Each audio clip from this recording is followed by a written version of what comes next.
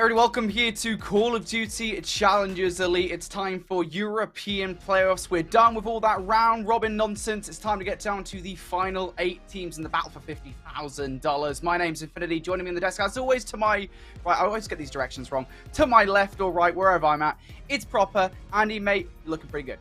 Oh, thanks, man. You know, you're always looking rather dashing in all of your different jumpers that you have. I know we were talking about all of our wardrobe and our wardrobe selection on the day, and we do look good for the first day of European playoffs, if I do say so myself. Yeah, looking pretty good, mate, and we're feeling pretty good as well. As we said, you know, there's a ton of action still to come today. A ton of action still, I think, left in this season as we hit the playoffs portion of Season 2. Let's start here by talking about kind of how everything looked then at the end of the round robin stage. As we said, this stage is now complete. We have the 8 teams moving forward out of the 12 that entered. Here's a look at Group A. Sitting atop the Group A, Team Notorious roster that finished flawless 5-0, only dropping 2 maps. Yeah, only dropping 2 maps along the way. One of them was a control, and the other one was a search and destroy, and it was both of the same team. They lost both those 2 maps to Orgless. It was their toughest matchup. Otherwise, flawless as it possibly could be. Team Notorious are continuing on their winning ways. A good bounce back from their unfortunate disaster that was Boston, but Orgless, Noctum, which is formerly known as Grandmasters, that's everybody's favorite European Call of Duty streamer there of Aroma on that roster. And then Mysterio just barely qualifying with their win versus Team International yesterday. Obviously, Team International and Faye, they will be relegated. They have to play through the qualifier in upcoming weeks. Yeah, absolutely. Looking forward to seeing then Notorious, Orgless, Noctum, and Mysterio competing today. But who will be joining them from Group B? Well, here is the answer for you folks at home. Again, another team sitting at 5-0 at the very top will be the Originals, with again another 15-2 map win loss record there. Wobbabobs at 4-1, Signs at 2-3, and Retirement Pending at 2-3. Also winning out those last 2 spots yesterday. Something about our 2 5-0 rosters. The only 2 maps that they lost, Search and Destroy and Control for the Originals. Different look than what we had for the Originals last season. It's Henry, Furious, Lucky, and Gizmo. If you are just now joining us here for European Challengers. The Wobbabobs, though, I don't think a lot of individuals, a lot of analysts, and European Call of Duty fans alike had the Wobbabobs losing to the Originals 3-1, but it's just the hand that they were dealt. Signs obviously coming back through.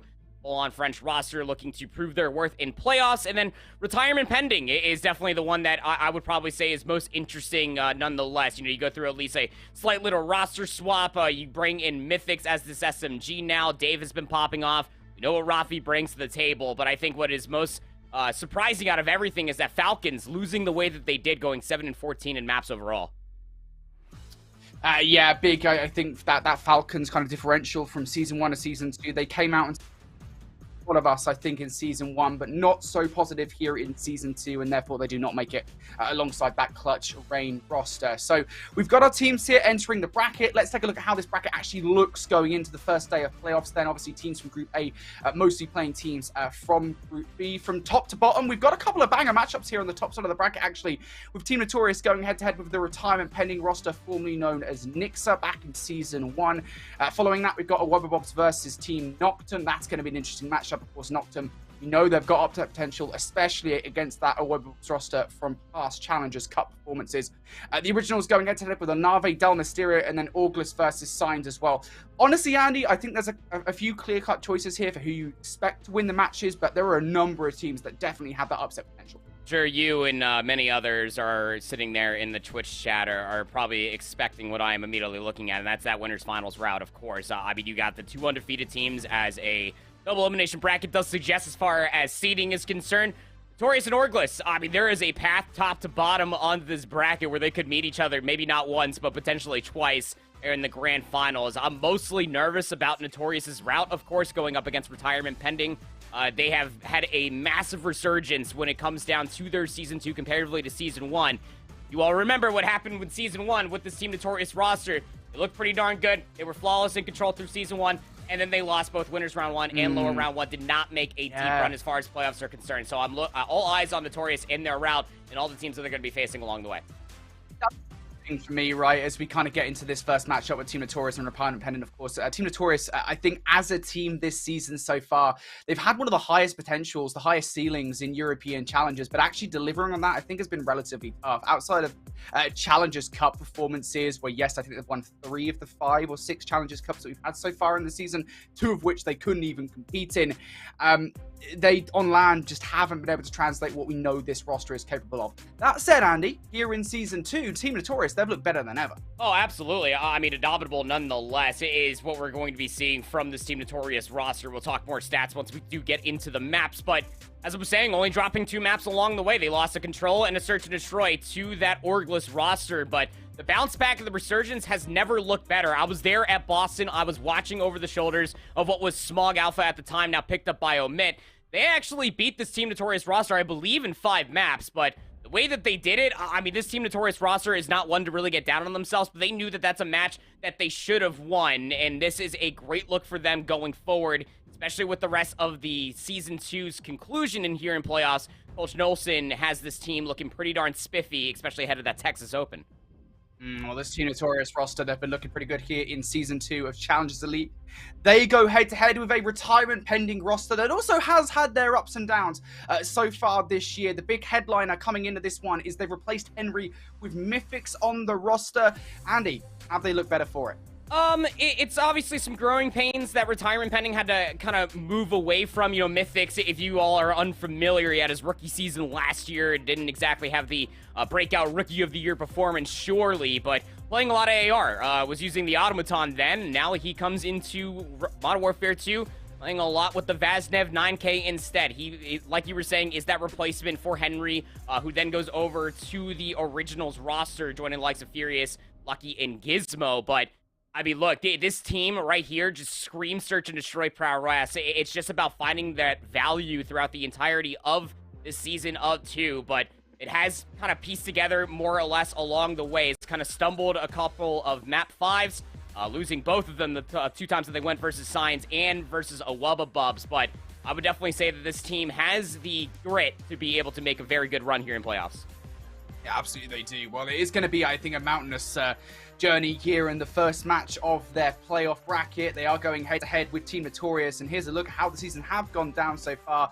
A stark difference between these 2 teams, right? Again, I mean, Retirement Pending coming out from the 4th seed out of Group B. Team Notorious, the 1st seed in Group A, and Notorious have just been stellar in so many different modes. I think in Hardpoint especially, 5-0, I think it is, or 6-0, something like that. Like, they've been so good in that mode, Andy. Yeah, they really have been. I mean, again, with all these stats, it kind of goes against what I was talking about. A lot of S&D prowess. What do you think about the Retirement Pending roster? Has not clicked for them. 43% win rate is not good enough. I mean, everything is just going to be in the red when you compare it to Team Notorious, again, who have only dropped 2 maps. But it's the way that they've been doing it. They have been dropping bombshell performances. This Team Notorious roster, as far as Hardpoint is concerned, is the #1 differential holder here in Europe, where they have a positive 120 differential. That is just absurd. They are putting teams in the absolute blunder. Retirement Pending got to come out of the gates absolutely swinging if they want to try to knock down what is technically the #1 seed here in the playoffs.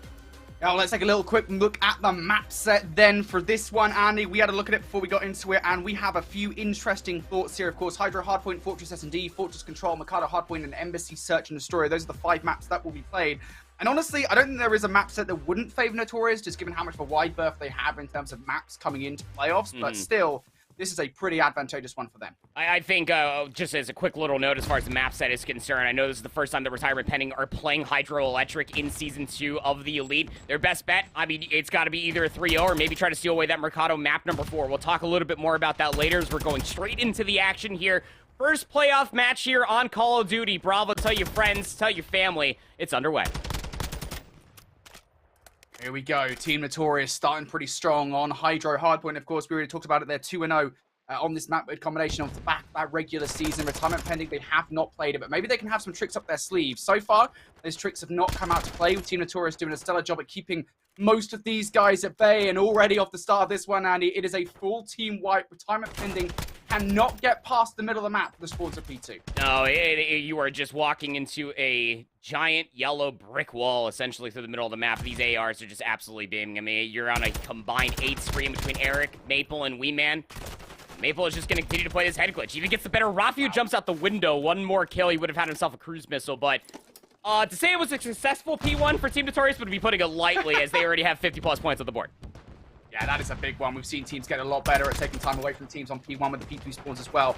Now retirement pending, though. They need to be better at breaking P2 pretty fast. Dave gives it a good look over towards Eric Boom, but can't get any more than just the one frag. Eric, though, does find himself overwhelmed, and retirement pending are going to surge their way through for the back 30. Team Notorious should give this one more look before deciding to rotate over towards Noob. This is a big amount of time for retirement pending to look to hold on to. AR pressure from Defrag, and Dave looking pretty good. Wow. Dave will get a triple. Retirement pending, a massive 30 seconds for them. And what's most of the success when you're thinking about retirement pending, specifically in the respawns, and hell, even Search and Destroy, is Dave. I mean, the guy comes back from competing in a different esport. He's 7-3 here on Zarqwa Hydroelectric. It panders to a player like Dave's caliber with an AR in hand. But now you were able to get at least a break. You're barely trailing now comparatively to what was a disastrous P1. You got to do it again here on 3. Gotta do it again. Wee Man already over here. Trying to hold on towards this hard point alongside Maple. Wee Man, he's in for 2. Surely not the triple. Oh, Dave gonna deny him there, but still the presence will be good enough. The shots are in, and that will make him weak so that Metals can pick up the kill off the back of that. Team Notorious hold for the moment. Gotta be careful of those back spawns. Hydro can be a little bit wild at time.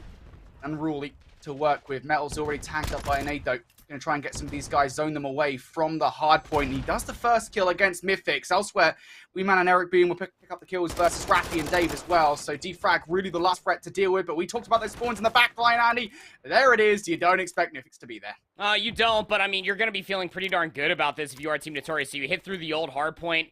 You got a whole hard point lead over retirement pending, who are just struggling to find those routes into the back. I think it was Defrag that tried to hit it at least once on the backside of the Jenny Hill, but comes up a little bit flat. It's definitely saying something when Dave is 12-5, has a cruise missile. He's beating his team outright just by a whole kill for the other 3. Break attempt is being set up. You got players encroaching even past the water. It's going to force Mythics to spawn out, so Team Notorious, unbeknownst to them, they got to go now. This is a big hard point for Time and Pendant to get control of if they can take this one away from Team Notorious. And now we're on the back line here. Wee Man, a relatively good game so far. Still fighting in a 1-versus-1 against Dave, one of the other powerhouse ARs we have in European Challengers, and Dave will win that fight. So retirement pending now for a good look here for the back 25. Mid-map coverage being brought to you by Rafi.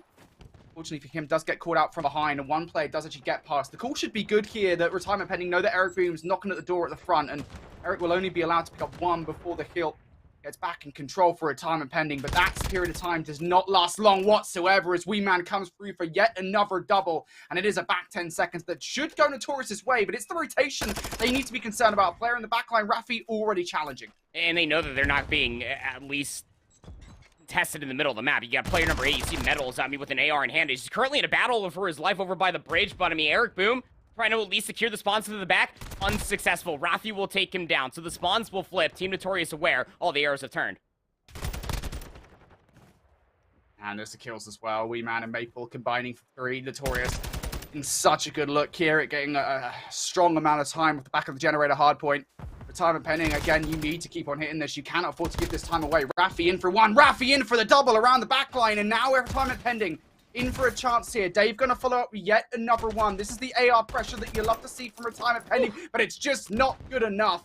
When Maple is doing Maple things, 5 in a row for him. He's now 1 kill shy of the cruise missile, short of any annoying team kills that might or might not have come through. He should be 1 kill away from it. Team Notorious, though, I think at the end of the day here, Andy, in a really good spot at the end of the first set. And Maple's still actually in a battle for that scrap time towards the last 2 seconds. You can see there in the kill feed, Mythic's actually getting the better of Maple, so no kill streak has been earned for Team Notorious, though arguably you don't really need it, do you? Dave still has a cruise missile in their back pocket, but from top to bottom, Team Notorious are absolutely slaying out. Defrag Mythics, say what you will about Zarqwa Hydroelectric, it is not exactly welcoming for an SMG to find the utmost amount of value, but Rafi has to be that next guy to step up. Dave is finding a lot of damage around these hard points. It's just retirement pending or struggling to stay alive when the hill is active. Ooh, that's a big kill from Rafi, though. Maple almost got it, and it would have been a nice one to continue on that spree, but does get shut down in the end. And now retirement pending here, an opportunity as the streak comes down from the heavens to make sure that no retirement pending players do get over towards that next hard point. Wee Man inside is doing his job, though, keeping all these players coming fresh off those P3 spawns at bay.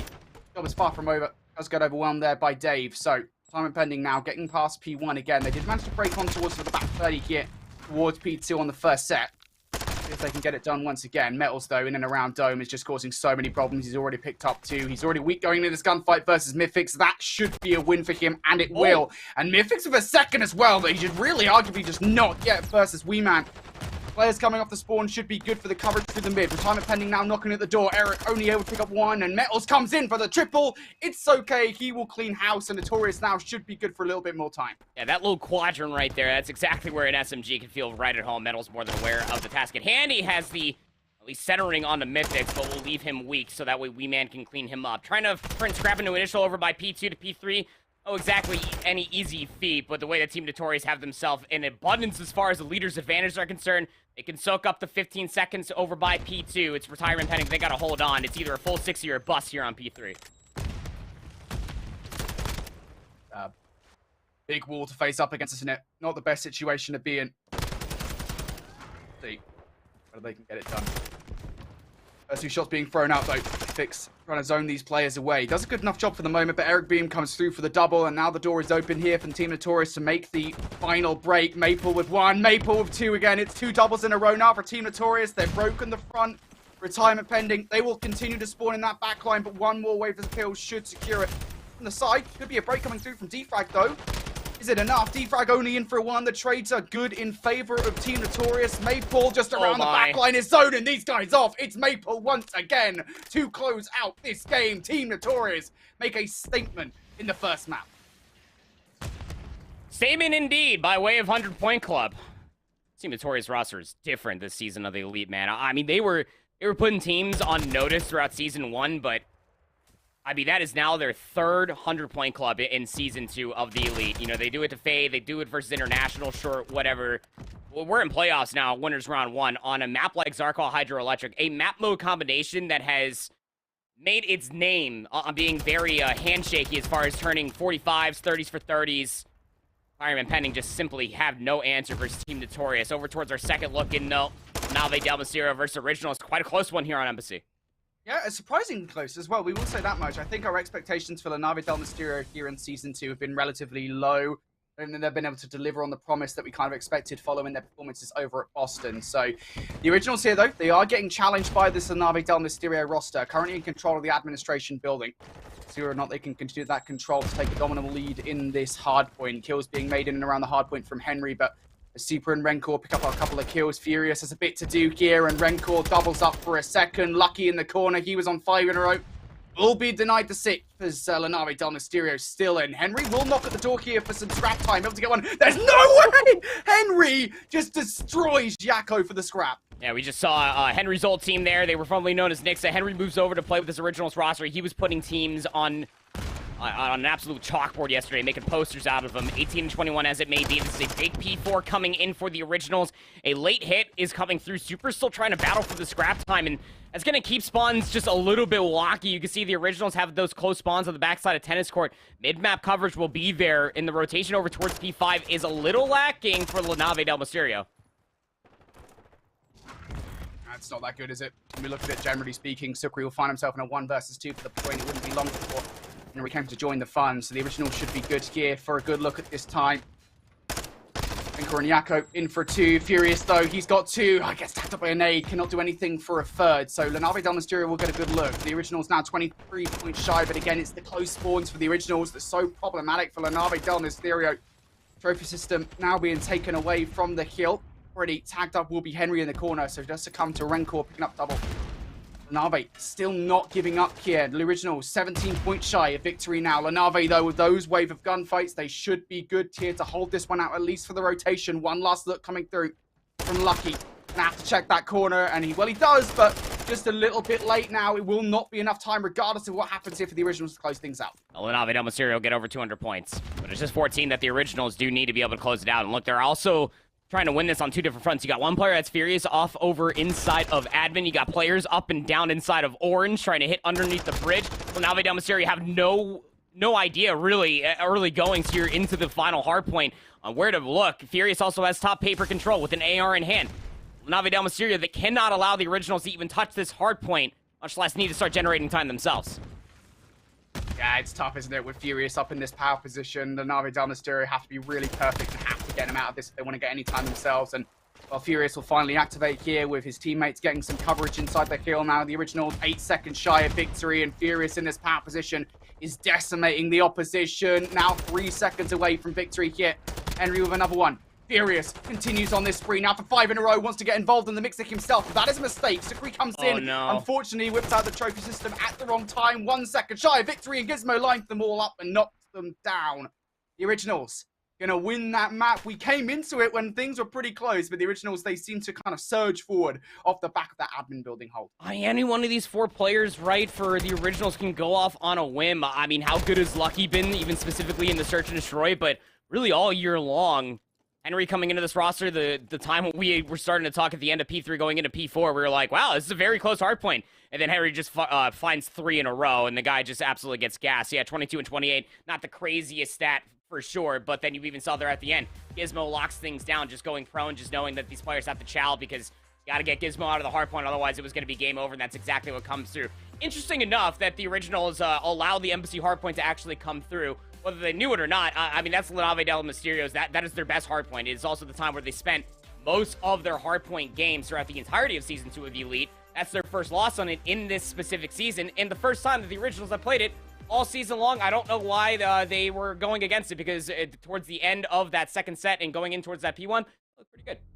Yeah, the Originals, I think this team, you know, they've gone from strength to strength this season so far, of course, with this like brand new Originals roster gear for Season 2 of Challengers Elite. They've only dropped 2 maps thus far in the regular season. And to see them come out here and play Embassy for the first time and do it like that, I don't think it's that surprising, but I will give Na'Vi Del Mysterio their props for at least making it close, at least from what we saw coming into it, because I think Hardpoint is generally speaking something that Na'Vi Del Mysterio have been struggling with so far here in Season 2 of Challengers Elite. So the Originals now 1-0 up over Na'Vi Del Mysterio, but on the flip side, of course, back to our main focus matchup here, Team Notorious 1-0 up over Retirement Pending with that dominant Hydro Hardpoint victory. Now we go into Fortress Search and Destroy. Again, we've talked about it in terms of Retirement Pending. This roster has a fair amount of Search and Destroy prowess on the roster with players like Rafi and Dave. Yeah, but they're only 2 and 2 as far as Fortress Search and Destroy, 3 and 4 overall for Season 2 of the Elite, comparatively to Team Notorious, who are 5 and 1 for Search and Destroy. This is their first look on Fortress Search and Destroy all season long. This offensive look is going to keep Metals pretty weak, but Maple has a sniper because, of course, he does. He doesn't care what map it is. He's going to be sniping his heart's content. Also has the bomb, and he's out on an island. This is information that's being conveyed for his 2 teammates that are up in top and bottom single. Oh, Maple's going to whip the first snipe, though. Maple normally so good, but he's not going to miss the second. He will miss the third, but it's okay because the pistol is good enough. We've been talking about Maple with these snipers for yonks, mate. He is absolutely crazy with it. Does miss a snipe, though, there. We'll see how messy this is. Okay, the X12 is just that good. I think Mythics was weak. He has to be. The X12 isn't that great. That's the thing, yeah, man. I mean, Mythics was quite literally a bullet from the X12. Sorry, I have a love-hate relationship with that pistol. Do you miss your sauce with it? Is that why? Is that the problem? No. Actually, I don't know why I'm asking. I know you do. I've seen you play with it. I hit my shots. No, more often than not, I'm having to pull out a knife, and I have to pull out a sub because you can't seemingly get a trade when we play our ranked matches. Nonetheless, Maple finds 3 in that round. Keeps this boomstick out. The sun comes through, and Rafi should have seen at least one player crosswall being shots. Will get first blood on a wee man. Might be good for a second as well, yeah. Mel's trying to sneak his way through munitions building. Well, Sam Fisher-like, that's not going to work, but now Maple and Eric Beam find themselves in a 2 versus 4. The good news is that they're on the defense, and Maple has some headway towards the A site. Of course, we've already seen here in this Search and Destroy what Maple is capable of with the sniper rifle. Never count him out in these situations.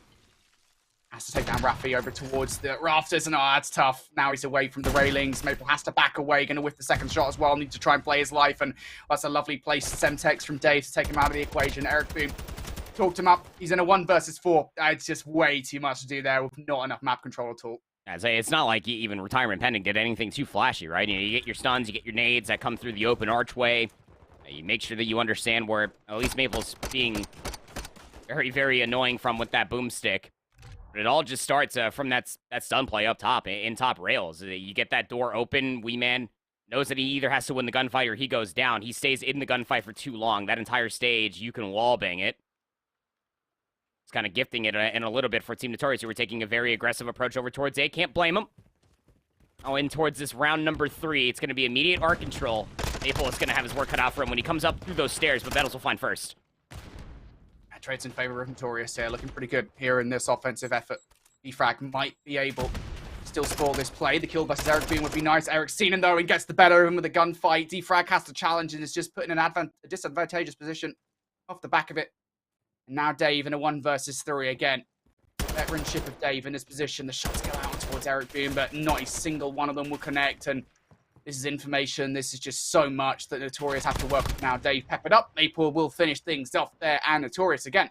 First few trades go in their favor. They work off the back of it. It's always going to be the trade game that makes Team Notorious just so deadly, and especially understanding the routes, the timings on Fortress. It's surprising in a way. Maybe teams were actually vetoing it along the way. It wasn't tracking that one through Season 2 of the Elite. But Notorious on Fortress, anything else, is just always so fun to watch. Eric Boom in Search and Destroy alone, Brody has a 1.54 KD. His opening duel win percentages is 69%.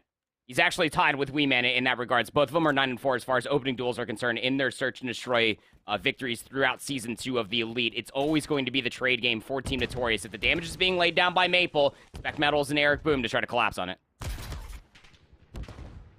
If he wants to get more than damage, though, an actual kill of frag on the board would be nice. Gonna spot out one, and Rafi gets away there. Nice coverage fire coming through. I believe that was Mythix providing it. Still, though, Maple's getting a fair few shots with the sniper rifle. I would not be giving Maple this many looks, to be honest. He's not going to be a sniper rifle player that really misses that often. And Weeman now for the retake opens things up with a blind. Eric Boom with another one as well. It's Maple, again, he's whiffing these shots. There's not a lot of Rafi to take there. But it's okay. It's Eric Boom on the other side, just going to deal with it. He'll clean up shop. It's all good, folks. Eric Boom's it.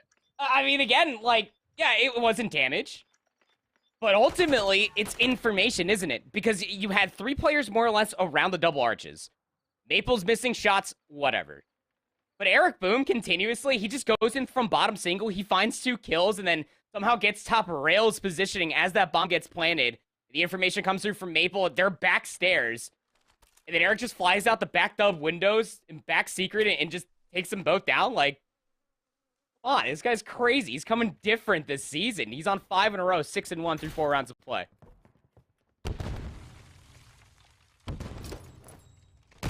All right, Team Notorious now putting some distance between themselves and retirement pending. They've already got control of the A site. Sometimes you see teams on the defense swarm the A site to make sure something like this doesn't happen. Now they might well be confident enough to try and get this bomb down. For a first blood, that would definitely secure it. L's now going to provide the coverage to somebody like Mythix. Cannot stop the bomb. Instead, Flair pushing up the other side. Rafi through the doors will take Metals down. And now Team Notorious certainly not as comfortable even with Eric getting that trade. Well, the long range bait and switch though. Eric finds kill number 6 in a row. That's a cruise missile earned. 3v3. Bomb still can't be planted yet because you know that you need at least one more pick. You need to get the respect, but retirement pending have actually conceded this archway. Eric Boom's going to keep himself safe with the trophy system. Weeman gets an engagement inside a top single. Dave has that in control. Eric needs to find this trade in the back. Frag, I think he might have seen Maple, and yeah, he absolutely has now. That's really problematic, isn't it, Eric? He needs to search far and wide for these 3 frags. He's going to get the first... Okay, he's not even going to get the first one versus Defrag. Defrag gets the better of him there in a huge 1 versus 1. And retirement pending again. I mean, Notorious looked very confident at the start of that round, Andy. They had almost full control over the A side. Oh, they did, right? But it's just the lack of trophy system, even in towards the back, or just the angles that were being held. It is just standardized as you possibly could imagine for retirement pending. You get 2 players on the back staircase leading towards stables of that open archway, layering in damage, and Maple can't get close towards that bomb to plant it, not knowing that they were first down in numbers. With the player from retirement pending that chowed inside of the closed archway itself, finding first blood on the Metals, it kind of forces Eric's hand to be able to go rogue. Only find 1 within that round. Retirement pending. Keep this within 1. Eric Boom doing pull-ups on the window here for doubles. Finishes his workout. Now to get involved in a different workout entirely. Defrag and Rafi not sweating at all in this situation. They've got no idea what's coming. Eric Boom will pick up 1. Traded out from Defrag, though. It's okay. We have a nice nade on towards Dave inside munitions. That's another player down, or towards Street Side, excuse me. Defrag's going to unposition Metals, but not before being taken down. And now Mythix in a 1 versus 3. The snipe from Maple, just too strong. Team Notorious, again, some distance between the 2 teams. Yeah, and it's all off of just trying to get that first blood. You know, Eric's already got the streak, so you might as well just get a little crazy. I'm surprised that, especially with not having that silence going into that round, Brody, that those 2 players that were inside of Art didn't hear him. It's where every single time I make that play in rank play, everybody just always hears me, and then I'm dead before I can even get in through bottom or top single. But regardless, what it may be, the Team Notorious take a page out of Retirement Pending's book. You know, last defense, Team Notorious get in an aggressive way over towards A. This time, they just wait off of Eric's information in that first blood to get traded. And it's just the trade game going forward.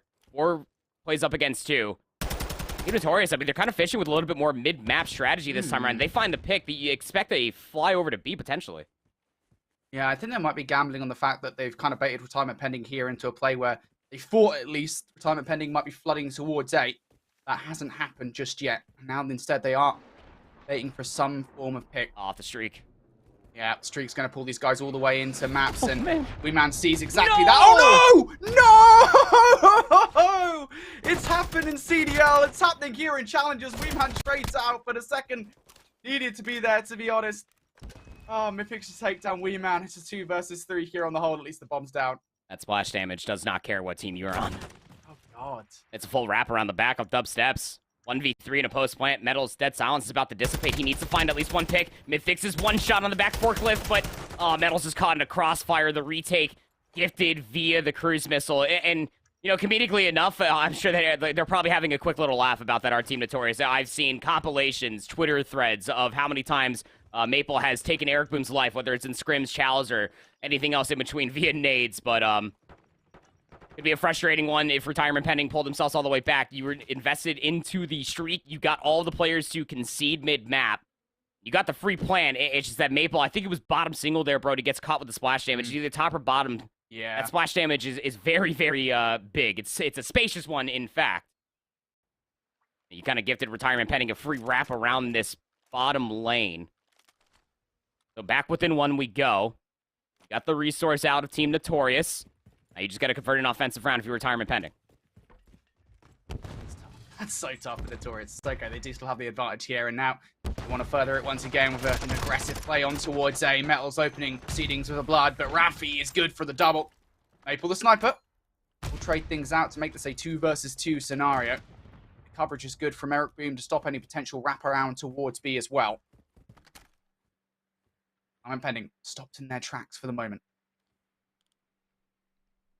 I don't think Maple did not see that Dave is, in fact, top single. Now re-wraps over towards top boat. Eric has repositioned. It's a tough angle to take, and well, Dave will take down Eric Boom. They know that Maple has the sniper. He's not in a position to even try to recover a weapon. The closest one would be Eric Boom over by P1. And Maple is just going to try to play for a retake. He's going to go check the B-bomb site, make sure that they're not here, and he is holding just the wrong angle. Hello? Aww. For an offensive round, Retirement Pending are able to do. So, I mean, hey, you got that first blood. It was another forward approach that doesn't work out for Team Notorious over by that Gallows bomb site. They get traded out by Rafi, who finds a crucial 2-piece. And then what does Retirement Pending do off of that 2-piece for Rafi? Absolutely nothing. They know that they're in a 2v2, so they just hold their numbers, maintain presence to at least clear top maps. And Dave finds a nice cheeky angle on Eric Boom to confirm the 2v1. And the rotation over towards B will be the final kill. Wonderfully executed by Retirement Pending.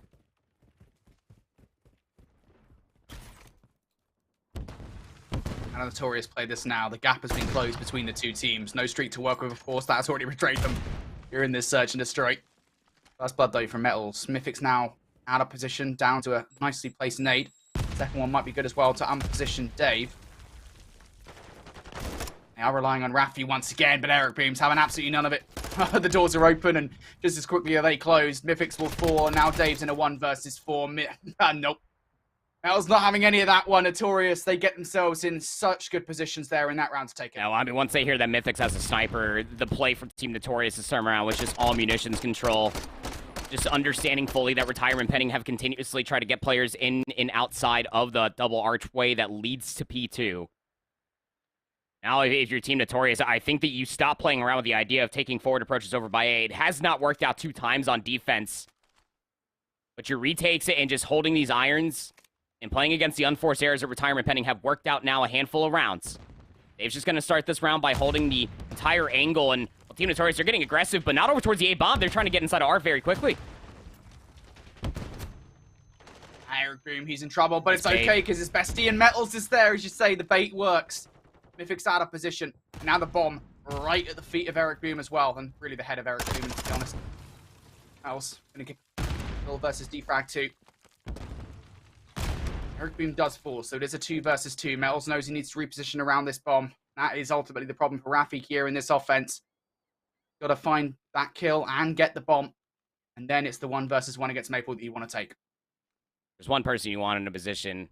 It's probably either Rafi or Dave. These two have been very, very good for retirement pending when it comes down to their search and destroy wins. Has dead silence as well, so the clutch is on the cards. Have 30 seconds left to play, and he's going to start clearing all of balcony. Maple is essentially just guarding P3 here top ring. He'll find the final kill. And the aggressive play works out this time around. It's not over by the A-bomb site. It's a bait and switch there in bottom art. And it works out so wonderfully for Team Notorious to win 2 rounds in a row and take a 2-0 lead in the series. Yeah, a lot of adaptations coming out of both of those squads there, and some real good looks, I think, from retirement pending again. We came into this search and destroy knowing that much of their firepower in search and destroy would come from plays like from Rafi and from Dave. That is mostly what happened here in this search and destroy from retirement pending, but it just wasn't good enough when you're dealing with the pressure of SMGs like Eric Boom and Metals, and of course the sniper power of Maple in that search and destroy as well. So they will edge it out and go up 6-4 for the victory. It's 2-0 now for Team Notorious. Over here in search and destroy though, Benami Del Mysterio in a lot of trouble. The original is now 4-0 up. I think, I don't really care what map that you're playing on. I think any search and destroy is going to be tough when you're going up against the originals. I mean, like he has a 2.35 in search and destroy. Like, and I promise you, I've looked at it about 5 different times this morning and last night, and even when I was casting it, it's 2.35. Like, come on. 3-1, sure, but I mean, you also got Gizmo that is just going crazy right now. 7-1, 4-0 lead. Rancor still on a goose egg. Need this offense. Yeah, I would wager a lot of it comes down to Lucky in this first Bloods as well, to be honest. We know how good he is at it. I'm good at this round, though. Super on the other side will be responsible for that. Luckily for Lenave Del Mysterio, despite losing a player, they will trade things out. So numbers in their favor now, but they're not quite comfortable enough just to get the bomb down just yet.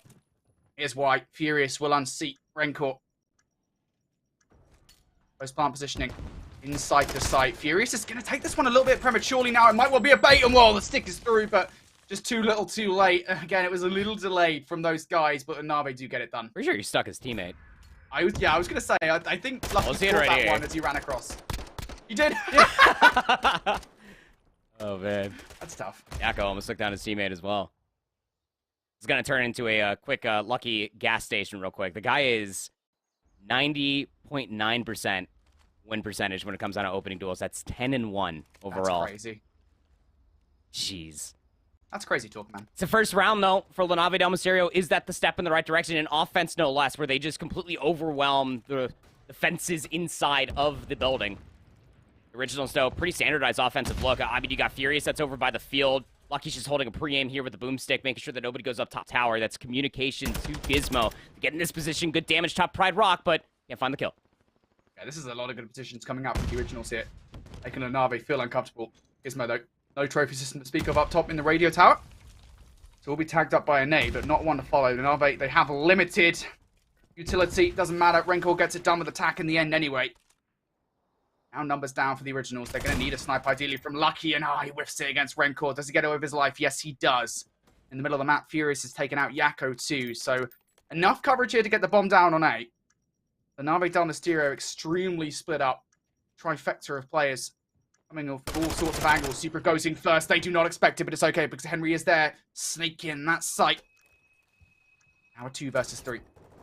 Rancor on Sukri still on opposite sides. Rancor might be able to catch these guys off guard. He does exactly that. Rancor in for 1. It would have been nice for the double, but no. And Sukri has already made his position known. The Originals happy to work off that information. And they will win that round. Very confused off of why Super, even with that silence pop, just decides to fly in. No information whatsoever where these players are located. I mean, he saw the first that was laying prone over by the locker's door, but decides to take the gunfight versus the bomb player as well. And that was the right call, of course, that that player over by locker's door is just going to be holding that pre-aim and a little bit slower when you're laying prone to at least get that full turn, especially if you're holding your irons. But there was no help. I mean, Rancor was still top tower. He was still maneuvering down towards the rock hill.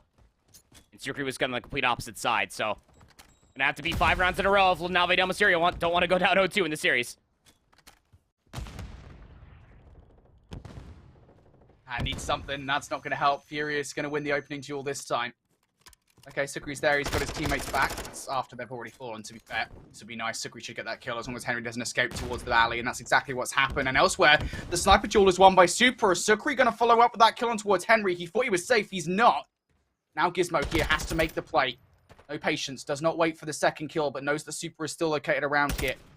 Also, Rancor is about as far away from Super as she could possibly get to, but the kill will not come through, and Gizmo now is going to activate the Dead Silence here to get away. Much potential on the round. Rancor's top picks. Yeah, he's going to see Gizmo crossing this field. He's not deterred. He's going to take the gunfight versus Rancor. Rancor, you need to stay alive here. Actually goes for the reach out on the gunfight. I don't blame you. That Brickheady is a gross one, but it's another round that La Nave del Mysterio are able to scathe away just off of their building presence. Immediately shift their focus, and the biggest difference for me this time around when Rancor is one of the last alive to come help out Super, the top fragger for this team all season long, because of course it is Super. It's a little bit more, he's quicker to come back down from that tower position to make sure that he can back up Super's play, knowing that Super needed to recover the bomb and then relocate over towards B off of Gizmo's last known position, who is still double positive, 8 and 4. Still trailing by 3, though.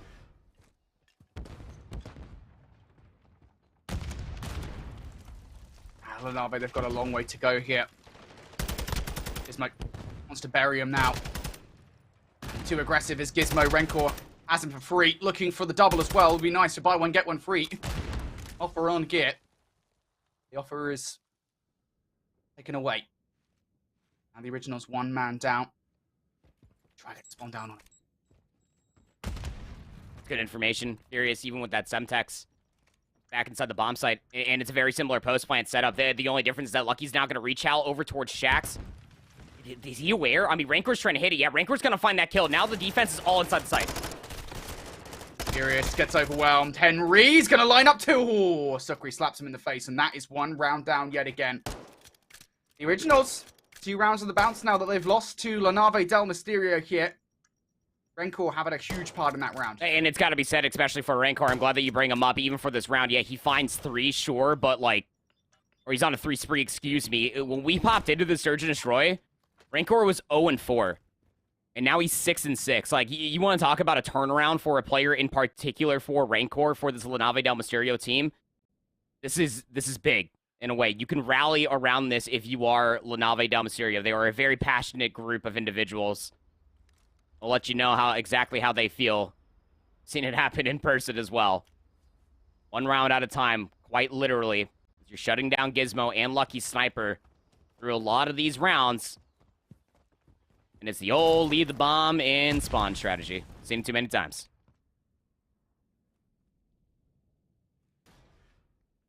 It happens. Time to time. Maybe it'll work out. It's unique for sure. The originals at least won't expect it and might throw off their timings. And, well, there you go. Gizmo up top tower. Sukri going to recognize it. Gonna win that gunfight. Still inside the site. That's the problem. If they do want to take this bomb over towards A, and let's be honest, B is an opportunity here. They need to get rid of Henry.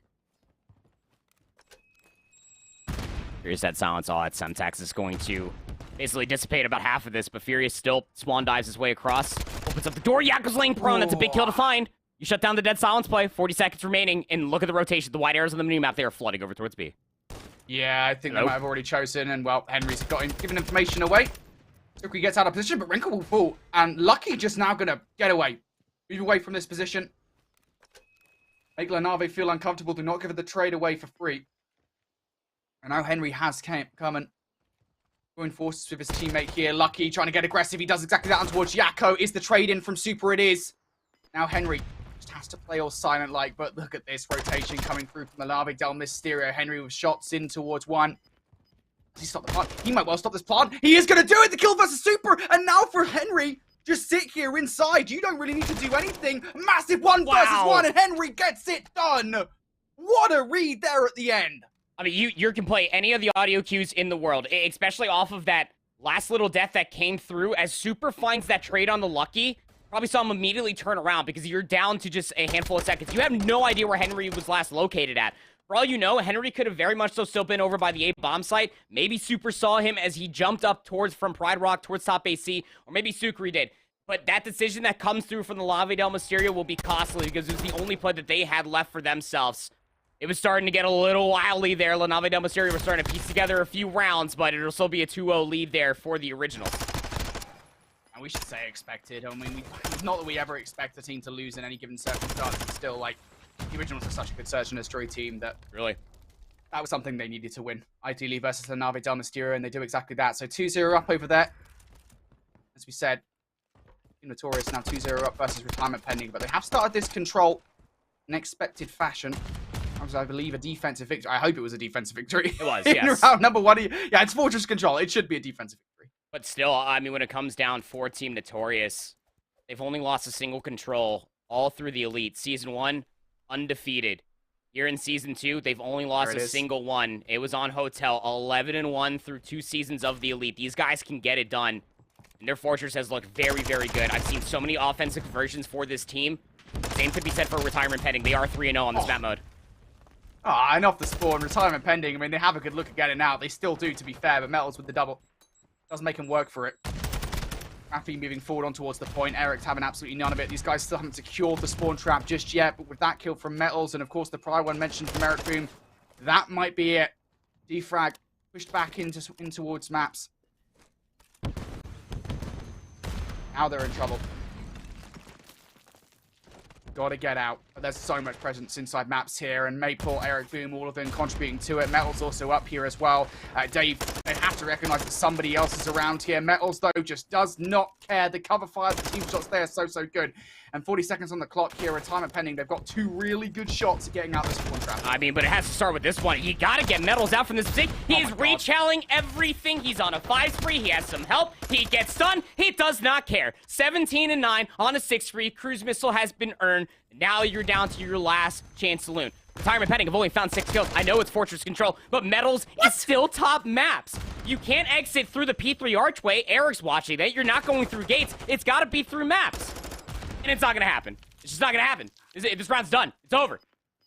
It's finally unseated, but at this point, I mean, it's done. Yeah, 30 seconds. I think maybe the point of thinking here for Retirement Pending there towards the end, towards that last 10 seconds, is look, we're not going to bother giving any more frags away.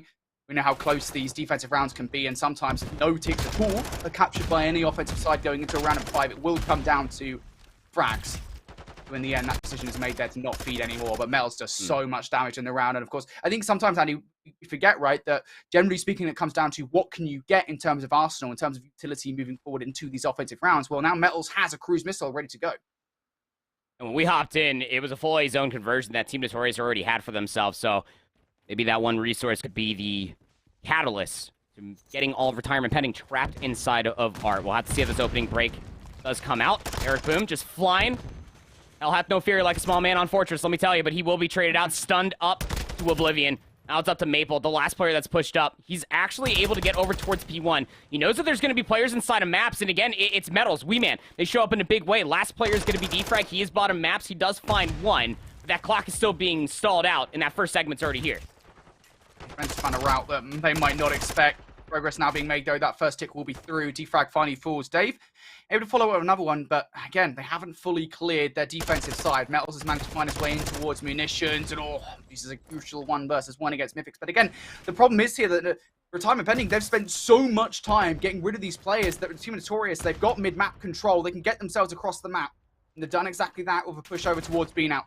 First tick about to come through here, unless Rafi manages to step on. He is not able to do so. So now on the way to the second tick. Maple and Metals combining 4-2. Notorious looking pretty good here. Rafi, can you do anything? No, Metals going to take him down, and that should be gone. Now you just see 2 ticks if you are over here on A. Metals, he gets the read, bottom single, pops dead silence. He's not done yet. He's gonna start hitting the flank. His timing over here could be pristine. You know you gotta turn around. It gets in the first 1v1 versus Mythics. Mythics loses it, and Maple finds Rafi on the other end. Metals still has a streak, keep in mind you, and this guy is just running circles around munitions. Well, we finally traded out, but that clock is still stalled here at A. Yeah, they finally cleared the point there. Rafi and Defrag going to win the crucial engagements necessary to finally regain map control. But again, that's the problem. Rafi, he's the first line of defense for Retirement Pending to try and enable this spawn trap against Team Notorious. And he falls almost straight away. They're fortunate in a way that Team Notorious were not comfortable enough to fly out of maps. Because now Notorious do find themselves somewhat trapped. Somewhat claustrophobic here. Metals Fly across towards bottom munitions, and well, Defrag's there waiting in the corner, ready for it. And the Team Notorious are now in that position. And again, this is quite claustrophobic at times. It's really hard to get out when you are stuck in this spawn trap. It's also really, really tough just to fully defend the A zone, but it starts with all of these trades because you start getting presence over by A, you're going to be spawning on that back staircase. Very tough situation now. You got to deal with Maple. He's inside the truck. Crossfire is going to be good to set up Defrag to be able to find that kill, but it's Metals because of course it is. That's 26 and 15 for crying out loud. Finds a trade. 8v5. One more respawn for retirement pending. Retirement pending are definitely up against it at this point in a 7 versus 4 or 5 versus 7 situation, we should say. Dave and Mythics, though, going to make this a 5 versus 6. Metals now brings the no respawn screen up for us. Retirement pending down to their last set of lives. Metals is not going to anticipate somebody like Defrag laying down in that corner. Eric Boone, though, will trade things out. Now 3 versus 4. Anybody from Notorious have something to say here in the last 20 seconds or so? Crossfire coming through from retirement pending. Raffi getting some shots in. Good enough here for the trades. Things looking pretty good. All of this results in Metals left up in a 1 versus 2. You can never quite can them out. Shots going to both of the remaining players, but Dave and Raffi remain strong. Retirement pending not going to fall here, but 2 crucial things. One, that is a lot of ticks going the way of Notorious in that round. They basically have all but guaranteed a defense for a round number 5 if we go there. And the streak was utilized for Metals. We will say that much. It did get used there in that final play. I don't think you need the streak. Not with the routes that Metals has been hitting. I mean, this guy has just been hit in different form. Which is kind of crazy because, I mean, our entire talking points when we came into this, we were just like, wow, Eric's really good at Fortress. 15 and 20, yeah. I mean, the guy's finding damage, but I mean, Metals has been that route guy all season long for Team Notorious. 27-17. You're right to point it out, Brody. That's now 7 segments to the 0. I mean, retirement pending. It's either you win this offense here or you're going to have 2 offensive looks back to back. The opening breakoffs have been devastating for retirement pending, and it's looking to be the exact same. Mythics at least finds a trade on a Maple. He's starting to turn that into art control. That's over gunfight. It's not too bad, to be fair. Generally speaking, for retirement pending, in terms of getting a player inside munitions to cause problems, Mythics is that guy, and he absolutely is that guy at the moment. Now getting a double, well, not able to convert into a triple, but map control has been guaranteed here. Now starting to get the ticks. Retirement pending, though, they need an offensive victory, ideally. Defrag. Placing Mythics inside munitions. Now going to try and help out his teammates. Raffi slowly but surely guaranteeing this A capture. We'll get the first tick through. Eric Boone now starting to challenge though. Raffi, he reads the hit from behind, but Eric Boone just better weapon for that situation. Better pretty much everything. Time and pending. They've still got some good looks due to players like Defrag getting past the 50-yard line, but Defrag has so much to do. That was going to be a question. Does Defrag try to go over towards the B zone, try to stall at this clock, help out his teammate, maybe leave the spawn? The latter would definitely be the smarter of the 2 plays. He's making a lot of noise now. His dead silence has all but run out. Also gets the pre-aim onto Eric Boone, who was caught mid-tack sprint. But the moment he leaves bottom single, he's going to lose his life to Maple. Time's running out here. 17 seconds. 17 plays up against 17, and it's back to the spawn trap. It's Fortress control, baby. Retirement pending. Going to have to take a look at another offensive round for round number 5. Retirement pending. They know there's no point trying to save lives like they did in that round number 2. Just go straight for it because, you know, what's the worst that can happen at this point? They get more lives. The worst is already happening. They got runtime offense. There's not much that you can do here. So, first attempt here. And an offensive victory does not go retirement pending's way. They get a couple of good looks, Andy, but it isn't good enough. Now they need to go again. And again, for me, it mostly comes down to the opening breaks. We've gone through 4 rounds, and all of the opening breaks, well, I can't really speak too much on the first one, but I mean, the A zone was fully converted when we hopped in, so I'm sure that this point will still stand, that the opening breaks for retirement pending have not exactly stuck. I mean, that previous offensive attempt, Brody, did see Mythics at least find some value. He got inside of munitions, and there was a lot of bait potential, just the kills were not there to supplement pulling defenders back from Team Notorious. Defrag is having a great map number 3 at 23 and 18, but again, it's the opening breaks, just easy reads for a defensive team like Team Notorious that they just set up top single. You got Maple that was playing through the open archway, completely stuffed any B-hopes early for retirement pending. Maybe not. Not just yet. Anyway, retirement pending. A couple of kills do come through, and another one from Mythics. This is really good. Close spawns for Notorious over towards munitions. Their first priority needs to be clearing B, and they do exactly that. Now can they swing from B to A? Stop this A capture coming through. Defrag starting to heat up here on 3 in a row. Looking for number 4. The shot's going out towards Weeman. That will dissuade him from a courageous attack, but it's okay because, well, Maple going to bring his streak down from the heavens, and B-Man is able to pick up one. Fight's not over, though. Dave still fighting tooth and nail, but a nice double coming through from Maple again. He finds a triple overall, and that will clear the point just one tick shy of the victory. They have a life lead as well. Mythics is still finding kills. That A zone should all be chalked up if you are Team Notorious. Even forcing a team kill is going to be crucial for retirement pending. They'll get the 60 seconds out on towards the board. They'll get the 60 seconds out onto the board. I thought there for a second Metals was going to find that kill and they were going to extend it, but will not be the case. Arc control is a virtue. Holding mid-map for Maple is another thing. If you find this wave of gunfights, again for Team Notorious, expect the spawn trap. Again, they've used the streak, right? So that's not there. Retirement pending come out of that with a 3 to 4 life advantage too. So things looking pretty good here for retirement pending. They've got a wealth of time to make this work. Map control is their biggest issue at the moment. Rafi trades out. It's a worthy trade to take here. They lose Dave in the process, but that is okay. Real estate has been bought. Time as well for retirement pending here. Eric Boom. Dead Silence has been activated to try and surprise any players making their approach through either of the double doors. People now trying to deal with some of the pressure coming through bottom munitions. Going to push defrag away from the play for a moment here. Now that reposition, Eric Boom's Dead Silence will run out. Rafi reads it and hears him play. Now Rafi on the point. The clock has been stopped with 1 minute on it. Rafi able to get one. Mythic's following up with another one, but there are trades in kind for Team Notorious. It's still good enough for the moment. A 2 versus 2 on the point. Rafi, again, you can shoot through the stage and you can throw a Semtex over it as well. Eric Boom uses that to his advantage. Team Notorious, they get away with gunfights, and now retirement pending pushed all the way out. And this is kind of risky if you are Team Notorious, but it is a spawn trap. You got to make sure that Metals does not get back into that position of what we saw back in round number 2. Eric is there for the trade. You also have mid-map coverage. That's Maple playing on the P1 truck. Gonna be in a very long gunfight. Versus player number 8, that's gonna be Mythics, but you got 40 seconds to try to work your way out from the spawn trap, and the kills just are not good enough. Rafi's the only one to find a kill in a wave of 4 that comes through for Team Notorious. Down to 30 seconds. Lives are even. A lot of time to make this one work. Retirement pending might well look to do this on live. Defrag picks up the first one towards Eric Beam. Might be able to take out Wee Man as well. Wee Man in the better position though with the anvil heady. Player comes to challenge him. That's Rafi up top now in a 4 versus 4. 14 seconds left. 3 players now for Team Notorious in the versus the 4 versus retirement pending. Defrag with another one as well. Now in a 2 versus 4 here. Eric Boom managed to take one down on the cross, but needs to play his life. Metals on the point wins a crucial 1 versus 1. Metals for the double as well. Rafi, the last player left, and Metals eliminates him. Team Notorious, they will not go down here. They are the Control Kings after all. Oh my goodness. That crown was almost knocked off, wasn't it? Here's that final play again. Metals goes massive. Spanish counterpart of Eric Boom, down bottom single. 39 and 28. That is just crazy.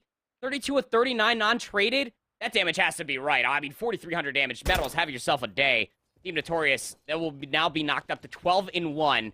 And they'll win their winners round 1 match versus retirement pending 3-0. We'll break that down, I'm sure, more later. We're going straight into another control here. Lanave Del Mysterio have to work a reverse sweep versus the originals if they want to stay alive in winners round 1. Things looking pretty good though for Lanave here, at least on A. They've got the numbers to make this one work, and Sukri and Yako will get the kills required to do so.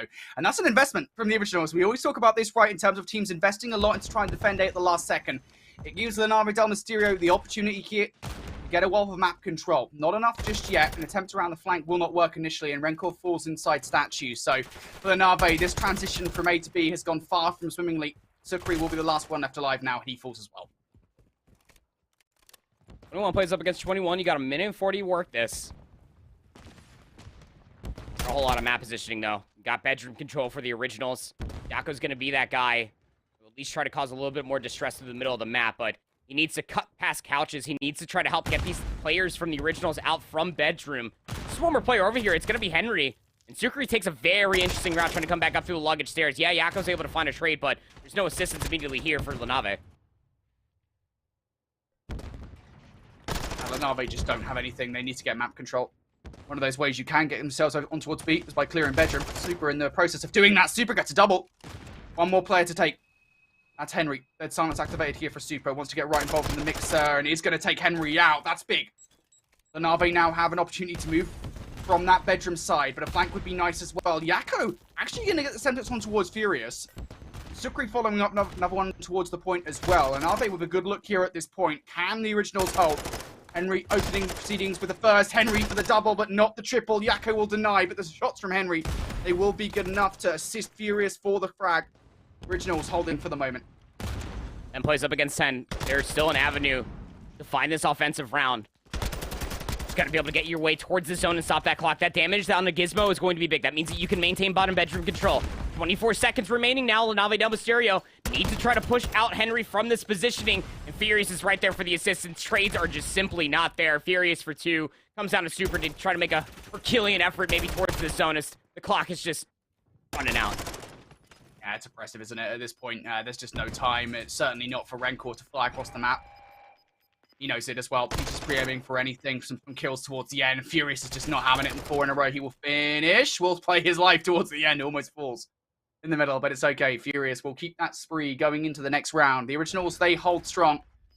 The Nave, I think their best look in their round, to be honest, was actually that initial transition from A to B where they just could not convert. Yeah, I mean, when they get that initial zone in their favor, I mean, you get to see a lot of cool discipline coming through for the originals. They know immediately that they have to get inside a bedroom, so that's why you saw all of Nave Del Mysterio just cut through the catwalk, cut through Atrium, try to get back up through P6 maybe, and just try to clear away bedroom. But it's just always the returning gunfights that make the originals just so good when it comes down to control as a whole on Hotel nonetheless. Their offensive round, though, immediately looking over towards the Atrium. At least we're 2 players here for the originals, but the other 2, 5 and 6, Gizmo Lucky trying to find the trades over here by P4. It does not go their way. A flawless start for LaNave Del Mysterio.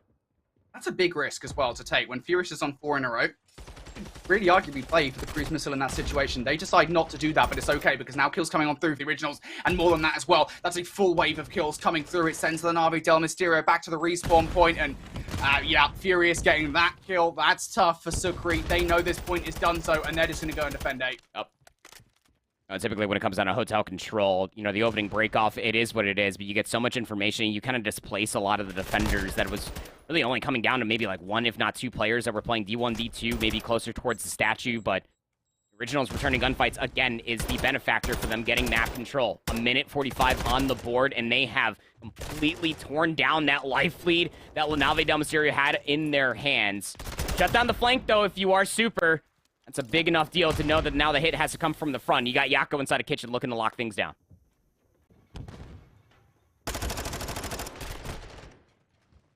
Nave holding for the second. They do want that kitchen control. Yakko falling is going to enable the Originals to push forward here. Gizmo in a position that they don't quite expect. He takes down Sukri. Gizmo for another inside doubles as well. Resistance is on the way from LaNave Del Mysterio, but Yakko has a lot to do here. 1 versus 2. The trophy system's gone. That will enable the Semtex to land somewhat, and goes for the knife kill on towards 1, but lucky to take him down. Resistance still here from LaNave. Sukri can't do anything. They're relying on a flank, but it's going to be a late one from Super, and do they have the time to make this one work? It is all or nothing. A last-ditch effort to save this A point. Gizmo is good for kills. Furious is good, and Henry good too. The Originals, pretty good there for the conversion on towards A. And it all starts with, you know, they can't find the transition off the B zone to try to get past double arches. That flank gets shut down, but I believe Rancor and Super in that moment. So the first wave was great to kind of dissuade if you are LaNave Del Mysterio, but the Originals, I mean, as smart as they come, look, we talk about these 4 players a lot, individually as a team throughout the entirety of Season 2. They understand the room that they have to take before they can even think about cutting past the Atrium, and it's the bait and switch inside a kitchen. Yakko threw early shots off of their Semtex. Once they get kitchen control, it's all the focus in towards the back. You lose so much time when you try to commit towards the flank. The individual gunfights did not go LaNave Del Mysterio's way. What's a reverse sweep in control to start a reverse sweep in a series? Let's see it now. That's what LaNave Del Mysterio need. The kills from Rancor is a good start, and Yakko going to outplay Lucky towards D1. So there is a good look here from LaNave Del Mysterio, especially as they triple stack the point. It takes a little bit more than that, and it doesn't help when a trophy system of your own takes out a teammate. This is going to reduce this offensive look. Fury is through the middle for a double, and the Originals now hotly remove LaNave Del Mysterio. How different is that from what we saw from the Originals and their offense effort on the last round? Big transitional kills, though. It's just sound like a broken record by the end of this control, I'm telling you, man. The returning gunfights, the Originals are just so good at retaking the map as a whole. Rancor super able to find 2. Gotta get Lucky out from this connector. The stun will at least keep him stuck in the mud. Got 2 players over on the A zone, but Lucky, he's still looking to contest this. Just Arby crawls his way around the corner, and there's reinforcements here again. Only a segment comes through. 22 plays up against 17. Every single look that Lenabe have had, it's just been SWAT 08 time and time again. And the problem with this is their split attack's not working. They've got no map control whatsoever. None. In the middle, though, Yakko to take down Gizmo, Super to take down Furious. That opens up the lane required for a B effort. One last hurrah here from Lenabe Del Mysterio. It's B to get it done. Gotta be wary of these flanks coming through, though. There it is. Henry gonna take down Rencor. We'll leave this in a 2 versus 3 momentarily, and Lucky to take down Sukri. All of this relies on Super to do just a little bit more. Yakko able to get one towards Bedroom's side, though. It clears the point for a moment. We'll stop the clock at 16 seconds. Lucky attempts to flank, and well, he gets cut short of a cruise missile. So now, this B capture, just a moment away from coming through, and I think it's probably going to do so as Yakko picks up yet another one. Yes, Rencor team kills his mate again, although this one was actually his fault. It doesn't matter, the capture comes through. Yeah, at least Rancor finds that trade. It's past this mid lane, so 60 seconds out onto the board. Still need so many more kills, though, if you're Navi Del Mysterio, and it's just a very tough ask. Super has to find Furious around bottom side of Garage, and just Furious completely smokes him. 13 plays up against 7. You got front pantry control here for Gizmo, expecting these players to come all the way through. The stun will be in. The damage even better. Duker going to be looking for the stick. He'll get the trade inevitably, but it's a 2-for-1. That favors the originals. A single respawn remaining here for Lenabe. It's not looking good. This life disadvantage that was built up over the course of the first, 3 to 4 waves of defensive holds from the originals. So problematic for Lenabe. Super trying to clear, freeze aside, and gets put in the locker. And Sukri and Rencor clear out now. Not well, they're going to check the corner, but Lucky's going to win that initial one again. Every single trade is not good enough at this point. Yakko manages to find his way, at least for a look on towards the point. Opens the lane for Rencor as well. But there's the final kills coming through, and the originals will take this one 3-0 in the series. A commanding start to their bracket run. Yeah, I'd say it's pretty good. Got a 3-0 in your favor? Why not? Then in the winners round 2. It's going to get seemingly difficult because, hey, that's how a double elimination bracket works. Funny enough, Brody, that's not the only 3-0. Every single one of our winners round 1 matches were actually 3-0s. Awubba Bubs, they 3-0 Noctum. That's a Roma and Co. Also just 3-0'd them on Hotel Control. I think we'll actually know Orgless and Signs are, I believe they might still be playing, so we're still waiting for the outcome of Orgless versus Signs, but you see our main focus matchup again, Team Notorious, they kind of scathed away versus Retirement Pending and went down to the absolute wire. It was like somewhere near like a 2v4, but man, I gotta say that this entire European bracket, I mean, albeit shaking up in the way that we would fully expect, these next winner round 2 matchups are going to be very, very alarming for, I think, a lot of different teams to see what these teams do look like as far as playoffs are concerned. Originals are looking very good. That's probably the best that I can probably say that they have looked as far as cohesion and slaying is concerned all season 2, potentially, even saying that against what they did versus Awubba Bubs. And honestly speaking, that lower bracket, it's quite literally do or don't for a lot of these teams that just lost 0-3. You got to be able to show some type of composure. Get your LA Thieves gear on, because now you got to make a lower bracket run. Yeah, we are going to take a look, I believe, over that Orgless Signs matchup. We had an observer in it, so we can take a look at kind of what's going on. And yeah, this Signs roster, I think we go back to Season 1. I believe this was the team that upset Nixa back in Season 1 in the first round of plays, put them in the lower bracket. Of course, then Nixa went on to beat Team Notorious, so we know they're capable of upsets. See whether or not they can get it done here. Ends up moving forward for a couple of kills, and that's pretty good for Orgless. This is looking pretty good, I think, generally speaking, with Signs on the offense. I mean, look at the life differential as he's coming in this control. Just as a correction, it was a clutch rain. I'm just thinking about that. Yeah. It was clutch rain. It was the other one. Signs only won a single map in Season 1, so Resurgence. It was one of them. A lot of French representation here. Orgless, though, Hotel has been a playground and a half for them. And they were known as Elevate, even before they picked up Journey and Lucky throughout Raleigh. They love Hotel. A 10-life lead for them. Last-ditch effort, you would think, coming through for the French here of Signs over by B. Just simply not going to be able to find much of anything. 26 seconds. Clock is ticking down. Yeah, things not looking so hot here for Signs, is it? Let's be honest.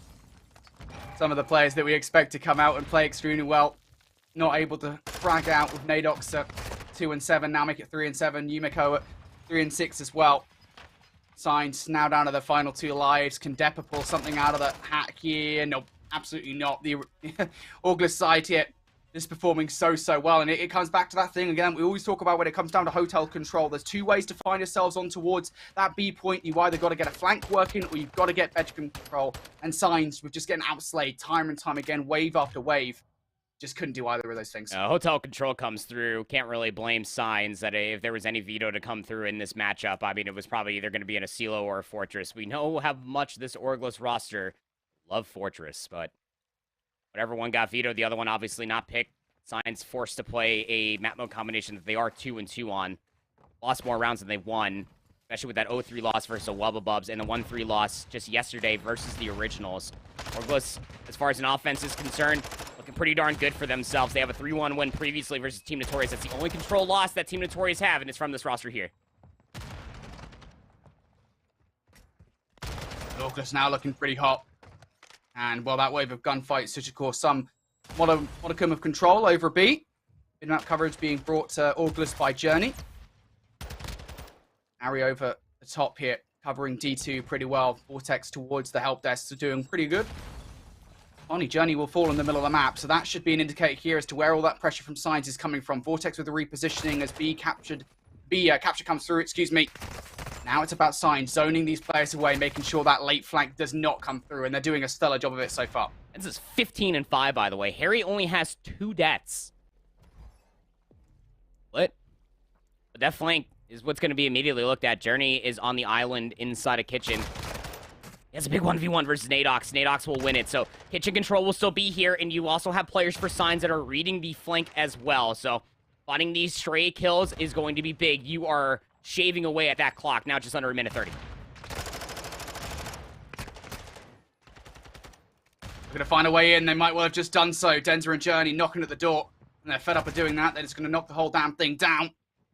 Now trades in favor once again. Journey going to be potentially the final player to have something to say here as he finds his way on the point. Denza trying to get aggressive through double arches and has that streak in the back pocket ready to go.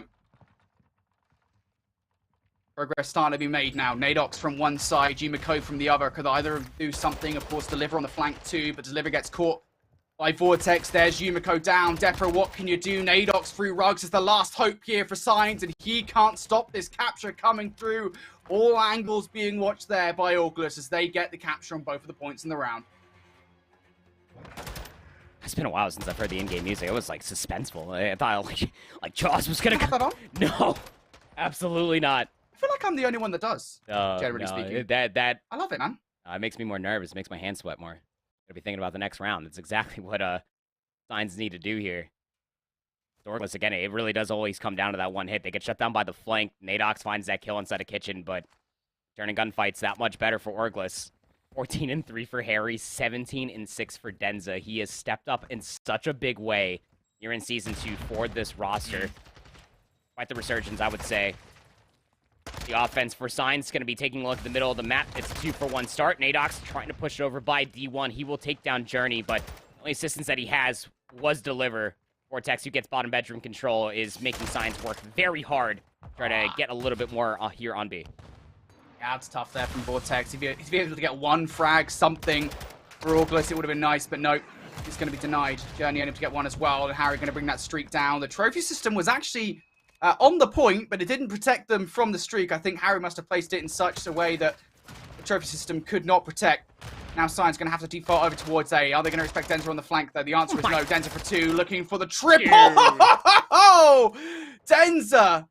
Yeah, he's definitely got a lot better here in Season 2 comparatively to his Season 1 stats, even with how well they looked in Season 1.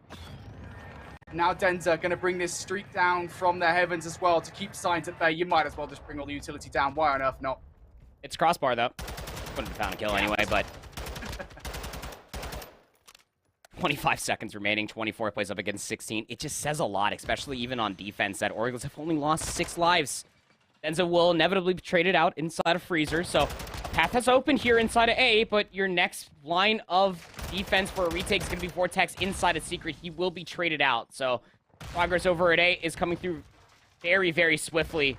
And if you're Orgless at this point, you lost those 2 initial gunfights. They're chalking it, Brody. They'll allow the 60 seconds to come through, especially with a 7 life lead.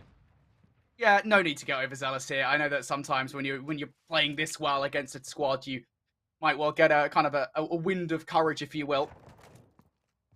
Orgless not succumbing to that, deciding that it's best to just play it safe, get some of these exit frags. Nadoc's now trying to fade out. Vortex in the middle. Gives Depper to respond to where Vortex is, and Depper will do exactly that. The kill is earned. He does drop down towards couches. So they're trying to get bedroom control. Gonna have to go through bottom bedroom to do that, and now the flank attempt here from Yumiko and Nadox, that is denied, so now Depper's positioning becomes all the more important in this situation. Journey reads it perfectly, and, well, is going to respond in kind. So an 18 versus 10, again, that life advantage just looming over sides in this position. More kills just coming through. I mean, just when you think that there's going to be an opening, an opportunity for Signs, Orgless just knock them all down. Denza finally reaches double-digit kills. Harry's 21-5.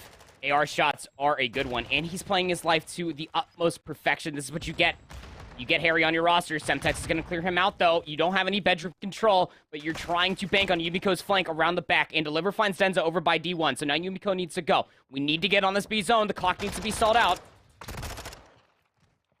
Deliver, he's going to do it. Trades things out. Yumiko would have been nice if he could play his live, because Deliver is all on his lonesome. He's got to look at a multitude of different angles, and that is just too much to do. Pepper goes down as well, and Nadox, I mean, he's just firing bullets into the air at the moment. Come get me. You might as well in this situation. Nadox knows they're looking at a lower bracket run. Get a knife off for the final kill. You might as well finish with some flourish. It's just not going to happen, though. Orgless, they come out with 3-0. We already kind of said it a little bit preemptively. We didn't know that this match wasn't over, but now the statement just clairvoyant like that, Brody. It's 3-0s across the board, mate. You're right as always. God, it must just be such a pain just to talk to me. How right I am all the time. God, I wish I could take that back.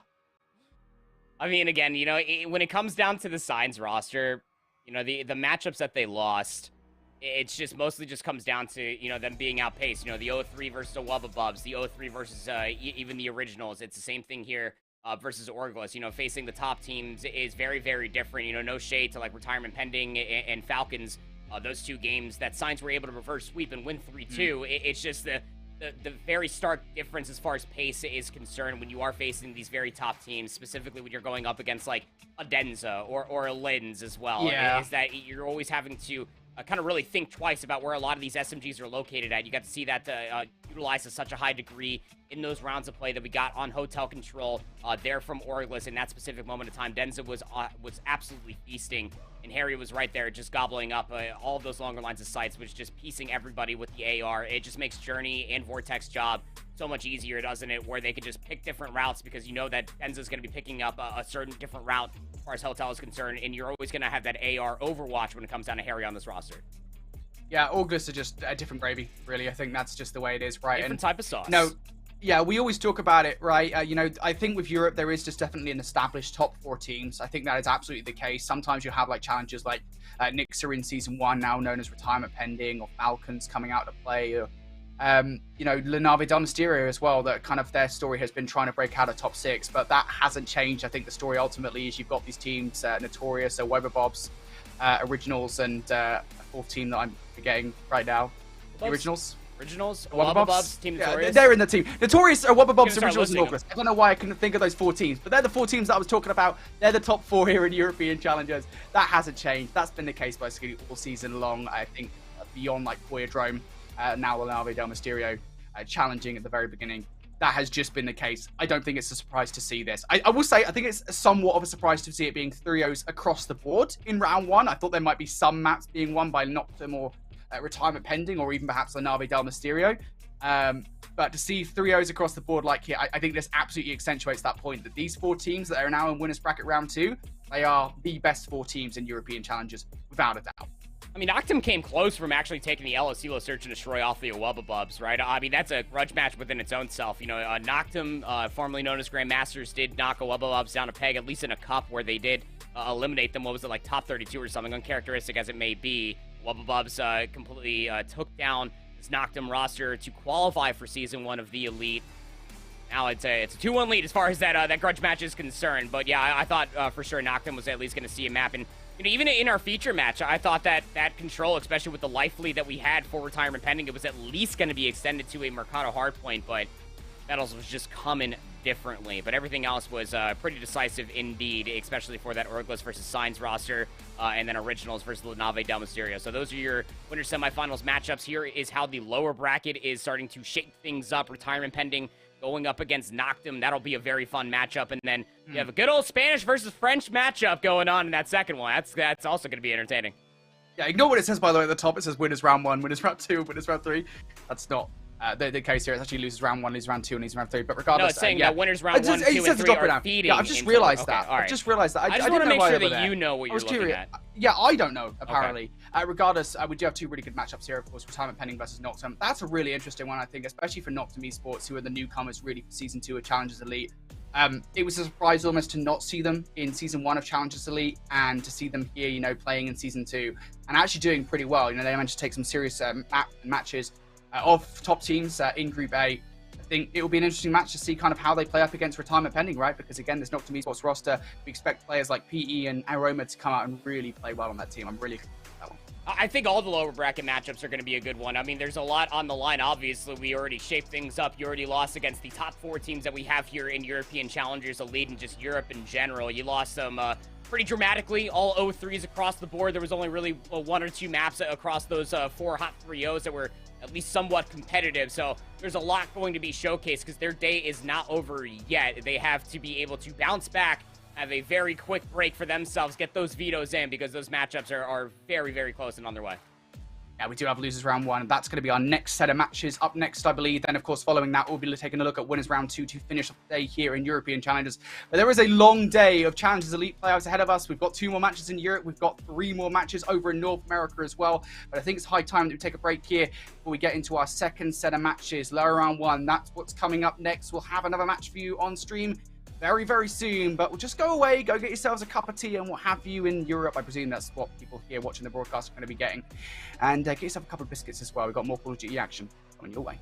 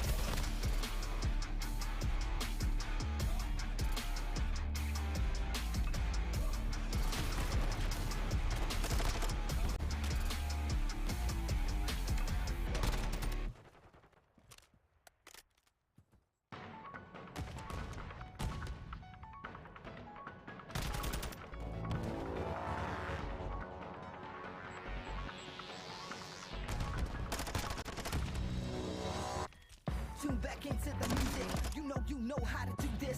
Don't second guess, just not a test. It's not a race, no black and white. Everything's great, no yesterday, never tomorrow. Only the present, that is your gift. It benefits you only if open. Everyone's chosen, beauty of choice. You can stay silent, forget your voice. You can malign them, hold the word. Just don't be no judge, just stay in your case. Stop with the notion that you were just a mere drop in the ocean. This is your moment, fear is a Trojan horse. When you open or close your doors. Just when you feel like it's too much. Just when you feel like you've had enough. Take a step back from the edge and take a deep breath. Dance like you'll never.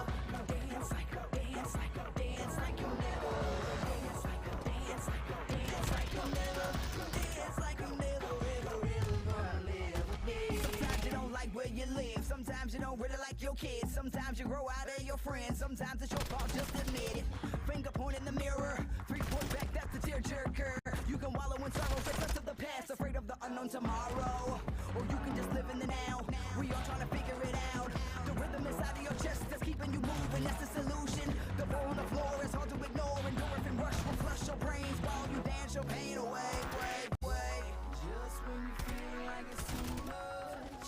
Just when you feel like you've had enough. Take a step back from the edge.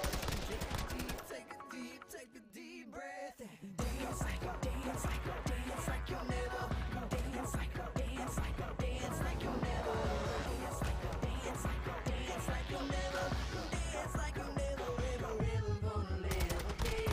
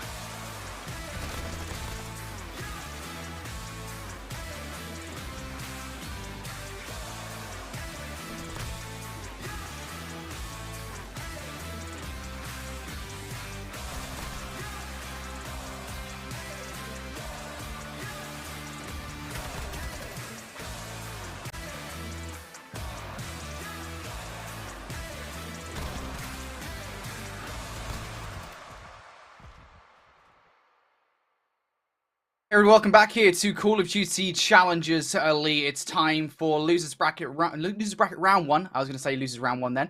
Losers round one of playoffs. We've had our first round of matches. We've got teams in the lower bracket. It's time to eliminate some as well in a fight for $50,000. Annie, mate, things have gone pretty much as expected so far. I will say that much. I think 3-0s across the board, maybe a little bit unexpected, but the results nonetheless, I think this is kind of what we expected coming in the playoffs. Yeah, I mean, the results for sure, almost what we fully were expecting. Obviously, you know, Wubbabubs, Orgless, the Originals, and Team Notorious coming out on top. I was expecting maybe a little bit more of a fight back for some of these teams. I mean, you know, Noctum, that team underneath your gorgeous face, took at least a Wubbabubs to around 11 on an LOC Search and Destroy, but Retirement Pending are going to be having a bounce back of the century, as they should have had a round 5 win on Fortress Control and lost to Team Notorious the way that they did, but it's bounce back time, like you said, Brody. We got to send some of these teams packing away from this double elimination bracket. It starts with this one here.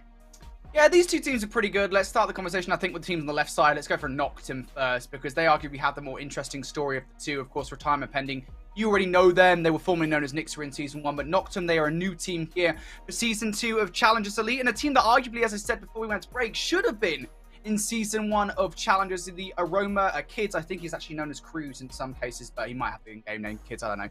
PT and Rezi as well. These guys, they come in here, they finally qualify for Challengers Elite with Season 2, and they've actually done a fair bit of damage as well. Yeah, they really have. You know, they have that 3-1 win over La Nave del Mysterio. They have a 3-2 win versus Internationals. Even took Orgless to a map number 5, being able to take an Embassy Hardpoint along the way, plus the Hotel Control to even extend it to said map 5. Look, this team's hitting strides, man. You know, when this team started coming back together, I know what everybody's probably sitting there thinking. They're just like, okay, well, Roma, he's just a streamer. He's a content creator, and puts on raves in his office whenever he's having a little bit of a laugh. Whatever may have you. He's been grinding a lot. And on the back end of both PD and Kids, along with Rezi, this team has the slaying prowess to really knock a few teams down a peg. It just comes down to being able to keep pace with the top dogs, and the team that they are going up against is definitely one that can kind of beckon some of those pace differentials, I would assume.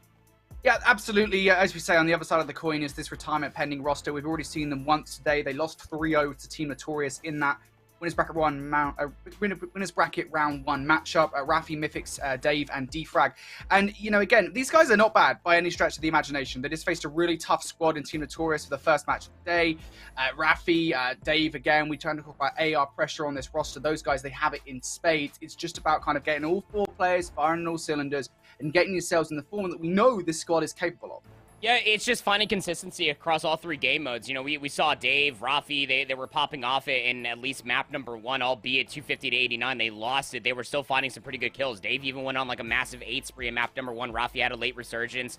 Mythics was showing up in some way or another in the Fortress Search and Destroy. They lost that 6-4, and then Defrag had a crazy Herculean effort in a 3-2 loss on the Fortress Control versus Team Notorious. So it's just about finding the consistency. We know that these 4 individuals have the slaying prowess. It's just about putting it all together and having one good oiled machine. All right, well, let's take a look at these guys with their records head-to-head as it currently stands. Of course, we already looked at Retirement Pending earlier on. Control is their best game mode here, and we saw that kind of bear out in their matchup versus Team Notorious. They took them to round number 5, as you said, Annie, a round that they arguably should not have lost. Noctum, on the other hand, a few more question marks, I think, over them, generally speaking. Their hardpoint isn't the best, but again, it's the Control where their strengths do lie. Yeah, I mean, hey, there's nothing wrong with being a 2-3-5 team besides putting all your fans, at least in an extended and very heightened heart rate, I suppose, but that's definitely what you have when it comes down to this Noctum roster, especially when you're thinking about the roster that has represented them. Definitely a smart, slow-paced team. Can definitely put themselves in the right position to be able to work these picks. This map mode, as far as a best-of-5 map set, it really doesn't favor one team or another. This map number 1 maybe could be favorable for Noctum. I mean, kind of. You know, the 2 wins that they have, 250 to 249 versus Del Mysterio. They beat Fade by 5 points. Retirement Pending, they've only played this map 1 time. But they did take this. It was the map 1 versus a Wubbabubs. Something you could potentially lean on here in a very crucial best-of-5 series. Yeah, I think there's just a lot of question marks at the moment of how we expect these teams to perform on this set of maps. So we'll see how it goes. Obviously, there is a little bit of experience between the two here on Hotel Hardpoint, we'll see who gets the better of one another here in this first map in the series. At the start of this one, though, Noctum doing a pretty good job at taking Retirement Pending down. The first wave of gunfights does go in their favor, and it gives them a pretty good look here as those north-south spawns come in at the rotation for next. Gotta be able to read it and collapse on it. I mean, you still got 20 seconds left over here inside P1. Retirement Pending actually make a grave error just by touching it in general. That kind of gives a lot of information for Noctum where some of these players are located at. Even off-screen as well, Aroma, he's in a battle for these P2 spawns. Defrag got another spawn up there with him towards shops. It's going to be Dave, but even more so than that, Noctum get a solid 32 seconds off of P1. They know that they could try to set up a very quick break here on P2. There's still lots to do for Noctum. PD gonna have to wait for players to come up to spawn. Aroma will be one of those players. PD, though, might just do it himself, and he actually gets a double there against Dave and Defrag, so very well played. Kids from the middle map will completely wipe Retirement Pending away from the point, and now starting to aggress his Resi through that L-desk area. Unfortunately, just a little bit too aggressive. Faces down too many players from Retirement Pending. That's 3 pushing through either statue or the far side. Resi, though, able to take down Dave, you would think. Hence the gunfight look a little bit more hefty than it needs to initially. Resi's fight isn't over just yet, though. Aroma having to put some shots in that backline. He does exactly that, not just getting 1, but 2. This is a lot of doubles coming on through from Noctum, and their hold at this point has been stellar. With 20 seconds left, Retirement Pending, they're best served just moving away for the rotation. Yeah, I mean, you sat there and called it correctly. It was a very tough ask for Noctum to be able to convert P1 into a quick break over by P2, but they answer with 7 unanswered kills in a row, plus the break as well. And then Resi just John Wicking weapons, other TAC 56s into his hand, just holding that longer line of sight from Spa. It's quite a good one.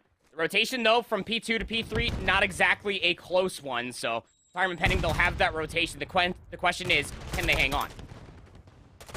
Can they hang on? Noctum doing a really good job at the moment of pressuring players around the backline here. It won't be long before Defrag joins the ensemble inside Kitchen. Will it be long enough, though, for Noctum to find their way through? It is Rafi snaking his butt off around these Kitchen counters for the moment. Ifix able to get one around the Hardpoint as well, but these players, they're really starting to aggress. Defrag, Dave doing their job splendidly. Defrag picking up another one as well. The team shots from Rafi, a lot of assists going his way, and all of it in the end will equate to Retirement Pending getting full control of that Hardpoint with 20 seconds left. Again, Noctum, just rotate. That lead, though, got chipped away. He asks how long they can hold on. Retirement Pending says the majority, proper. Of course they can. It's going to keep it within just 10 points, just about a dead even game. And you already have 3 players over here for Retirement Pending trying to threaten over inside of P4. Defrag, I said that this guy went off in that Fortress control versus Team Notorious. How about a 5 spree for Defrag? Double positive, 10 and 5. Defrag, of course, has absolutely stepped things up here. Now gets that 6th in a row for the cruise missile, so that'll be useful later on during this hotel hardpoint. Still continuing as well as Defrag at 7 in a row now. Now make it 8. Defrag looking for number 9. He's weak going into the gunfight. Oh, almost makes it look, well, not like it matters at all there. Kids will end up winning that one-on-one engagement. Ifix able to follow up with another one, and neither team now able to get a foothold on this hill. A lot of time now being given away to the Wolves. Roma towards the back line. Nice double. We'll give Noctum a look towards this, and Petey following up with another one, and another double again. Noctum continue to get these 2 pieces when it matters. So, job's not a bad one when you're thinking about for Retirement Pending. All right, Defrag, we're shooting bodies. I mean, I saw some body shots coming out of P2, but it have just been spam. We'll see if that continues on through the rest of this series. But regardless of the matter, Retirement Pending at least made P4 scrappy. They'll only be trailing by 20. But trying to hold Restaurant with that setup is not exactly an easy one. They had no idea where the hit was coming from. It comes all the way through P1 into the cutout. It will go. And Noctum, much like how they did on P2 in this first separate, they'll break this hard point very quickly. Yeah, but will it hold that long? That's the question. Mythics and Defrag's already starting to pressure. Rafi with another one as well. That is beautiful. For Retirement Pending, just as quickly as Noctum find their way through, they also find themselves removed. Still though, banging at the door here on Noctum. Edie finds himself in towards Rugs, but no help really. All the players stuck on the other side of a wall, and that wall is Mythics, who's currently defending. Again, good look here for Noctum though. Defrag really heating up, putting shots on a number of players. Only able to get 1 kill out of the back of it though. In the end, Dave will fall. So Noctum fighting for the vast majority of time off the back of that kill, but Retirement Pending, they did a good job at contesting. Now over towards the rotation we go here. Noctum, they have somewhat of a solid look at this one. Dead Silence about to run out here for Kids, so as soon as he makes this move, he should be heard. These guys have their Astros cranked all the way up. Likely knowing these players, they absolutely do, and there you go, finally Kids being caught out. Yeah, I mean, you're staring at a lobby with long history of European Call of Duty. That's for sure. Rotation wasn't exactly held. I mean, you still got Aroma. He's down low trying to at least threaten this rotation. Nobody's in for the time. Yeah. And the push from Kitchen out of Noctum is so good that it forces all of Retirement Pending into killer spots. Now they're spawning effectively over by P4. Dave doing the right thing, waiting for his teammates. They have no idea what the setup even looks like. It's just tough to break this, isn't it? You come down, you're going to bring the streak, actually. Defrag wants to make sure that Retirement Pending do not let this game get out of hand. And off the back of that, Mythics and Rafi will get another couple, but Rezi just doesn't care. A double when it requires, and a triple too. Rezi now on 7 in a row. If Defrag can do it, Rezi can do it as well. Almost wins that 1v1 against Defrag. The Cruise Missile was earned, of course, and we saw the Cruise Missile of Retirement Pending coming in for that important swath of time. So Noctum actually get a big win there out of that, whether they realize it or not. So only 40 points trailing. It's not bad for Retirement Pending, especially calling in for that streak. Get the splash damage off the wall. It's been so cool to see creativity, especially with against the trophy systems that we know they can stop that Cruise Missile from getting an abundance of kills. Cruise Missile gets answered back in return. Rezi calls his in, so that'll at least give a little bit more provided space. Noctum completely swarm all of P1. They push a little bit further forward. It's south spawns now for Retirement Pending, but Noctum are in the time. Kills going their way as well. Got to be careful here. Retirement Pending. You do not give away time towards B2 because we know what happened on that first set for Noctum. They're okay though for the moment. Retirement Pending know that with 15 seconds left that they've got control of the rotation for the moment. Kids knows just how urgent this rotation is going to be, and I think just gets a little overzealous there. No help from his teammates whatsoever. He won't get by with a little help from his friends this time. Retirement Pending in for control early here on P2. Noctum on the way for the hit. Dave around the backline, putting those first few shots through. Stuns and nades going their way as well. Noctum going to bring a trophy system down to stop them from being phased by all that utility. It doesn't matter when the players on Retirement Pending are doubling and tripling up like this. The first wave is good. Big differences in between Retirement Pending's transition from P1 to P2 here in the second set, and that just comes way of making sure that you have numbers. You're holding these crossfires or winning the gunfights, but the returning gunfights are coming through for Noctum. PD looking for a number 3 on the back staircase, cannot find it. You still have somewhat close spawns for Retirement Pending on the backside of this lot, but you have so many numbers for Noctum inside of the hardpoint itself. It's just Raffian towards the back. All of Noctum, they were just so laser focused to make sure that they get those close spawns in the back of P2 that Mythic's quick hit through statue will pay dividends to make sure that Retirement Pending get a good chunk of this time over by P2, still trailing by 30. The rotation over towards P is being called. You got Mythics and Defrag trying to chow it early. Big rotational battles going down here. PD. Rezi, what can you do here to hold him towards the point? PD gets tagged, and Mythic's going to follow things up with that nade. Defrag going to take down Rezi, and just look at this. Retirement Pending off the back of a great call over towards P2. They convert towards P3 for the initial as well. This is brilliant from them. Can they hold? Noctum should be spawning up over towards restaurant side, and they will. Defrag now going to join the ensemble. Flying through his kids, taken down. Defrag now going to activate the dead silence to get aggressive. Might be able to pull a sneaky on these players. Unfortunately, they pull the sneaky on him. Defrag removes himself from the kill just as Noctum collapse, and the gunfights will follow too. Yeah, those quick trades coming through from Noctum was immediately called for. I'm sure that Noctum were probably sitting there thinking the same thing that I'm about to say, and that's Retirement Pending on P3. Within the first set of hardpoints, they got a solid like 45, almost 50 seconds. You just did not want that to happen again. Noctum with his leader's advantage, though. Yes, it's being chipped away, but they can really pick and choose. They can afford to go like 25 for these 30 for 30s when it comes down to these hardpoints. Over towards the rotation for P4. Retirement Pending are here first. But you got PD. He got a little bit of a spawn out. He's on the flank. It's also being looked at. Great read by Defrag. Now you got to get more kills in the front. Trades. Oh, Gabe picks up a massive two-piece again. Noctum, when they need to pull him out, somehow they always manage to find the doubles required. Oh, Gabe almost loses that gunfight. He's going to get the second anyway. It's all good. Raffi down for the count. A big 30 here for Retirement Pending to give up. We're going to give this one more look. Dave towards the middle of the map has 1 or 2 crucial gunfights to win if they do want to give this a look, but it's starting to slip away from them. Their chances of getting time off this one also slipping away. Raffi in for 1. Rezi trying to hold on. A double is good enough here. It's Noctum spawn around the backline, so that scrap time will be theirs, and it puts them ever so close towards that 250 point mark. It does, but retirement pending from that previous push in those previous spawns that Noctum were fighting for because they were in possession of the hill. Retirement pending are, again, gifted this rotation. It's so much work that Dave has to do. You're going to be seeing a lot of pre-fire. He's able to find Resi coming out of Jules. The pinch might just very much so be on. These forward gunfights need to be a big one. Resi also spawns inside a kitchen. Rafi hears some footsteps. You need a stronghold here. You cannot afford to get broken. They're not watching Priest, though. Resi could still come from that direction. They don't know about it. Rafi already tagged up, and there you go now. 1 versus 2 on the point. Won't be long before he's joined by teammates here, but Mythix could still do this all by his lonesome. Now doesn't need to, but keep an eye on from behind here. It's PD for Noctum. He's already taken down one. These players, they look unsettled. We need to see some heroics out of these players. Defrag cannot get it done as Kids will double up. Noctum now 14 points away from victory. Kids for yet another one. The triple on this point. Retirement pending spawning up towards Jewelry side. Can they make their way in? Rafi in behind for the triple, and retirement pending. They now refuse to give this up. Rafi for all 4 will push these players away, but there's not enough time off the back of this hill. We're going to rotation. Retirement pending have the west side of the map. There's going to be a big 1v1 that's coming up from the luggage stairs. Mythix needs some assistance. Rafi's going to be on that back half wall. Resi going to be looking for this gunfight. He gives the information. He's already pre-loading towards the first, but he loses the gunfight. 8 seconds required. Coming from behind is going to be Defrag as well. ET, Roma, we've got so much to do here. Massive gunfights. PD wins the first throw. That nade's not good enough. The trophy system will be down. Coverage, it's good. PD in for the double. Defrag for 2, though. Defrag looking for the third. It's not enough to stop these guys from flooding through the front. Dave around the back line. What can you get done? My. Absolutely nothing. And Rafi cannot touch in time. Despite not having the numbers, having had to absolutely fight an uphill battle towards the end. Noctum get it done. 250 to 247. That ends on P5 if Rafi does not come in and find a 3-piece. Here it is. There's the first. Good damage. Nobody's looking at him.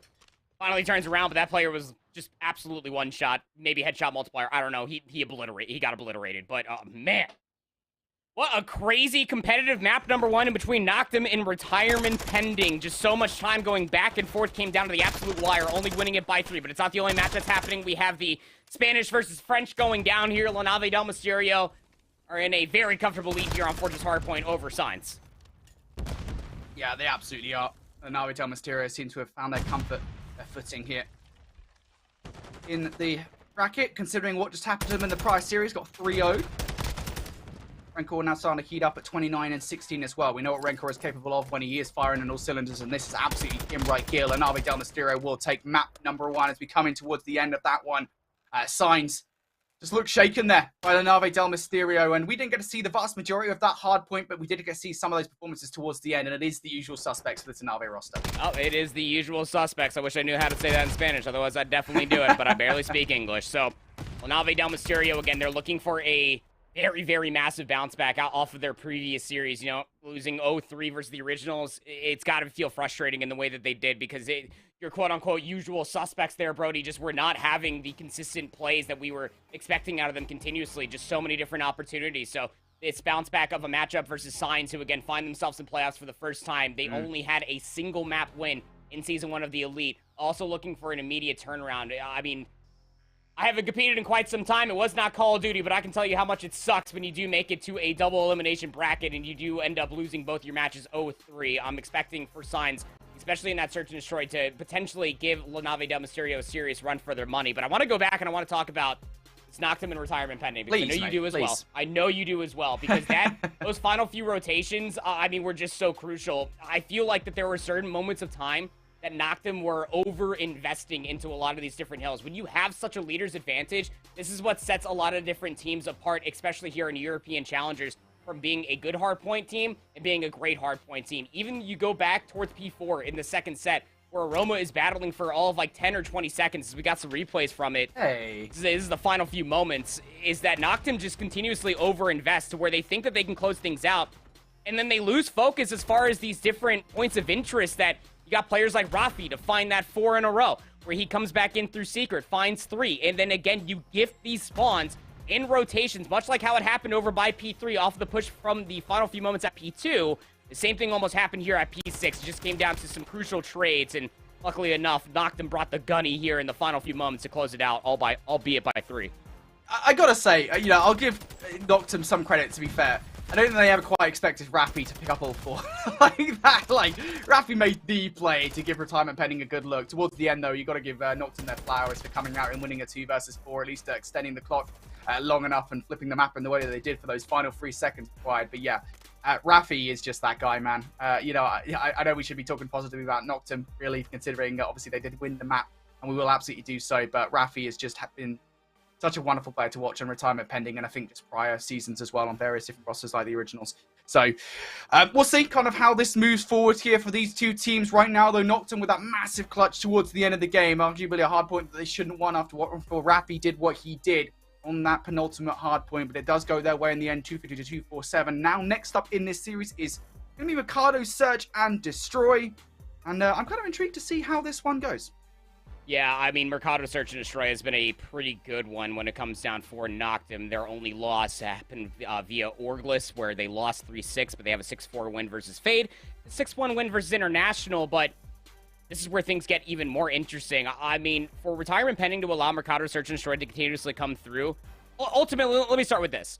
Through all of Season 2, Retirement Pending have only played 2 Search and Destroy maps. They are 1-2 on Mercado Search and Destroy and 2-3 on Fortress Search and Destroy. They got that 3rd loss we saw in their Winners Round 1 match versus Team Notorious. But the Mercado one is definitely a more interesting one, being 1-2, because the one win that they do have is 6-4. Getting completely blown out of the water by Originals in their map 2, and then also losing to Signs in their map 5, which was here on Mercado, is definitely an interesting one to say the least. But I mean, if I'm Retirement Pending, yeah, I'll agree with you there, Brody. You probably should have been able to close out that hard point, albeit some heroics that had to come through from Rafi, finding 4 in a row in that penultimate hard point like you were talking about. But you can't get down on yourself because, I mean, coming into Mercado Search and Destroy, you've played it so many times. The reps have to be there, I'm sure of it. And the way that these guys are just absolutely beaming, it just needs to be able to come through in fruition when it comes down to this map number 2, a crucial one. You don't want to be down 0-2 versus Noctum, I promise you.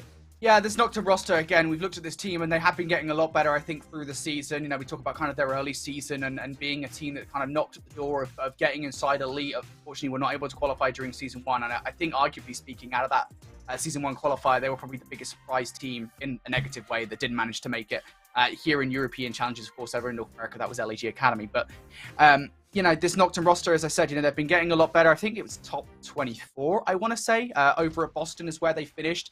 That's probably wrong now that I've said it. But yeah, I think it was top 24. And for this team, honestly, that's not bad at all. So this Noctum roster is getting better over the course of time. And player for why they're so good in Search and Destroy is Resi, 1.61 Search and Destroy KD overall gear, Season 2 of Challenges Elite. I've definitely seen worse. He's blooded. 4v2 now. Roma's going to get stunned outside a tunnel. Kyle's going to be coming in. Hayden Switch is actually good for Kids, but you just don't have the numbers to be watching all these different angles, do you? Kids is one shot. No stim. No dream. He gets gunned. Great first round coming through from Retirement Pending. And yeah, they did, and unfortunately bowing out in such a way over by Boston. It was actually against, I believe it was Boston Academy that actually knocked them out. It's when Beans was still there. Yeah, it's comedically enough. I still remember this Retirement, or sorry, this team for Noctum taking a map off of Boston, and Roma just absolutely just flaming Kremp's Prim. That was just a funny video. It had the entire crowd laughing. But big first round win here for Retirement Pending. We'll have to see if Noctum can get on well in their offense. Can we call Aroma like the EU censor? Not in a negative way, like. I'd be careful with that one. In terms of he's like the most popular stream we've got here. Anyway, regardless. Goes out first in this round. PD for the trade.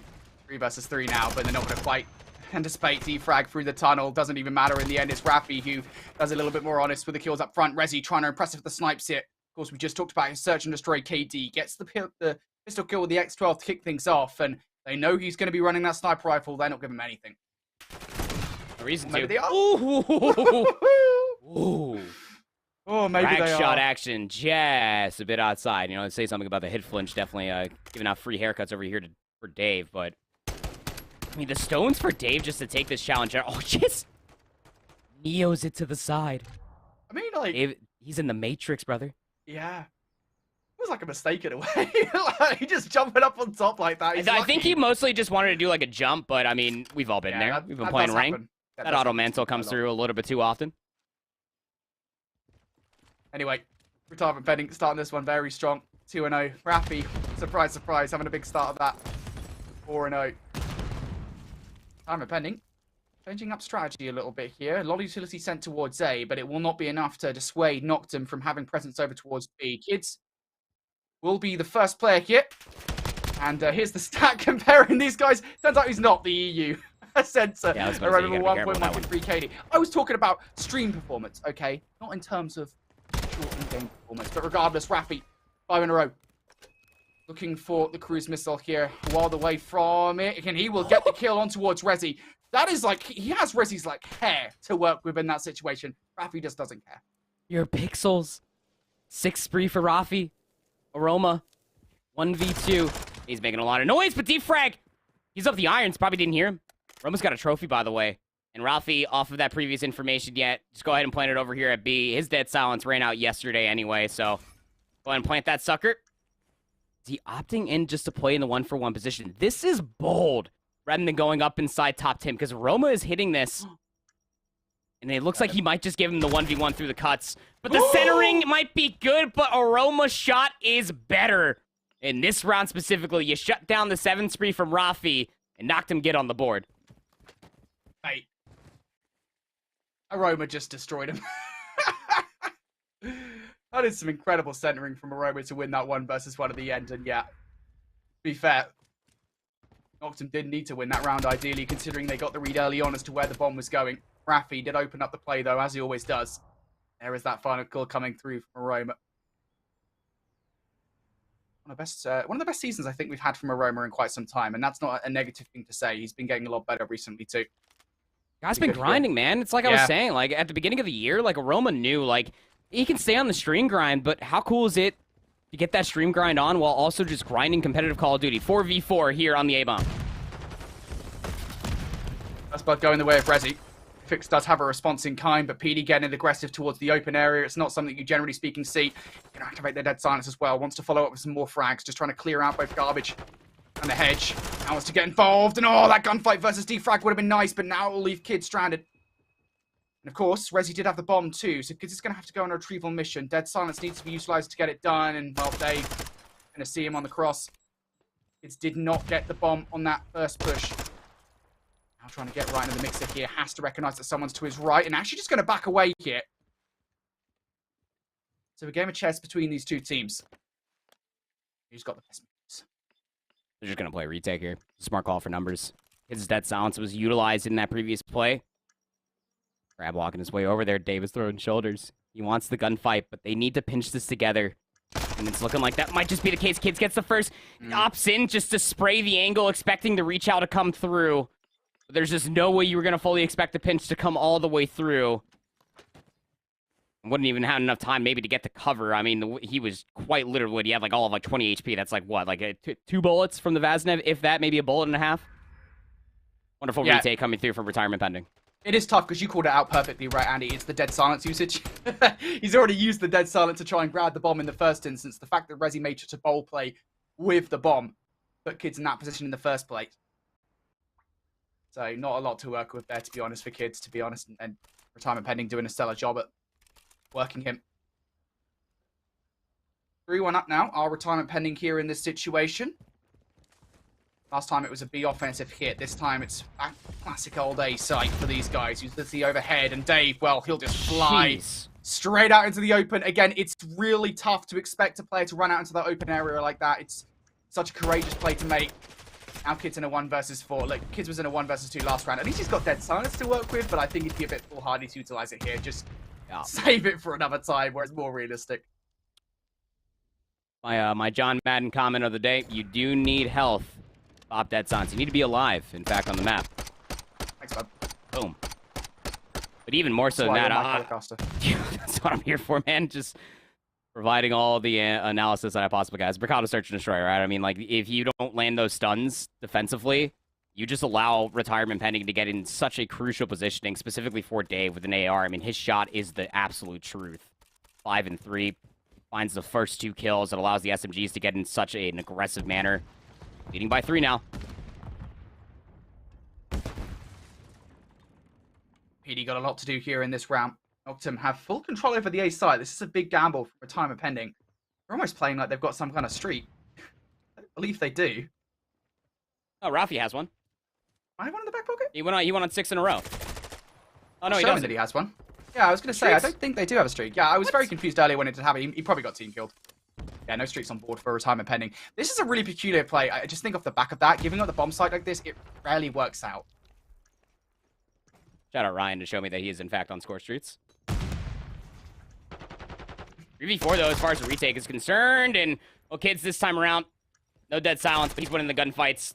We'll get traded out by Mythics, and now these two players effectively need to find a pinch, but there's just so little time to maybe try to find these players top dumpster, top cantina. It just does not come through, and it's a bold call, especially for retirement pending. I mean, you do have a 3-round lead, but as far as an opening defensive push is concerned, they send 2 players over towards Tin, and then 2 players in the middle of the map. What that would suggest to me, maybe, I wasn't looking too directly at the hedges, that they probably didn't have a trophy system to keep themselves safe from the nades.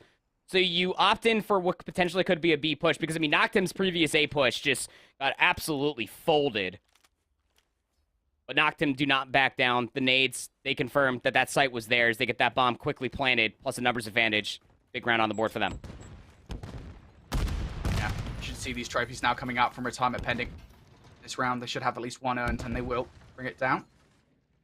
Try and prevent any nades coming their way. It helps them, though. They've done exactly the same thing. Despite the trophy system actually being down on their side, players push all the way back towards that van area. They're relying on a flank from Kids and PT. Can't get this bomb planted. Pull off, though. Yeah, it's tough, man. You're trapped. And Noctum are just going to play off the information whether or not the bomb gets planted. He's looking through tunnel. The flank is still being poked at by PD, but Dave's holding it. Gonna give him a look here. Again, this is the tough thing. Is you've got this like long range of sight. You need to try and go for the double challenge. That's exactly what's going to happen here. Dave's been peppered up. Gonna play his life. Trophy system's gonna go down here as soon as he earns it. And the coverage is good anyway. Defrag from the middle of the map. Yep, all these players just struggling to re-entry. Resi could pick off anything, it would be nice, but not even going to get a single kill there. It's retirement pending. Again, early entry on towards the site. Noctum, they give them full control of the site, just like retirement pending did in the prior round. Yeah, I mean, that's the gamble, isn't it, right? Is that when you allow for the bomb to be planted, you're trying to play for retake, while all of these shoulders are being thrown and all this damage just being exchanged back and forth between tunnel, the cuts, back alley with PD. You're just giving more information for retirement pending, where the retake is mostly going to be focused from. And when the retake finally comes through retirement pending, but they're holding their irons. I mean, I'm pretty sure they had 3 ARs as far as that offensive round was concerned anyway. Every round's a big one going forward for Noctum. Retirement pending, 1 round away from tying up the series. Certainly giving themselves a good look here. What has been a stellar search and destroy from them so far, but they're going for the retake once more. There's a lot of trophy utilization in the prior round coming through. And it's not having any here. Noctum, not quite comfortable with the positioning just yet to get the bomb down. Rafi is the threat overlying through the middle of the map. Might be able to get a player on the cross. It's very hard, though, because the player is likely just going to jump straight for the bomb. You could stretch it. Yeah, doing exactly that.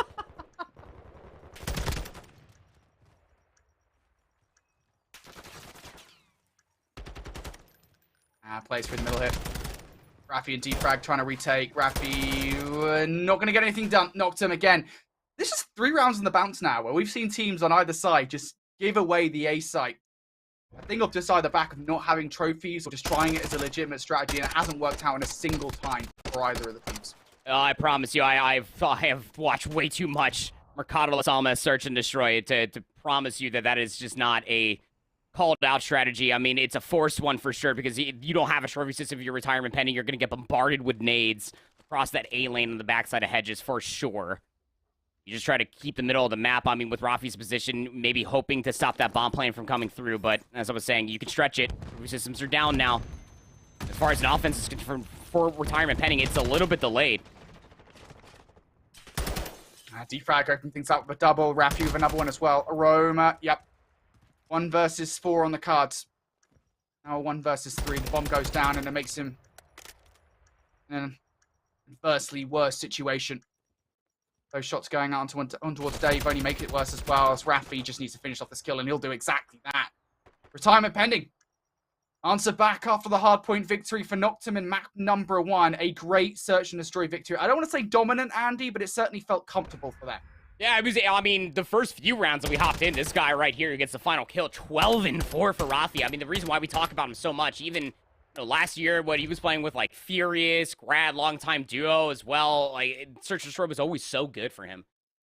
You're seeing exactly why. I mean, especially like what I was talking about. I mean, for Mercado Las Almas, Search and Destroy, that's why I did put a lot of stock into the one win that Retirement Pending did have leading into this Best of 5 series, that they were able to beat a Wubba Bubs on that Search and Destroy map, which is historically very, very good for a Wubba Bubs when it comes down to Mercado Las Almas, Search and Destroy. And you got to see it systematically. I mean, their decision makings, the team shots, even in that final round was interesting because, like I was talking about, it was delayed. I'm not too sure what the reasoning was for. I mean, you did have at least 2 nades that were being thrown from that P4 truck over top rather than all taking a shift and a focus towards that back alley and behind Barbershop. And I think it was that delayed timing that kind of threw all of Noctum just a little bit for a loop. Because the gunfights, the irons that were being held, just kind of messed with their timing. They caught a lot of players off guard, specifically when Defrag came back in to couple that along with all the damage that Rafi was laying down on top of that catwalk for the Cantina building. But yeah, I mean, dominant, loose term. It was definitely a smart Search and Destroy that was exemplified there from Retirement Pending. I'll say that much.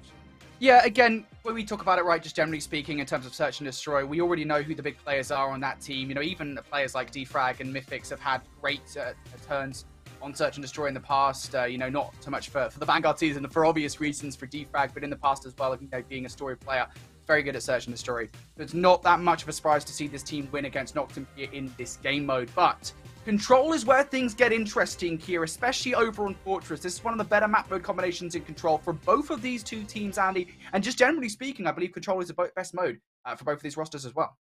Yeah, it sure is. I mean, 3-3 now for Retirement Pending. They are breaking even, and even more so than that, the Fortress Control. Look, what everybody's gonna say, it's Fortress Control. Expect a round 5, yada yada yada. Whatever may have you. I mean, there was a lot of different opportunities, even in that matchup versus Team Notorious, that this Retirement Pending were having a really good look at maybe even not only just converting at least one full zone, but also getting themselves a lot of good kills along the way. The one thing that I will say that we have as far as on the day for this map mode combination for Retirement Pending is that their opening breakoffs need to be starkly different here versus Noctum comparatively to what we saw versus Team Notorious. I mean, they were losing like 3-for-1s, almost like losing what felt like 5 kills in a row, maybe finding a trade at the very end and getting put in a spawn trap blunder continuously.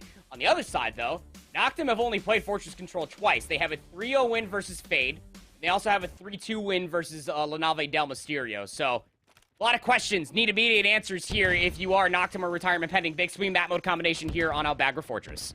The one thing I will say is if we go back to that last series for Retirement Pending, I mean, that round number 5 was really, I think, positive for them, right? It offers a lot of hope, I think, for this roster as to how they can get across the middle of the map on their offenses. And we're already seeing that early on in this round as Rafi and Mythics have able to traverse themselves over towards B. Now they've got to follow up some more kills. Mythics, unfortunately, going to get tagged in the back. And PD almost doesn't finish that gunfight, but in the end is able to get it done.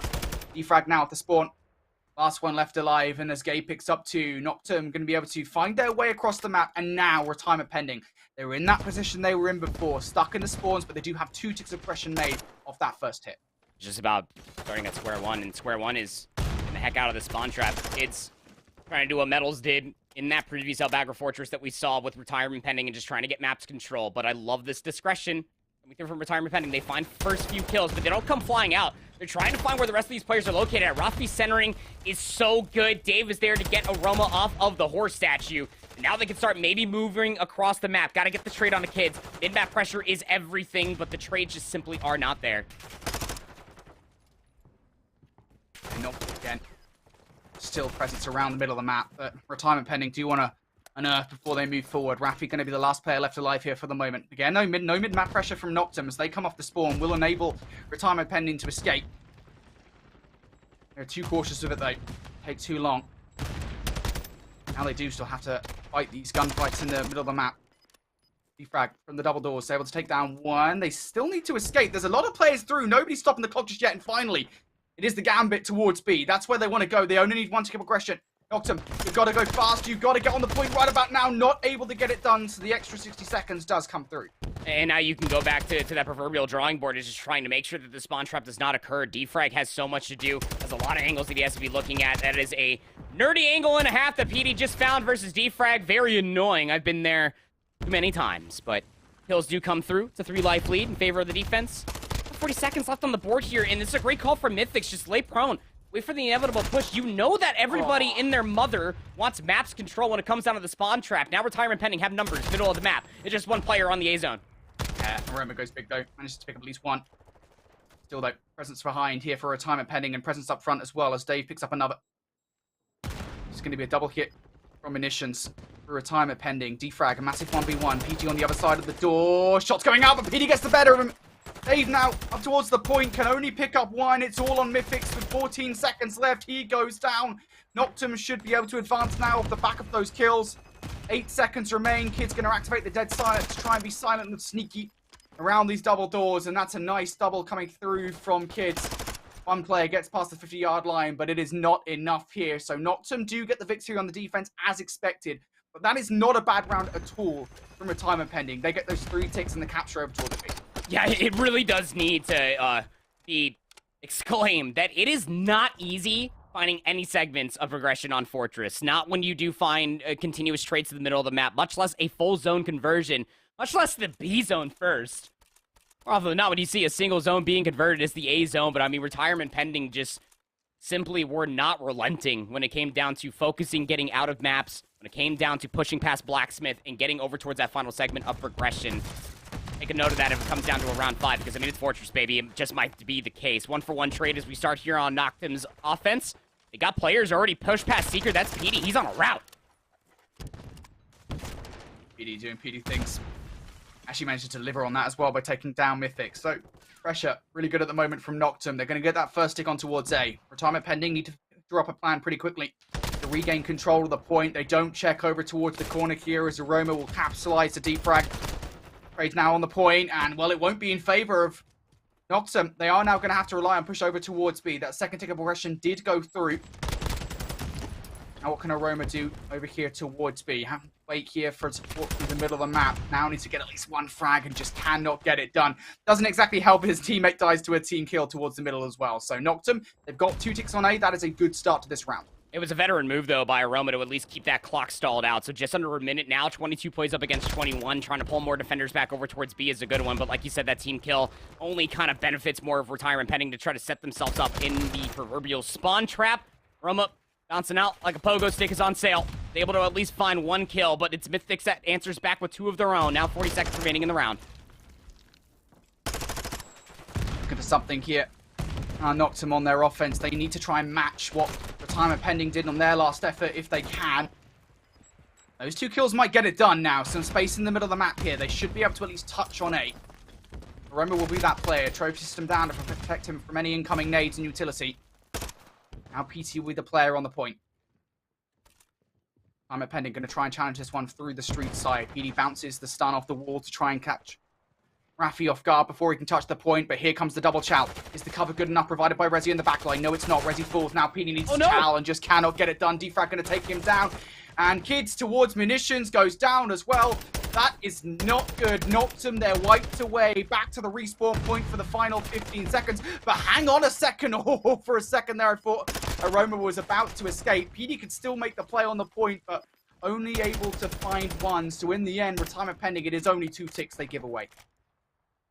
1 segment lead might just be paying dividends, plus the kills that were being found along the way. All of it is being tracked for sure. But even more so than that, I mean, that is just another reason why you gotta turn off Auto Mantle.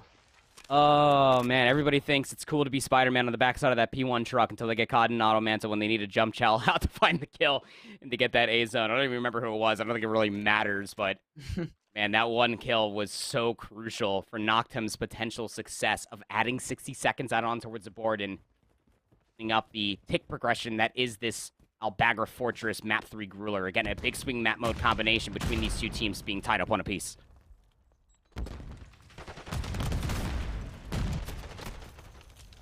Retirement Pending had a really good look over towards B to start their last offensive round. This time, they have been denied.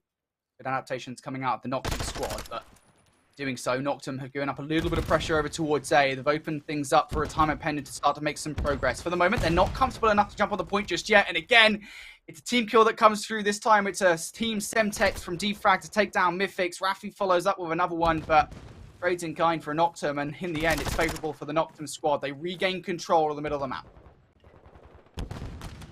Things are rather sticky. Gotta be careful. Spawn trap starting to be ensued. Oh, Dave gets caught in the swan dive. Belly flops to the ground. Need to find some trades. Mythix is looking for maps control. Nobody's in a position to try to get that trade. That's because Defrag was looking in the middle of the map, but the moment he tries to get inside bottom single, he gets gunned by Aroma. Mythix does well to at least find one more, but these stray trades are continuously here. We're running out of time. One last hurrah here for retirement pending in this round. Given how the first couple of rounds go, they really did kind of want something in this one. Rafi with the double might have just given it to them. But towards the middle, Kids answers back with a double of his own. Rafi is already tagged up here, so needs to keep his head down. Now being brutalized with nades and such as well. Rafi needs to play in a bit of a weird position to try and outplay. Might have just done it, by the way. Flank does get read by Aroma in the end. Is it enough here? Was enough time bought? Yes, it was. 8.9 seconds on the clock now. Defrag over towards B. It's all on his lonesome, though, as Dave dies in the middle of the map, so we need to see some serious heroics from Defrag in this position. Stunned up as he cannot win the one, and Aroma towards A will double up for Rafi and Mythix too. So, retirement pending. Their offensive effort here in round number 3 provides no fruit whatsoever. It's the way that they were able to do it for Noctum. Again, not only being able to shut down any ticks of progression whatsoever, but they also ended with what was it, like +8 kills? +8 lives, excuse me. And it's just the spawn trap in Albagra Fortress this time around. It's the continuous amount of trades that come back to bite retirement pending in the rear end. Again, you can't really fault them all too much, you know, when you're looking at what Defrag was trying to put together in the middle of the map, trying to help Mythic stay alive inside of maps, trying to get this map positioning in their favor. Need somebody to make a play all the way through munitions. It just does not come up this time around for retirement pending. So a big round coming in for Noctum. Remember, they are still trailing by a single tick. They need just one to be able to tie things up, but they are leading in kills. And these openings have been pretty good, I think, really, to be honest, for both of these two teams when it comes down to their offenses. Noctum for a fair bit of space. Kids now coming into this one. Runs a double off the rip. Now progress slowly but surely being made over towards B. Gets aggressive, but it's okay because he has the assistance from PD to keep him alive in this situation. The clock will continue to tick down here. It's neither A or B is being threatened for the moment. Kids wants more control and munitions, and I thought he was about to double up there on towards Mythix. That would have been disastrous, but it's okay. Stabilized today. PD towards B. Oh, Rafi picks up yet another double here, and all of this now relying on Resi. He's already tagged up. We'll go back up towards 100 HP, now down to 28. Tagged up. Trying to win the gunfight against Mythix, cannot get it done. Things not going to plan here for Noctum off the start.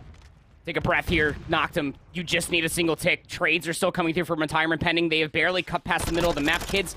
Making sure that Defrag cannot get inside top maps. That's a great kill to find for themselves. Still, dead silence being activated. Need this to turn into a play. Long-range shots versus Mythix. He has an AR over there. That headshot multiplier is a Beamerson. 23 seconds remaining on the clock, and Noctum struggling to get past out of their spawn. You need 2 ticks, remember. For Noctum, of course, if it was just 1, lives had come down to it, but I don't think that's been kind to them so far, so ideally they wanted 2. 14 seconds left now. One last hurrah here for Noctum to try and stave off an offense for round number 5. Dave and Rafi open proceedings here for the final push with a double, and now are able to push through, given just how close towards the end we are. Yeah, that's it. Noctum gonna have an offense here for round number 5, regardless of what happens. Retirement pending. I mean, what we just had like a game of 2 halves, it feels like, right, Andy? Given the first 2 was like, what, both offensive sides are able to get some ticks of progression. The last 2, though, nothing whatsoever. It's just that one segment that got denied from retirement pending, that one last little ditched effort to make sure that the A zone was not fully converted. I mean, by way of an unfortunate auto mantle, I will lose sleep over that one for sure. For you, Noctum, don't worry about it, but will in fact be retirement pending. They have the single tick advantage. They'll be able to load on in for this round 5 defense. It just needs to be said. It's so hard to fully convert an offensive round, especially here in playoffs when teams are this close, this competitive between one another. But Noctum need to do the unthinkable. Some would say impossible. They need to win this offensive round if they want to take map number 3. That's not good. Pretty obvious statement of the year. Defrag comes out. Picks up a double, makes it 3, excuse me. Oh my god, I just went Irish for a second. 3? I just went Irish for a second. No longer knew what happened there. Regardless, Defrag has picked up the triple. Now good for 4 as well. This is really problematic for Noctum. They have got nothing whatsoever. Only 2 kills on towards retirement pending to start this one. Defrag going to be denied the 5th. A chance now for Noctum. They've got control of maps. No trophy system inside just yet to stave off any of those nades being thrown in their direction, and every single attempt at an exit is denied. The door slammed right in their face as Dave just chilling on the middle statue at the moment. There is just so much map pressure for retirement pending. I mean, it's just interesting that you even say that Noctum have maps control, because, I mean, like, finally you deal with Dave. He's on the horse statue. You still have top doubles control. That's where Rafi's located at. He jumps all the way out. Wait a second. Noctum, they find themselves in an advantageous position off the pinstripe kill feed. Roma's on the zone. System down as well. That's helpful. Dave managed to pick up a huge one against Resi. Every single kill you lose at the moment makes this situation more unpalatable. Kids, though, for the kill versus Dave, and yeah, they're looking pretty good now. Retirement pending should give this one more look. Kids going to be looking under the truck here for any information. Rafi bun behind, though.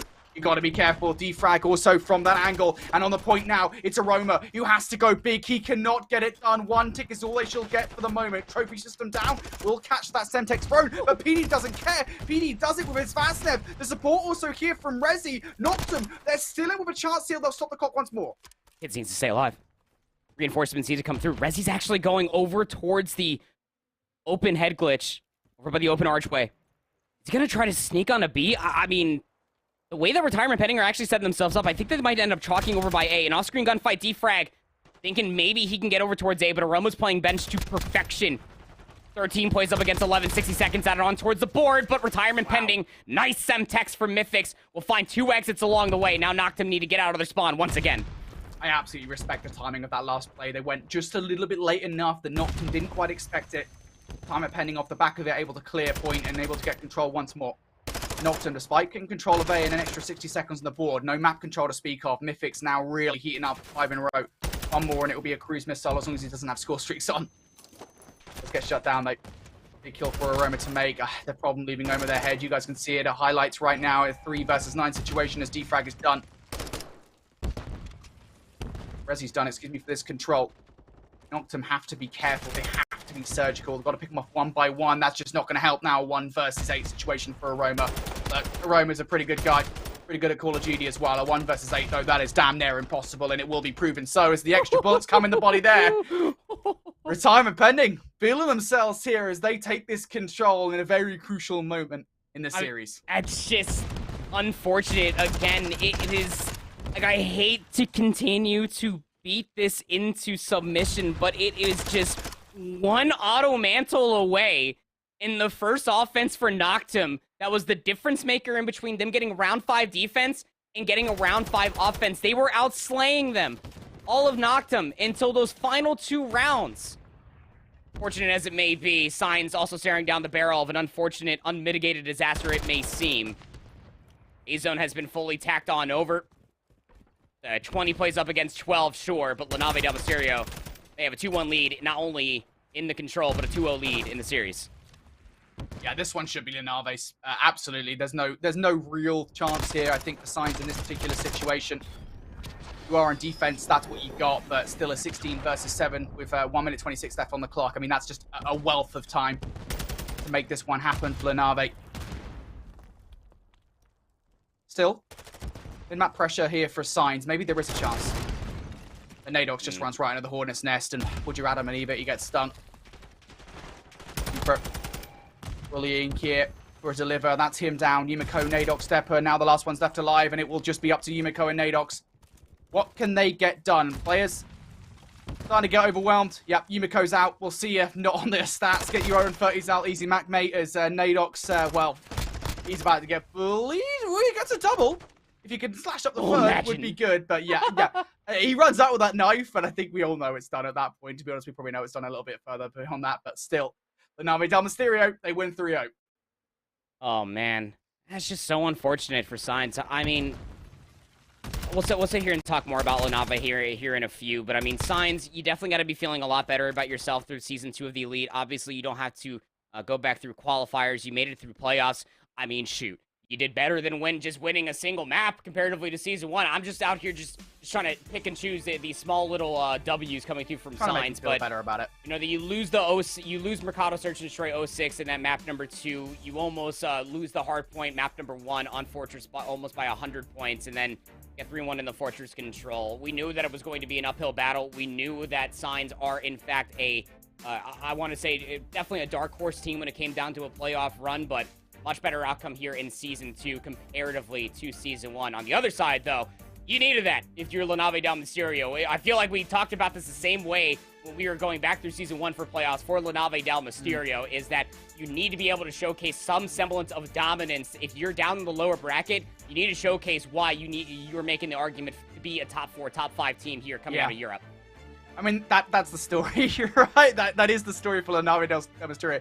It's been the story for ever since this roster formed, effectively, post Boyadrome, post obviously Journey and Lucky moving away from the roster to go and play with Elevate all the way back in Season 1. It's just trying to break out of that top 4, top 6 ceiling, and they did so in Season 1, albeit, but I don't think it was a legitimate breaking, if only because their lower bracket run, it wasn't easy. I don't want to use the word easy because there are no easy matches here, but it was easier than the other side of that lower bracket. We'll say that much, right? Talk about kind of how stacked that was. And I think they'll know that as well. You know, again, the objective here for these guys is we've got to beat one of these top 4 teams to really prove that we deserve to be in the conversation for those spots. Because you look at like the players on the roster and you're like, yeah, heck yeah, these guys should be. I mean, Rencor, yes, he's kind of the new addition for the season. Didn't get to play during the Vanguard year for reasons. But still, you know, he's proven himself as a really good player, I think, this season.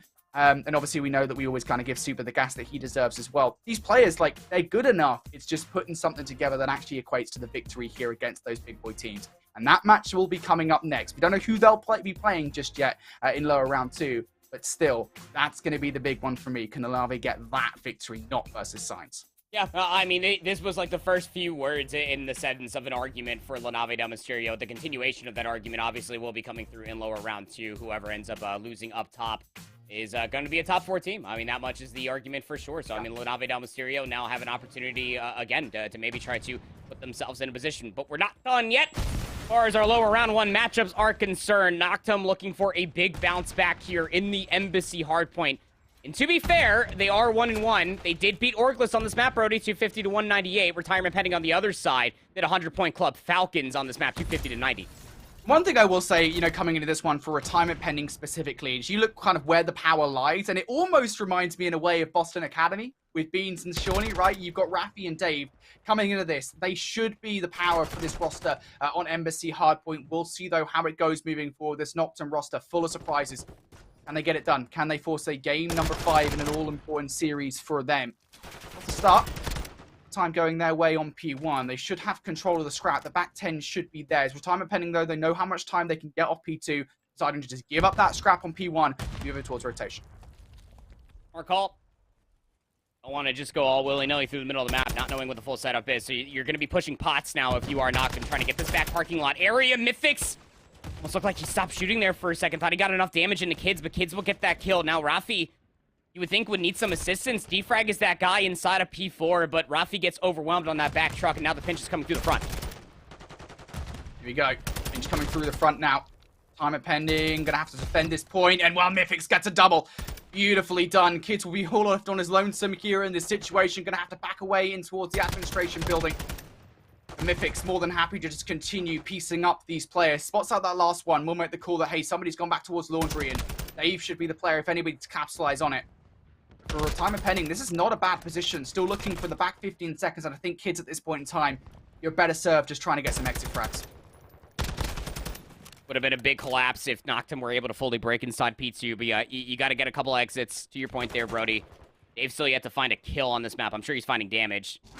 Well, this is that next one, too. So Noctum's going to hold the rotation ahead of P3. Mythics Dead Silence play, get some early damage from Top Kitchen, and, well, Defrag will be there to be able to find that kill, so there is a slight opening, but got player number 8 on the minimap. Kids is watching all these players cross. Kids a massive player in this play for Noctum. Each 1v1 going down, and he actually wins it versus Dave, so Timer pending now, going to have to be a bit more honest with it. Pushing up from the bridge side, Mythics just doesn't care. Yet another 2-piece for him. From behind will be defrag as well, and Dave will finally get a kill on the board here, going from the donut to the breadstick. Retirement Pending do find their way into the back 25. Noctum should give this one more look, and that player to do so will be Rezi, but defrag through the smoke will take him down from that back AC area. So now Retirement Pending should be comfortable for the back 15 seconds here. Noctum once again focusing on the rotation. Just interesting that Mythics was even able to find that two-piece. I mean, it looked like the two players that were still there for Noctum were looking over by pots, but I mean, when you find that kill, if your kid's on a Dave that was top admin, that spawn that next becomes available for Retirement Pending of all places would have been closer towards P2 than anything, so very interesting scenes, but 3 for 1 on the rotation. Noctum yet again will win the opening engagement and still get the initial time. The kill for Noctum here. Hold on. Dave towards the back line again. Not having the best game so far. Wants to really start to contribute for this roster. Shots from afar would be a really good start. Trying to shoot for death. Not able to do so, of course. That's not wall bangable, it would seem, at least for Dave in this position. And, well, a purple kill feed does come through for Noctum. A full wipe that will effectively guarantee in the last 25 seconds, considering just how far away Retirement Pending do spawn. And they know that as well. They know they're just, again, best served in this situation, focusing on the rotation towards Cafeteria. A big full 60 coming through from Noctum there on P4. They do what they wanted over by P3, but they get broken up by the monotony. So, in towards P5 we go. Get your fast navs out. It's going to be close quarters combat for sure. Scrap time's going to be soaked up. Noctum at the triple mark. At 102 points, they will leave. Detson's going to be popped for kids. He doesn't have immediate assistance, but the doors are going to be opened up, so that way Rezi from behind can at least look into this site, but Dave's playing the tight corner. They've got a lot to do. Gets shut down there by kids. So the trade's good enough here for Retirement Pending, though. Yes, they are. Rafi and Mythics hold strong for the moment. Still, though, Noctum banging at the door. It's Aroma. It's PT. Can they get it done? PT for the double. Yes, they will. Aroma supports with one gunfight. So Noctum do break now. Back 35 seconds. Worth fighting over here for these two teams. Retirement Pending spawning out across the middle. And look at this mid-map coverage coming through from Aroma and Rezi. They're doing a stellar job at keeping Retirement Pending well beyond arm's reach. Roma, you might want to reload that tack, buddy. You're not going to have anywhere near enough bullets for that gunfight. Doesn't matter. It's a headshot that comes down and takes him down in the end. But there you go. Retirement Pending going to find their way through. They finally break out of that mid-map stranglehold that Noctum had them in. Now, we'll be about 10 seconds worth fighting over. So at the end of the first set here, Noctum, they have a slight lead, about 25 seconds or so. Really do feel like, I mean, the only difference for Retirement Pending maybe to fully work their way back in towards this, if not flip the lead, is for Dave to have a much better second set. Yeah, he gets traded there, but I mean, he comes into the second set, Brody, at like a 0.2 KD. That's not good. That is uncharacteristic, to say the least, of what Dave has been piecing together throughout Season 2 of the Elite so far. So, in towards the second set, still have that 26-point buffer. If you are Noctum, they can kind of dance with the devil here. Just keep tiptoeing around P1. Aroma has the Overwatch. Double positive now for Gade. Gets traded out inevitably from top bridge, but leader's advantage being grown ever more so by Noctum. Huge kills being made there by Aroma, taking players out of those power positions in top administration windows. PD now looking for more. Rafi able to double up once again. So Retirement Pending here, a good look for the back 15 seconds, but they've also got to keep hold on those P2 rotations. They do exactly that. This is a fair bit of time going Noctum's way, though, as we said. Some serious distance to themselves and Retirement Pending now here in this game to try and force that game number 5. Now they're knocking at the door for the PT rotation. PT on going to be tagged up by a nicely placed Semtex. Dave looking for the kill to try and pad his stats out a little bit, and will finally find it against PT. So the first couple of kills go in Retirement Pending's way, but they don't quite anticipate kids coming from the side door, and kids will completely blow this play wide open. Retirement Pending now spawning out in Narnia. Rafi needs to go huge here. The first few shots are good. The nade not actually going to land on the other side, so PD does survive for the moment. And Noctum just continue to be annoying. Deep frag through the middle, though, for the double. Rafi still alive, and now finally no longer the case. His kids will find the 5th in the row. Does have the cruise missile ready to go. Oh, and it's growing exponentially more and more for every single hardpoint, even at the tail end there of the first set. Continuation here in towards the second. Very snappy breaks coming through for Noctum. If it's not going to be PD, it's going to be kids with that SMG in hand. 19 and 11 now for them. Rezi's also running out of dead silence, but he's trying to play a little bit further forward here on the backside of this A bomb site. Finds the first. He knows that Dave is still up here, so the Semtex will at least clear the opening to come up through the stairs. But again, Noctum with the rotation here at P3 early. This is it. This is really that crucial moment in the game for me, Andy, as Noctum do have control of the rotation. Starts to become the inflection point where Retirement Pending could not come back, but Dave, we said he needs to activate, does get a double alongside Rafi for 1. Retirement Pending on the point. Rafi yet again gonna pick up yet another kill. Dave is keeping these guys away from the hard point with this heady. Finally goes down. So now Noctum. The flood will be through here. That trophy doesn't pick up the nade that Aroma throws out for whatever reason. Regardless, though, the one inside the hard point does. Aroma now, good look towards this hill, but you got to deal with both Defrag and Mythics. The first goes down, the second. PD gets the shot, seeing the trade is good for Rezi here, and the second is also good. Again, 12 seconds for Noctum. They're happy with that position, but they do give a bit of time away to retirement pending. They haven't quite buried them yet. I mean, it's just such small, it's nominal time that Noctum are giving up towards retirement pending. They're at 200 points. They lead by 60 flat. What we were talking about for retirement pending, they needed a very snap break going over towards P3. A cruise missile keeps them honest. You still have one in the back pocket for kids if you want it. But Noctum, I mean, with a 50-point lead, they don't necessarily need it. They're playing for the break again. PD finds 2 as the opening for the third around the back. Gonna be looking for all 4. PD will get all 4 dead for Noctum on another quick break here at 4. Not good enough for retirement pending. They know it as well. Noctum coming out to play. Kids looking for more. He finds yet another double again. A reminder that he's still got that cruise missile to go in his back pocket. And the urgency is cranked up to 11 for retirement pending at this point in the game. Rafi comes through with 3 though. That is a crucial 15 seconds worth taking. It would push Noctum very close towards that 250-point mark to win the game. Now retirement pending once again for the 3rd kill in a row. You have a modicum of control over the rotation, but it's a 3 versus 4 with Rafi picking up their scrap time. They need to go huge. The trades need to be good. Rafi comes in a little late, but it is a 1 versus 2 on the point. Mythics not even able to get 1, and Noctum, they're in. 25 points are all they need. Spawns all the way over by Pots. Mythics isn't going to be a part of this engagement for quite some time. And the setup inside of the current hardpoint, Brody, well, it's a good one. They can't even get close towards the tables, much less the kitchen. 10 seconds away. Noctum. Have they done enough? Rafi coming through the middle of the map has been time and time again a savior for this squad. Now needs to pull out yet another miraculous 3-piece. It's him and Defrag. Stunned up are they though? Stunned up is Rafi. He's been slowed, stuck in the mud, cannot hit the point. And Noctum send us to our first game 5 of the day. First game 5 of playoffs. Everything's been a 3-0 except for this match. That's why I was sitting there just talking about. I was looking at my lips when we were talking about the lower bracket. This one has the setup to be an absolute banger. The only map that hasn't really been the utmost competitive has been the Search and Destroy so far. I mean, retirement pending had a very late resurgence, but again, I mean, it's that first set, truly. I mean, when you have a main AR like at Dave's caliber, and again, I don't want to sit here and harp on the guy because he's had a great season too, but he goes into the second set at like a 0.2, probably less as far as the KD is concerned.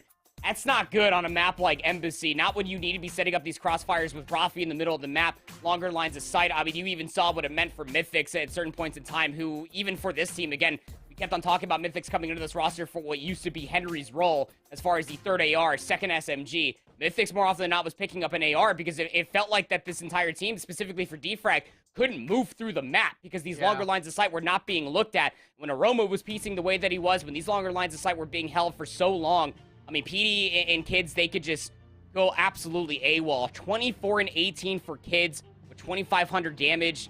Aroma 23 and 17, just shy of 3,000 damage. And to be fair, Dave did have 2K damage, but it is just still so lacking when it comes down to it. For under a minute of hardpoint time, this team of retirement pending, much like how we were talking about that hotel hardpoint map number 1, just in the early stages, struggling to stay alive in the hardpoint as Noctum were just putting them on a mixtape, breaking every single setup that retirement pending were throwing their way. The word you used, I think, in the middle of that game was probably the one that best describes the situation here for Dave. It's uncharacteristic. You don't expect a performance like that out of him.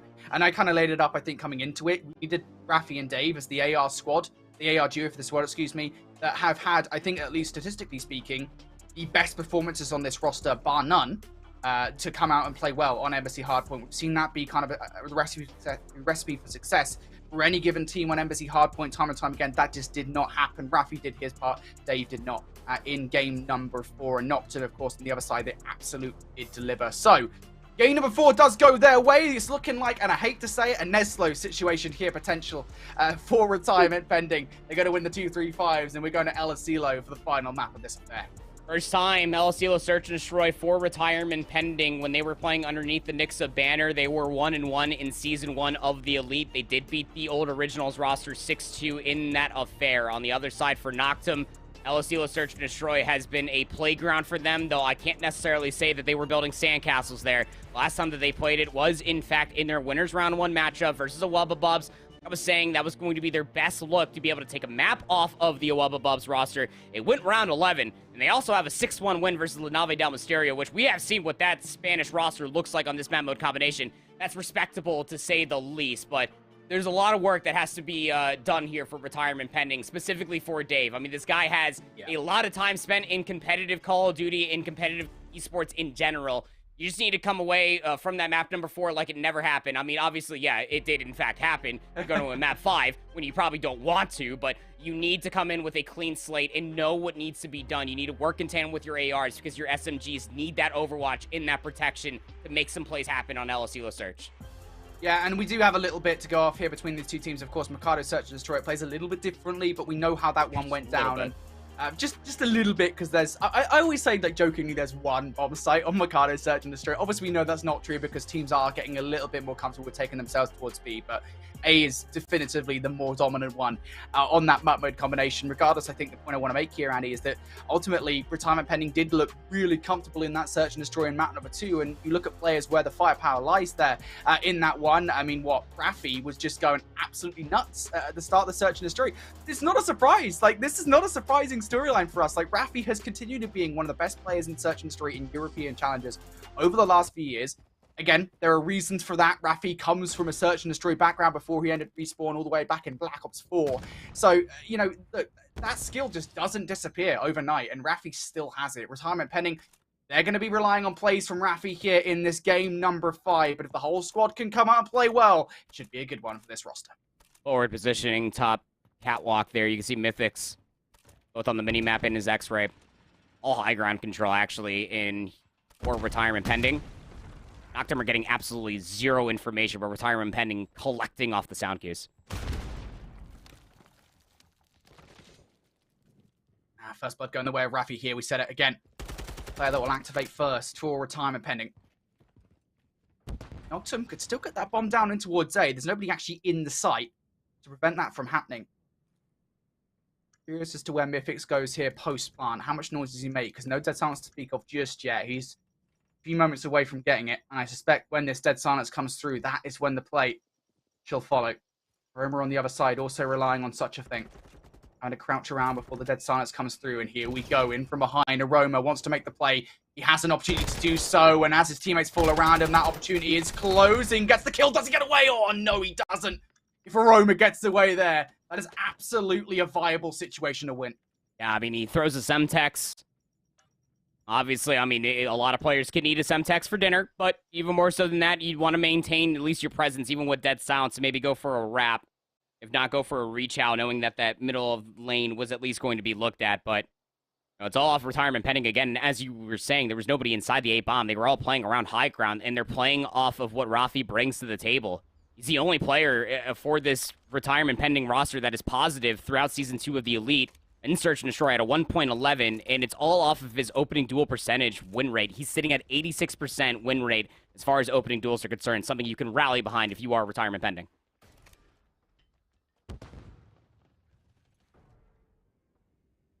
All right, well, Retirement Pending here. Good start for them. Duels will be won in their favor. It's looking pretty slow here from the Retirement Pending side on this one. Trying to bait out something from Noctum for any sound cues they could possibly get. It's not going to give anything away just yet. Just waiting for somebody to channel him over towards this courtyard side, but nothing happened. Try to slow roll this over towards B. David's trying to find a lot of space. He's got dead silence. A dive might cause a little bit of ruckus and distress. They find Rezi. That's the sniper down. Brick's control is a good one, but do they expect PD to be in this position? The answer is yes. PD does get not necessarily tagged up, but the shots are enough to send him on his way. Now the bomb does go down. Retirement Pending again. They've got a player playing off position in the form of defrag. Could well catch players off guard, but Kids actually comes through with 2 kills on the bomb site. Now the collapse will follow as well. Mythics has so much to do here. Aroma starting to make that challenge around the back line. Is the challenge good enough? Yes, it is from Mythics. And on the other side, defrag wins one. Mythics with another one too. And Noctum looked like they were about to convert, but no. denied of heroics from Mythics and Defrag. I thought Aroma made the play. I mean, when the bomb was being planted after that kill comes through from Resi top bricks, Aroma makes the push all the way behind Pride Rock over towards that as far northwest as you could possibly go on the map. Takes care of Dave on the trucks and then tries to help out Kids' efforts when it came down to flying in towards the site. Inevitably gets traded. Mythics has 1 HP. And the last known position from Aroma was, in fact, all the way on the backside of that rock. Just has to hold the irons and catches him mid-tack sprint. Big round, big offense at that for Retirement Pending to take a 2-0 lead.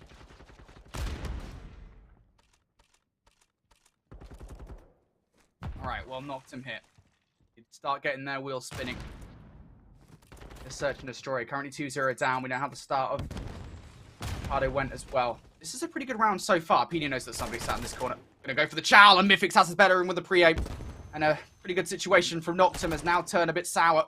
Mythics following up. We get another one now on 4 in a row between the last few rounds. Aroma finds himself in a 1 versus 3. Look, he had a 1 versus 4 in his hands in the first round. 1 versus 3 is possible. Dead Silence not on the cards, though. And not fully charged up. Mythics is just playing bottom pool, just in that 1-for-1 position. Bomb patty caked on the A bomb site itself. Roma's gonna start clearing away some high ground, but I mean, he is just making a lot of noise. Door's even gonna open. Cracking sound at that. That's gonna be the sound cue from Mythics down low. You just gotta poke back up top kitchen and find that kill. Retirement Pending. Throwing wrenches into their defense. It was all high ground in their first defense. Yeah, Defrag still up top kitchen. We'll find that final kill, but it really just comes down to Mythics that makes the play. He's that sole player that's inside of that A bomb site and completely stuffs it. Had some assistance in that mid lane. You got to tip the discipline that's coming through from Retirement Pending. 2 4 sprees between Defrag and Mythics. And those are the players you really have to shut down, ideally. I mean, you lose this round, you potentially give away streaks to these players. That's not a good position to be in whatsoever, because it opens up so many more options for Retirement Pending in their offenses. They know that as well. This is a big round. It was at the point of no return, really, for Noctum.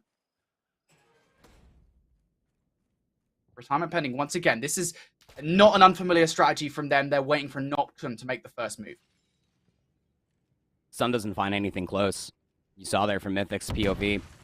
Rafi also clears that close arcade machine, so nobody in a 1-for-1 spot. Noctum taking a keen focus over towards A. Now, the last time the Retirement Pending saw this, they committed Dave to be pushing all the way up towards the B lane. This time it's going to be Defrag. Dead Silence is about halfway gone. Roma's up top bricks with the AR. He sees Dave crossing, but there's 2 players below him. As he should do. Nice nade from Dave. Yeah, they knew. Roma out of the round. Resi has so much to do. Look at where that one's going. Resi might clock on this. And Retirement Pending, I mean, despite the numbers, I was going to say, I mean, in a 3 versus 4, Noctum were actually not in that bad spot, but now they are 2 players having to pull off heroics. They can't get it done, and, well, Resi, the best thing you can do in the situation is try to take down Defrag and Mythics. You can't do either. Retirement Pending, they get that 4th round required. Oh my goodness. Sorry, did I say that Retirement Pending have only played 2 Search and Destroy maps? Because they look like that they got the plot armor here on El Asilo. I mean, maybe people have just been vetoing it against them, knowing how deadly this team could be on it. I don't even know how you would know. Good heavens. I mean, Mythics, along with Defrag, are just making the right plays. And Rafi, I believe, also spawned into that round with an SMG as well, just causing more chaos in the middle of the map. Gotta have this round if you are Noctum. PD being 0-4 is not a good sign. And Resi only finding 1-4 the majority of these rounds with the sniper rifle just simply is not going to cut it.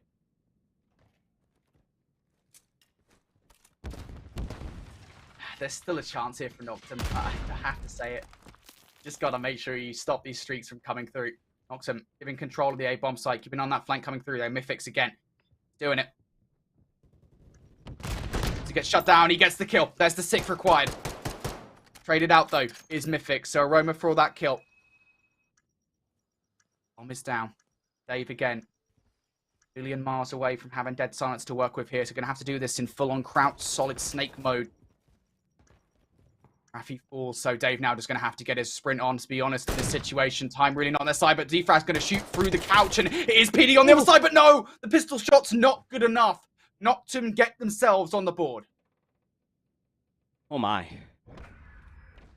Swear there was going to be a point in time where this door opens up. PD delay turns around. I mean, he was redded. He was literally one shot. He almost died. Gets that kill and then somehow gets that secondary weapon for defrag. There's a chance. But it's like you said. Quote Goku. There's a will, there's a way, man. Noctum, they are going to claw their ways all the way back into the search and destroy.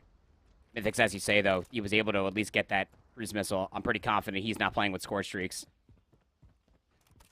I love this coming out from Retirement Pending. They still have a 3-round lead here, Brody, and the way they're setting themselves up, Mythics, he's got his back turned inside the house. He's getting called in. That's a lot of information. Rezi's out in no man's land. Can he get the safety in time?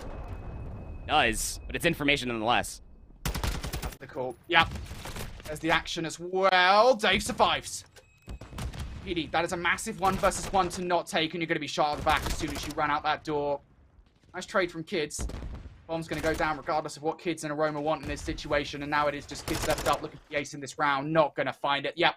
And that's what I was referencing earlier on. When I talked about that streak coming on in, that's the kind of play that it enables. Yeah, oh, absolutely. I mean, Retirement Pending through the majority, if not all of their offenses, have not been fast. They've all been slow, meticulous.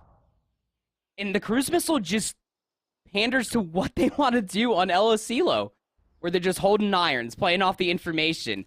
You get the streak from Mythics being called in. You can't ask for much better information as, again, Dave just encroaches forward past the B control zone, looks at top AC, knowing that's exactly where Rezi is going to chow from. Series point here for Retirement Pending to send Noctum packing from Season 2 of the Elite.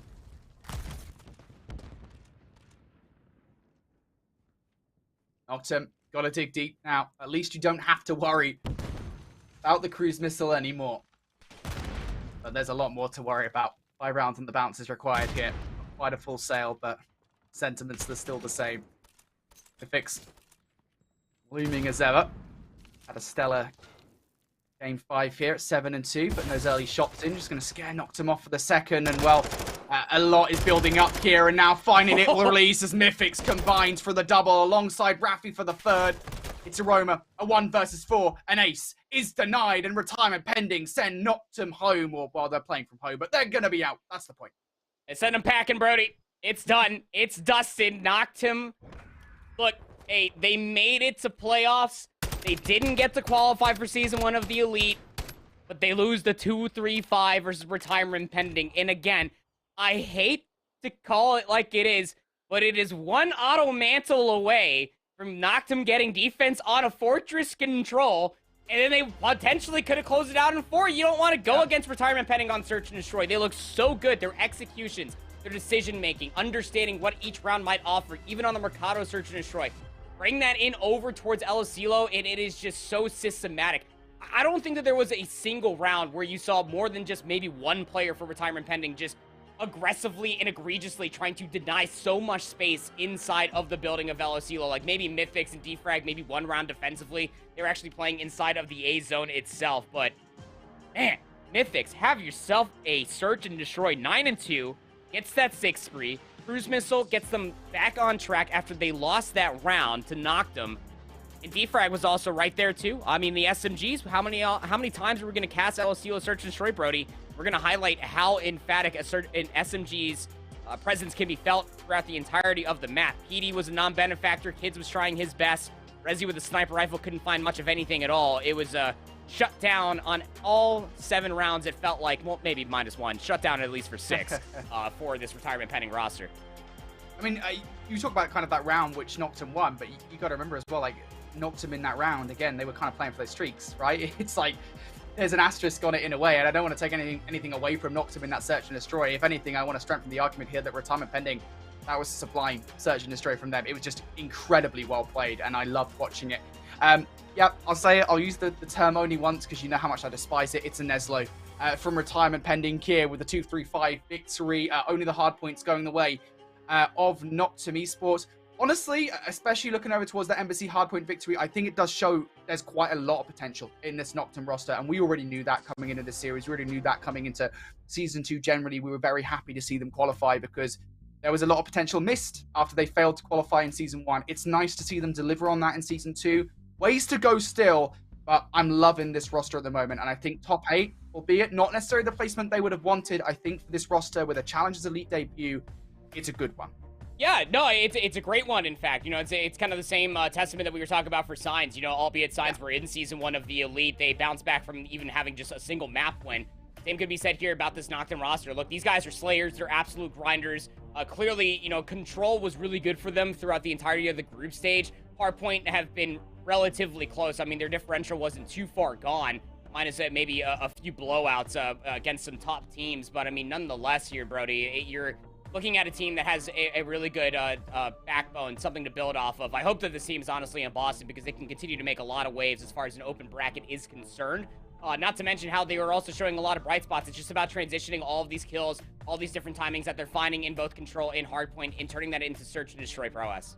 Yeah, absolutely. Well, look, Noctum Esports, they look pretty good, but not good enough. They're going to finish out in top 8 place, but retirement pending. They will continue on in this bracket. Again, though, just like the Na'Vi Del Mysterio, we don't yet know who they'll be facing in lower round 2 tomorrow, but they will at least see, not tomorrow, next week, we'll at least see another day of play here in Season 2 of Challengers Elite. Here's a look at the bracket then to remind you guys where we're currently sitting at. Of course, we saw winners round 1 earlier on. It was 3-0s all around, and that will lead Notorious to face Awobabobs in the winner bracket semi-finals, as well as the Originals taking on Orgless, the battles of the ORGs in the other semi-final match. What a beautiful couple of semi-finals we got there in the winners bracket. And here's a look over towards that lower bracket again. The 3-0 for the Na'Vi Del Mysterio means that they will once again be on the path to try and vie for a top 4 placement here at least in Season 2 of Challengers Elite, and pretending again, just like last season where I think they placed top 6 as one. I want to say where they finished after their victory versus Team Notorious, looking to get there again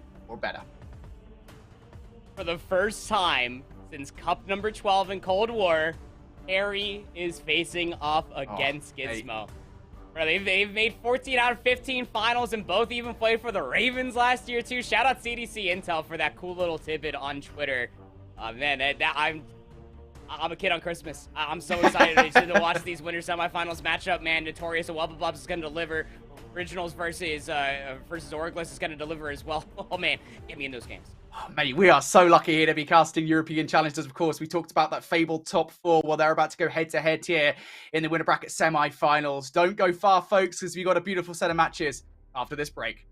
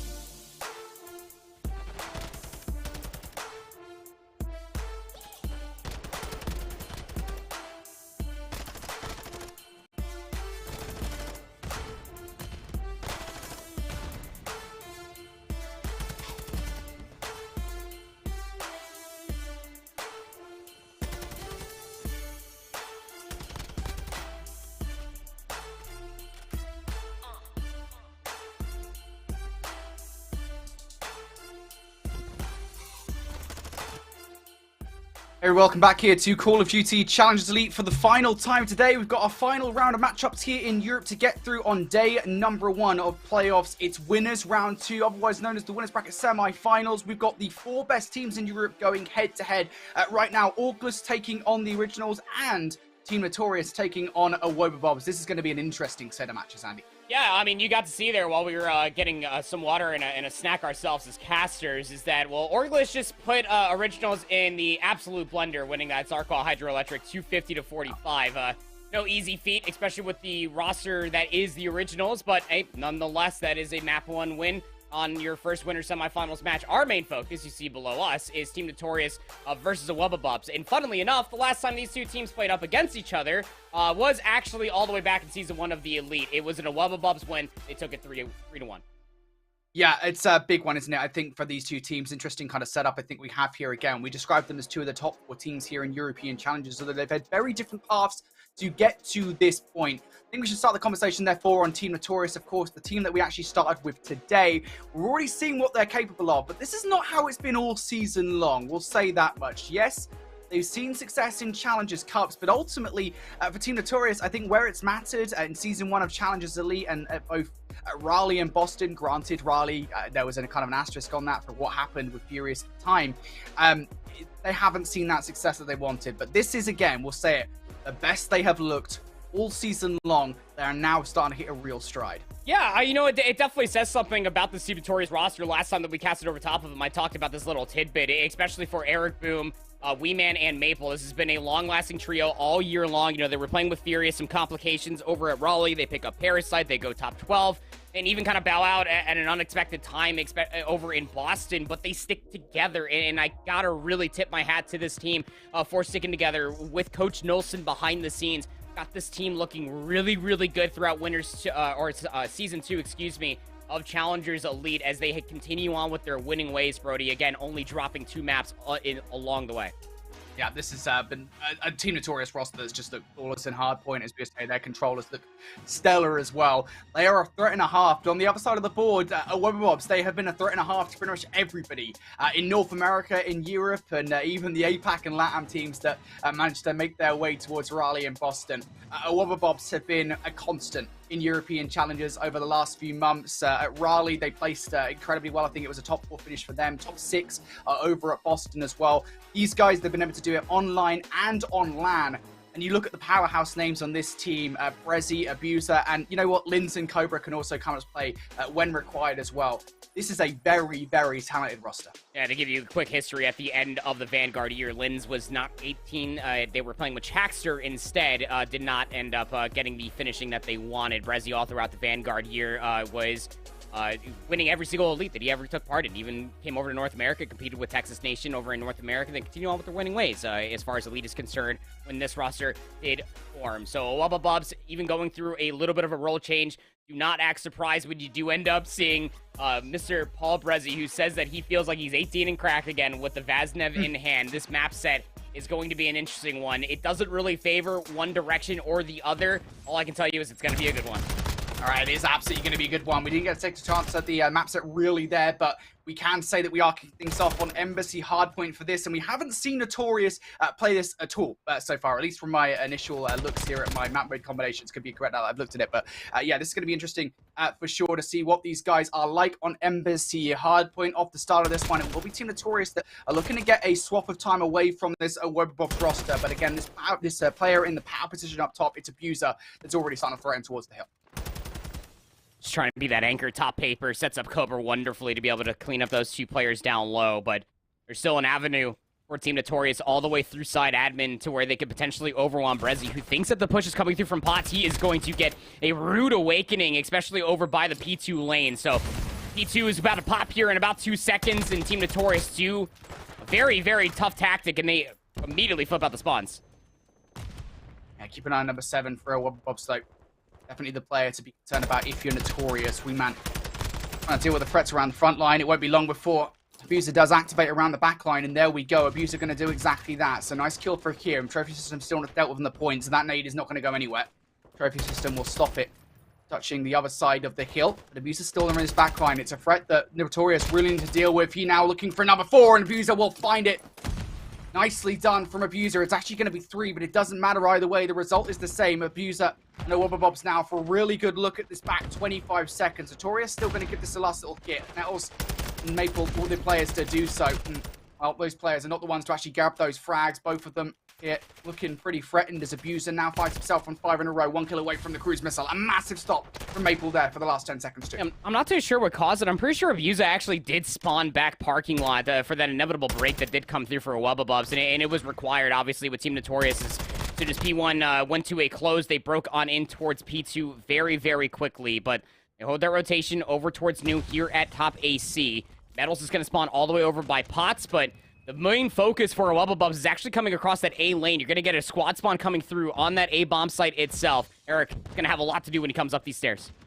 We know Eric is capable of it, like, seen it before. Oh, no! I mean, you're in a 1 versus 2. You've got a vast sniff in this situation. I kind of get it, but it's tough. You've got to get at least 1 there. Now the threat towards the hard point is tough, as Metals has a lot to deal with. 3 players from Awobabobs and too much to handle as he, Eric Boom, going to get another look for the back 20 seconds or so, but I think as he falls now and Wee Man goes towards the point and dies as well, yeah, that's too aggressive. I got to be honest, that for Notorious there to hit 20 seconds like that, it leaves them in a really rough spot because now they don't have control of the rotation. All the north lane control for Awobabobs. That break comes through. You were saying control the rotation, completely fallen by the wayside. Metals, uncharacteristically 3 and 10. Abuser playing on top of at least the close box. Trades are in, though. Numbers that much favorable for Awobabobs. It's a 3 for 2, and the spawns will remain intact. Good start here from Awobabobs, and now it's starting to change together. P3 and P4 back-to-back. Notorious needs to be wary. Lynn's around the stairwell. Eric Boom didn't expect him in such a position now, and Notorious needs to deal with him before they get anywhere near this hard point. Send player in the back line. That'll be Wee Man challenging for this back 30 seconds. But again, they just cannot shut down players like Cobra. He was now on 5 in a row. Lynn's also on 3 in a row as well. Awobabobs done a stellar job at keeping the vast majority of time off the back of this hill. Notorious still knocking at the door for a valuable 15 seconds or so. But Lynn's again putting those shots in towards 1. It sends Wee Man off towards Laundry. Rezi able to capitalize with the frag on towards Eric Boom. And I tell you what, here, with these couple of kills coming on through, Awobabobs might actually have a great look towards rotation, but Metals picking up 2 should shut it down. Yeah, it's again, Metals on the rotation, finds 4 in a row. Cannot speak into further existence how crucial that really is for Metals to heat up, especially ahead of this P5 rotation. You could not afford Awobabobs to be able to get another break like they did on P3 going into P4 and turning into another money hill. A full 60 you would feel required for Team Notorious here at 5 to bring themselves back into the game. And Metals really starting to heat up now as well. We know that Cobra has the cruise missile in the back pocket ready to go, so Metals earning 1. Might well be paramount moving forward, but Lynn's will win that 1 versus 1. Now Awobabobs starting to pressure once again. Too much for Eric Boom to handle inside, and Awobabobs in for the back 30 seconds. This isn't good enough for Notorious, and they know it as well, especially after what happened on P3 and P4. They know they need to come in for this last 20 seconds to not necessarily have a chance in this one, but at least keep themselves in the conversation. Eric Boom will find their way in alongside Maple. Shots going out here. Abuser almost manages to get it. I wonder where Eric Boom went there for a second. It's actually Wee Man, his teammate, who takes him out. But it's okay. That's not the worst thing in the world here for Notorious. They still have control of that back 10 seconds or so. Down by about 50 going to the next set. Not a bad first set if you ask me. For Awobabobs. He's also up top there with the Vaznev. Trying to control top paper. This is where Abuser was when we started off this entire map number 1. Team Notorious looking for a bounce back. Still so much time when it comes down towards P1. You've got to get these players out from the top paper position, but focus and try as you might. Team Notorious are falling right into the line of sight for Awobabobs. Once they know they got 4 dead, they hop on the time. Wee Man will get Lynn's out from said time, but it's a double-ditched effort. You're trying to find kills. You're trying to keep Awobabobs off the point while also keeping P2 spawns in the back of your mind. Yeah, this is what happened on the first set, Addy. You got to remember, bud, and you know the situation was a little bit different. That's the key thing here, is that this scoreline wasn't present when we came down to P1 on the first set. Awobabob's presence up towards the top wasn't so damning. This is okay, though, for Notorious. They managed to get away with gunfights in favor now for the rotation towards the next. It's not quite secure just yet, as the spawns over towards the top side do come through from Awobabobs. Wee Man, still a bit of effort to do, but the kill feed will be yellow. Wee Man looking for the last, whereas he survives for the moment. And again, that's to secure those close north spawns here for Awobabobs. How can they break?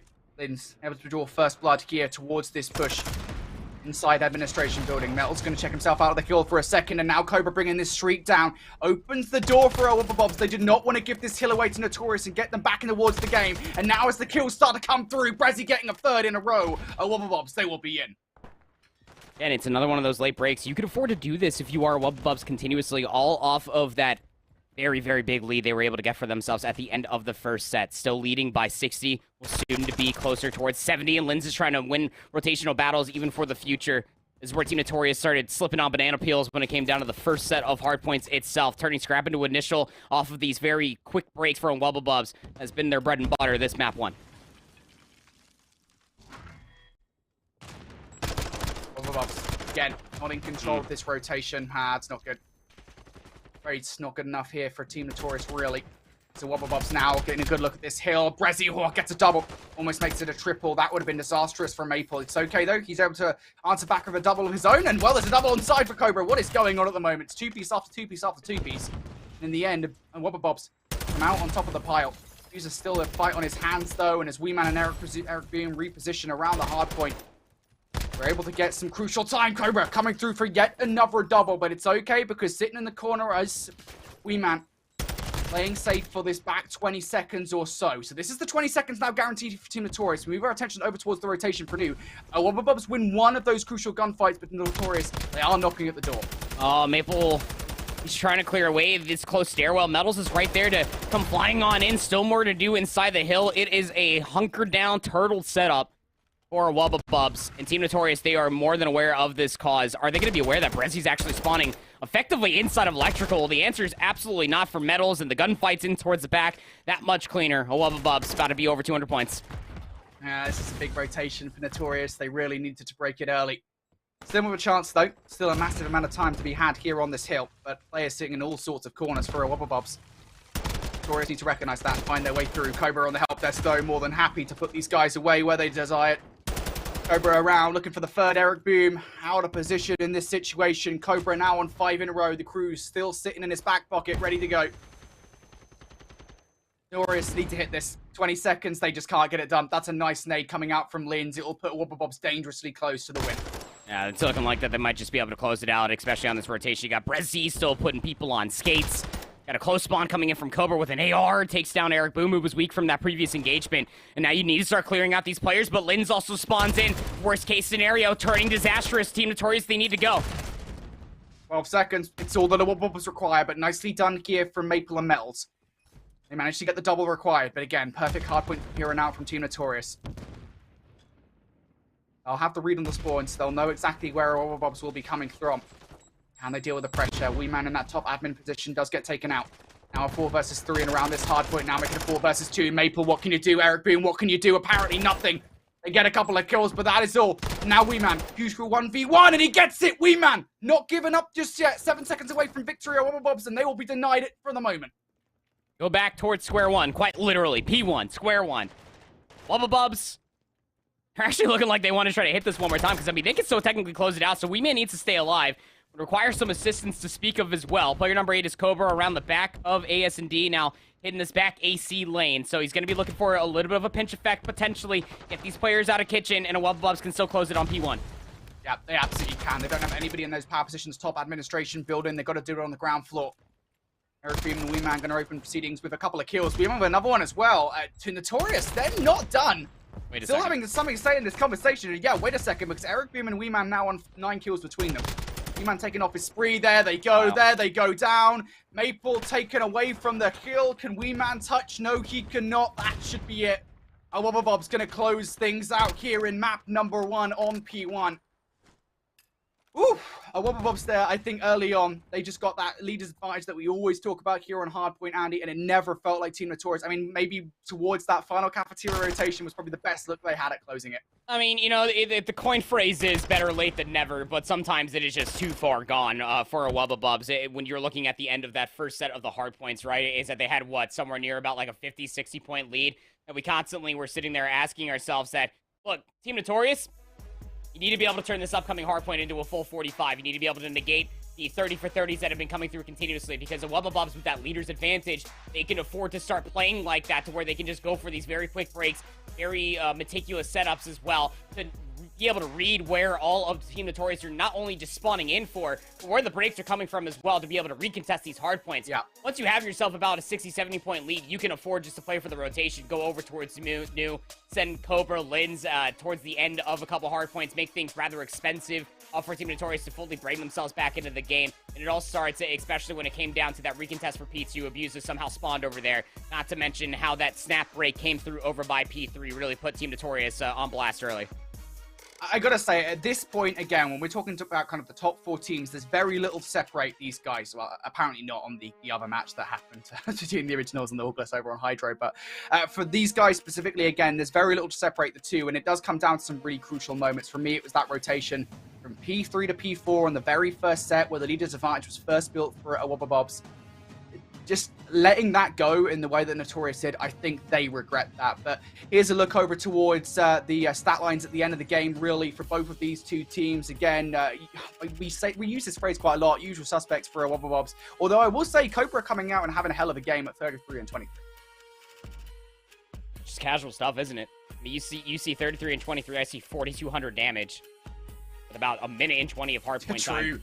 And Abusa is also right there, the technical AR duo that is now to Cobra with 2 minutes of hardpoint time. Everybody putting in the legwork when it came down to hardpoint time. I mean, the only players in the lobby that were struggling to stay alive in the hardpoint was Maple and Metals, but can't really fault them all too much. Action continuing on here in winners semifinals, though, as we go into Orgless versus the Originals. Again, the Originals put on a poster as far as Hydroelectric Hardpoint Map 1 score is concerned, getting 50-point club. This is a big game, therefore, isn't it, really, for the Original? Oh, Denza, mate, come on. I'll throw a nade. See, yeah, this is a big game, though, as I was trying to say there for the Originals. They need to win out this search and destroy. Can't afford to lose it after what happened on Hydro Hardpoint. Denza going to get the bomb down now. Nobody inside sight. The Originals are fully relying on a late play here, a late flank coming up from players like Furious. No dead silence required here now. Finally going to utilize it, and Furious in for 2. He's trying to look for the 3rd. No, Denza denies. Now a 2 versus 2 situation as Harry has already taken down another one. Dead silence activated now. The pinch play starting to come through. Denza trying to play in an off position, an off angle. Door open there for a lucky. Denza going to take him out. Now runs away. Henry knows what side of the map he's on, but he's not. Oh, he does actually anticipate the jump up towards the window. The first few shots are good, but Denza's smart enough here to just get away. Henry's just going to jump over the defuse. Denza's going to check this with enough time. The bullets are good, and yeah, Denza, what a beautiful play in that round. I mean, lucky that just opens up the door. He kind of gives himself up for free. I mean, it could have been a bait play maybe, but Henry gave up that position, bottom kitchen, quite some time ago. He was going to be in a position to just maybe try to collapse on that play. Plus, he was damaged from the previous jump out of the main window from Denza, who was playing inside the bomb site after getting that trade onto Furious. So well done, especially for Denza, finding that kill on a lucky, knowing that he could just play the clock. Map point here for Orgless to go up 2-0 in this series.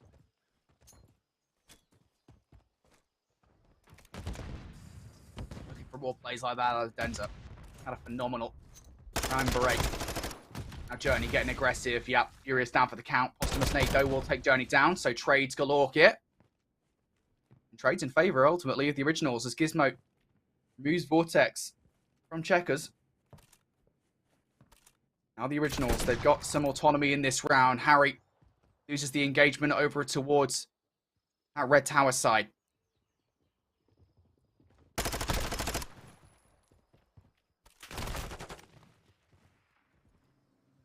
Yeah, at least for the trade on the Denza.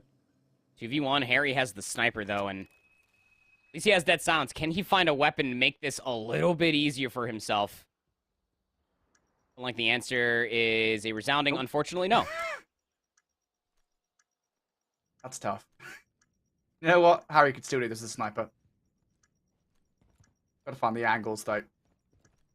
Players are just set up for the worst possible place for Harry to try and get these snipes off.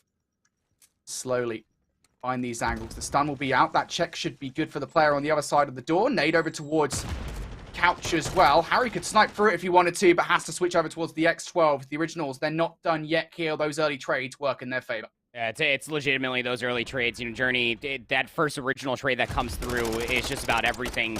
You shifted into focus of mid-map control with Vaznevs in hand. For saying originals, I mean, it was definitely a weird scoreline to look at while we were looking at it through the L bar while we were on break.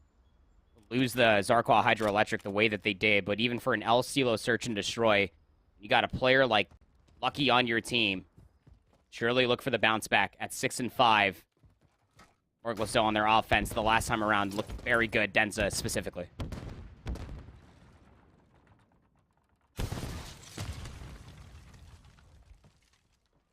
Orgless hit. I'm looking for something to try and close out this search and destroy. The original's not giving it to him just yet. The closest player pushed up will be Gizmo. Dead Silence is about as far away as you can get from earning it. I will find these players. The way Vortex is playing on the other side of this door. He feels like he knows that something's up. Stender. Wiggle, wiggle. They know. They absolutely know. Gizmo, finally, they activate. Gizmo gets one. Yeah, that is the longest stalemate I've seen in a while. 2 versus 3 in the end. Vortex and Journey, now you're up.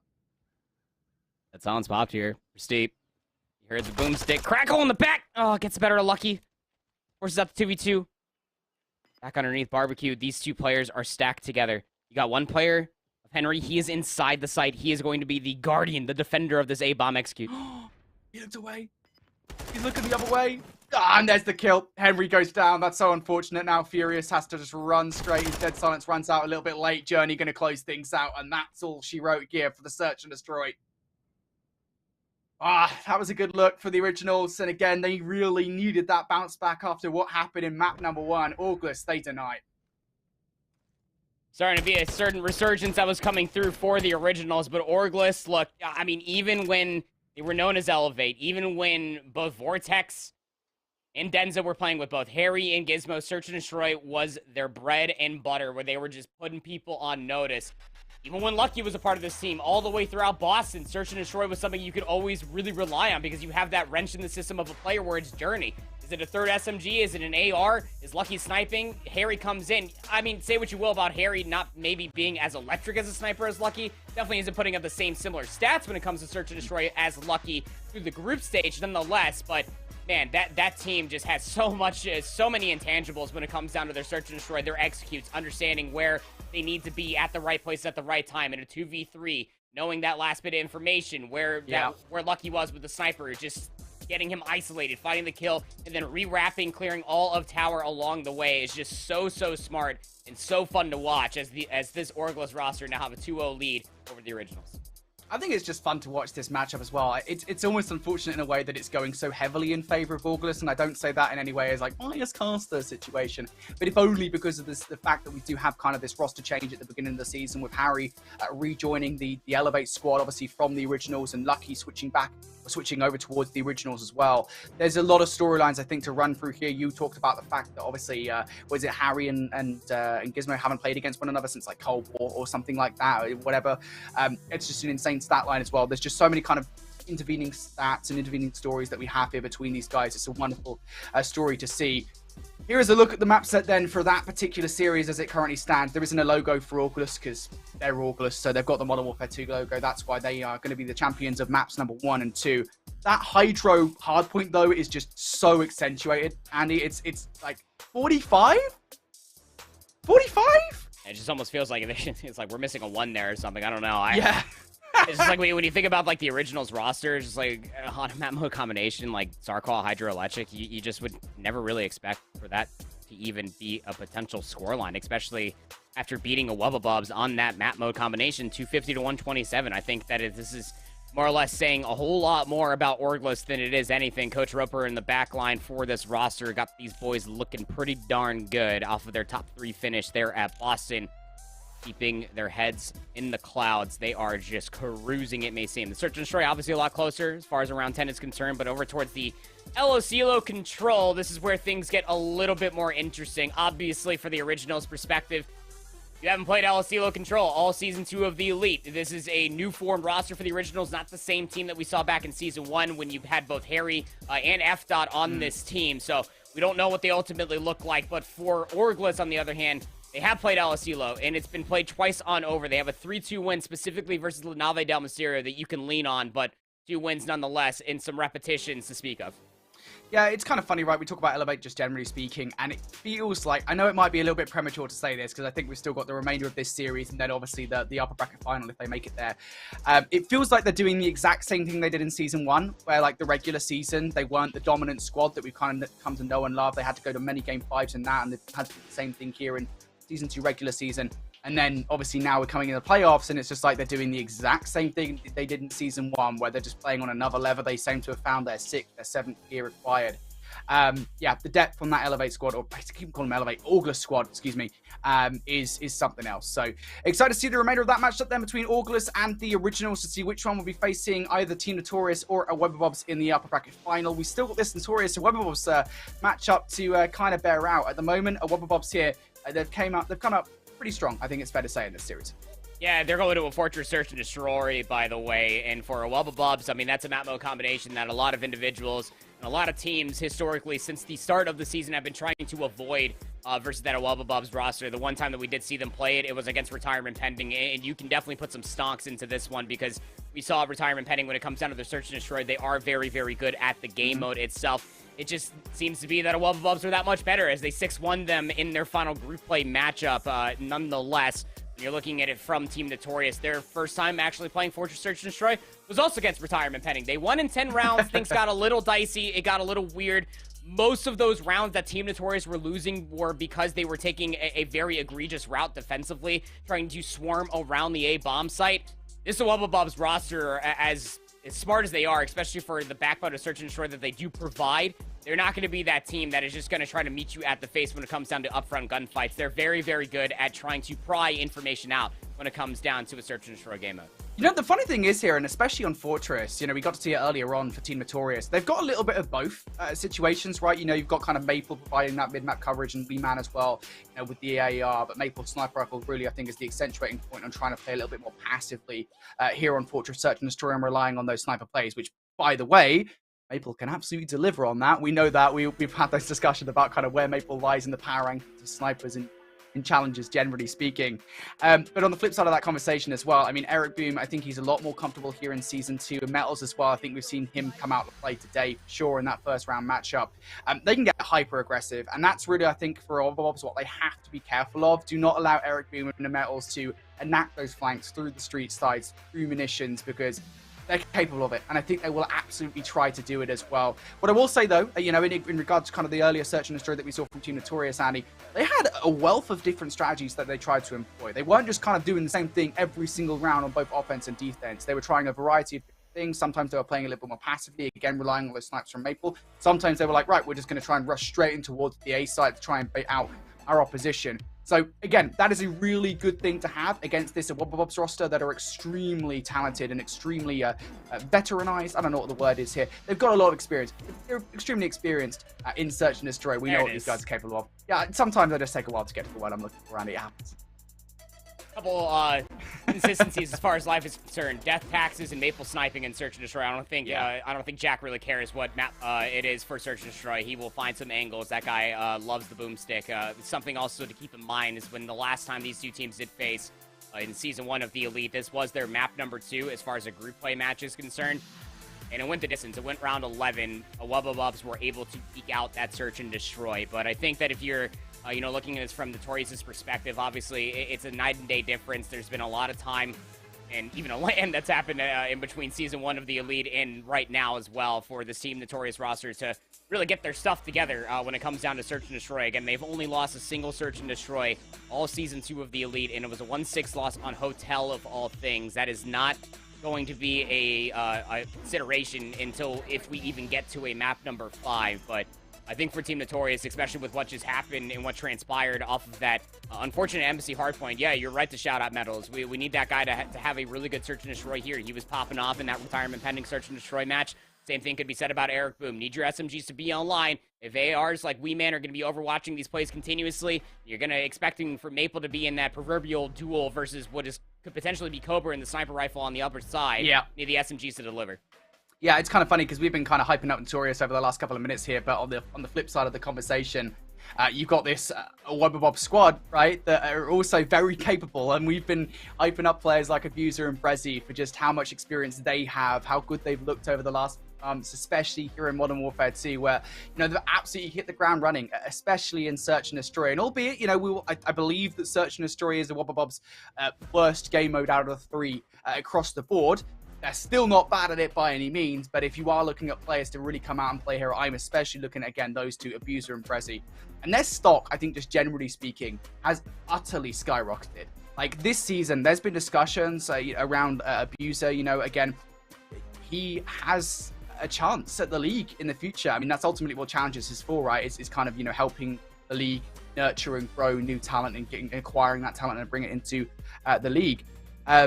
Abuser is one of those players, man. He has just impressed so highly at the beginning of the season. And, you know, if a Wobberbobs can find some success, perhaps a victory, not just in Elite, but maybe on LAN ahead of Texas, you know, maybe that stock will go even further and he might even get a chance. Would be really cool to see. It would be really cool to see some Belgian representation as far as CDL is concerned. I mean, the guy definitely has some stocks. Obviously, there's something to be said about a mostly French roster that I mean, they have to be communicating in English, you would think, not unless Abuser can fully speak French. I haven't, you know, sat next to them. I don't know. I don't know what languages. I think like French is pretty common in Belgium. You know better than me, bro. I don't know. I'm across the pond. I'm just presuming. You know what? It might be right. I mean, they are mostly a French. They might communicate in French. Is a pretty language. Anyway, regardless, good team. That's the bottom line here. That's all we need to know. We've got a match regardless. It's the originals. It's Orgless. We're going to see what happens here in this control. You guys can see it now. Orgless 2-0 up after their start against the originals. The second map, significantly less dominant, but still Orgless there in the driver's seat here. They are indeed. The kills around the back. I mean, if Vortex is able to take down Furious, that means your flank would be at least secure, but Journey will take him down in return. D-Zone is what is being looked at, just maybe to try to stall off this clock, but there is just not a sufficient amount of kills for the originals to stay alive on this side of the map. Back towards the drawing board, back towards mid-map coverage, as Henry is looking to find more plays in and around top and bottom kitchen. Originals looking pretty good here on this A here. They don't get to go any further than the point. Henry is sent back towards the respawn point. They've also got to be kind of cautious because Vortex enacting this flanking from behind. The shots are good enough on towards one for Gizmo.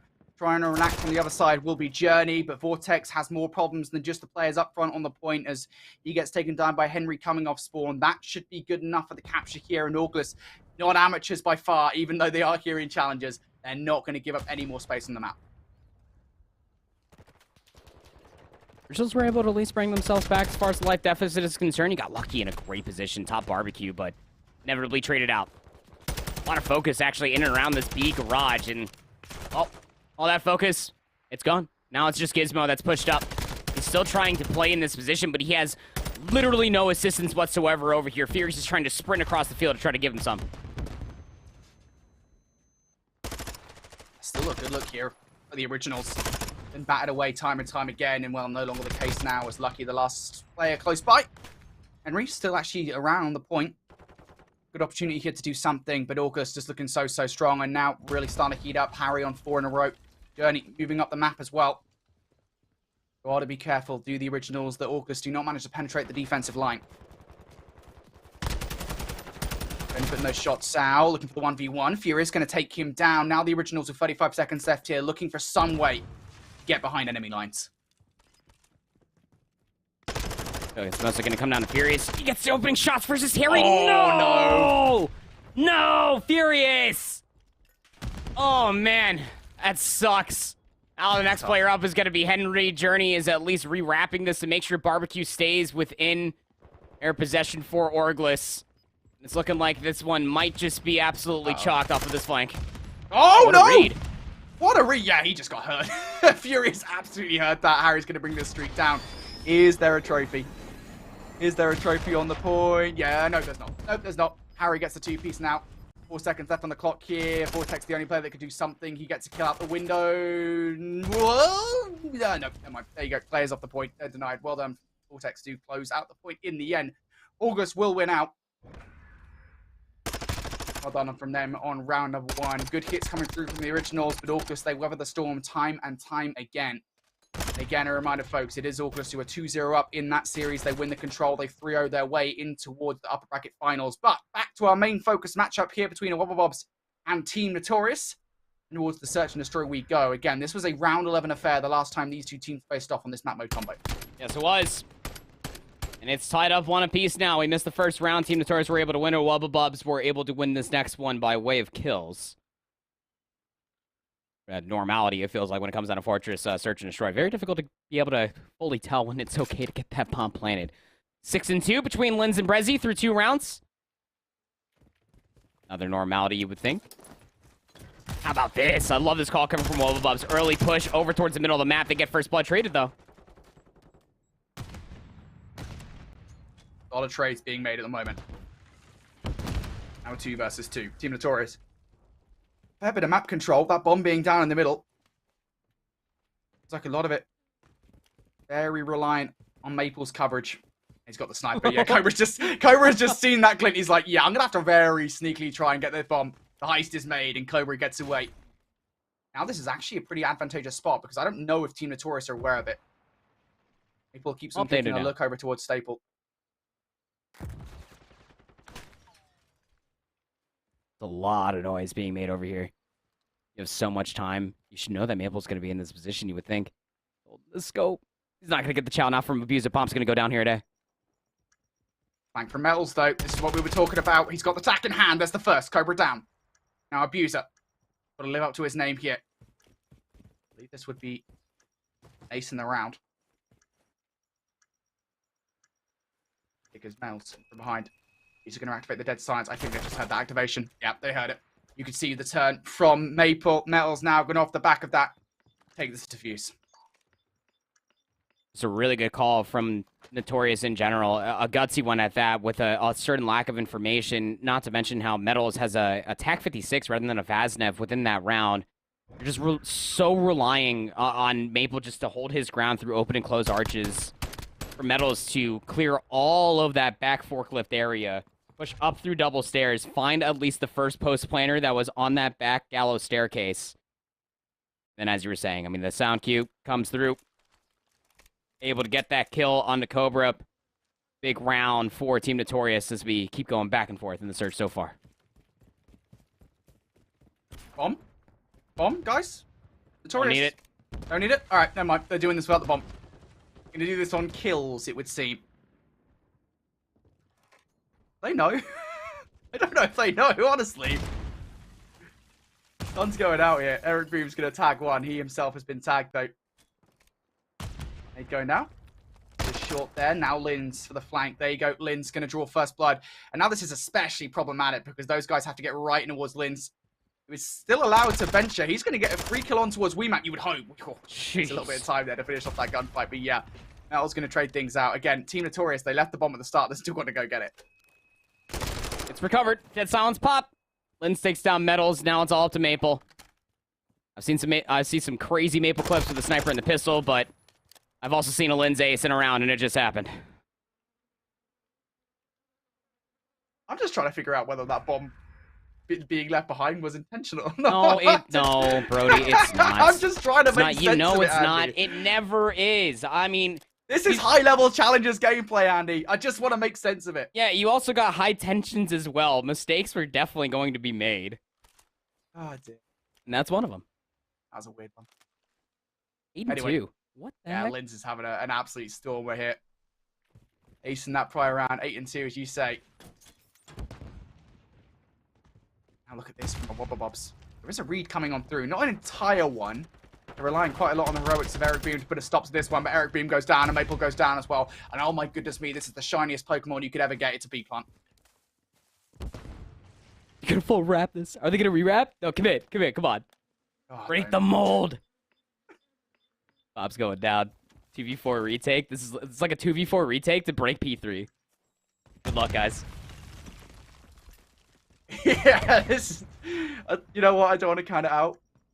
Stranger things have happened and all that, but this is tough. I was gonna try to make his way through. There's just no way. No. It's like, again, like when you think about like the setup in a post plan, when you do get that shiny Pokemon like you were talking about, right? Is that like you got Brezzy who's playing on this Godhead glitch that's looking towards the map push. The best way to try to retake this entire area of the map is by getting maps control. I mean, you're almost hoping that maybe you can have that one extra player to maybe bait and switch top maps, maybe over by the main gate or over by that big archway just outside of Blacksmith. But I mean, in a 2v4, like, it was already going to be tough. I don't care what site that you're going towards. I don't care what map it is, let alone a B plan on Fortress. Wubbabobs win 2 in a row. This has been some weird search and destroy so far between these two teams. Battle's going to draw first blood in this round. Notorious do have the bomb this time. No improvements made from the last offensive effort, but this time, again, equal foul 2. This time, Abuser and Linz getting aggressive. Linz hanging around in his favorite place, munitions. On defense. Aggressive as ever. Look at Linz, man. He's just bouncing around the map at the moment. He's about to catch Maple off guard as well. There goes one now for the second as well. Doesn't quite catch the good timing he requires against Eric Boom. That isn't terrible. Eric Boom doesn't actually know where Linz has gone. And his dead silence runs out. I mean, if you're counting your blessing here, if you're a fan of Team Notorious, Eric has bomb. But he is going to be romping and stomping all the way through Albagger Fortress. This cross is going to be watched by Brezzy. Did you see him? Should have seen him. Yeah, he saw him. All right. Oh, gets the first on the Linz. Running out of time, though. Eric needs to commit towards his plant. And I think Brezzy might be assuming that it is, in fact, going to be a commitment over towards B. Eric, he might be playing for the kill. Does that stun connect? It does. Eric knows where he is. Brezzy's stuck in the mud. Eric flies from the top rope. And a 1v2 clutch is on the cards. What a play from Eric Boom. What a beautiful play as well. That cross is very hard to do. I don't know if the timing was quite there against Brezzy in the play, because I think Brezzy might have looked away just a slight second. But even so, like, to cross, yeah, Ego Chow victory against Linz, who just flew out of top doubles. Bottom single, excuse me. It doesn't matter either way. It was a beautiful 1 versus 2 from Eric Boom. But Linz, off the back of that round, does have a cruise missile ready to go. So that is something nice to have in the arsenal here. And the Wobbabobs send Abuser to pick up the bomb a little bit late. But either way, first blood has already been drawn. It's only about 15 seconds in. And it's a crucial one at that. Now you have to shift so much focus if you are Team Notorious and make sure that this B push does not come through. Weeman's playing all the way over by gate. Got Eric Boom that's down in maps. Now the call is for Maple to watch this cross and at least check the A bomb. Be tough to even scout anybody on it. Maple doesn't even have his notable sniper rifle. Has dead silence though. Gonna be looking to potentially make this push happen past cannons.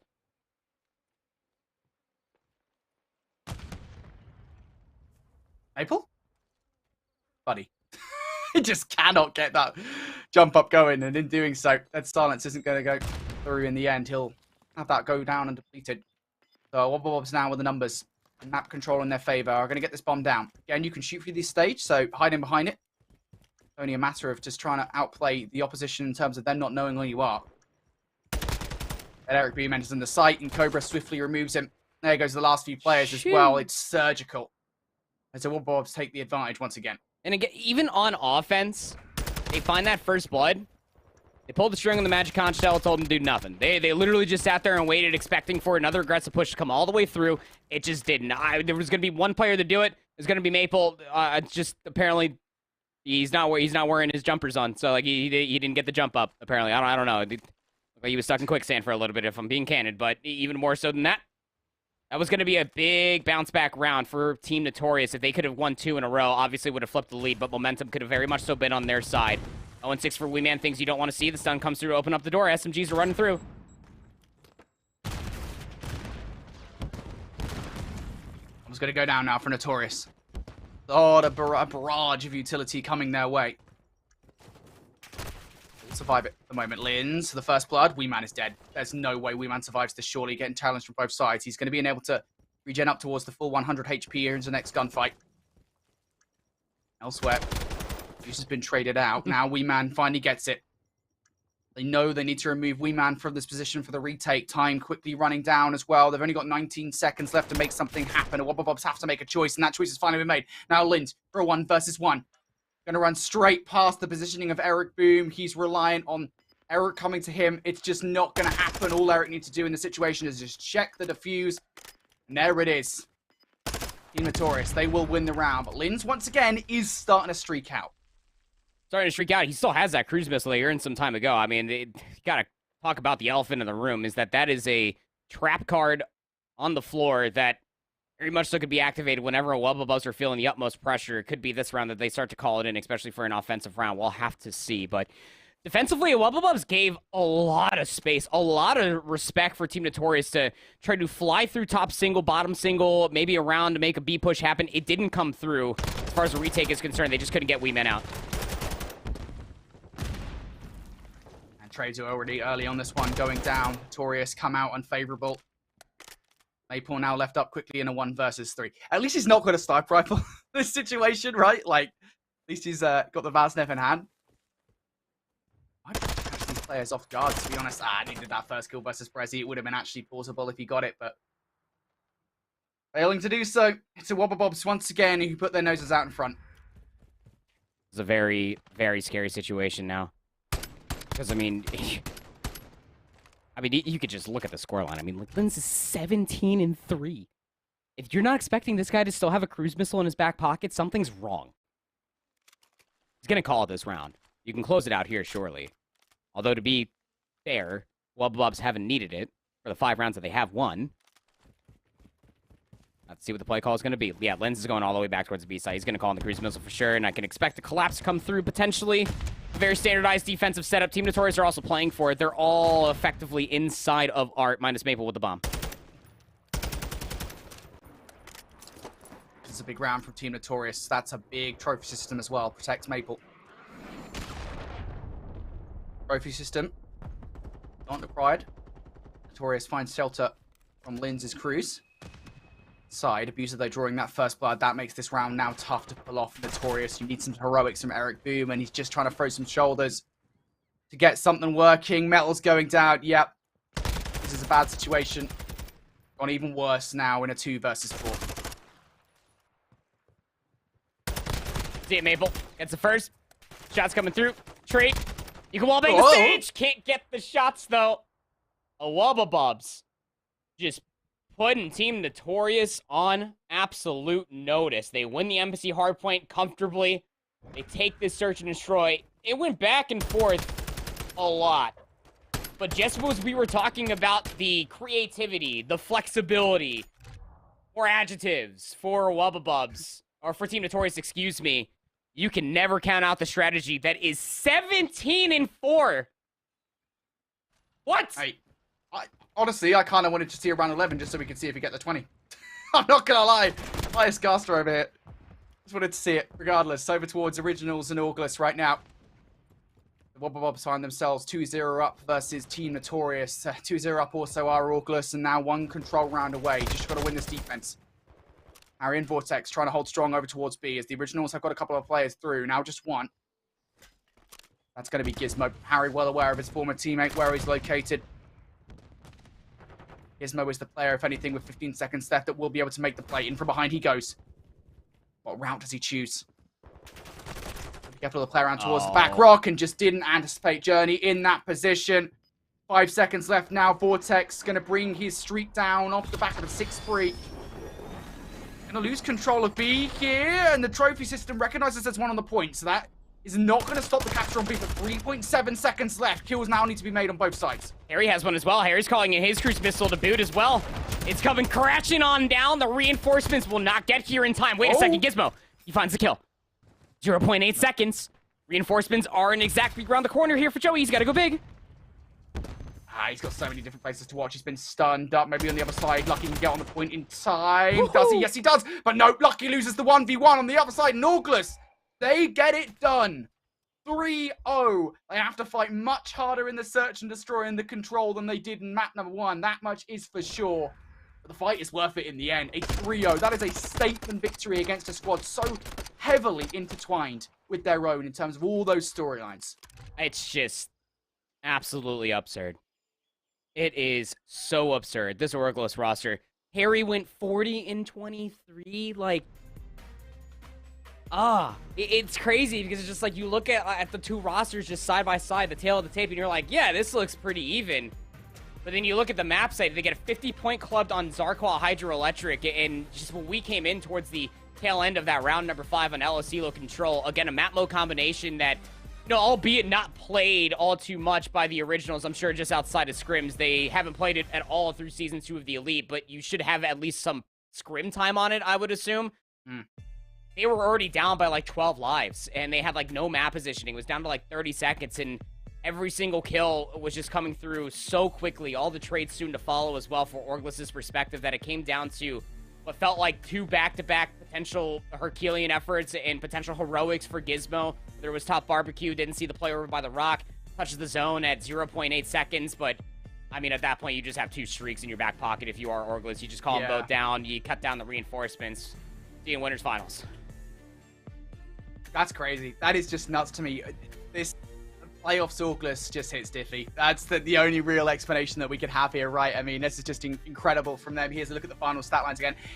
I know we said it after map number 2, Andy, but like that map number 1 blows my tiny mind. Like Hydro Hardpoint being 250 to 45, like that's not a menial scoreline. That's not a menial difference between those 2 teams.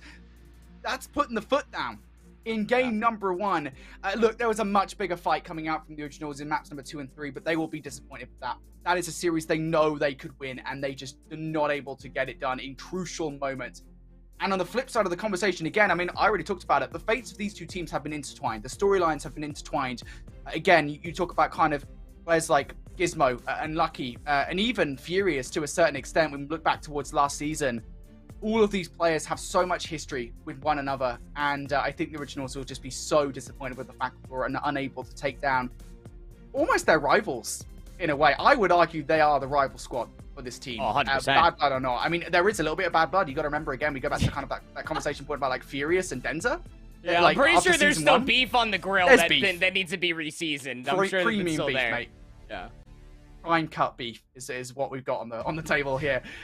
It's okay though, because well, I mean, if we're talking about beef getting cooked, the originals, they do get cooked there in that game 3-0 versus the originals, or rather the other way around. As Orgless coming out strong here in the upper bracket semi-final. They guarantee a place in the upper bracket final. That means we've only got 1 more spot in that final to give away.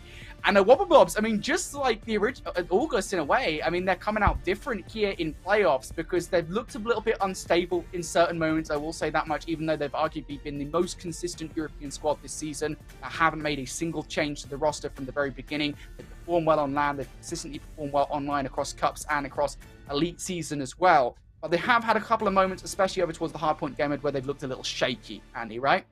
But this is the Wobbabobs roster now, coming out different for playoffs. That's actually the same exact narrative I was going to start spinning, especially for Orgless as well. You know, you remember even Elevate throughout the entirety of Season 1 had a so-so group stage, dropping maps. Maps were closer versus a lot of different teams that probably had no business coming through. But, yeah, playoff of Wobbabobs, it's an entirely different beast. And, I'm glad my producer told me. I would never even thought about it. Colors are indeed backwards. What's that mean? So Wobbabobs, they're in gold. That means Team Notorious is in purple. All right, cool. Sometimes that's not terrible, to be fair, because the Wobbabobs, generally speaking, are meant to be yellow, right? So this is not the worst thing in the world, to be honest, although he obviously is a little bit distracted when the top being. But it's okay. We know here on the casting desk what's up. We know what's happening here with the colours. And in the moment, Wobbabobs now looking for a good look over towards B. Brezzy, Abuser, Linz, they all contribute to it. Only 1 player left behind. And you know what? Abuser thinks I'll help out Team Notorious a little bit here in this situation by taking down my teammate. Now there'll be another fight on for this point. Notorious realizes there's a window to try and close it, and oh my god! Maple comes through and completely explodes, but Cobra with a double back, it's not enough. Despite that, Cobra does not get the triple required, and Maple will save that B point. Maple is able to find 4 and 1 life as well, so working closer towards that cruise missile. We've seen the creativity that is a cruise missile when it comes down to Hotel. Could be very influential when it comes down to control as a game mode. Second segment on the way over by A. Eric Boom, quick shoulder chow comes through. He'll take down Abuser, but that doesn't stop the progress. Linz is still over here. He's also reading the flank. Maple's 1 shot gets traded out. This third segment should come through, and it absolutely will. 60 seconds out on the board.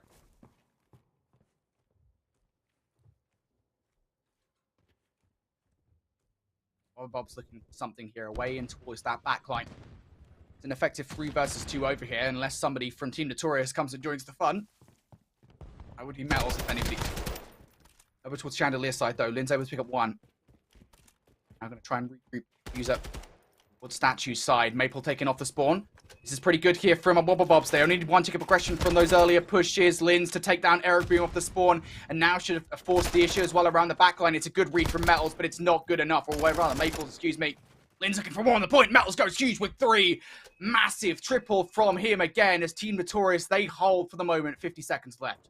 Not immediately turning into bedroom control. We got player number 5 that's trying to pick up that slack. They're actually still playing around these stairs. Metals to his left! Has Abuser, but maybe headshot multiplier, maybe first bullet. I'm not too sure.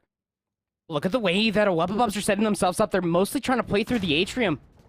I mean, you have time for this to maybe try to work a couple kills, but you also are giving up a lot of time and potential for Team Notorious to get a little bit more map positioning. Eric Boom is bottom bed. We're running out of time here, Wobbabobs.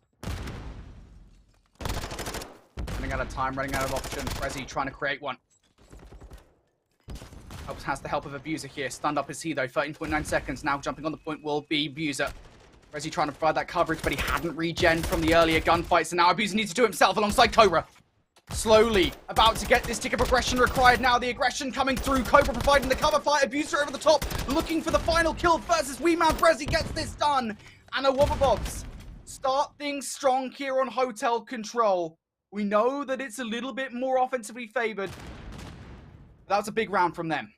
Last time these two teams played back in Season 1, Team Notorious were able to win it 3-1. They were flawless after all when it comes down to their Season 1 control, and continue on with those winning ways. Have only dropped a single control in the Elites so far, 12-1 overall. But as far as Hotel Control is concerned through Season 2 of the Elite, Wobbabobs, as far as Hotel, I've played it 3 times. They've only lost a single round, and that was to retirement pending. So take that as you will.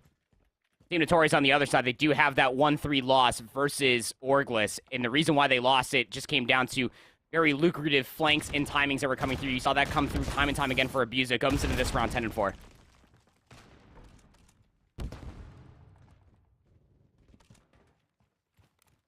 Slow start here from Team Notorious there, giving a look over towards B while also having some presence on A. Again, these guys can see how slowly that point will be going away. They know that a lot of presence is over towards B. That's why they're not overcommitting towards A. They're not falling for the trap that Notorious are laying down.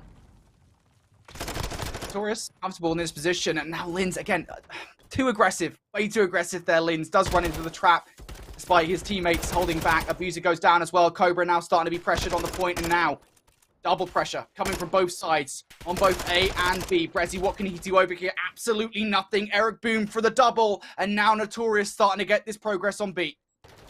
Good to go. The angles are being held, though. Maple playing the head glitch over here by the D2 staircase. They're coming out one by one, one by one. They are slowly rolling out from Spa, but they will fall in return.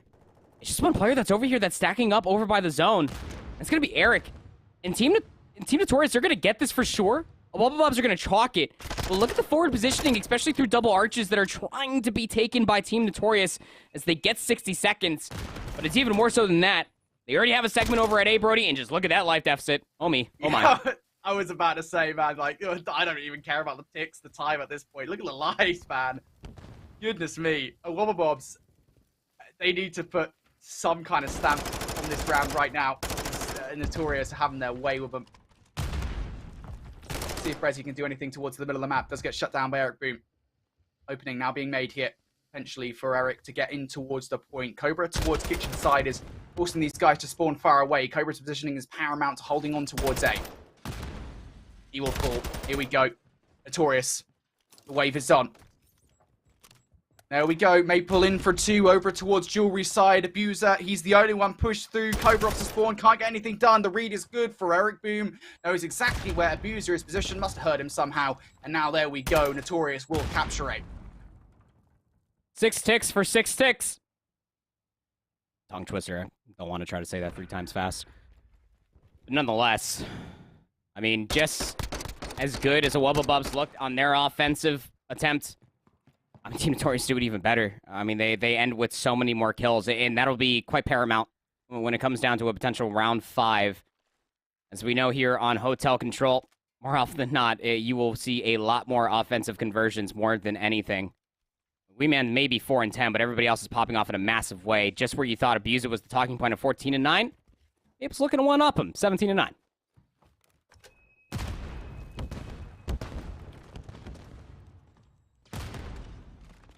Now we'll see what Wobbabobs are able to do on their offensive effort. Last time around, they almost captured B right off the start. It is going to be a little bit more classic from them this time, though. Over towards A they go. Notorious, the way they're playing this at the moment. They know that somebody is hanging around here in lobby somewhere.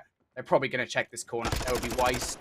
Maybe not. Yeah, Brezi's taking those shots. It should be okay now for a wee man to take him out. You would hope. This heady, though, is kind of horrible to deal with. Brezi from afar might well get Maple as well, but no, Maple does deny. And while all that's going down, it's all the distraction play. It's all trying to keep Notorious away from A.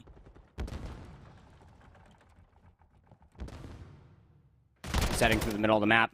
Linz is going to be the biggest problem here. We want to make sure that Linz gets shut down over by double arches because that flank could be quite the crucial one. Big 2-piece from Eric as a double weapon setup to speak of. They're going to shift that focus immediately into bedroom control. Player number 6 is going to be Maple. He's going to take a forward approach over by Valet.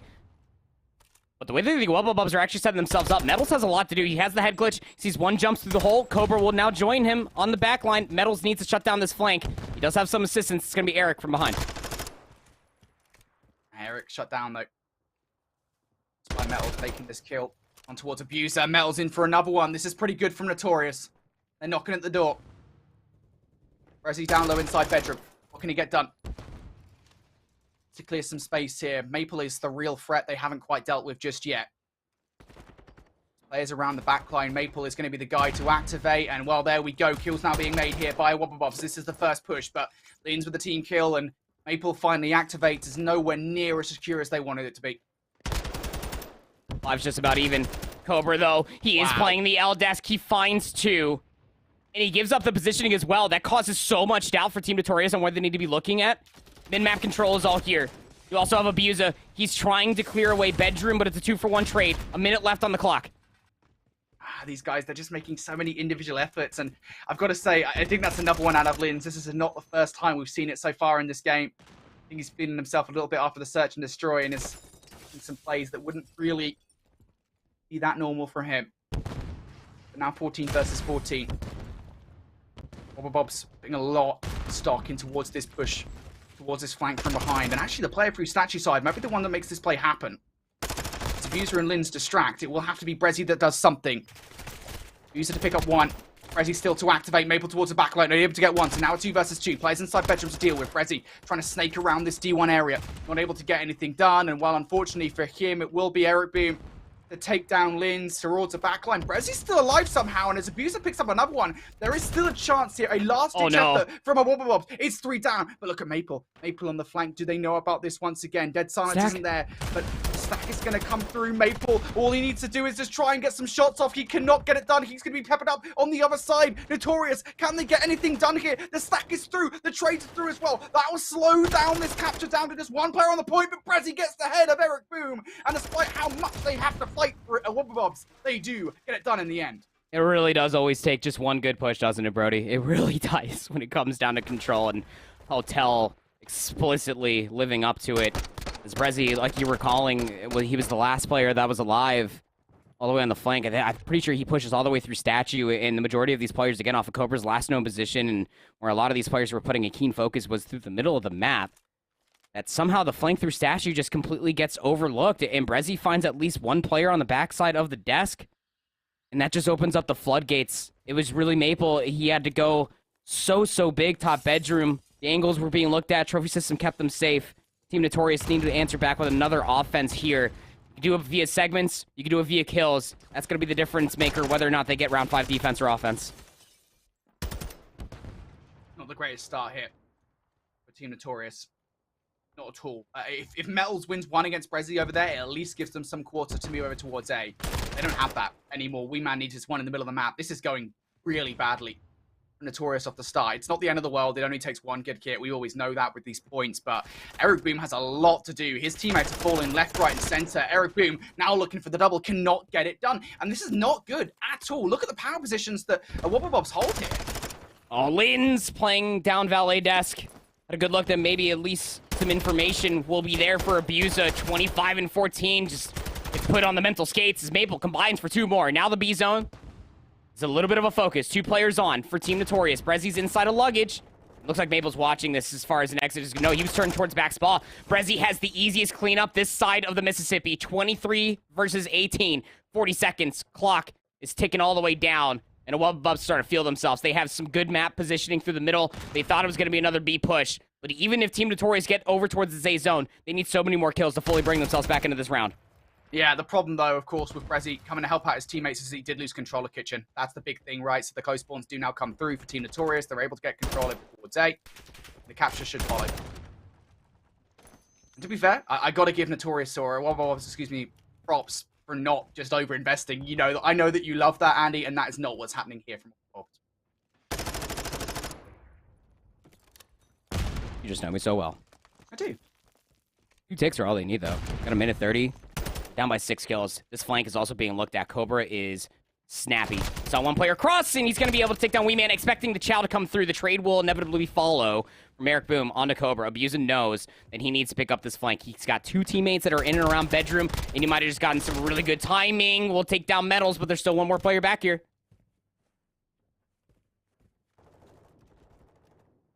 It's not done yet. Still got a clear house. Eric Boom in this back line. Know what he is capable of. Now he's got attack in hand. Has the best weapon, to be fair, for the situation, but stunned up. Cannot do anything against Cobra in that situation. So cleared it. Have a Wubba Bobs, and it gets worse as well for Team Notorious. They're relying on individual efforts from players like Wee Man. And Wee Man has given them a chance around that backline. He gets a second as well. This will force Thins to get out of position here around bedroom. Opportunity here for Eric Boom to clear, and he does exactly that. Now Brezzy, his position becomes paramount, and 8 in a row is Brezzy. This streak might well need to be utilized if they want to save this round, but it's okay. Brezzy doesn't need a streak. He is the streak on 9 in a row, looking for number 10. Somebody put a stop to Brezzy, for goodness sake. He finally goes down, but look at this. Team Notorious, they didn't even need to get Brezzy. They've got past him already. They're now on the point as well. Lin's from up top. He will be taken down, and yeah, absolutely. Oh no, the stack is good, but Brezzy, does he land the streak?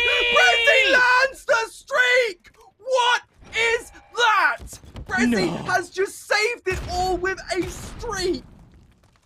Metals, a 1 versus 11, but I have just seen the single best cruise missile of the entire season. I called it, Brody. I called about cruise missiles on Hotel. People are getting creative with it. I honestly am surprised, shocked, appalled. I gotta get a broom and dustpan to just clean up my jaw that just smacked across the floor. At the cruise missile touchdown in time, Brezzy respawn, called in the streak immediately. And he wall bangs the splash damage off the wall. That's the creativity we've been seeing on Hotel. That is absurd. He said he doesn't need the streak. He is the streak. Yeah, 10 spree. Really well done.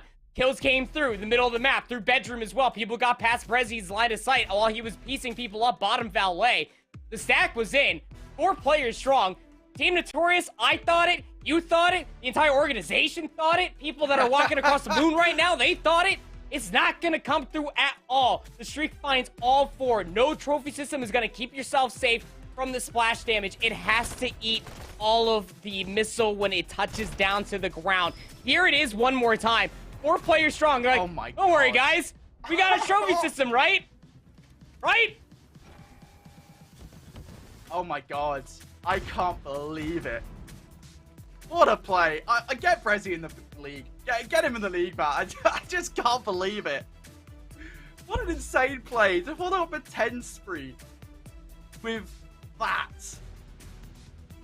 I'm shook, mate. I'm absolutely shook. What an insane ending to the Control. What an insane ending to the series. Oh, Wubba Bobs, you're in the upper bracket finals, and that is so well deserved. So well deserved. Just absolutely insane. I want to see it again. I see Visions in the chat saying replay, replay. Yeah, I want to see a replay. Yeah, hit me one more time, Sport. Hit me one more time with it. Give me another one. I'm twisted. Woo. Oh, goodness me. It's 5 p.m. It's dinner time, but I think I'm satisfied for the rest of the evening. Let me tell you, that's those are just things that I mean, you say maybe shouldn't happen, but again, that is how players are going against the overall play. That is the trophy system negating the cruise missile, right? It is just insane. The trophy system, I even saw it right there. I opened up the Twitch stream just so I could try to relive it one more time. The trophy system was there. They had one. There was nobody in a position to try to get the stuns. It's there. Yeah, it's there. No, wait, no, it's not. It's not there. Okay. I was gonna say, like, I was thinking for a second. That's so tough. Like, to not have a trophy system at all in this situation. Even if it was, they still would have died. Like, the trophy system would have had to been against the wall to shut it down. Yeah, he played it very well. Mate, what, like, that's gotta be Are you one of not entertained by challengers? Come on! That is sickening. So much fun. Insane. Woo. That is just insane. What an insane ending to the series and the day of European challenges here. Let's close things out looking at this 3-0 once again. Look, it wasn't a dominant one from Wobbobs. They had to absolutely fight for it. Of course, it was only really one mistake from Notorious in map number 1 that led them to the victory there. Over in Search and Destroy, again, back and forth up until those final couple of rounds where Wobbobs relying on Lins. I think he had like 17 kills, I want to say. Yeah. Absolutely nuts. And then the hotel control. It's Brezzy, man. It's just Brezzy. Notorious will be very annoyed with the way that one ended, but a 3-0 for Wobbobs. They cement themselves, and absolutely, I need to use that word again, they cement themselves a place in the upper bracket final against Orgless next week. I'm so shooketh. Come on. That's just so crazy. Abuser in the first map. Got Lins dropping 17 in map number 2. All just, I mean, he is 18 and cracked. I don't care. Here's your winner's bracket. Here's what we're going to be looking at it as far as next week is concerned. A Wobbobs going up against Orgless. Yet another replay of a matchup, at least from namesakes alone. One difference, of course, is being that Orgless roster change, dropping Lucky, picking up Harry, but it's all 3-0s on the winner's bracket side. Like, surely we'll see a 3-1 around here somewhere, yeah? Nope. Apparently not. No, right. Not a single one. How has this happened? How has this happened? 3-0s across the board, even in those close matchups that we were hyping up so much. Nope, not a single one. Even here in the lower bracket, even the Nave and Signs was a 3-0. The only match to go beyond 3 was Retirement Pending against Noctum. That one went to 5, and of course Retirement Pending did clutch up versus Noctum with that insane Game 5 Search and Destroy gameplay. Guarantee a place in lower round 2, and now we know who they'll be facing as well. Retirement Pending with a really interesting match again, a rematch versus Notorious, not just for last season, but of course for winners round 1. And yeah, there you go again. You know, the rematch as well from lower round 1 or upper round 1, excuse me. For Mysterio taking on the originals. Honestly, mate, I know that we've already kind of talked about the established top 4 already. I don't want to count out Retirement Pending and Nave Mysterio anymore. I don't want to do it. I want to keep them in the conversation because I just do not know how the penultimate day of Season 2 is going to go. For me, obviously, it comes down to Nave Mysterio. If they can somehow beat the originals, then I'll sit there and I'll throw them more flowers. I already gassed up all the Spanish players enough as it is. You know me at this point, Brody. But look, it's one of those things again that, you know, you got hot 3-0 in that winners round 1 match that I think if they can have a bounce back, obviously there's a lot of time in between now and the next Wednesday when they do inevitably have to square up there in the lower round 2 matchup. But yeah, obviously if you beat originals, then you're making an argument for yourself, especially ahead of Texas, that you will be one of those top 4 teams. Potentially Retirement Pending. Their Search and Destroy is looking pretty darn good. Have some things that they got to clean up. Some of it may just be coming down to slaying as far as hardpoints are concerned, and maybe some different decisions making when it comes down to control, regardless of the matter. Rematches all over the place, man. European Challengers is a spicy one. Yeah, this is why we love challenges, man. Like, this is... I love it so much, man. It's so fun to cast. That is it, though, for European challenges today. But it's not over for challenges just yet, because we've got North America still to go, of course. Playoffs are about to begin over there very, very soon, right here at twitch.tv/Call of Duty Bravo. So make sure you guys stay hanging around for a little bit here. It won't be long before we're back with all of that North American action. Of course, our wonderful friends, I Hold Shift and Visions, bringing you all that action as well. Thank you to everybody for tuning in for the European segment of today's broadcast. We're back soon with North American playoffs.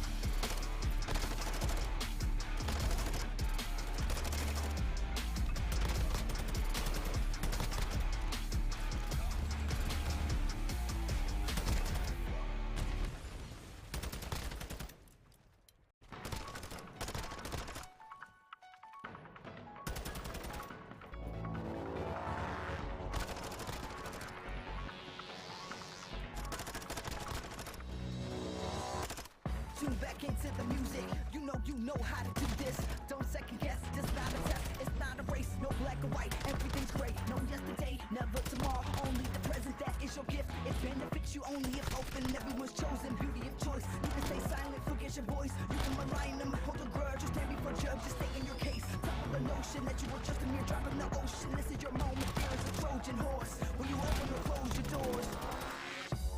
Just when you feel like it's too much, just when you feel like you let it hurt, take a step back from the edge. Take a deep breath. Dance like you'll never. Dance like you'll never. Dance like you'll never. Dance like you'll never ever gonna live again. Sometimes you don't like where you live. Sometimes you don't really like your kids. Sometimes you grow out of your friends. Sometimes it's your fault, just admit it. Finger point in the mirror.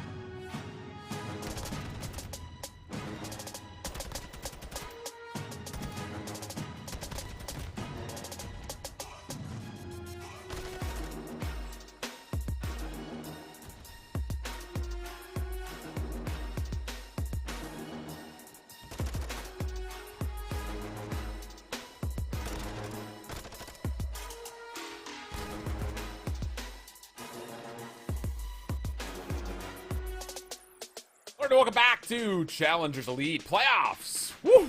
Playoffs. We love playoffs in these parts. Day one, which means we've got a lot of action to get through as we go from 8 teams, and eventually I think we finish off with just our top 6. So 2 teams will be saying farewell to us by the end of the day. My whole shift. With me, I've got Vision's brother. Let's just say it the way it needs to be said. I've got no predictions. I've got no anticipations. I've got no expectations. You can thank EU in part from that yesterday, but this North American top 8 that we've got, very tight between all of them. Absolutely tight. It's going to be a gauntlet. It's going to be a lot of fun today. And like you said, really difficult, I think, to really put one team over the other. And I think that's the big difference coming into this stage from last is that there's just no top dog, I think, at the moment. But someone's going to be able to potentially grab that spot today. We'll see who's looking fresh. See who's looking clean. Yeah, fresh and clean. Fresh and so clean. Shout out Outcast fans out there. A little Andre 3000 to start our broadcast. Let's take a look at the standings, though. Again, as you had mentioned, really nobody clear-cut heads above the rest, as we kind of mentioned, not just in our little preamble, but it's kind of an opposite of what we were talking about in Europe, where we had a lot of teams that were dominant through their groups. A 3-way tie at the top. For as many times as we continue to say we don't often see things in Challengers, that might be the first time that we've had 3 teams tied at the top like this. We did say farewell to Omit and Affiliate Esports after yesterday's action. Team War snuck their way into the 4th position, but this Group A was really up for grabs from the minute go.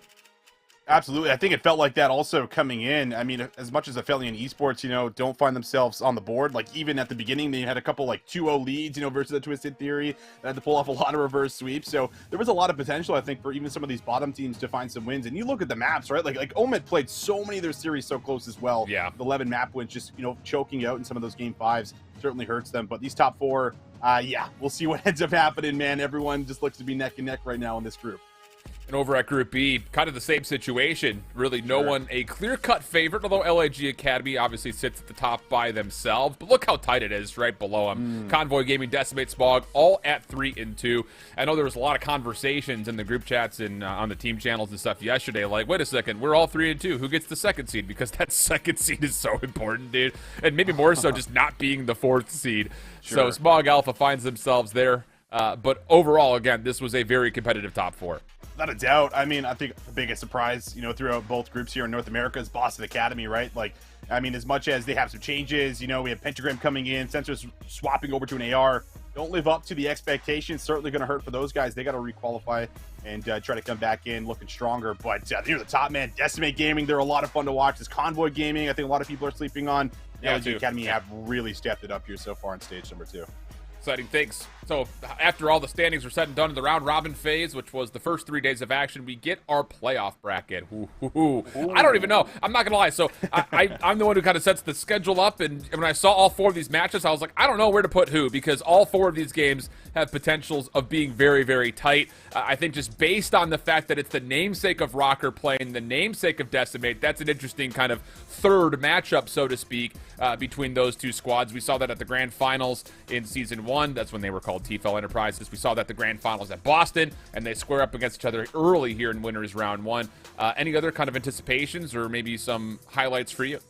I mean, like you said, I think every single matchup could literally go either way. As much as we talk about how valuable that first seed is, like, how valuable is it really? I mean, we'll find out, of course, as we go throughout the night, but it feels like this is very winnable on both sides of the table. But that Rocker and Decimate series, that's one that I think I'll definitely be keeping my eyes on, man. Who knows which way that one's going to go. I don't have a prediction for any of those 4 matches. I think they could all be really close. So yeah. Our focused matchup will be Twisted Theory and Convoy Gaming. And this Twisted Theory squad has been the word determination throughout the entirety of this overall season. They reverse swept their entire first week. They've played more Game 5s than anyone in the history of COD ever, or so it feels like. And with B-Club being in the mix now after his recent drop, he's only improved what was already a very solid squad. The difference, though, and this is the big highlight, without Hixie now, because he's playing with Toronto, Dak is in. So this is kind of a first look, so to speak, for this Twisted Theory roster. Without a doubt, and I think a lot of people have questions because Hixie brings so much to the table, and you don't always see that in the KD department. You see that taking place on the map in rotations, being the big IGL. So it's a huge step here for Dak to come in. I think he feels pretty blessed given the opportunity, obviously not being able to make it back into the Elite for Season 2. So I'm really looking at this guy to see, what he can do and how he can maybe fulfill what Hixie was bringing to the table. On the other side, Convoy Gaming, this is the cool thing about this roster. Well, they found themselves on the bad side of reverse sweeps at the beginning of Season 1, missing out on playoffs, but the squad has largely stayed the same. That is not Gunless.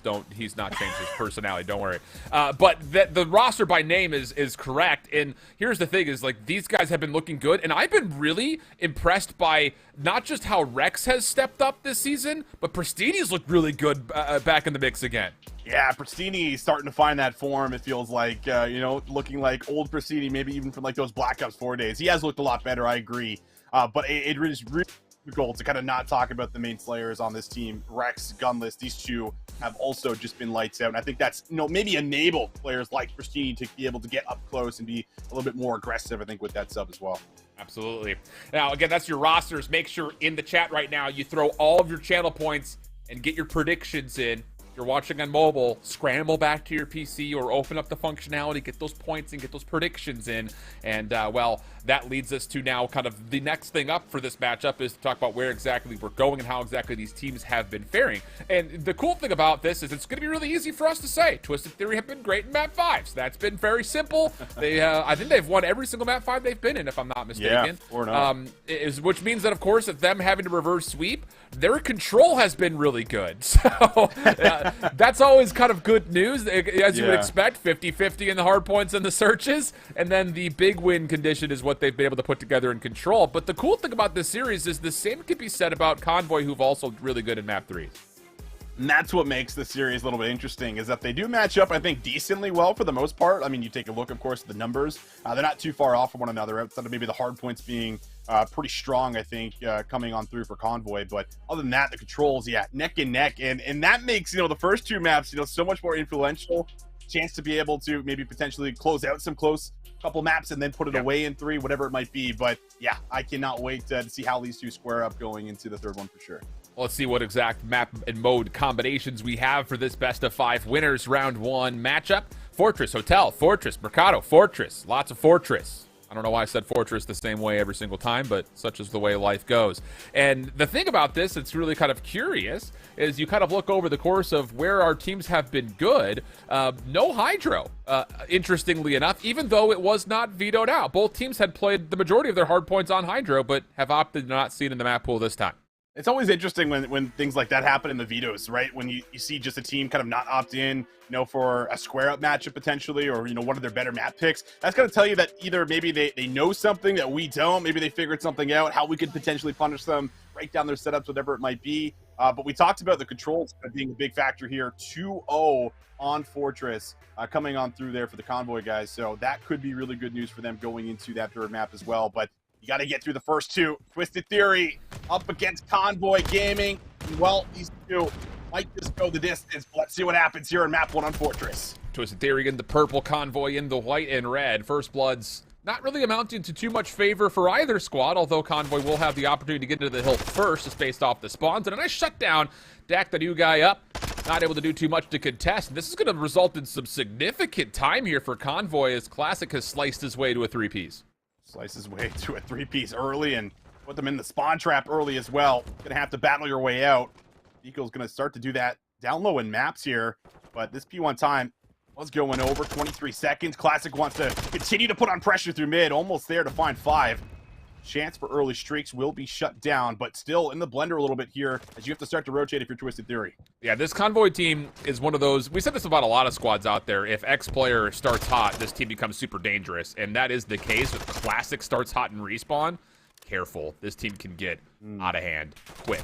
Quick for the response, 4 in a row, but will drop away. It does allow us a chance for his team to jump into the hard point, so that will be decent when it comes overall to them getting some time back after Convoy was so immaculate throughout the first. Hill Hollow will make sure of that. 3 kills for him. Gunless, last one left through the double doors, will double up, but is it enough for the full trade? Looks that way, actually, as Mock is playing a very reserved angle and can't contest the break. Oh man, you're just continuously flooding on in through the front here, and it's at least working out for a lot of contested time. You fight for a little bit back. Gunless now, next one up, needs to break his way through. No problem, even gets a second one in the back here, as it's a fight for the back 20. Pristini there for 2 more, and that's really going to set them up well. The spawn's going to come in a bit late now, as you have to start to rotate. If you're Twisted Theory, you're going to be very late on the rotation, trying to get away into the back, and it looks like they're going to work through maps, work through this gate area. Let's see if they can try to do it. Well, it's not full setup here for Convoy Gaming. Hardpoint will open. What happens at the spawns here? Twisted Theory have not necessarily pushed fully through, and a big kill from behind. That will allow the conga line to make its way through the bottom side of the map. And with the kill finally coming through to finish off the whole hit, a huge mitigation of what looked to be a pretty successful setup for Twisted Theory on the exit from 2. Oh, it definitely did. I mean, that was really your chance to kind of get back here, lock it in, have the spawns, but fighting back and forth, able to hold on. Rex now, the big Slayer we talked about, holds a 1.3 KD. We'll see a lot of it, I'm sure, shine throughout this series, but still feeling the pressure right now on P1 Classic, able to get some support. Now has to wait for another 1v1 to come through, and Rex is there for the kill. So Convoy Gaming looking good, able to lock in a full 60 just about, and now we'll have a nice cushion going into the next hill. And really the only major kind of difference maker that we've seen so far is the fact that Convoy did a nice job kind of contesting through 2, and then obviously putting together the full 60 here at 3. So it does require a response from Twisted Theory, who, to be honest, are no strangers to losing map 1 nor map 2. So not the end of the road by any stretch. This one starts to get a little out of hand. It's plot armor. I mean, we saw it. It's literally plot armor. But they will have a nice setup here early towards munitions. Nice little play out of the mid-map for Beagle will kind of keep Convoy at arm's reach. But now it's down to can you win the gunfights as the break attempt is on the way. Yeah, Classic needs to set it up. He's got a couple players there. Almost there. Finish off both of them. Rustini, though, able to follow up that window in the back that Classic makes with all that information, and they are able to get themselves right back in Convoy. Now looking at 100 points. 25 seconds left to fight for. This is scrap time that you do not want to give over for free, so you can see these last couple hits coming on through. Twisted Theory, though, struggling to find all the kills around the point. The defense still holding good so far for Convoy. It's definitely one of those moments that you can start to feel the game getting a little bit out of reach. Rex on 5 possibly could re-influence that as he's going to get the 6th and a cruise missile with it. Uh-oh. Things start to get very, very troubling here for Twisted Theory. You can almost feel the panic in certain ways. Mach, big position here towards Gallows. I think he did see Classic. Yeah, sure has. Semtex will push him out. Nice play for Rex to come in for a little bait and switch moment. And now Howell's kind of stuck in a corner right here. I mean, he's got Gunless to his left. The rest of Convoy to his right. And as the kills start to come out, it's Convoy once again on top. Yeah, Convoy just doing such a good job of, like, cutting through the tough gunfights to get themselves into good positions right now. And as much as this is, not really, a favorable spot for Convoy after those kills come through, like, they still got presence up top from Gunless. So he's still able to provide a little bit of cover fire, try to get his subs to the point, but Dak is now finally heating up. He's had a very slow start, 5 and 14. Now starting to find some kills here for himself. But Pristini trying to find a window in. This has been a better hill for Twisted Theory, but still struggling to at least get all the time. Yeah. It's been very dire, very early. And I don't know. It's hard to look at Dak and say 8 and 15 is just not enough, especially considering he's got the most hill time for his squad. But it does feel like there's a connection issue from the front line. And you got to remember that, like, Hixie's stats, from a KD standpoint, they're never star-stunning. But his role as a game-changing SMG and a playmaker has always been undeniable. And when you've got that kind of reinforcement and you're kind of looking at that as if you're Beagle saying, okay, I know that I'm going to have a sub who's going to get my hardpoint time, break these hills, or at least be the first guy in, and now you're kind of refiguring that out. It takes a little bit to get the wheels on the bus, if you know what I mean. Yeah, no, I do. I definitely do. Not easy to fill the holes of a player that basically fulfills everything on the map. But this is a much better moment, at least. Much better sequence altogether. Okay. 4 players going to drop here. Convoy's been stuck in the back for the better part of about 40 seconds. They have not had a look at P1. They have not had a look at those rotations. So this is an excellent moment for Twisted Theory to continue to kind of just pepper them and try to keep them in the back. And those are big kills there for Mach. He's going to put himself on 5. Dak off screen is on 6. Twisted Theory starting to heat up. Yeah, I'll say. And that's just a nice little micro moment. Mach sees the nades being thrown. He just holds the trigger. He knows players are coming soon. And it works out for a very important double kill. Now Beagle over the top of Gallows, holding the hardpoint time. Dak up close. And you've got the opportunity for Hollow to possibly even pinch if he wants to, trying to work around the back. That will work out for kills. Twisted Theory. Yeah, I'll say they are here. They're ready to play. Rex gunless in the hardpoint. Beagle turned around. Wasn't sure where the hit was coming from, I think, just based on the comms. And that's actually a mistake that allows Convoy a chance to reflip the spawn, and with that, also the hill. Oh, it's always at the perfect moment, too. That 30-second mark, forced to rotate, but don't want to give up that time. Rotation in effect. V-Cole, a lot to deal with, and now everything kind of falls on the shoulders of Hollow. In the very back right now, trying to get a read on where the players are trying to attack from. Pristini gonna drop, but Gunless is there for the trade. The Convoy, not only are they getting all of that P2 time, but they're also winning at another rotation to P3. Yeah, not a lot of presence here through that Relics maps area for Twisted Theory means that this is going to have to be a pretty one-sided and one-dimensional hit. And this position from Classic is actually really problematic because it's going to keep Twisted Theory kind of spawning all over the map for a little while longer. So that's a 10-second play right there out of Classic just to earn his team some free time and a lot of gained space. And now that they've gotten a read in the lay of the land, Pristini starts to say it's my turn to move forward, and oh, that's why he's been good lately. Lots of shots connecting, just a tough gunfight. Eventually misses out. Streak called in, but not going to land. And the hit from the front has been red. Have to get the team shots in, and oh, they do actually for a moment here. Classic looking to follow up, but Pristini beats him to the punch. Last hit around the back, also cleaned up by Pristini. Looking for the full team wipe, but it's Hollow who finally shuts him down, but it's to no avail. Convoy still on the hill. Still on the hill, and I mean, it doesn't matter how hard you try to brute force into the back. It's just so difficult to actually fully do it, fully break it, and flip it out. Convoy Gaming, I mean, 120 of their points felt like have really come from that P3 hill alone. Now Twisted Theory have to respond. This was not a great hill for them last time. They struggled to control the outside of the point. We'll see if that changes now this time around. Yeah. It's great objective focus from Convoy from start to finish here. Twisted Theory are on the back. As you mentioned, we're decent here last time, but have to be perfect now. Gunless already creating problems on the second floor. Any traders? Yep, there it is. Hollow follows right in, no worries. Classic trying to hit the opposite side, shut down at range by Mock, and the first hold is good, but the spawns are not necessarily in. Beakle spawned out. Hollow spawns on a different map entirely. So now Convoy has a chance to actually break this from the front with numbers. Pristini gets the opener, and Convoy are going to be sitting here saying, wait a second, where is everybody? And I think Classic has gotten the idea of, oh, they spawned out, let me pick up the pinch. Yeah, absolutely. It's them a little bit late. Now they have to recover, and while the recovery obviously is not there, nobody finds a single kill. And this game starting to get out of reach as we head over to P5. Convoy Gaming, I mean, they have all the control they would ever want. One more clean break, and they would be good for the dub. Yeah. Coordination's just been on point, right? I mean, sure. All of these hits have been so well coordinated. Classic once again on a pinch. No one could get there to trade, and it leaves Beakle by himself. He is on 3, and he's in a position to keep the hardpoint neutral, but he needs help. And he actually gets a little bit of it. Hollow on the cross, good for 1, but oh, dude. Rex just doesn't lose gunfights, I feel like. You catch him in a 1v1, he just wins them all the time. You have to put 2 bodies on that guy without question. If you want to confirm the trade. And well, while all these kills look decent for Twisted Theory, it's not allowed them to really get into the hardpoint for much time at all. It hasn't, and I think that's like the story of this entire game. It's like the kills have been there at times, but getting into the hill has just been such a difficult problem for them to solve, and Convoy Gaming have just been overwhelming, without a doubt, here on Fortress Hardpoint. Almost a nice moment there for Dak.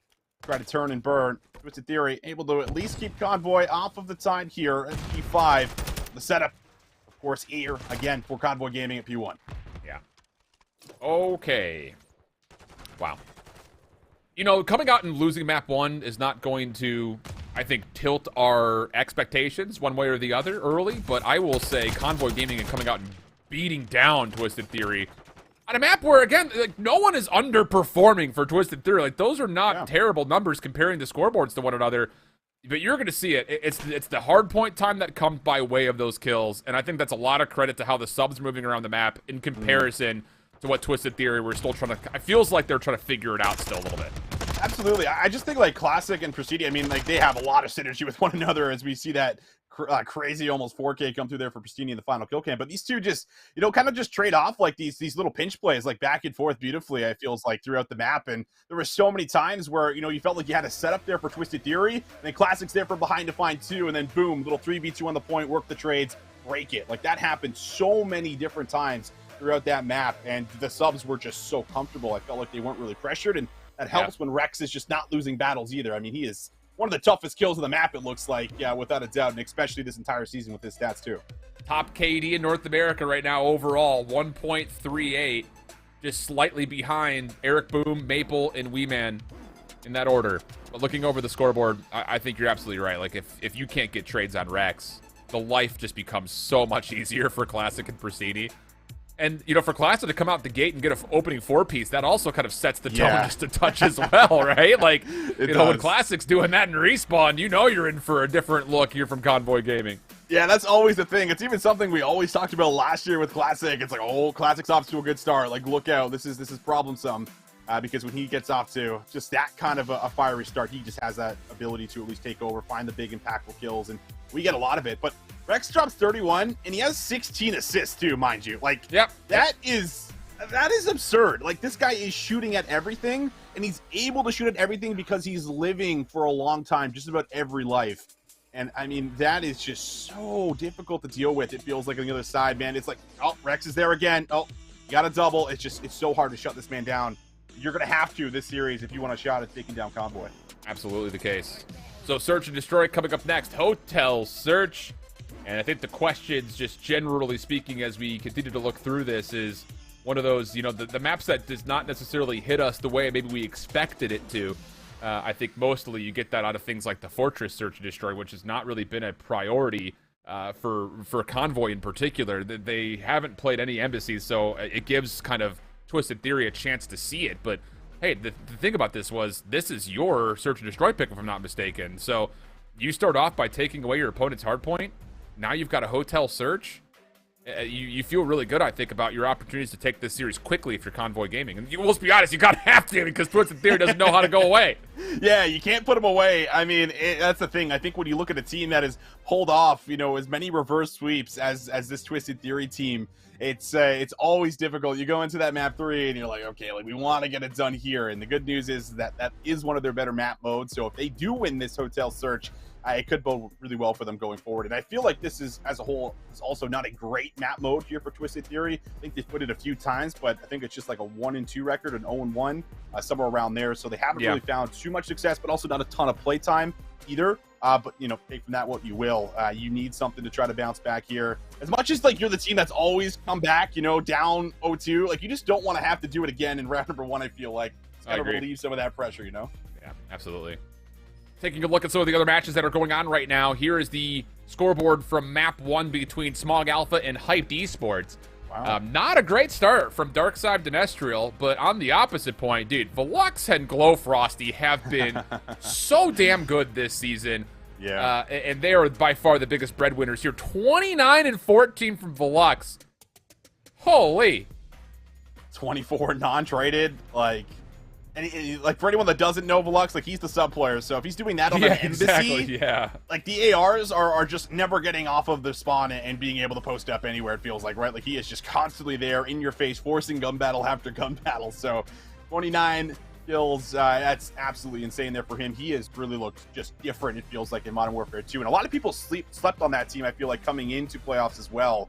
But they're obviously living up to the potential with a good map 1 win. Yeah, and it's like, I don't mean to make it sound like this is a surprise squad, but it is a little surprising to see them do this well, considering the fact that really outside of like Gus early this season and Glowfrosty historically being competitive, the rest of the team largely sits on like average placements of like top 32s, top 16s, and cups. So it's like, what is clicking for them here all of a sudden? But I'm happy for it. I love to see these kind of up and coming stories start to shine, especially when they start to see playoffs for the first time, mind you, for most of those guys here this season. So interesting things across the board. Again, we've got the We Are Clutch GG stream also going. They're covering 2 matches over there. So if you're looking for more Challengers action, you want to head and make sure you've got both tabs open to catch all of the action, because it's going to be an insane day. At least so we would think. I mean, expectations are just kind of all over the place, you know, especially after not just EU yesterday for us, but EU this morning.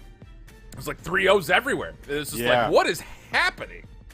I kind of cruise by, right? Like, we start early as well, like on those days for EU, so that we can get to NA on time, and then it's like, oh wow, like, it was just cruised right through it. I mean, that Awoba Bobs matchup, I feel like, was one of the most surprising ones, right? Like a 3-0 there, not expecting it. So I mean, who knows what we get? You know, sometimes you get the game 5, sometimes you get the 3-0s. We'll see what's in store for us. But moving into now, Hyped Esports up against Smog Alpha. Smog Alpha up by 1, as we saw. And now we'll see the challenge come through open, but they're not going to expect this angle here from Zero, who's able to find 1 in almost the second. Gus with the trade, but that is quite a position to open up a round. Bomb collected. Dark just trying to make an option occur from hitting over towards the cross, but look at this. I mean, Smog Alpha are expecting him to hit this pinch. He is not there. So now it's a double stack to the front, and Smog Alpha may not anticipate this. Gus, though. Whoa! Thought for sure he was going to get a free kill. Not the case, and Hyped Esports just say, green light, go button, let's hit it. And it works out for both kills quickly. Not easy gunfights there in the end, right? Like a couple of tough ones. Darkside finds the first, and then Bink is just ready for this challenge, and it looks like most of those shots hit the head, but probably a trade would have followed right after anyway. Either way, I mean, it's a great look, at least initially there, with a nice little off angle from Zero to kind of open up and shut that push down there from open, get the information, and from there on out, the trades are there. Hyped Esports, round number 1. It's solid. Okay. A little bit of cheekiness. Works out in the end. Lux quickly over towards top window. Gus nearby. But Hyped Esports defensively, they are only playing contact. Estrel's going to just call out crosses, and they're just going to try to help out Dark up top, who will be red, and that will be enough for him to say, all right, not going to stay here. Let's just value our lives, value our numbers, play this 4v4. Trophy's down. Everyone post up and just watch your angles and wait for a move to be made on the bomb, pretty much. It's kind of what you're waiting for here with this default setup here defensively. And I've lost a little bit of time, but still you can work an angle, work a pick if you want to. Velux is that playmaker. If there's a guy that's going to fly to this window and hit that pinch, it's going to be this guy on your screen without a doubt. But nobody's giving up any information, just the hard stack here. And now that bomb should go down, but they know of it. Estriel trying to work in. I was about to say, the defense of Hyped Esports hasn't thrown a lot of utility, so they were trying to wait for the commitment and then do this. Throw your nades, take over some free space, hopefully win the trades, and then you're on the site, which is exactly what has occurred so far. Gus on the cross, not able to do too much. Promar deep, though. Has an angle at this as far as how the defuse could possibly go. So you've got to chail him out. Bink is the first one up to kind of do that. But he's stuck in a really good spot here. This is so much time off the clock. Promar will eventually drop Gus with the trade. 1v1 now with Zero. And the clock is just not in favor of Trey whatsoever. Gus is going to wait until 7.5 and then look to check. And he's not even going to check. I guess a lot of confidence that he wasn't on for the defuse, and that's going to be the round. Yeah, bomb helps out. Promar just gets a nice little freebie there. But yeah, man, it takes a little bit long. I think they're expecting the challenges, and then on the initial retake where 3 people kind of cross into the site, they even get the information that one player that was kind of top rails crosses over the top double. So in my mind, it's like isolate the guy in the back, right? Like try to take some of those challenges. But I think Estriel accidentally mantles up, which kind of gives away that first free kill there for Promar, and it just leaves them in this spot where they're just hoping the challenges to come, and from there on out, they just never do. Yeah. Definitely peculiar on both sides, to say the least. But the result gets us to a 1-1. Stun on the cross for Promar. Estriel stunning open the door, actually connects onto his teammate. Not that it'll do too much to Dark, who's not going to be challenged top window, but look at this defense for Smog. Talk about point of contact defense. You've got 2 players watching the mid-cross, and Glow Frosty is keeping himself safe with a trophy and holding aggressively. No one's really watching that double doors cross for Smog Alpha. They're trusting that Glow Frosty can get it done. And look at the overwhelming nades being tossed. That's going to work out. No trophy keeps you safe from 19 million grenades. That's a good first blood and an opportunity for Hype to get on the bomb. Yeah, hard to get away from all those explosions. And now with the pick, move to the bomb comes through. Bank is able to work an angle. Looks like he pushes all the way through P1. And now you have to worry about 2 different fronts here. But Gus is able to work through the side of open. He will be challenged there from Dark Side. So he does push out Gus. And now a tough spot for Promar to try to work through a 1v3. Gonna do it from his side. Has to try to work through Bink first. Yeah. Does get the kill. But this is still a very difficult situation. Definitely feels like a near impossibility. But we must selectively use the word near because things have gone crazy lately. Dark Side, Cartier. Last 2 left. Promar on the bucket. In the bucket. What? What is that bucket even there for? Maybe just to get in it. Hard to say. But Trey's playing with his food. 15 seconds. Dark now on the cross. Trey should be able to come over and hopefully confirm this kill. But regardless, he's still got an angle to make sure no one's defusing. And time will run out on the play. Time will run out. Kill comes through, and my goodness. It's just a nice late pinch that comes through for Bink, right? Like, as soon as he cuts the map and I mean, let's be honest. Defensively, like, where are the members going to be? They're going to be at the back of open stairs, or they're going to be in open or on hay. Like that's where like 2 to 3 members are almost always going to be. So I think Bink just waits for those nades to come through, get some of that information, hit a nice little pinch, works out well. But we'll now transition back over, of course, to our main focus, Convoy Gaming. They grabbed the map number 1 pretty convincingly, and off to a decent start with the round 1 win. But a 1v1, how about it? Rex and Mock kind of kick off this re-entry into this. 2 top ARs going head to head. Yep. Couldn't ask for anything better than this. Very peaceful, very quiet. Lots of tension. But it is on the onus of Mock here to clear space and get the bomb in the first place. Also, Pristini at 4-0 but dead means that he must have been killed by a teammate sometime. How could that possibly impact this round? Mock collects the bomb and he goes B.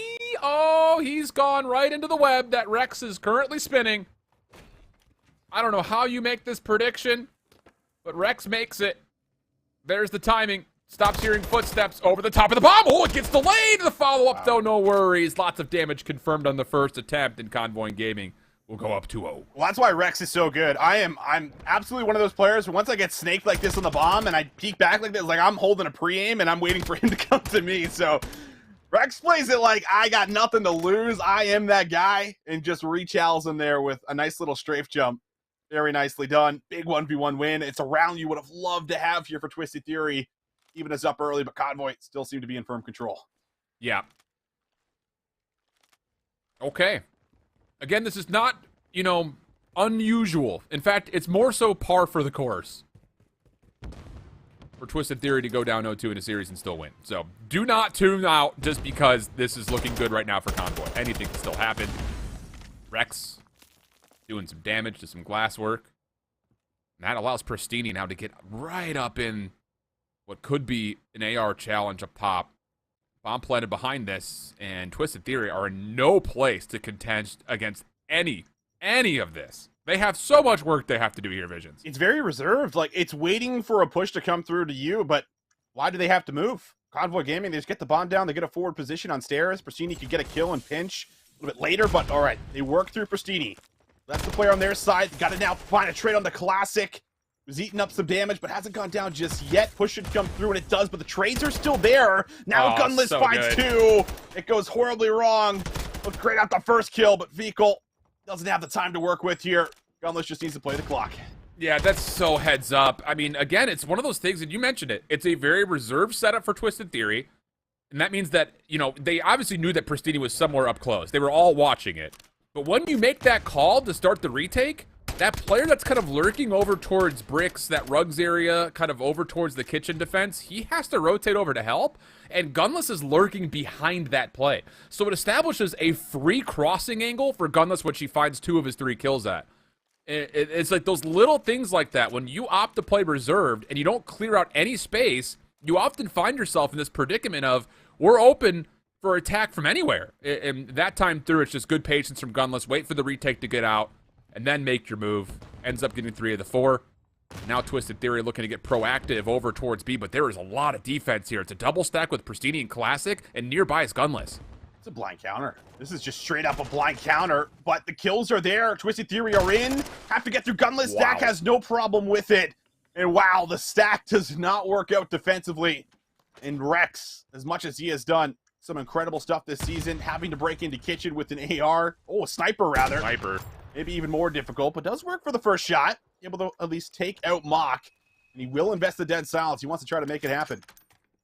He's going to get a look over the top here. If someone tries to just see information, could lose their head. Oh, tried for the wall bang. Not going to work out.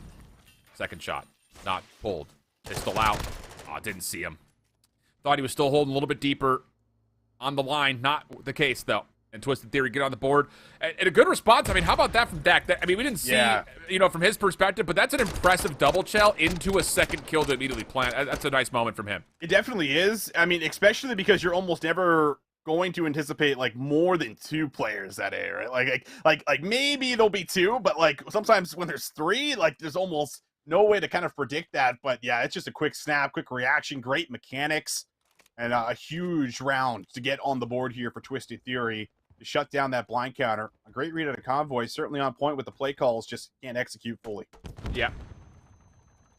Stun does read Gunless this time. But here's the thing. It's not about Gunless's position. It's about this double hit of Pristini and Classic. Again, maybe looking for a little revenge on this angle after they lost the initial trade.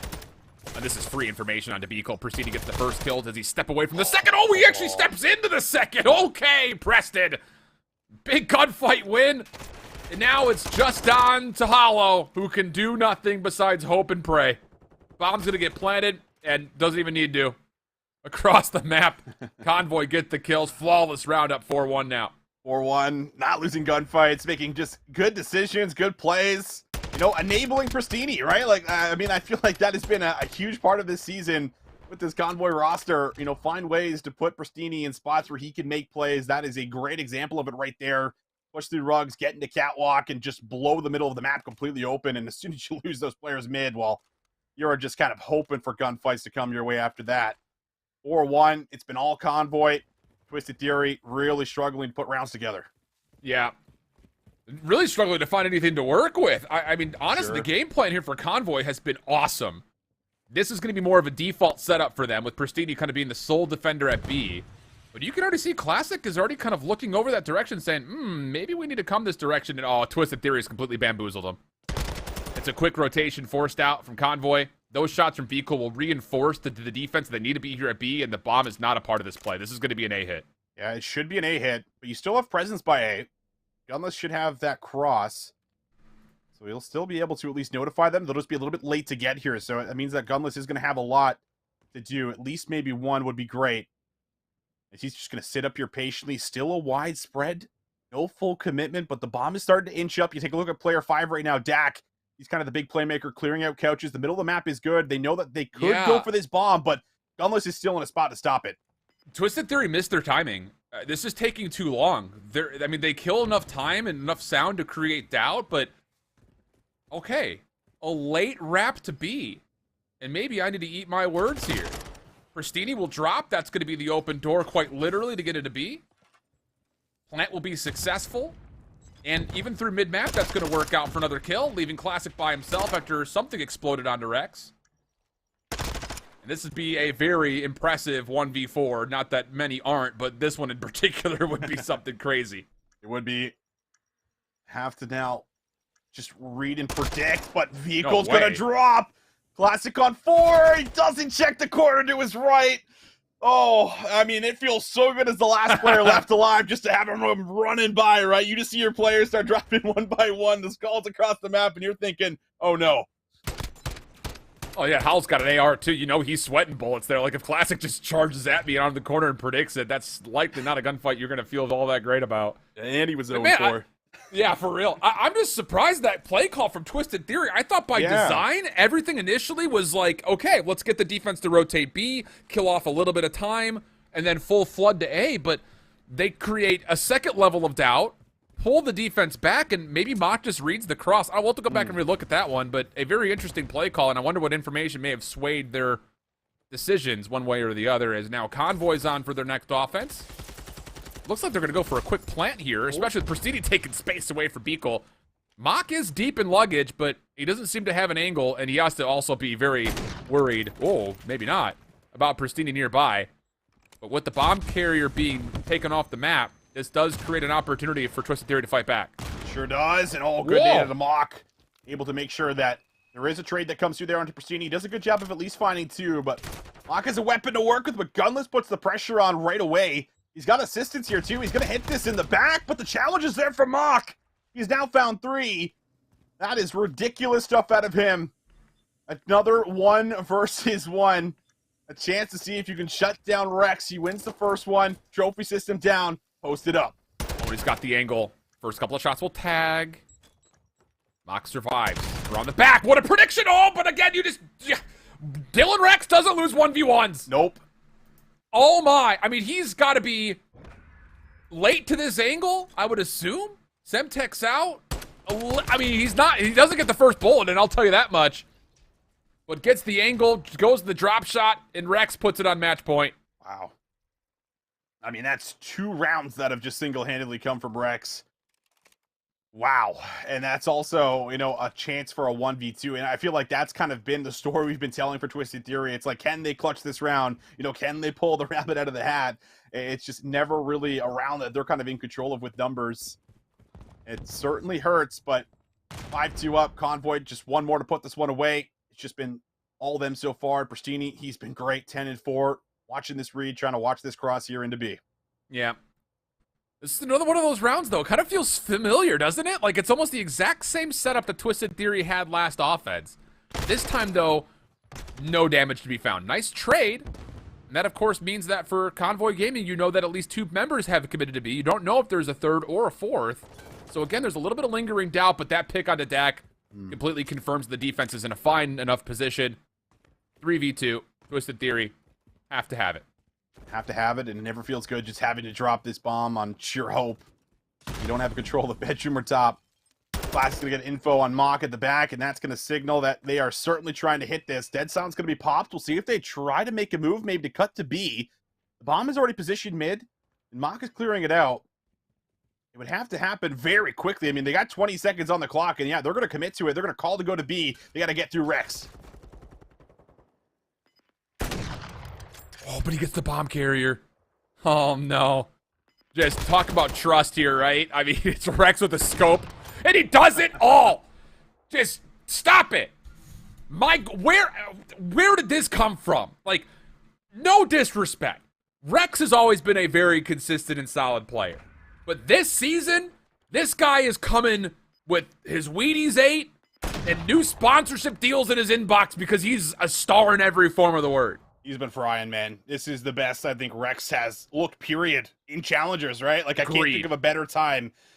You know, Rex has looked this consistent, this good, this dominant, and, you know, has moments where he is winning his team the map as well. Like, that is a true impact player. We saw it, of course, all over the Hardpoint with his numbers that he drops, but, you know, 2 individual 1v1s to kind of tally up that overall record that we see come through there for them. It just allows them just to really find so many rounds, and you're just like, my goodness, it's just like, what can he not do? It's just, he's doing everything. Exactly. He's doing everything. Exactly. It really is something to be completely baffled by. It really is. I mean, wow. What a guy. That's unreal. I don't know what to say. That's something different, though. I'll tell you that much. And it's really funny as well. Not that it's funny, haha, but just kind of funny weird. That Rex is the top NAKD leader in a team that has a 3-2 overall record through groups. Yeah. And there have been some notable struggles where it's just like, okay, like we see the possibility of this Convoy team, but sure, what are they actually ever going to live up to that? That's the question. And well, so far we're starting to get our answers. We are starting to get our answer, and it's looking pretty good here for Convoy Gaming because they have stepped up. I mean, Pristini even drops 11 kills. As much as we gas up Rex here, he is a huge part of a lot of those plays. It's just everything I think is finally coming together for these guys, which is like been the problem, I think, when you look at just like this roster, or maybe even just like some of these individuals like Pristini and Gunless. You know, they've been together for a good amount of time now, and they have not really found success on land, online. But it just feels like it's finally clicking, finally gelling. 2-0 up. It's obviously an interesting spot because Convoy Gaming, stage 1, known for throwing away their 2-0 leads. And this season, Twisted Theory known for pulling off their reverse sweeps, being 4-0 in game 5s. Of course, another one of those now required here, Alan. Yeah. Okay. And here's the question, / also the problem. As good as this Twisted Theory team has been in control, Convoy has been just as good. They just win their series in a very different way than Twisted Theory do. So, oh boy, okay. Lots of things to kind of consider when it comes to this overall matchup. First and foremost, the fact that both teams have found success, not just in control, but in particular on Fortress is part of the thing. But if there were to be a reverse sweep, you also got to consider the fact that a Mercado Hardpoint would have to come through, and that is a map that has not necessarily been great for Twisted Theory. So, I don't know, man. It definitely feels like this series is a little bit more Convoy Gaming trending, obviously because they're 2-0 up, but even in the face of how Twisted Theory have put together reverse sweeps, this would be a very unique instance of how they would do it. It would be, just because like they have to shut individuals down, and you know what I mean? It's so hard because we keep coming back to, you know, the fact that you've lost Hixie, right? And I think that it might be hurting a little bit, and why wouldn't it? I mean, it would hurt, I think, any team to lose somebody that important, that impactful And Dak, I think, has held his own so far, but, you know, it just doesn't look like that same Twisted Theory that I think we were seeing during the regular season so far. You know, down a little bit, but still a chance to bring it back. And, you know, you never want to call in one individual. I think you just have to shut down Rex. Like, wherever he is on the map, trade him and stop him from getting to power positions and stop allowing Classic and Prestige to be able to pick their moments so well on the map. It's easier said than done, but I think that's a part of what you're going to have to do if you have a chance at winning a Fortress. And here's how this problem becomes a little bit more compounded.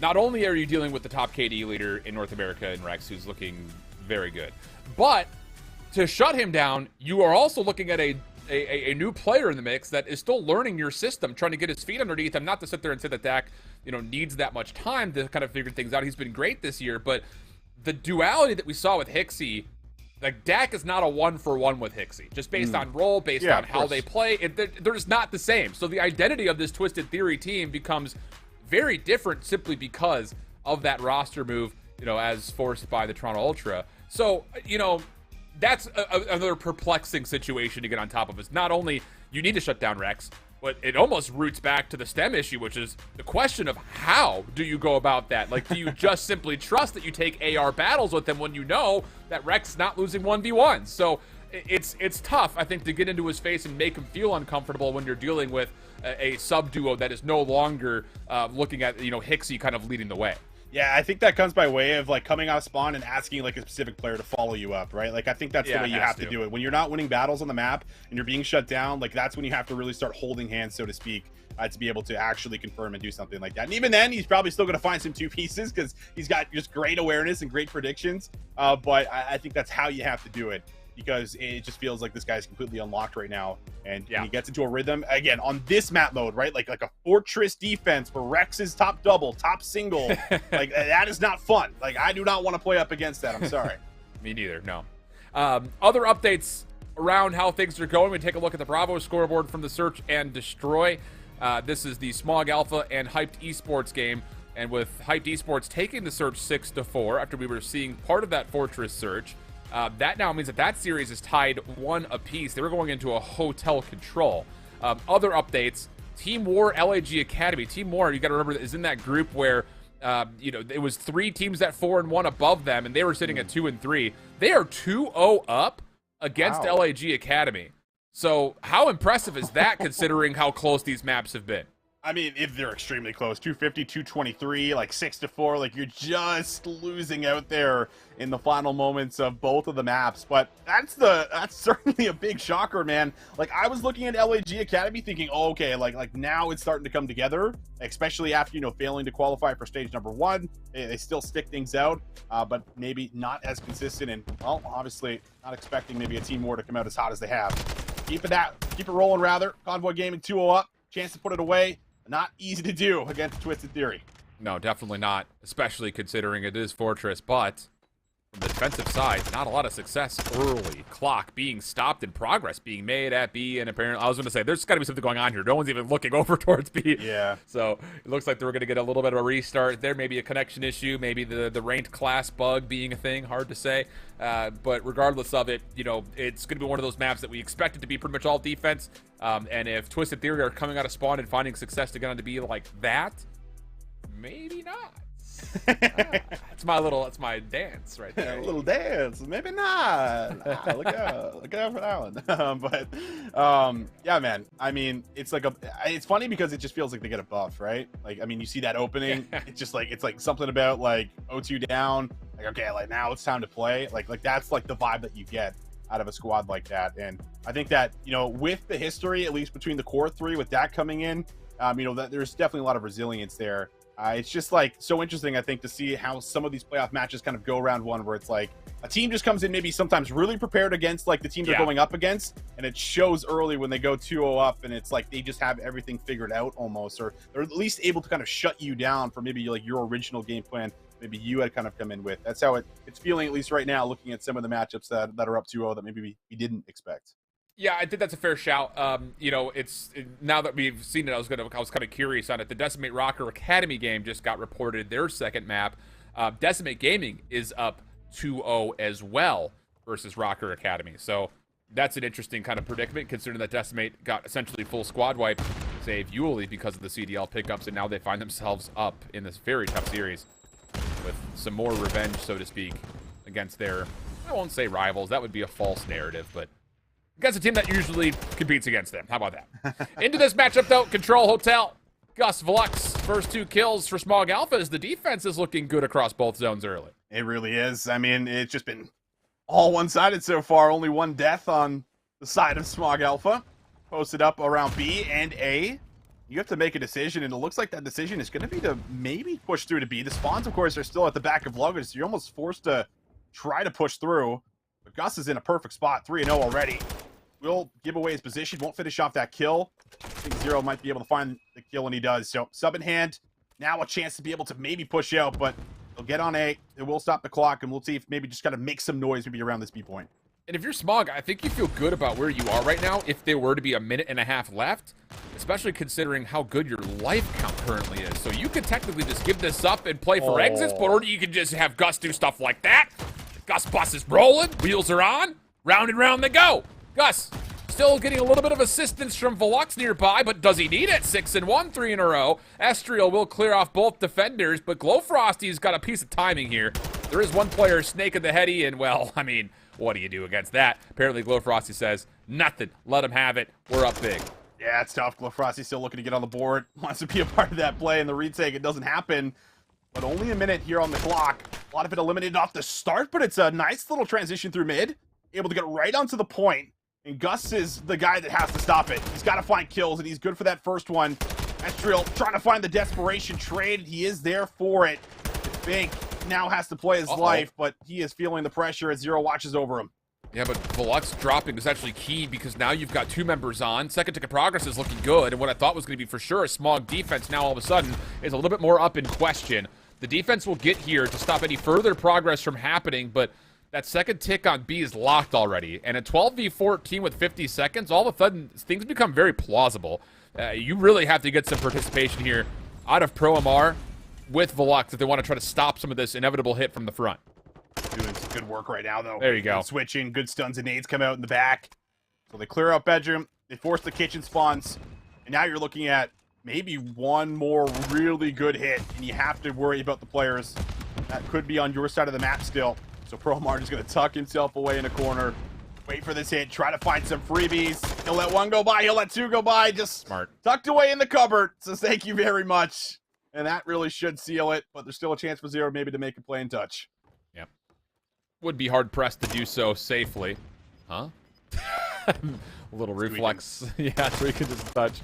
Good prediction. Maybe a chance to dive in, but Promar will just wait until they hit the zone, which they all do at 0.0? 0.0? Doesn't matter, but it was still cool nonetheless. Yeah, that would be a dagger, right? 0.0, lose the rounds, 1 final sack, 1 final push. But so much to deal with, so much to watch, and that is always the trouble when you just got to run through mid and just send it, right? It's like, well, where do we look? You just got to predict, you got to guess. And, well, it's enough to hold out there. But it was a great start. Like, that was an incredible defensive opening to shut down both zones.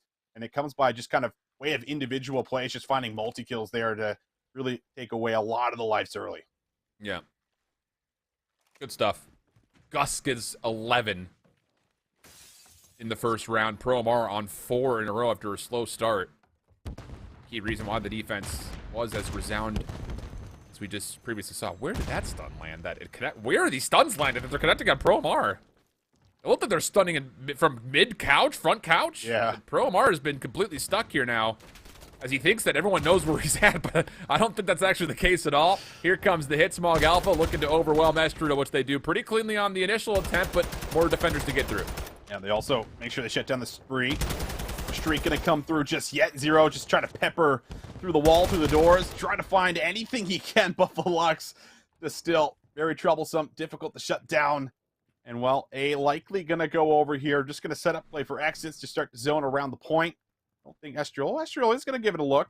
He'll get here in time, and he will be shut down as well. Gus finds the easy pickup. Nice early zone with 1:50 to work with now over to B. Yeah, at least Bink is able to hold on to Chandelier. That's good news here as far as hype is concerned. Or will he? Sometimes you just back yourself up into a corner when you're live on the mic. That just happened live. And you've got Gus actually taking a long route around the back, and that elimination now all of a sudden kind of sets up this really inherent pinch to where, why, Hyped Esports spawns Spa. That's very fortunate they don't spawn Shopside. So this hit, you think if you're Smog Alpha, we're going to have some time to get on, but that is not the case.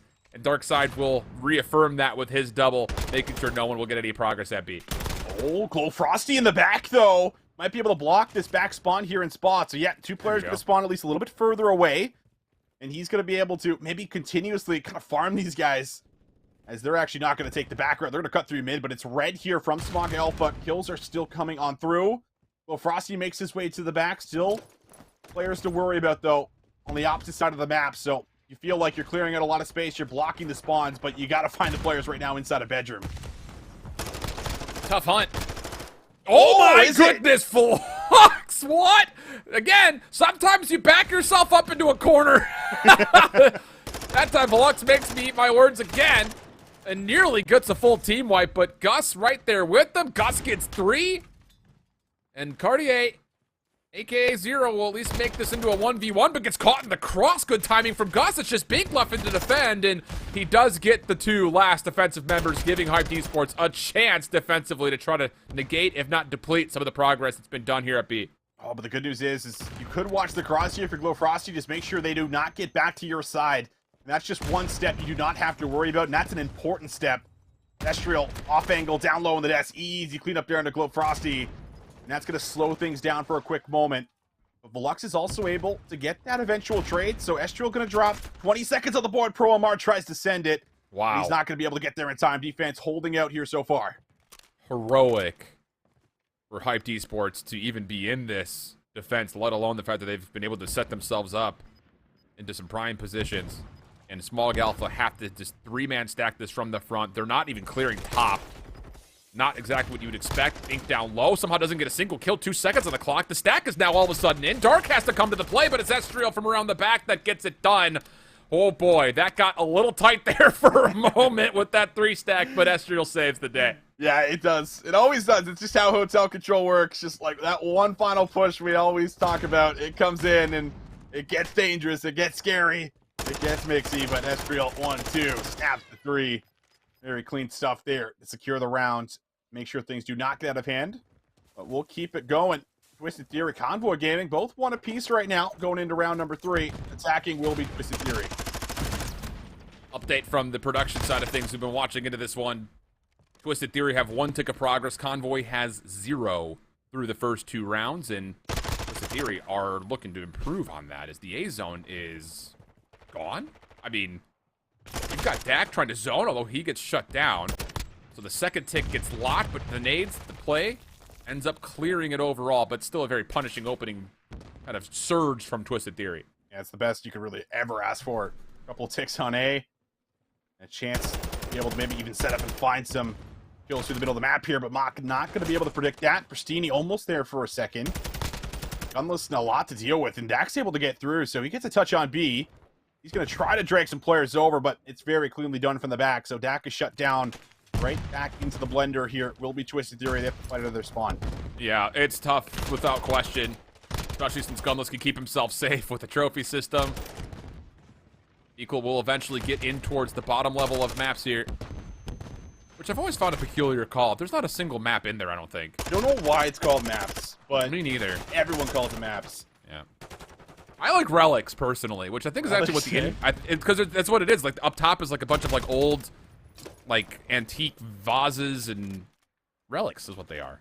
All right. And the bottom is like paintings and stuff. Yeah. I think that's the way the confusion comes through with art because of the paintings, you know? Well, trust me, I remember the first week of the game, I used to call that bottom maps area bottom art. I'd be like, what are you talking about? Where is this guy, Alan? He's not here. But wow, we've been having some fun. Mock's been having fun on the zone. He's able to get a nice little tick, and while this happens, A is going over. V. Cole, he finds 2, and now he's got support. Hollow is there for the 3rd. This is looking like an offensive round here for Twisted Theory, but Rex is there to finally stop them from at least capturing it, but Dak is ready to pounce again. All right, it's just 13v4. This Twisted Theory squad out of spawn looking good. Multiple times. Great clearance. It's only a matter of time here. I mean, you're going to tell me 2 players take down 10 with a minute 13? Are you going to tell me that? Because if you do, I might start to. I might have to start entertaining the idea of it. And speaking a lot of things into existence today, it feels like, Alan, but not this one. Not this one.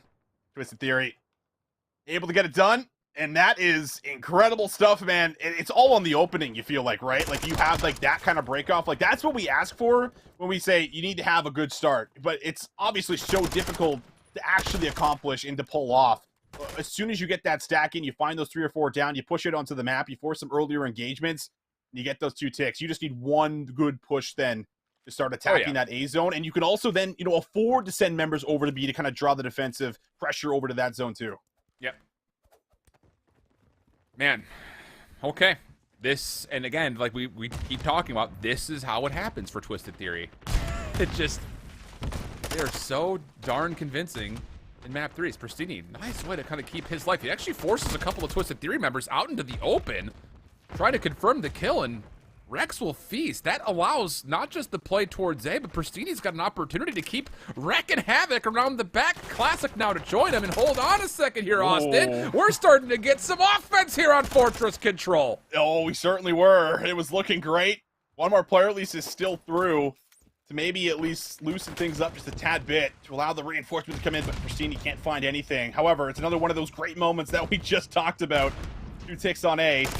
One good push to get the extra minute, and good kills are coming on through here for Convoy. 2 players going to drop. Dak realizes he needs to retreat and play his life, but he can't do so in time, and there's 4. There's the stack. That should be the zone. There's no trophies down, though, at least not for Convoy. The one spinning nearby is actually Twisted Theory, so the nades do start to land, opens up an opportunity, but Pristini, again, dude, he really is in E United form in this season. Yeah. All right, this is exactly what we saw from him to win a world championship back in Black Ops 4. Be the guy in, be that follow-up player. And it's worked out really nicely for him, even though he's 13 and 18. Huge moment there to confirm the A zone, and he almost gets another route to be hit. It's 20v14, and Classic has an opportunity to kind of, once again, just put some punish in towards the life count, and he will do just that while his teammates get on zone. Classic's able to zone up for the back. He's going to get info. Doesn't need to challenge it. Rex is there to do it for him. Vico laying down. That's, oh no, 3 players all dropping down. Offensive round starting to come through, and you feel like this one is just done and dusted. Dak just stunned up, locked down, finds a kill, but can't touch in time. Convoy Gaming, they match the offensive round, and they'll send it to a round 5. But again, just based on the tally that we got, it should still switch, or not switch sides, rather. So Convoy's going to have to win, I think, back-to-back offenses here. Which, based on what we just saw, okay, sure. I'm not going to rule that out as a possibility. I am here to continue to see these offenses on Fortress. Or they are switching sides. Did they win by kills last? They won by kills last time around. They didn't get the full progress, I don't think. No, they didn't switch. Wow. Okay, wait. I may have neglected that part of the equation. Well, how about that? Twisted Theory, they're the ones that throw the offense after winning the... Rather, vice versa. Throw the defense after winning the offense. Now have to try to make something happen here in round 5, and it's not the break they wanted. Vico's the only one through. He will go undetected here and should find this kill, and he does. So at least you still got 1 player across the map, but your teammates got to get out of spawn. Look at this. They're just running through open doors. Classic on the flank. This is tough with the fast enough to do more than just find 1, and he gets 2. Those are incredible shots from Classic. First tick of progress going to be locked, but Classic, is it done? Are there any comers? Anyone going to get the trade? Hollow saves the day from behind, not just once, but twice. And Twisted Theory will get a kill mid-map, which will allow another exit off spawn. Shots coming through for Gunless. So he's able to find 2 more, and maybe now you have a chance to breathe. Vico on 4 in a row. He's got to finish his food, and he does. 1 more player going to try to finish him off, but he's been moving right now. This streak, you feel like he's got to earn. He's got to find this last kill to try to get a cruise missile. It's so tough because at the same rate, you also need to help your teammates get out of spawn. And Classic's going to read him. Wow. So many options there for Vico. Play your life, get the streak, help your teammates get out of spawn. He really doesn't do either of those things with Classic on the shutdown. 25 and 20 with a sub from Classic. Pristini, though. Tough gunfight through the statue. leads to Twisted Theory once again, putting some pressure on. 37 seconds on the clock, 16 plays 16. And this may come down to lives before it comes down to progress. It's very possible. Everyone's just been absolutely flying at each other. Trades have been coming through. But that extra minute, that's what you need in Mach and Vico. They have a great moment together. They'll find 3. Classic. He's been that big heroic player so many times throughout this control. Could he maybe stop this again? Takes the high ground, but Rex over top alongside Pristini. They clear it off. And now Twisted Theory down to about 30 seconds left. Oh, the Beagle gets 2. Oh my goodness, 10v9. An exit has been provided, but Classic around the middle of the map. It's Classic and Gunless that get 2, but it's not enough to foil the entire setup. Noctus is trying desperately. Come on, please give me this progress. Takes the gunfight. A big win onto Pristini. Add a minute to the clock. And we play an 8v6. Trades coming through. Maybe gives us a round of search and destroy by the end of it, but Twisted Theory are still getting out of spawn, and Convoy have to be careful with every last life. There's so much time to work with here. Yeah, you can work and finesse the power positions just like Vico is doing. Might be able to come away with a second, and he does! Twisted Theory are doing it. 5 playing up against 3. Convoy are not out, but they are feeling the wrath of Twisted Theory, and they still have 50 seconds. Art control. They can make moves, and they can use numbers. And Twisted Theory with these forward positions can really iron out and figure exactly where these Convoy defenders are. 35 seconds on the clock. Beakle's still waiting up top. Mach is nervous coming through this spawn. They don't know if anyone's still watching mid-map over towards that top hay side on the north part of the map. This is taking a lot of time. 4v3. Pristini going to be called upon. Shot back from his position. Classic making a play forward. They get a little bit of space to work with for the 3v2 visions. It all comes down to this. Now you can work it the other way. If you want to, you could come around the back here as Classic. Classic found the timing. Classic's found the timing to come around the back. He's able to get 1. Pristini doesn't find the trade right away, but he can follow it up. Now a 1 versus 1. Pristini up against Mach. Mach needs this to keep them alive in the upper bracket. He's just going to sit on the point, and Pristini's got to make the move. He's got to get the read. Mach desperately looking for the shots, and he will win the 1 versus 1. Twisted Theory down, but not out. Oh, Pristini's going to be kicking himself. He's trying to, like, finesse the back series. He's like, I want this AR, I want this AR, I want this AR. I mean, you know for a fact that Mach is on the zone, and on that initial look, you know he's not playing back towards archways. You should be fairly confident with an AR. He's probably not playing interiorly toward the doors, so you know he's in that back corner. But Pristini never gets that tack in hand. He was trying to pick it up, and eventually forced to take the gunfight. Just comes up a touch short. Oh, heartbreak. What plot armor, also at the same time. Round 5. Hyped Esports, Smog Alpha, Hotel Control. Yeah, I gotta lock it back in. Lock it back in, man. What a crazy sequence that is, but I'll have to talk about it later. Romar, nice kill there to stay alive. On their side of the map, Glow Frosty. Oh, good reads, but the shots just aren't fully there. 0 now, trying to play his life, but Promar will follow it up. And you can see it. Pressure is in, but can they get a touch? 15 seconds on the clock. Yeah. Would be hard pressed too. Lots of 50-50 gunfights have to come their way. Dark nearby. Stun. Pardon me, the Semtex allows Gus on for a moment. The rest of the reinforcements on the attack for Smog Alpha are from the front, and you just don't have any read. That Dark's in the back. Okay, so defense will hold for the round 5 win here for Hyped Esports. And what has been a really competitive series between these two. I mean, it's been kind of, I won't say one way or the other. I mean, the first opening hardpoint was a 251-69, but a close search and a close hotel control here sends us into what was going to be a Hydro hardpoint for this series. These two have been certainly fighting it out, man. And another close moment, another good chance, right, offensively to make it happen. Velux finishes with 38. This kid's nuts, man. Like, I feel like a lot of people, like, still probably don't know who Velux is, but, you know, coming from the CCL, you know, just that whole area, coming from there, working his way up, having that really good showing on Full Sail that we kind of always talk about back in Modern Warfare. But he has just been in, like, that top 32, like, top 64 kind of blender for, like, a really, really long time. And he's had good moments in some cups, but this is the best that Velux has looked in so long, and it feels like he's finally got a squad that he can perform well with. I mean, I just can't remember the last time that Velux looked like this smooth, this clean, this strong. 38 kills on a hotel control with a sub, man.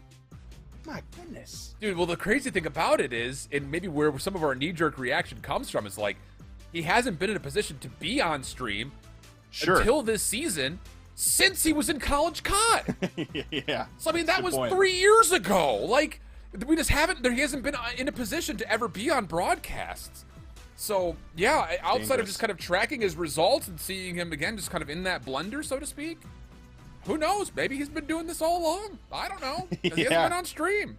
Maybe. I mean, that's the thing when you talk about challengers, and that's why pro points always matter so much. And your start in the year is so much more important. A great example of that is someone like Mohawk, a back-to-back champion who has not been able to find like the right squad and doesn't have the pro points to be able to kind of get slotted into a really good team. You know, it puts you in that spot where sometimes you just do not get looked at as kind of the top squads right now in your region. But when you have a good start and you look this good and you do the things Velux is doing, that conversation starts to shift over. So it's been amazing, I think, to see this kid individually really step up and just look like he is final right now.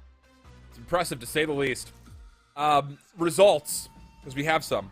Team War, 3-0 LAG Academy. 3-0? Okay, first of all, this is going to mean nothing to you as an audience. But, Cade, are you reading my mind? Because I have pushed to Team War LAG just verbally without us even talking about it, and he's just automatically had the scene ready to go. This guy is in my brain cells right now. But a 3-0 for Team War over LAG Academy, and it got more convincing as the series went on. So LAG Academy, after what was a very solid group stage, result-wise, they find themselves in the lower bracket very early on. That is a surprise. Oh man, it is because, you know, Gravity and Lau, like they played together last year, of course, on that, you know, Legion roster, and you bring in someone like Wardy and you're thinking, oh, like this is maybe the missing piece, you know, these guys have kind of been missing. But overall, it just feels like it has now started to come together. It's been unbelievable to see a big 3-0 versus, you know, LAG. And, you know, it's not like a blowout, right? Like, these are close, tight maps, it looks like. We don't get to watch over it, but it's still the fact that they're able to do it and kind of overcome and find these clutch moments and have everything click. It's looking a little interesting for those guys, because I didn't think that they were looking like top tier. I didn't think that they would be able to beat LAG Academy 3-0. That's for sure. It was not on my bingo card. The 3-0 part of it is where the surprise comes from, without any doubt. And who knows, man? Maybe it's just one of those days where Wardy is just destroying everybody, because he has moments like that. He has those moments. And maybe we haven't seen a lot of it this year, but it could be happening right now. Hard to say. For what it's worth, they will move on to play the winner of the game that we're focused on right here, Twisted Theory and Convoy Gaming. So there will be an opportunity to see them on broadcast. If you were not watching, I think it was actually mainly broadcasted over on the We Are Clutch GG stream. So if you missed it there, you will definitely at some point catch it here. Other than that, Decimate up 2-0 still, last I saw. There's really nothing else to report there as of yet, but those maps have been close, and we're just waiting for map 4 here, which will be that Mercado Hardpoint. So again, we're kind of bouncing around across multiple matches, but Mercado Hardpoint is a very peculiar pick, I think, for this series, because Hydra was open, both teams liked it. Mercado had not been played by Convoy Gaming yet, so to see them kind of let it through makes you start to think that they've been prepping on it over the course of the last couple of days at least. Yeah, I have to imagine so. I mean, if you're not going to pick one of, you know, your better map modes and square up like we were talking about at the beginning, then that's kind of has to be the case in my mind. But coming into this, I mean, obviously you just pulled off one of the most insane, you know, sequences of having to pull off an offense, you lose the defense, and then you win the round 5 offense, and it's a 1 versus 1 to extend the series and, you know, to kind of keep the script alive that Twisted Theory will just reverse sweep you. It's just somehow, some way it's going to happen. But going into Mercado, I think this is where you could really look at someone like Dak to have that individual takeover Slayer performance. And, you know, as much as, you know, we've compared this kind of play style to Hixie and what we're used to seeing, like, this is where I think you could find a map, you could find a lot of success. You could be that player that we were kind of seeing throughout the early cups and throughout some of stage 1 as well. But if you can, you send it to a map number 5 and Search and Destroy. I feel like that's where we're headed, but we'll see if Convoy let up, because they still have also looked really good in their response too. Yeah, and in particular, their Hardpoint. I mean, as most noted by what we saw in Hardpoint number 1. So, sure. Yeah, lots of great points from you, Austin, as usual. You're very handsome, you're very beautiful, and you're also pretty smart sometimes. So, you got that going for you. Just sometimes, I know. I don't know if I told you this, but while we're waiting for gameplay, there was a moment I was going back and looking for Ghosty clips, Okay. And I ended up stumbling upon one of our first casts that we did together back from Modern Warfare 19. Okay. Do yourself a favor and go back and look. We look way different than we did back then. I bet we do. Probably like no beards. I definitely couldn't grow like a beard back then. I don't think so. Yeah, that would have been. I don't. Different time. Actually, I want to say I saw the picture. I think like it was like you posted it or something, and we did look totally different. It was a long time ago, man. Scary. We casted COD for a while. A lot of fun. We've been doing that. It's been a lot of fun. It flies by, right? Time flies when you're having fun. Normal cliche things. Other than that, just to kind of talk to you guys through the day as we're getting ready to jump back into map. Winners round 1 right here, right now. Lower round 1 next. Finished the evening with the winners semifinal. So we've got a lot of COD Challengers action coming your way. And then we'll be back next week for Wednesday, Thursday to catch up with the rest of the lower bracket, the winners finals, and finish with the grand finals and lower finals on the final day next Thursday. How about that statistic, though? I was waiting for it. We've talked about it, and there it is visually. Out of all the matches that Twisted Theory have won, 3 of them have been reverse sweeps. 4 of their wins have been through map 5 affairs. So you get them to map 5, they're probably going to win. Yeah. I think that's looking pretty likely. And I mean, you have to know that kind of in the back of your mind as a Convoy Gaming like squad 2. So that 1v1, very well might come back to haunt them going forward. But still got to get it done. And the first Hardpoint was incredible. See what happens now. P1 time going the way of Twisted Theory. A lot of it kind of going uncontested so far. Olo's ready for this rotation to come through. He's in a perfect spot to cut down Pristini. If he makes a move, the trade's going to have to be efficient now for Convoy. Yeah, this is the definition of you win your opening duels for Twisted Theory, and then you get onto the hard point to a point where you say, okay, we're happy with this. Let's make sure we just lock everything down. Great start. Oh, long range. Goodness, chewed up a ton of gunless right there, but does not confirm the kill. And now all of a sudden, as the first hard point is still active, spawns are not going to be good for Twisted Theory. Convoy Gaming a chance to foil this setup. You have to get the kills if you're Twisted Theory, and, well, they will. Classic last one around the back denied, and with that, Twisted Theory can get into Cantina. Yeah, they do get into Cantina. Set up now. Vico gets to roam around a little bit. See if you can maybe find a couple of individual 1v1s, but Gunless able to work them. Takes them out of the funnel power position. Mock up top. The next one you're going to have to deal with, but while this happens, no one's down low. No one's getting time, and Classic has a chance to be able to do exactly that. With the support being cut down around him, he's going to have to try to make a play. Just hoping for help, praying for help. None will be there. Prayers not answered as of yet. This is going to lead to full time, by the way, for Twisted Theory on this scrap, as Convoy Gaming are already being pressured by Beagle at new. No one knew that he got through here. Gunless quickly turning. Oh, Beagle, if it wasn't for the mantle, maybe gets a better look at him, but still, Gunless has been lucky to be alive in a number of these long-range fights with Beagle. So it'd be 44-17. One last chance for Classic spawning out to try to finesse the scrap. Not going to work out, but Convoy are good for the rotation. Yeah, Classic actually got a really interesting spawn. He got a spawn like back parking lot right after he died the back of Cantina. So he got like a free 2-piece when they funneled through that exact alley you're seeing right now on the minimap. And it really did slow down Twisted Theory. But now they're starting to get together, starting to work every single angle of the map. It should start to spawn out Convoy as well. You have a chance maybe to work a little 4 versus 3, but kills have not followed in and around the point. But a solid hold so far here for Convoy. Yeah, really well read by Convoy Gaming. Because, I mean, the hit from Twisted Theory was blocking Pristini out, but it's a great response from the front. Hardpoint was never even challenged. So you're going to be able to retake the lead. And now all of a sudden you're looking good for a full 60. So Classic is going to have the opportunity to play for rotation. Up close and personal. This is a tough gunfight versus Hollow. Although he does have an AR, so this Semtex is going to push him off. Does not get tagged by it, though. So even though Classic gains the ground, he does not really have the elimination to allow his teammates to flood forward.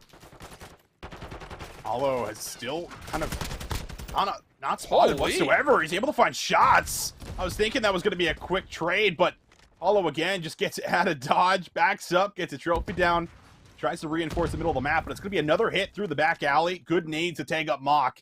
And that will force him off the angle now, so Convoy might have a chance to push up. It is still a little bit split. Players trying to work through mid, and Classic wins a huge 1v1 off screen. Have to break in, though. This has been a good 25 seconds, uncontested. Wow. Finally now Convoy here to pounce. The kills starting to flow. Yeah, and as Pristini jumps across the doorway, I thought for sure that Twisted Theory was going to be able to transmit that info and get the quick kill and just kind of trap Convoy in the back alley, but Preston once again defies odds. Gets the elimination, allows his team to break. So 90-75, the last kind of finesse player Beekle does not find a kill on towards Barbershop. So this is going to be over 100 points to Convoy Gaming. Twisted Theory is here at new first, but look how far forward Pristini has gotten for free. Just predicting the corner, he gets the free kill. And now Convoy, they are all surrounding this hardpoint with a chance to swarm. They're here. Beekle has so much to deal with out in front of him.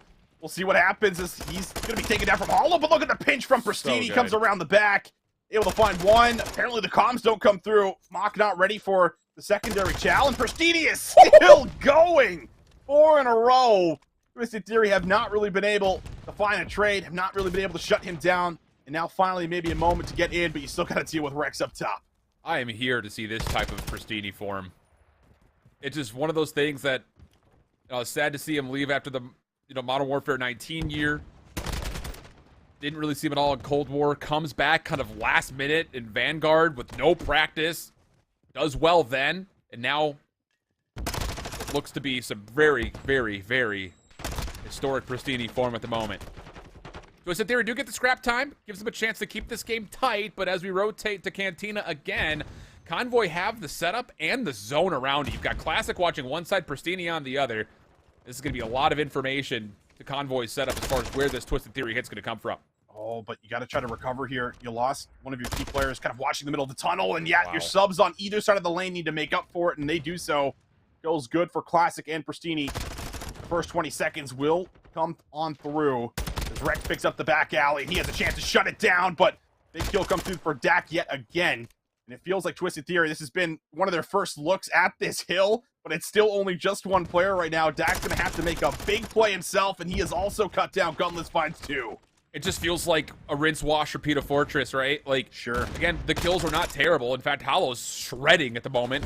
But the problem is you don't have a great entry setup. And here's the thing about it, is like, that's where you really feel the presence of Hixie, is when you no longer have him. You go, wait a second, how are we not getting into these hard points? We're getting great kills, but you don't have that player who's just so selflessly minded that they're going to make the play, dive into the hard point, and be successful in that.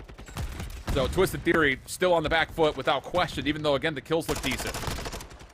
Kills have looked decent, but just like that, they're able to get themselves a hold. Twisted Theory have to respond, and you need a response here. You cannot let this time go over at 170 points already for Convoy on the final hill. Rex is still up top of the hard B. Classic is still threatening players in the back alley. There's just no easy way in, is there? So many tough battles in Classic. Get out of here. Oh, man.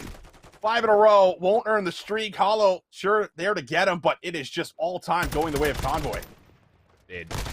Classic is looking really good, too.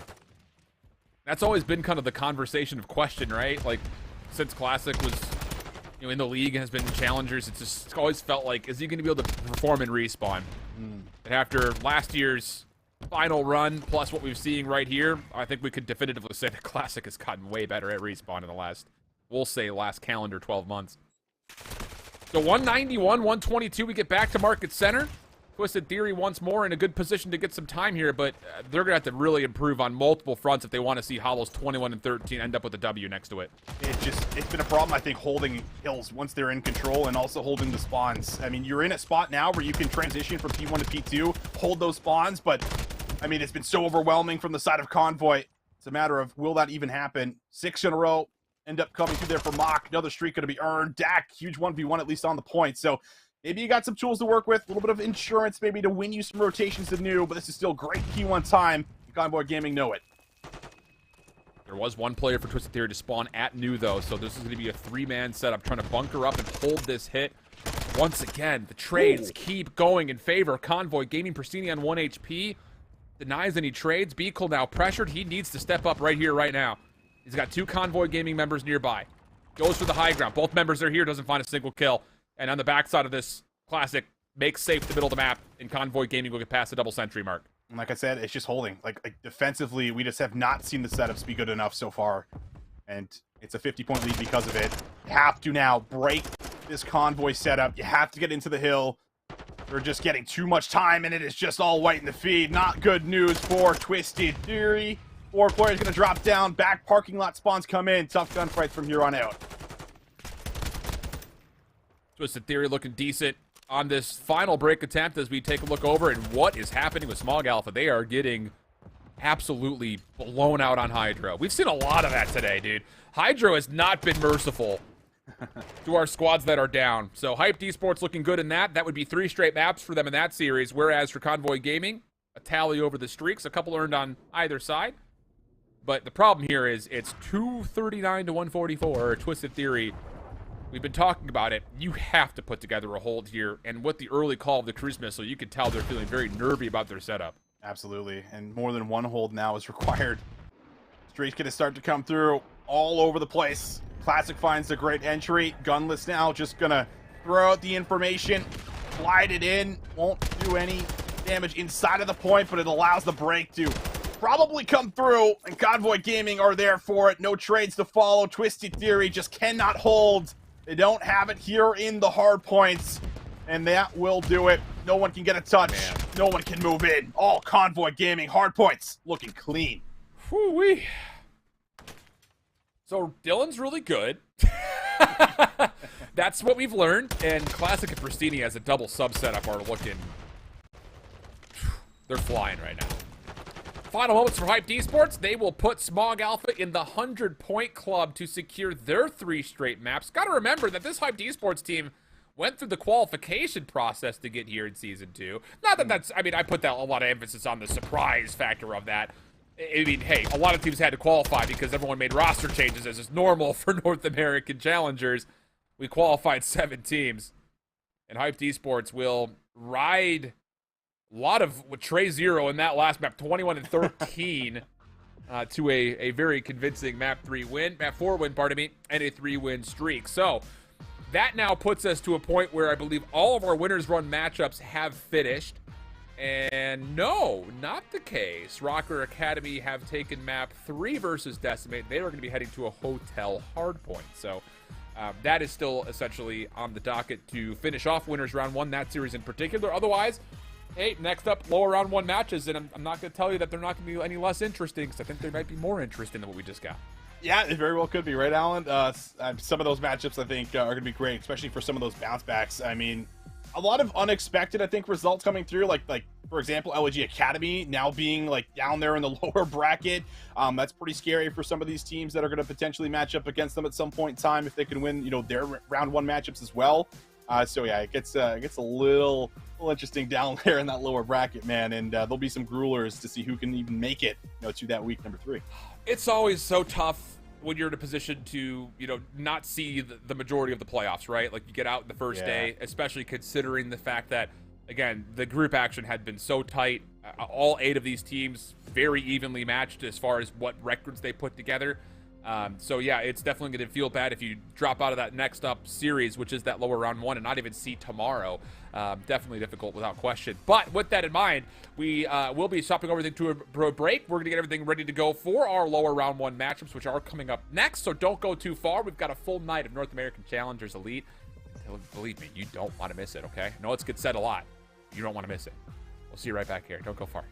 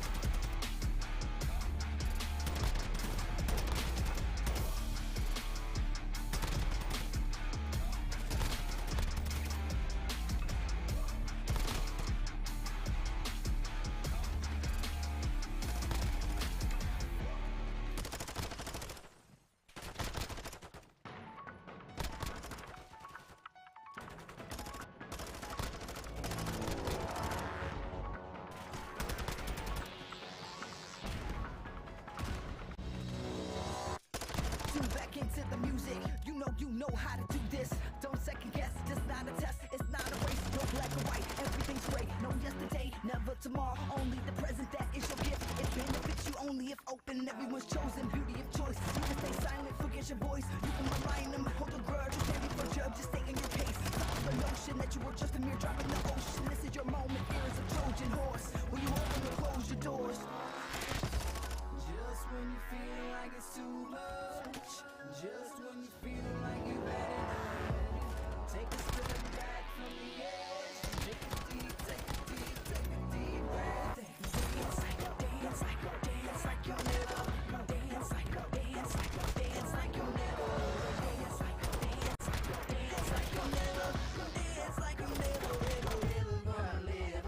Sometimes you don't like where you live, sometimes you don't really like your kids, sometimes you grow out of your friends, sometimes it's your fault, just admit it. Finger point in the mirror, 3 points back, that's the tearjerker. You can wallow in sorrows, the crest of the past, afraid of the unknown tomorrow. Or you can just live in the now, we all trying to figure it out. The rhythm inside of your chest that's keeping you moving, that's the solution. The ball on the floor is hard to ignore, endorphin rush will flush your brains while you dance your pain away, Just when you feel like it's too much, just when you feel like you've had enough,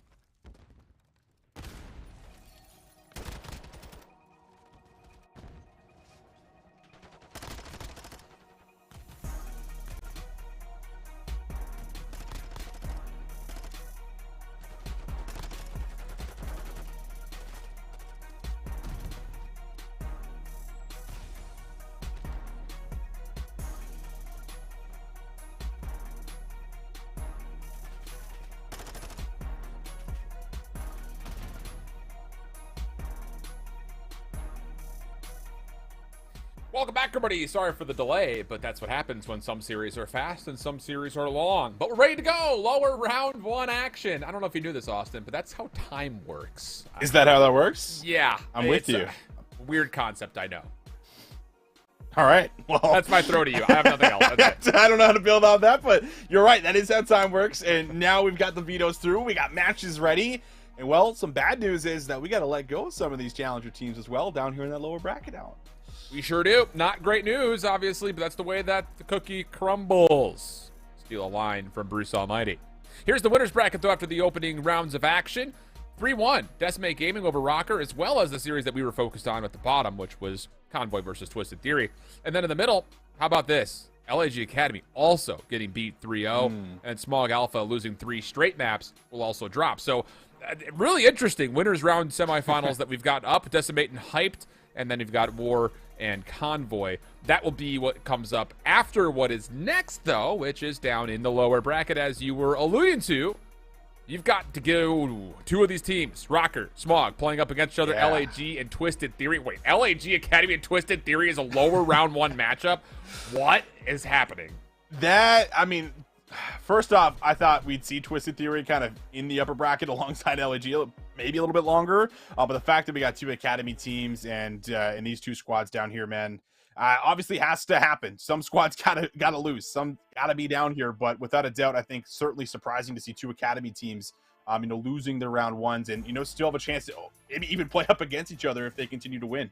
Well, especially considering that 2 of both of those Academy rosters were great in Boston, found themselves to the final day of action. So, telling you, man, it's not predictable. Challengers never is, never will be. But our focused match to kind of get things kicked off will be Rocker Academy going up against Smog Alpha. We will, of course, have look-ins to the LAG and the Twisted Theory game as well. But if you're looking for sole coverage of that, you can head on over to twitch.tv/weareclutchgg, where they will be handling that as their primary and sole focus. So all the coverage will be happening in full across both streams. Pull up 2 tabs. But digging into this series in particular, got to get to know what our rosters look like, since we have not really seen any of Rocker Academy on the first block here for us. It's the same roster as you'd expect, same roster back in full force, which I would say with the amount of CDL moves that have happened is surprising, because they have been great pretty much all across the board.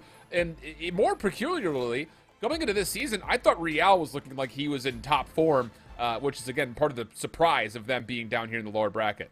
Without a doubt, I mean, it's just so hard to ever assume that, our Season 1 champions would be knocked down. They finished second, at Boston as well. So it's not like this team, has been on like a downward trend by any means, but to certainly lose that first matchup the way they did, a little bit surprising, without a doubt. But these guys, I mean, they speak for themselves, right? They've already been able to make their names throughout the last couple years. Obviously, Panda and God RX throughout last like 6 or 7, it feels like. But this team is very dangerous. And as much as they're in the lower bracket, I mean, they could still continue just to hit that insane form that we've seen so far here through Modern Warfare 2.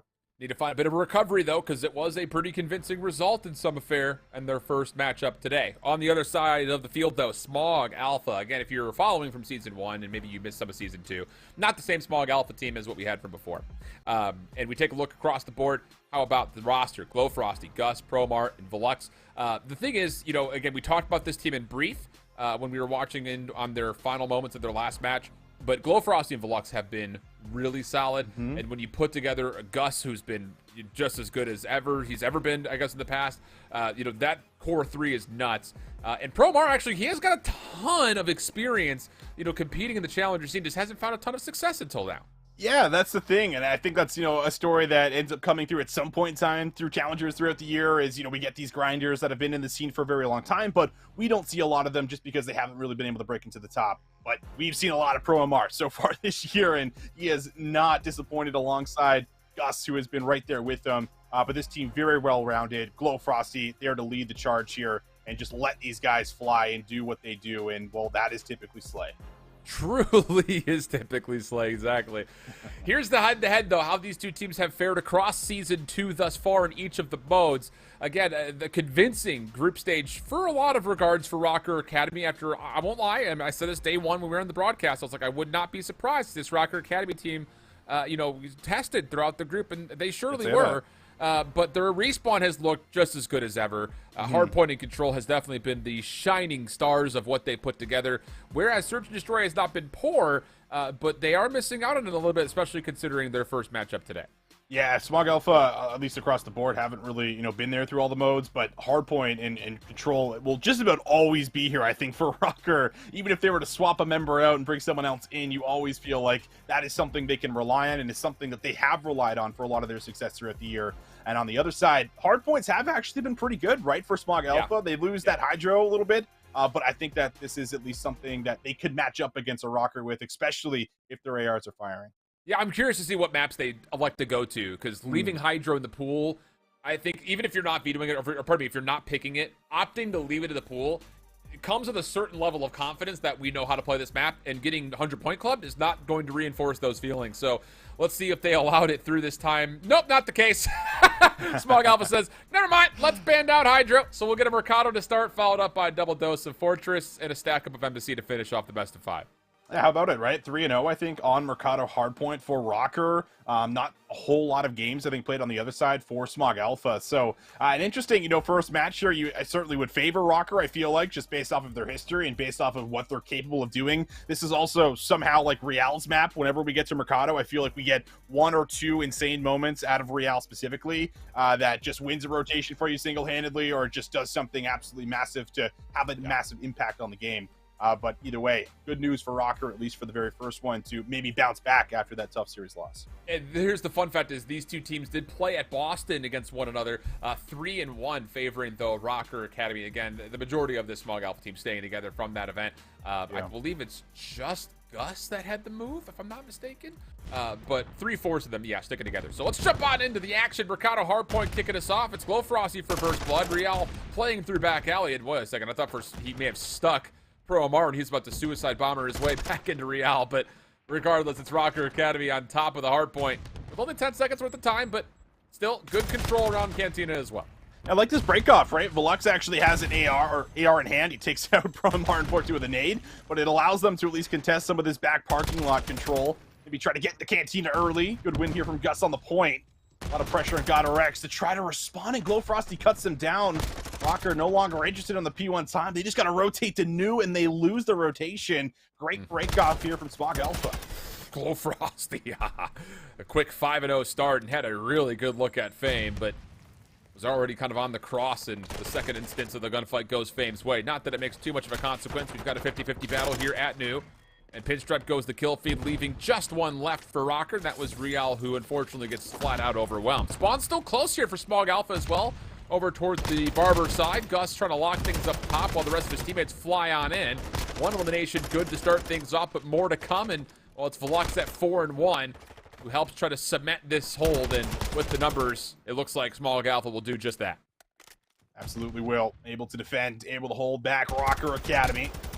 Godorex has been back alley there for quite a while, and will finally be dealt with. Gus has got a great read through the mid-cross, and maybe even threaten an early rotation. Has to win this battle. Yeah, Fame's looking at the back, so that's the first one. Able to get in, and Pander just maybe doesn't expect the immediate challenge. Maybe expects Real to get there, and Real does get there. It's maybe a second late, but still enough to at least hold on to the rotation here for Rocker. I'm also kind of looking into some of the action that was being covered on the We Are Clutch GG stream. Fame had not had a couple of looks when I was watching over as far as the stat line is concerned. I mean, you've got 7 and 5 for Real. And on the opposite point of things, a total of 7 kills for the rest of the team as Fame gets his third. That's not a great start.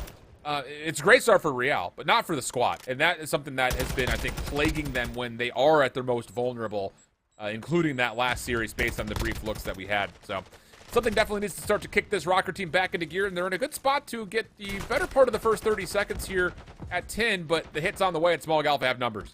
Got some good damage up top there. Lots of Godorex, but Real is still holding down low. Good peek comes through there from Fame to follow up just to make sure they reinforce the scrap time, and the scrap time should be all there. So Rocker are going to be able to come out with a lead. On the back end of a solid 10 hold, full 60 has been locked in. Velux trying to get some early kills here on the rotation into Cantina, but now this opens up an avenue for Pander to try to work through the back alley. 4 players to deal with, but at least Rocker making some moves across the map. And they've got an opportunity to hit from multiple points here, although it's not quite confirmed yet with a couple of defenders in the way. Pro Amar turned aside means that Rocker will have an opportunity to just walk up the back alley. This pinch from mid, though, is being uncontested. Velux is not watching for this. He was looking for someone through the parking lot, and as he gets cut down towards the taco truck, Rocker just get free kills. And Real off the exit, now on 6, has earned the cruise missile. Doesn't get anything more than that, but Rocker happy to be in the lead with 2 good hills in a row now. Yeah, absolutely. Smog Alpha maybe kicking themselves just a little bit, not watching mid enough, not really putting enough members in there.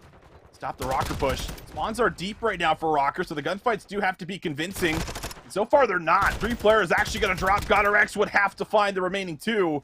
That is not going to be the case. Same does end up spawning decently close to try to reinforce, but Smog Alpha off the back ends of the quick break, they're able to respond and get themselves at least in for a little bit of time. Yeah, very baffling, I would say, how clean both of those break attempts were, considering the setups on paper. So back over towards patio now. Rocker with numbers. All 4 members are here. We got a 50-50 all 8-member battle going over towards new. Velux gets the double. Pander on the pinch. Red beautifully. Velux for 3. And all the question marks for Smog Alpha start to tilt towards where is Scott RX. And he will reveal himself. Kill comes through, neutralizes the time. Velux looking for his 4th in this spree. Doesn't quite get credit for it, but 7 in a row for Velux. Counters now with a cruise missile of his own. He just flew out of there and took shots into Pander. So Pander actually couldn't really help or peek because he was completely one-shot from Adam. So it gives Smog Alpha a little bit of room to work with, a little bit more time. Numbers their way. Still struggling to clear Rocker up fully, though, as Real's doing a good job just finessing his life here. He's just making it very difficult as he finds kill number 4. He says, let them come to me. I'll just wait and keep the hill neutral, and then finds the kills and goes for the scrap side. I mean, Real's the only reason that Rocker are not just in the lead, but arguably in the game. I mean, how many heroic moments has he had to win time or secure a break when no one else was close? So another 4 spree for Real, and maybe a chance to consider usage of early streaks if you want to try to control this back alley. Not needed. Got our X up top, Real down low. They combined for 2. And the rest of Smog Alpha are just kind of sitting here and waiting for help before they try to hit again. I love the patience. Just comes down to will it be successful, because you got Fame trying to hit a bit of a pinch. He's shut down, so now Goddard X will be tested, and the help is unbelievable. Double comes through and Rocker hold. Yeah, Velux knows I can't go. Frosty able to work a kill through mid. Velux does get the trade, but the problem is breaking and having to get through 2. He's going to drop down, try to reposition, but don't think anything is really going to come of it. Rocker even set an extra member just to make sure, and I like that call. This is great time to be able to get. Finally, a hill we see is a little bit convincing, as 8 in a row are here for Real. He's went on a couple sprees, and he's going to drop the streak. Yeah, love this call. Late to the rotation to parking lot, wide open. Force everyone into Barber. Maybe have a chance to collect some kills on the outside, not to be. But Fame with the sub does get the first. Gus kind of stuck watching 2 things at once. Semtex opens up with some intel for him on the back, and maybe a chance to double down, but Fame will secure the trade. And now it's Real, the monster that he is on 8. Maybe he could just work his way in for free here. On the corner, Pro Amar turns himself into an elimination with that now. Smog Alpha trying to survive with the last couple of members on the hardpoint. Yeah, trying to survive. Still not a terrible spot. The spawns are pretty close in the back, and the nades are perfect. They shut Rocker down before they even really have a chance at setting up a team push to go in for their second attempt. And, well, gunfight's not being won. Pro Amar holding strong. Clo Frosty, I mean, he is just in his way. When he's got himself on a heady and he's just got to lock down iron sights, I mean, he is almost always going to win some of those battles, and you're seeing it take place. And Gus is even putting in some good work here across the map. They have brought themselves right back into it off that full 60 there from Rocker. Yeah. It's definitely one of those things that you can start to feel like Smog Alpha still have some firm control in this game, which is weird to say even though they're down. Yeah. It's just Real's moving a little bit different right now, and Fame, man, he needs to step it up. 15 and 23.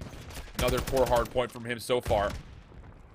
Still not out of the realm of his team, still trying to pick him up and get into the mix again. Anders also having a tough go of it at 10 and 19 as he continues to swap back and forth between sub and AR. Kills come through, though. SMG's lighting things up as Rocker Academy can at least keep the hard point neutral, but the work that needs to be done is moving over towards Cantina, and Smog Alpha will deter the first instance of it. Now maybe even fight for some of this P1 time. Try to just keep these spawns back by 10 as long as possible. Delay Rocker on the rotation. Good little double chow comes through mid, though. Frosty, 7.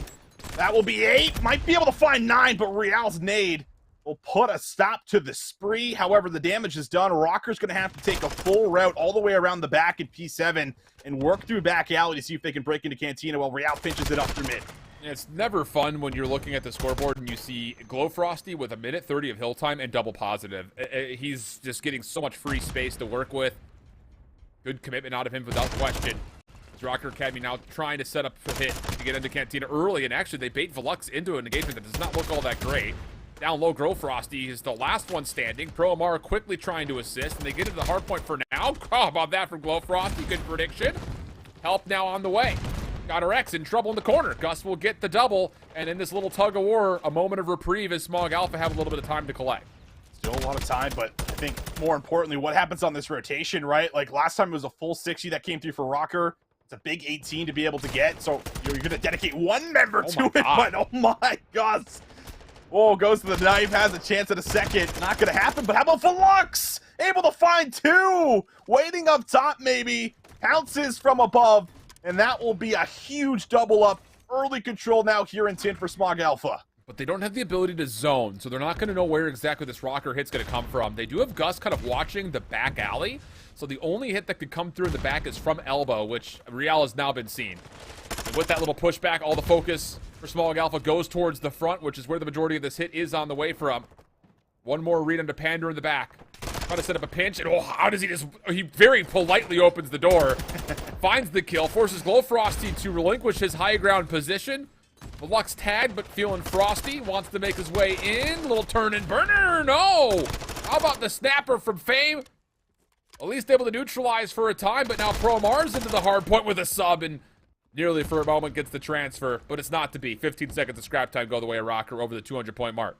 And it's a much scrappier hill this time around, so at least it's not a full 60 that come through. You know, you're able to keep it somewhat contested in a tad bit of time. Pro Amar's position here is everything to get information. The dead silence is active, so all of this is completely silent. There's the first, there's the second, there's the third! Pro Amar finds 3 heads, and he shuts Rocker's push down in the back. Oh man, that was a critical moment there from Rocker. You thought they were about to do it again, go from scrap to initial. Pro Amar slips the net. No worries there. So now Velux can be a thorn in the side, quite literally, just kind of floating around their mid-map. Shots over towards backside truck, but doesn't expect that Fame is already here. Look at the spawn. Rocker going to be a little bit faster, a little bit closer to getting in with these kills. A chance to also not neutralize, but win a lot of this hard point. One more attempt here from Smog Alpha, largely off of Velux, who just kind of tries to sneak his way in, and he gets 2 on the way. One more up top is Connor Axe, who gets the double in response. 4 in a row for Adam, and Rocker Academy now back in the lead. Oh, and it's 15 seconds that you're going to be able to get out the back end of that. Going to put Rocker just in reach of closing it out. Velux's nade does fall short, but he's still good for the gunny. Finds 1. Needs to try to come up with a second, but Real will find the trades. Gus now looking for a double up as it's a fight for 10. Glowfrosty is in, and Smog Alpha, they are on the point, but Rocker's here again. Yeah, they are not. Glowfrosty tries to take away the angle, but doesn't get the regen off, so he gets deterred. Pro Amar inside the cut, not able to do too much. Velux also shut down. 234, 242, and the kills turn up all the way in favor of Rocker. Glowfrosty just working his way in for a contest, looking for someone to shoot at. Doesn't quite get the kills. 248. Pro Amar next one in. Not going to quite cross the threshold, and Rocker Academy somehow, some way, put together enough time to take the win in map 1. Rockers stay flawless, but boy, oh boy, are they tested. A required break has to come through in the end, and they're able to deliver, but so many great moments, in particular from this man on your screen. Again, we talk about his SMG presence. It is so required when you go up against a Real, you go up against a Fame, and Real really was the critical piece of the puzzle. That was success here for Rocker Academy. My goodness, so many great moments. And I said it, you know, you always get 1 or 2 great moments out of Real on Mercado. It's how it is. It's just what happens. Yeah, a 16-point game, and he probably single-handedly was responsible for like 66 points just off of his individuality. So, yeah, great shout there. Real, a problem on the map, and you can see exactly why. So, Rocker Academy, like you mentioned, they were 3-0 during the group stage, now making 4-0 on the map overall. Clean stuff from them. And you take a look back over the scoreboard once again, it's going to be painful, I think, to look at that from Glowfrosty and Velux and say we both nearly dropped 30 with some great interactions, non-traded kills, damage, and even hard point time for Glowfrosty to still come up a bit short. Sucks to come up a bit short, without a doubt, but I still feel like you can't be too mad about this one. Certainly put up a fight. Again, one of, Rocker's bread and butters when it comes down to map mode so far in Season 2. So, I mean, you test them without a doubt. 16 seconds, the differential, and just so many great moments. You think back to, some of those full 60s that they were able to break in. It's a different look entirely. But Rocker, I'm sure, thankful they're able to at least get there for the break. It was a high-pressure moment that they had to successfully break in, and they were able to do it. This is something we've seen a lot from this Rocker team. And we get just so much participation out of Real, GodRX, a lot of huge moments there as well at the end of Barber. Yeah. Holding some of that scrap time. Yeah, very much so. Wow. Okay. Looking over the set, though, overall. A key win for Mercado Hardpoint going the way of Minnesota. But now we've got a double stack up of Fortress to get through, which always provides some sort of a headache. In particular for Rocker, they're coming off of a 4-6 loss on the Fortress Search and Destroy against Decimate, most recently. Whereas for the Smog Alpha Squad, they also are coming off of a 4-6 loss on the map. So both teams looking for a bit of redemption. Any thoughts after the last series that they played, or maybe the history of what they've got in the group stage here, Austin? Yeah, I mean, coming in for a team like this, I think that they're almost always going to be the underdogs in almost any matchup that they go into, especially against the Academy team that has already won, its stage so far in the Challengers scene. So it's tough for these guys because I feel like everything's stacked against them, but I think they have all the correct pieces to make some of these crazy upsets and some of these big moves against these top squads. And a lot of that takes place, I think, in their respawn and their understanding just to be in the right place at the right time. And I think they have a perfect setup with, you always want someone to be like an entry SMG, which you have a very aggressive one with the Lux, and then you have ARs that are going to post up and watch lanes for you. So I think the dynamic that they have here, works for them. I think it's just finding these clutch moments that they have to overcome, right? I think that's what you need to do as a team. That's a good shout. And I think that those are going to be the biggest things to keep an eye out for, not just in the search, but also things to keep an eye out for in the control. So that's a nice little frame up for things to come in the most immediate future. Other updates, Twisted Theory, LAG Academy, they quickly got through map number 1. It was a Hydro Hardpoint that LAG Academy took 250 to 145. Wow. That's a statement. It's a little scary right there. Yeah, I'll say. And into the Search and Destroy they go, and we will follow for now. 4v2 situation. First 2 kills good for Dak and Hollow. And our first look at LAG Academy so far in the day. That's right. Good for map 1. We'll see if they can pull off a 2 versus 4 here in the round number 1 as well. Diamondcon and Spart have to be the ones to do it. Mock kind of just comes right into Diamondcon, so he'll grab a freebie.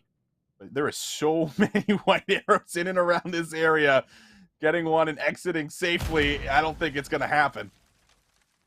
Doesn't feel like that. Everyone's watching everything and can cover each other for trades pretty quickly, without question. But Dead Silence is available. Nades as well. Semtex goes in towards the bomb site. Nothing found there. Diamondcon probably going to be the person who made the first step. A couple of trail shots come through, and now LAG Academy will stack, and they're not going to have time to get the bomb and plan here. This total mystery on where exactly Twisted Theory had gone off to. And maybe they saw that the bomb was down because no one moved from this position. No. yeah, they had to have known. You don't play it like that unless you know the bomb is down, without a doubt. They were all stacked up on one another, just in behind the bar, corner to corner.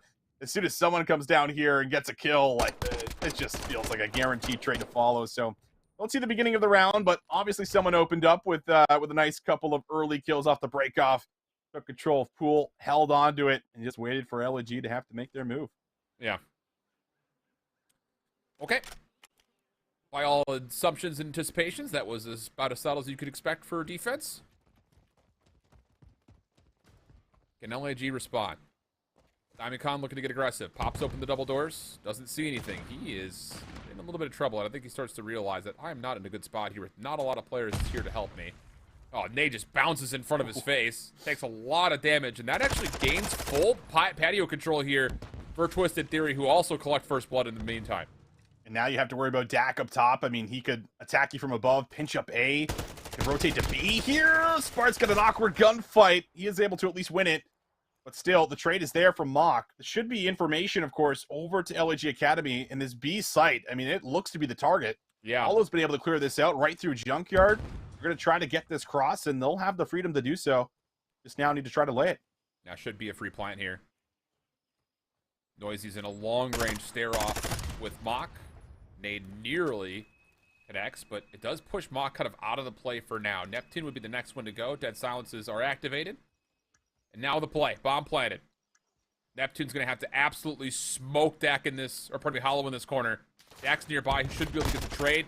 Gunshots come through. Neptune does smoke Dak. Okay, now the help from Noisy's here. Oh my! Just down to Mach, who has to move quickly. Halfway through to defuse. Kill comes out, and the stack up is there. Twisted Theory survived through the second round. And just blessed timing for Mach. Yeah, it is blessed timing, but what a roller coaster of emotions, right? I mean, you laid it out like he's got to smoke somebody, and he just kind of snaps and turns on Dak. Gets good support from inside the site to work some team shots onto the second, but just working around with the dead silence. I mean, if you are the trophy player there, it probably wouldn't have happened, but the dead silence was quite literally everything for Mach to hit that flank, and, well, luckily they're able to line up for him. Wow. It's a weird post-plant setup, knowing that you had Mach deep into his spawn. I don't know. Opening set nade will land for first blood this time. Sparty out of the picture early. Noisy still trying to feel things out with the bomb, but without your kind of lockdown flex AR of Spart, this play becomes a little bit more difficult, and it does require, once again, the subs to have to do something eventually you would think pretty special. Noisy does get a vacant A site, though, for the plant. It's going to be on Twisted Theory with numbers to try to set up their retake. Oh, Noisy does exit safely, but oh, he's going to hop on it right away. Well, Vico hops on it, but he doesn't stick it, and well, maybe he should have. Now Noisy gets an angle to move in, doesn't finish off the second, but numbers still here for Twisted Theory. DiamondCon going to drop down to assist, and that's going to even us up. 2v2 we go. Neptune falling means that DiamondCon's now by himself. Clean shots onto the first. Mach nearby once again. Can he go back-to-back clutches? Pops open the door! Ha ha! Completely baffles DiamondCon. Hey, look at me over here. Through the door. Never mind. Find you in the window. It's not such a heads-up play from Mach. It is. It really is. It's just, you know, feeling yourself in the moment. You know that he's trapped. He's the one that's going to have to react to you. So why not throw a little bait play in, and we'll see it from his POV. Boom, bang the door.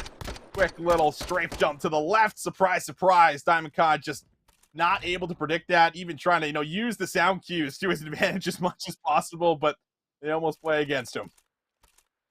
Well, that's funny, man. Back over to our main feature broadcast. If you want to see the continuation of the LAG Academy game again, we are Clutch GG has the stream on Twitch for you. How about Glow Frosty, dude? What is this guy on this season? Yeah. 5 through 2. Pardon? He's finding kills, that's for sure. I'll say. He's getting himself into a lot of good spots, but got our X. We see this quite a bit from him. He actually loves to run the sub here on Fortress S&D. Trying to just find those little moments to get aggressive. And he does so right there for the first blood. Trophy is going to protect Promar. And he will be able to get the bomb down. Panda doesn't go for the immediate chow, but now wants to follow it up, but can't follow through. Has to back up and wait for his teammates to set this up. That's so much information, though, for Rocker on what this post plant looks like. You saw the exit, you saw the AR coming through, but Glow Frosty he just gets 2, trying to cross it for a bait and switch. My goodness. Well. Yeah, I'll say. Well. My goodness. I was thinking, you know, it's a good spot for Rocker, right? They got some players working through on the pinch. You got a player down low. You might be able to find Gus up top, but as soon as that bait and switch doesn't come through there inside a gate, and Glow Frosty just gets to sit there and just lay on the trigger for 2, pretty much ends right then and there. 7-0 for him. Cruise missile acquired. Smog Alpha up 3-0. Good grief. How about a round 4 cruise missile? Care for that at all? Rocker Academy is getting beat up. Real Pander drop. Gus, the only trade. 3v2. No map to work with. What is there to say? This would be very difficult. I think that's all we could say here for God or Exit Fame. Yeah. Although they do actually kind of isolate the defense off of this play. Glow Frosty is very patiently taking his time. Oh, gosh. Nade does land. That or the truck landed, but Fame is there for the quick wrap. And now all of a sudden you're starting to think, wait a second, how has this happened? It was a 3v2 and you had everything controlled. Yeah, it's fell apart here for them, but Omar always feels so bad when you don't finish off that first kill, and well, that's why both players just gotta hold the iron sights, wait for you to push in, throw in the team shots, and Rocker, a round that was not looking likely to go their way, able to bring it back, work through that 2v3. GodRx finds those great kills on transition, and just good help there from Fame to also collapse on the back and finally end that spree that Glow Frosty was on. And I'm kind of curious there because, yeah, the kills for Minnesota and the initial exchange are not terrible. I mean, they're down, to just the final 2, but Gus dropping, it made it look like they were trying to maybe go for a quick play to B, and the defense had to move to deal with that, and that just kind of self-isolated Smog Alpha. I would have rather have seen them all play mid-map and just play for retake, but this round, very quickly almost over again, as the first 2 kills come through. Gus watching the cross as Rocker tried to storm into A. Yeah, Rocker definitely trying for like some risky plays here. Trying to get into this site, with a dolphin dive across and then someone watching over you. It's so hard to do with the angles that are available to you. And well, 2v4, Panda would have to beam one. He does, almost transfers. GodRx, though, already tagged up. Has to pull off a 1v3. Yeah. Tough position to be sure. No dead silence yet. Probably not going to get it. Unless he can find a kill. But at that point, he's already committed. Now the play. Guess is left. Player is right. Tough scenes. But convincing stuff for Smog again in the opening 3 seconds. I was going to say 30, but that was way too generous. Yeah, Fortress S&D with the way the spawns work, right? Challenges can come in that little window. It is very, very close. Very, very fast. But my goodness, it is just the 2-piece that kind of comes through right away. Rockers, trying to throw in something different. And it's not easy to throw in creativity on a map like Fortress S&D, I will say so. It's very hard to kind of throw in something that people are not going to be aware of. But Real 0-5, I'm sure that's why our observers swapped over. See if Real can try to get his first kill, try to get something going here. Rocker just have not really had too many windows of opportunity. Speaking of windows, how about watching all 3 at once? That's what Real's job is going to be here for this offense. There's the cross, and then right back. Okay, does that bait Smog Alpha to try to get a little bit more aggressive on this defense? That seems to be the idea, because GodRx is also watching bottom art. They're trying to bait Smog into playing forward defensively, but they aren't taking the bait. So now you have to force yourself into the kills. GodRx gets 2, but Promar cleans up the trash top window, and that now makes to a 2v2, and Fame is in not really a helping position. He could try to get the bomb planted, but he doesn't have a safe exit anywhere. Doesn't feel that way. Stun doesn't connect, though, so that's great timing for Fame, and he is able to escape. So now you have to retake 2v2, and Pander's cutting the map. Should be able to find Pro MR, no problem whatsoever. Shots don't actually fully come through. It's information for Fame, but now both positions actually given away, and you still got time to work with here on the retake. Oh, and look at the play from Gus. He's cutting off the cross for Pander to get back in to help this. So it's all isolated 1v1s. Gus wins the gunfight off screen. Fame's in trouble. 17 seconds on the clock. Here comes the double stack. Promar's going to hop. Gus is going to say, get down, Mr. President. Looking for the full flip. Oh my goodness, that door's made out of lead. But it doesn't matter. Gus gets the trade. Oh, dude. That is the most sturdy 400-year-old wood you'll ever see in your life. I'm pretty sure, like, that gate to the left there that we just saw is, like, more wall bangable than that door, apparently. And that thing looks like 3 times as thick. Like, oh, man. Fame has got to be... Oh, man. I really wish we had, like, a listening after that, because everybody was probably like, what? Dude, like, what is that? What I think it was is he didn't just hit through the door. I think he hits the post here, too. I think he's hitting the post. Maybe. Like, you can kind of see that bottom left-hand side of it, right where the knee is. Like, I think he's hitting the post of Gallows right there, too. I don't know. Regardless, he's either... Yeah. You're raging. Like, dude, what? Like, I need a P90 with 800 bullets to get the kill, apparently. Yeah, it's like, who popped the TAC 5? Like what? Got double health here, man. Stim shot back in the game? Oh, man. This has not gone well for Rocker, but Real's on the board. And Velux is somehow able to escape that situation. Doesn't commit, just slides away with his life. Puts us into a 3 versus 3. And GodRx might be looking to do another one of those little window hop-ups, see if he can maybe get involved once this play starts to come through at A. Yeah. It's tough, though, because Fame is not just watching the cross. He's also going to make sure that no one hits the top windows. So it's a little bit of everything's watching everything. Trophy system keeps Pander a bit more safe, but yeah, this is a free plant situation. Fame has not seen this cross, so Pander just kind of has to make something happen out of nothing. Not going to find the kills. Deluxe down low. Timing for the pinch. Doesn't even need to. Kills from the front are good, and now it's just down to GodRX to avoid the 1-6 tally. Ooh. Able to at least get information on the Glow Frosty. They're probably just going to flip this side of the map, though. The problem is the sub, and, well, GodRX kind of takes a little bit of an overhead chow there, and, well, that will be one. Smog Alpha, that is just as crisp as it gets when you talk about Search and Destroy. 6-1, not even really a chance, it felt like, for Rocker in a lot of those rounds. No, it really didn't, and a lot of that was in the first couple of seconds, honestly. But a convincing start from Glow Frosty.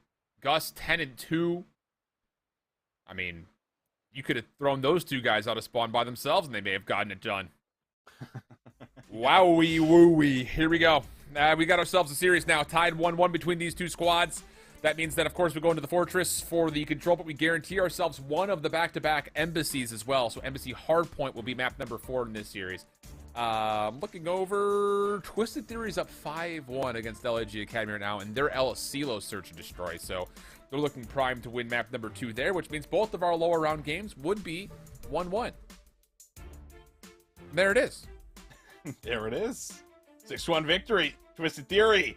They don't have to worry about the reverse sweep. That's a good sign, right? I mean, as much as they've pulled off a couple, they don't get the last one.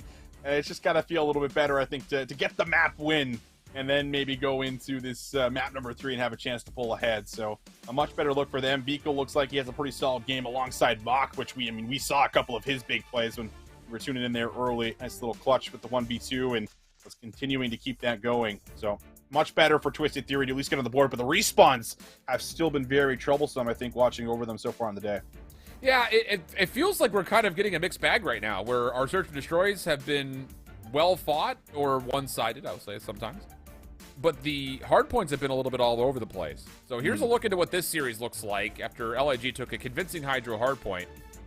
They now find themselves loading into a double stack of Hotel for their control in hardpoint, with the possibility of both of our series ending on that Embassy Search and Destroy. It's hard to put a finger on this LAG Academy team right now. And yeah, I'm with you.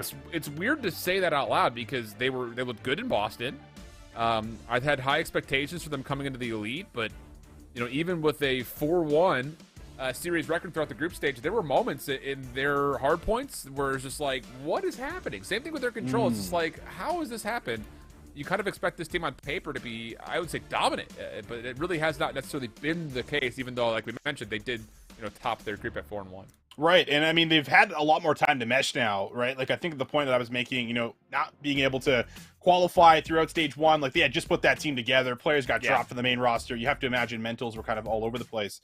But, now that they've had that time, and all of the elites over the last couple of weeks, you're kind of expecting, I think, things to probably be going a little bit better than they are so far. So I'm with you as far as maybe this team being a little bit more underwhelming, especially losing their first matchup. But I mean, Twisted Theory is certainly a great test for where this team really stands, because if they are unable to beat Twisted Theory, then changes are certainly coming through there probably for that squad here. So a lot, I think, in my mind, riding on finding some success throughout today and tomorrow, or today and next week, I guess, going forward, if they're able to even make it to next week here. Yeah, I mean, you got 5 players in that matchup that had recently been in the CDL, so yeah. That's pretty crazy. So we're just kind of waiting on map 3 to start for either one of those series. We'll be jumping into coverage of both of those, but I believe that we're kind of in this moment where we may be able to step away for just a brief break. We'll come back to one of the other controls. Don't go far. I'll be right back.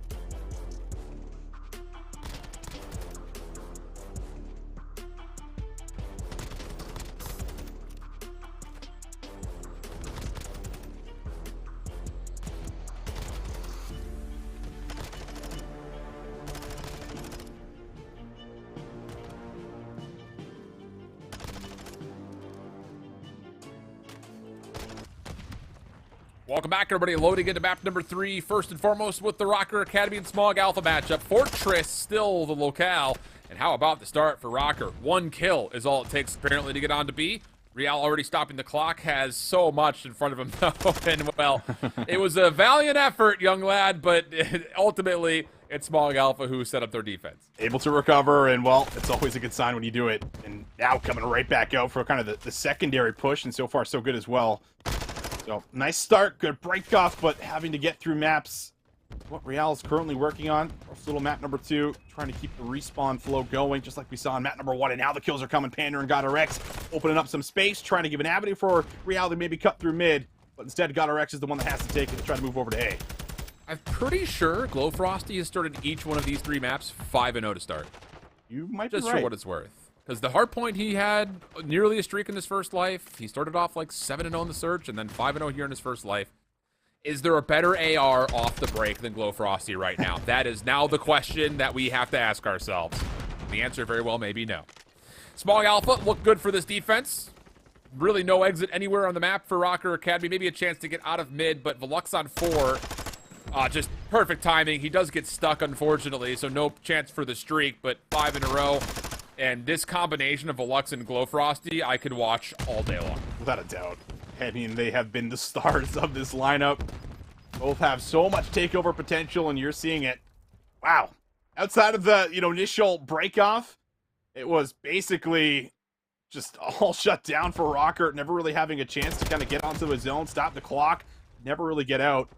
Well, you touched on Glowfrosty having the starts that he has. I mean, we have to now start with him going into the offense, right? Like, I got to start tracking his breakoffs and see, okay, where is this guy going? What's he looking at here, man? He is just on fire. Yeah. We will find out. What's the play call here, too, for Smog Alpha? I'm curious, because we've started to see, at least in Challengers, a handful of, offensive successful moments.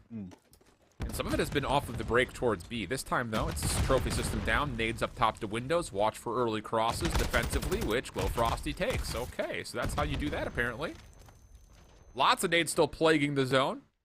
Little contest means that Glowfrosty's going to have to be asked to help, and oh boy, does he ever. Eventually denied, but a good first 2 kills, and it's allowed Promar to, I think, surprise everybody. Yeah. He's on B, and he nearly gets the capture. The double chow is good for the kill, but boy, I think both you and I and Rocker alike were like, wait a second, there's someone on B. Yeah, they're so worried about, trading Glowfrosty and getting maps control that Promar was just sitting over there for quite a while and, well, able to at least draw the pressure. Now we'll see what Velux can do. Oh, that was a key gunfight there. If he loses it, he can come behind Real and help pinch this play up potentially. But Gus is able to actually do some good work here. Finds a couple of kills. Keeps the play alive, gets on A, and that first pick might be locked in, pending he can dodge the wall. No, it's so far so good. He actually does get the tick before the contest comes through. And again, look at Velux on the double, already over towards B. I just realized on the double is also good for his double kill, let alone his tempo at which he got here. 3 now for Velux. That silence popped, and he could just become a problem now. Yeah. 18v17, lots of time on the clock still to do this. Long-range shots. Oh, they were good, but apparently not good enough. Pander gets the kill, and with that, Smog Alpha have to start to set something else up. A couple key moments here. See another one from Pander, one earlier there from Fame. Well, those gunfights come through. It's different, but Glowfrosty is just walking in. I mean, oh, no way he finds that one. My goodness. Almost able to put on 3, but, like, the B pressure has been great. Keeps making Rocker to have to kind of flip-flop between either zone. Yeah. He will give another shot at, of course, trying to retake this, but Velux is there for 2 up close. Are you kidding me? And now take a look at the lives here. 10 on 10, and you're going to have an extra minute on the clock to work with for Smog. Rocker needs to get their defense put together here. Don't worry about trying to put together a spawn trap. Just play the power positions in and around the actual fortress itself. Velux down low. Dead silence about to expire. He's kind of missed his window, so to speak. Or has he? How about it? Dead silence, though, does still expire. First 2 kills are good. Smog Alpha, a chance to still threaten the zone. Trade's not there, though. Fame! Wake it up! It was a miserable start for him again, but a key triple keeps Rocker alive defensively. Yeah, Fame has not had the best starts, but still had a lot of really good moments. Let a couple key 1v1s that have kind of come through for him as well. But so much time, you're going to have to just try to eliminate. Fame's timing is awful. Promar Will be taken out from Glow Frosty, though, so communication not really there. Throwing the nade out. No lives remaining now for Smog Alpha, but still 50 seconds on the clock. Glow Frosty's still forward. He doesn't necessarily need to do anything besides wait for his teammates to give him some information, if they can.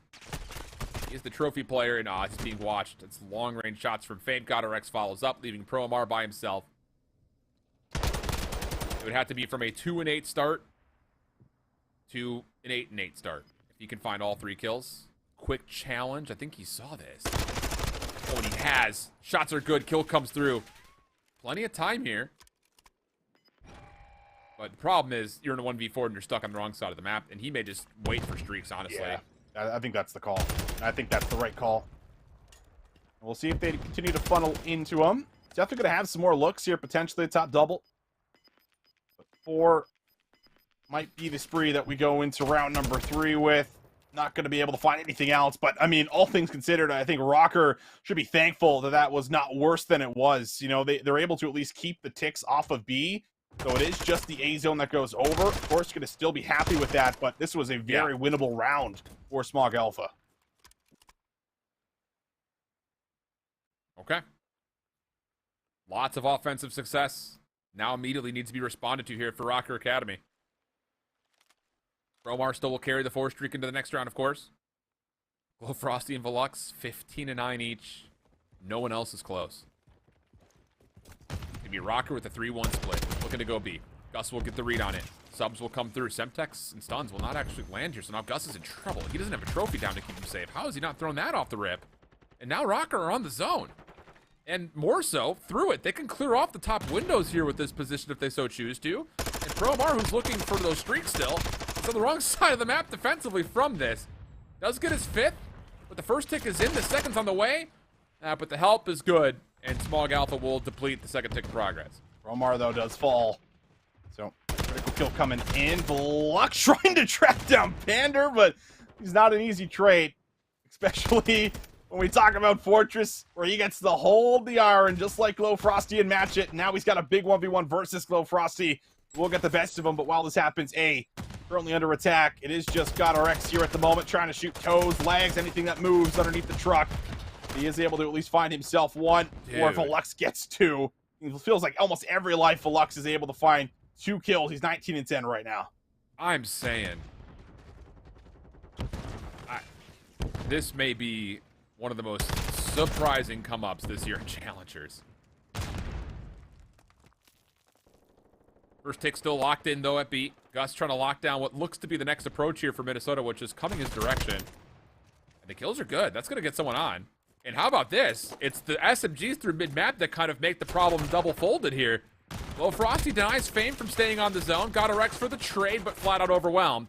And the defense will hold on to the second tick of progress, but as Real's on now 3, he's looking good to probably get the extra 60 seconds. We're going to see a minute 40 and an 18v14 unless Smog Alpha decide to try to commit to this. And with a kill mid-map, they very well may still try for it, but they don't get here in time for the contest.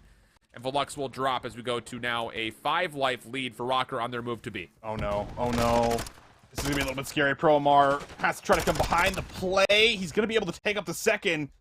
Rocker now able to just go rampant in and around the building. They can just pick and choose what they want to do. I mean, they have 15 lives up against 9. They can play for kills.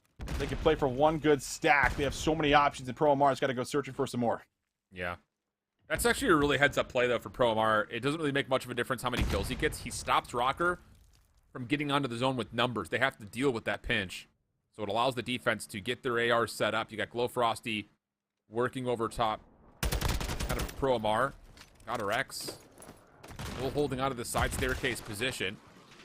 Forces Gus's attention. Good response from ProMar, rotating over to assist. Now we have an 11v8.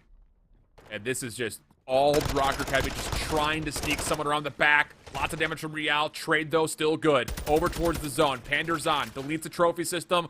And maybe some help can get here, but Velux is on the pinch. And he's going to take down 1. This is going to cause a lot of problem for Rocker Academy. They won't find a single kill. What a retake. Wow, that is unbelievable. You had a massive life lead there as well. 10 playing up against 6. And now it is 6 playing up against 6. And you are trapped in the back.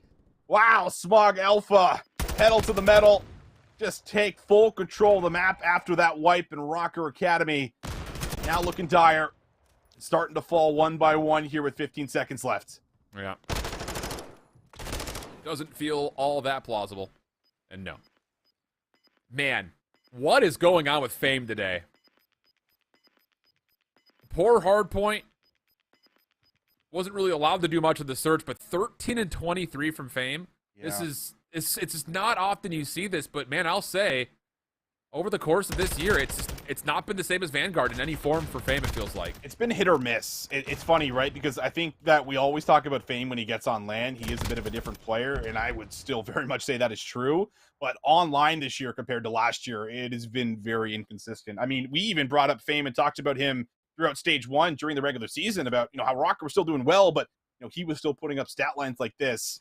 And when we got to playoffs, he turned it around. But, yeah, we have not seen that yet so far from him. Yeah. Very bizarre scenes. We talked about this a lot in Season 1. Like, the role change, maybe? Like, he's not that rogue SMG Slayer anymore. He's kind of more objectively focused. And, okay, shut us up real quick, Kevin. Quick double. 3 for 1 goes the initial exchange, favoring Rocker Academy in the defense. But I still think it merits to be said that this role change from what he was doing in Vanguard is maybe part of the reason. Who knows? It's very possible. Lux can't do anything, though, despite having a forward position right now. Audemars, he wants to do something, I promise you he does.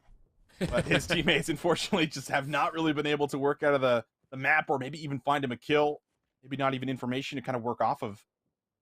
But 45 seconds, I mean, this is a lot of the round. Has already gone by. There's been no touch to his zone just yet. I mean, Velux might be forced to make a move, but finally, an opening comes through onto Real. Yeah, I think Velux was mostly just waiting for the dead silence, and Fame shuts him down from making a play, so now Rocker can sustain the front with numbers. Got Rex up top. Gus trying to open up space towards B, but simply put, nothing was to be found there. Romar maybe hoping to sneak into Art, but gets rid of the cross. Comes back to the gunfight, nearly catches Gotarex by surprise, but Rocker have lost 3 lives on this defense, have not let Smog Alpha touch a zone. And Pander, disgusting for 5 on 1 HP. Rocker will take down 17 while losing 3. Wow. When the ARs get set up, they get set up. I know what that feels like now, too. Instead of ranked play, I know what it's like to play behind Pander when he's shooting like this. It makes it just so easy. Life is so easy. Look at this. Oh, my God. The prediction onto the 3rd. Wow, that is insane. And that's now defense locked in for Rocker. I mean, that is a total change-up from all the rounds we've seen so far. Yeah. Complete and utter decimation. So round 5. And wouldn't you know it, Rocker on the defense. Gotarex, Pander both carrying 5 streaks into the round. What do you call here if you're Smog Alpha? It's going to be all 4 to A. At least in intent. And Promar actually gets across the middle. Maybe not. Fame cuts him up. Now he's on 4. No one can step foot onto the A zone, and Fame's going to get top control for no cost. I mean, this is free, and they could just farm Promar up top here. Oh, good help. Must have been a sound cue that came through. Had to have been. Lux backs up, reinforces, trades. Going to come through there eventually, but still struggling to get over to the zone. Has been a problem. That's a key gunfight. You take out one of the ARs. Now Promar going to put on a little bit more pressure, but Real's posted up with an AR. He's going to get some good tags onto everyone trying to cross. Actually ends up finding a 2nd. And why not try to challenge the 3rd? Little Frosty waiting for support. Support's not coming. Real almost finds 4, but Rocker still in firm control. They deal with the push, and back into P3 will be here for Smog Alpha with 40 seconds left. Yeah, it's a small note, but Smog Alpha just threw all their trophy systems onto Ace. They don't even have any here. Especially considering how devastating a cruise missile from Pander could be if things do start to get a little bit dicey, which maybe is starting to come right here. Play over towards B. Lux on stop the clock at 29.4. 21 also playing 21. Here's the double stack. Is this the call for the cruise, baby? Pander's in the back. Looks like he is calling it in. Yeah, sure is. Again, there's no trophy systems based on what we saw in A. So can you thread this? That will find 2. Well done. And Pander may even turn this into a triple. Yeah, that's just well executed, and it all comes at the cost of Smog Alpha throwing all their trophies down towards A last life. 20 seconds left. Final attempt to try to get time stopped, and A would likely be the target. He just needs one more tick, but getting across the map now, not looking likely. Kills, though, good for Glow Frosty. Real, not really going to have an angle to watch over anything just yet. Now will pounce and find the kill, but can you get to B? You should be able to at least stop the clock. But now you have to win all of the gunfights from here on out. 2 seconds, but not enough. The kills are there. Panther again. Wow, he turned up halfway through this control. Let me tell you, Rocker Academy, they hold on, and they take it 3-2. Yeah, the streak at the end of the last defense coming into this round 5. Yeah, 32-20 is what he finishes on. There is no place to hide. Wow. And it is just a heads-up call. I don't know if anyone makes the call, but like the only reason that I even noted on it was that Riel was kind of watching that cross. There were 2 trophies down in front of him. I was like, maybe he deletes these, but nope, no need to. Just win the gunfights, force them over to the opposite zone, cruise missile, high value. So Rocker Academy, dude, this is going to sound stupid. And those that don't know us is be like, dude, this caster doesn't know what he's talking about. It still feels like Smog Alpha have controlled the majority of this series. I don't know how that we're in a 2-1 for Rocker, but they've survived through both respawns now and have a chance to possibly get it done in 4. Yeah, possibly. I mean, that's kind of been the factor that we've seen out of the squad so far. It's been very tight, without a doubt, but just missing out on some of those final opportunities. Like, you'd love to be able to capitalize on that offensive round that looked so good for them with so much time, but I feel like that's where we always see this Rocker squad, come to life. It really is in those, clutch moments where they're forced to go big, forced to win gunfights. We get a lot of it there, and, even Fame brings it back a tad bit there near the end as well. But you mentioned it. 29 of those 32 were non-traded. I mean, Pander, even in Fortress Control we saw in Season 1, I'd be so scared to play against Pander. He is just so dangerous. And he's so fluid, and he's a little too flexible with that AR at times, I'll tell you that. Well, the thing about it is, like, and we made this mistake, I think, like, halfway through the year last year, where we were like, Pander's pulling out a sub? Like, what's happening? Yeah, what's going on here? And he was like, don't worry, guys, I got you. I've been running the, running the subclass every now and again for the squad, and I think that's kind of helped speed him up a little bit, maybe, in a way, with the AR in particular. Right. And you kind of have to, like, if you've got God or X behind you as well, like, you just don't want to have, 2 strictly concrete ARs. Getting into this map number 3 between Twisted Theory and LIG Academy, we are getting a notice that it was reset. So it's actually a 1-1 count, not just in the map count, but also on the map itself. So we'll take this one through until we get to the hard point on our other focus. Stack for the double, but Noisy will still keep the offense up and kicking for LIG at A. Certainly will. Stop the clock. Neptune finding some good kills in and around the point. There is still a couple players kind of hovering near. I don't think Hollow's going to give this a go, so they might just be willing to concede it, give it up. But maybe not. Maybe we'll try to actually send one last attempt to it. Has been shut down. This could give a little bit of room for LG Academy now to fly. This is the dangerous part of contesting it like this. They get into lobby for free, and now they just got to win some battles. Oh, Hollow, though, that's actually just a key rotation from him off spawn. Just throwing shots through mid. It allows Dak to get over to bar, which is what LAG were trying to get to off of that quick stretch. 60 seconds added, though, so even though the defense does kind of pick up on the quick transition, a lot of time for LAG Academy to get something going. As Mock drops top rooftops, he's now on to Beakle. Trying to get around the back, only gets one. And LIG Academy now have control of bedroom, and they've got Sparty at mid-desk. Oh, this is not where you want to see Spart if you're on the other side. Mock for the quick trade, but LIG get on the zone. Yeah, only able to find the one, but Neptune is here maybe to come behind. Attack the desks in the back, but doesn't happen. Beakle there for a nice double up. Slow things down. Maybe just a tad bit. Hollow has a read on the spawns, but won't have a shot in the gunfight. Neptune able to take it cleanly. Mock just on the point, trying to survive. And we'll look at how fast LG Academy are just hitting mid-map over and over again. Beakle again has to try to go big. He's got some support from Hollow, and so far they're able to stop LAG from attacking right through mid. They've been able to hold well defensively. Really well done. Good lockdown. Spart still alive, though. Just inside the actual bar itself. And if he doesn't get challenged, he could catch this defense by surprise. Mock and Hollow are up top. Just kind of waiting for some action to come their way, which finally they do get the scout out on towards Sparty. Vehicle quick to try to pick up the kill, but turned away. Now 2 for 1, the exchange. And LG Academy will even get nades off. So now it's just down to 1 up top. That's going to be Dak. He's kind of stuck away from the play at the moment. Sparty takes away the heady over the top. Can he get 2? No. But he is on the zone to stop the clock. 43, 8v9. A lot to worry about here. Oh, shots are good again. Hollow tries to get a different angle. It doesn't happen. First segment is secured. Dak just desperately trying to get nades into the point to open up and make someone weak, but, I mean, it is not happening. Mach, though, finds 2. Noisy still alive with Neptune. A 1v1 and Noisy takes it for 4 in a row. The lives aren't there. The spawns aren't there. And Noisy secures it here for LG Academy to allow them to go 2-1 up. Yeah, that is very tight on a number of ways, but Spart staying alive at bar really kind of is the difference maker. He takes away the bar hitties up top, and then the follow-up from LAG kind of credits him the assist to finish it and get it over the finish line overall. So that's going to be a 2-1 after the restart. If you want to see the conclusion of that match, you can head on over to We Are Clutch GG's Twitch. But back to this one, our main featured broadcast, Rocker Academy Smog Alpha, right at the start of the Embassy Hardpoint. Rocker Academy down early, but still fighting. Down early, and also, 0-2 on this map. They do usually play it very, very close. An average of 232 points, so don't count them out, but this could be a chance for Smog Alpha to finally get a respawn under their belt. Gus going to be tagged up after going on 2 in a row.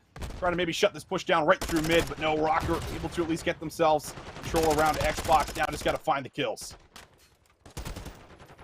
Wow, quick kills for Smog Alpha, and they're convincing in nature around this nude hill. So now you've got Fame kind of trying to play his life. Stun comes out. Promar not going to test his luck, though. Just happy to keep Fame at arm's reach. Trying to cause a distraction. Over the top, he nearly gets a lineup. That would have been punishing, to say the least, but Promar survives. 1v1 with Real on the other side, and yeah, Real's going to take away the angle. Quick kill. Scrap time to Rocker Academy, and they have Panda anew. This could get dangerous early, and Smog Alpha are actually sending 2 members to Old here, so this is going to take time.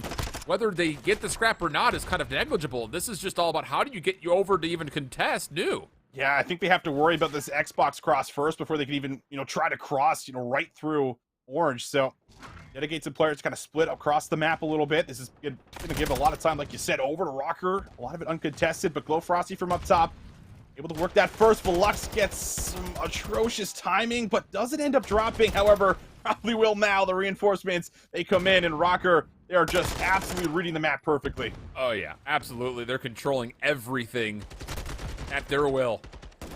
Not a single look for Smog Alpha in this hit, really. I've got our X on 4, Panda on 4. And this could get even more dangerous, even more quickly, because you've got Real already influencing new.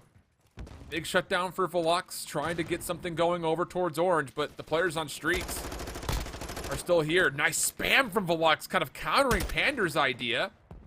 And as Real secures the trade, it'll allow GodRX to at least get the scrap. Over towards new, though.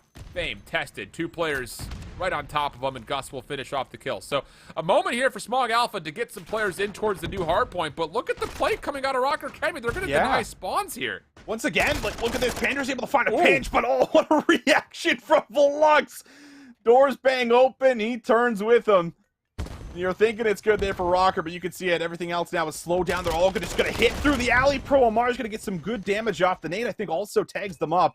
So it's going to delay the push just a few seconds longer. But GodRX has been looking for this 6 kill, it feels like, for about 40 seconds now. He's still trying to get it. It's going to feel unfortunate if he doesn't. He's going to take the challenge. He doesn't get it. Has to try to set up the break, and, well, it is finally a hold for Smog Alpha.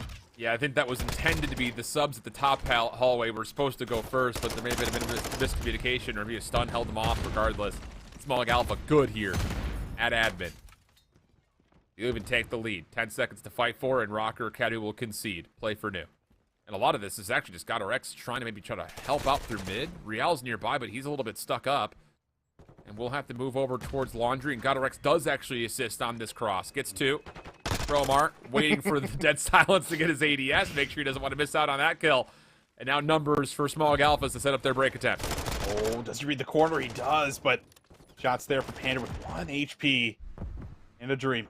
Good for it. 20 seconds. Over to Rocker Academy so far. Better bounce back after the last hill. Real trying to get a read maybe and come behind the play in Orange, but he goes just a little bit too soon. Still, pretty far away from the hill. Just about all the Smog Alpha players, as they're going to work around the back. They're going to get catwalk control. So now they got some high ground, but Real is going to be late to the plate. Can't get there to help. And finally, a chance to get in for some time. One of the first times that we've had a back and forth hardpoint. Yeah. Little 30 here, 30 there type situation as Smog Alpha are clearing so much space around the hill. Promar last one left. Fame. Testing, but denied. Prediction towards where one is.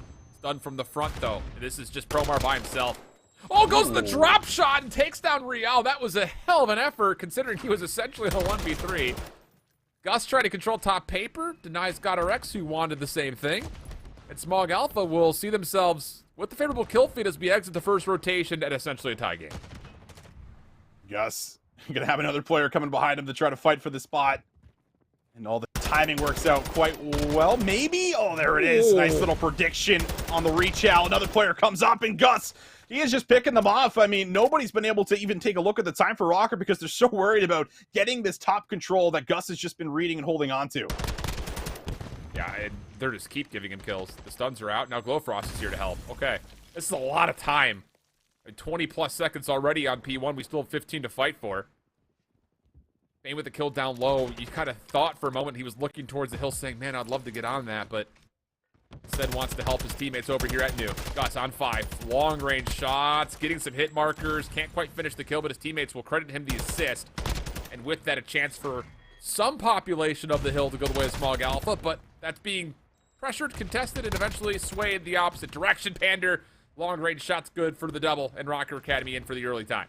Able to get in, and well, they do a good job of making sure the players top paper just don't have a huge influence on the rotation. Able to defend, able to hold them back, but coming off of spawn, ready to make a move into the hard point. It's Smog Alpha, and they're doing it with ease so far. Gus is right back in. Spawn's going to now take place kind of over beside PD and maybe force an early rotation for Rocker, which player 5 is already contesting. Yeah, I'll say, this has been one of those moments where you're getting participation from an unexpected source. 22 and 14 for Promar and a minute 13 in the hard point for Smog Alpha. As Gus is... oh, what is he mantling on? Assassin's Creed up in here, just fighting every little nook or cranny to hold on to, but bottom orange is where he'll meet his doom. Real GodRx with the kills. Promar by himself, stunned up. No worries for Real. It's Rocker Academy at New. Can you imagine a wall run in Call of Duty? Oh my god, you just come running up, jumping and mantling. Black Ops 4 mantle was pretty high. Like you could That's a good point. Yeah, you could jump up pretty high, but not gonna happen up the ladder. Is still maybe a moment for Smog Alpha to send some numbers here, and they are going to do it through the top side of Catwalk, and Trophy down, going to be able to assist with the nades just raining over the top. Grief. And that's actually going to get rid of the trophy. Glow Frosty now to deal with one up close. Good double up there. GodRx. Rocker going to find a perfect moment to break this and get a full wipe. Huge team wipe. And they got Fame that can contest New. Look at the spawns for Smog Alpha. Not where you want to be. But as the hard point will eventually open, if Gus could stay in the back, they will be in a pretty solid position in Fame. Nearly transfers for a double. But instead, it's not to be. And Real's the next one you look at. Does he try to challenge this? I mean, this is a full setup for Smog Alpha. Trophy system's down. Players thrown over the top of chairs. Doesn't make a difference where they are. They're there. GodRx sub in hand, looking to possibly the next one in. Surely you wait for help here before you contest this. But instead gets the trade, tries to predict the follow-up, and that's where the action goes the way of Smog Alpha. No nades getting in here whatsoever. Back and forth to kills. Pander last one up, and Velux will put him away. 165, 161, 35 seconds to fight for. This is huge time, huge moment, and you got to hold this if you're Smog Alpha. Trophy going to go down for Fame as he waits for the regen, but Glow Frosty able to pinch up side door. Rocker got in for a second. GodRx needs to hold alongside Pander. And it looks like they're going to be able to make it work. So critical time there. The back 20 going to be huge. Going to now force Smog Alpha to have to set up for New, which Real's going to try to contest early. Now you can at least create a bit of zoning around P5 here for Smog Alpha. You can feel the difference in this tempo comparatively to what Rocker were having troubles with on Fortress. They're contesting everything all the time, always. Now Pander breaks open the doors, sees a lot of trophies, and I love this. Just get to work on those. That is an expensive cooldown now gone. And as the break attempt is still starting to stack up, these nades are going to find so much value. I love that. Oh. We don't see that nearly enough. No, I'll just say it. So often we see players just run headlong into trophies, but you delete them and look at the value you get. You immediately get the break because of it. Smog Alpha can still contest this, and oh, will they? Nice little pinch between Gus and Velux. That will clear the zone, but Rocker Academy did well in the first 30 seconds there. I'll say that much. Very much so. Able to at least keep it a little bit scrappy off the start. You still want to keep it scrappy in the back 30. Huge time to get. Real, chance to break it open. Right to the side door. Only there for one. Now you have that 200 points coming on through for Smog Alpha. 15 seconds up for grabs. Fame gonna give it a go. There for one, but difficult to take this challenge. Has to wait for the regen. And Smog Alpha gonna take this time to try to set up across the map and say, you can have it. That's fine. Yeah, good pickup here for Fame, making sure there's no repinch of that scrap. Most importantly, it also helps you control the space around this first hard point.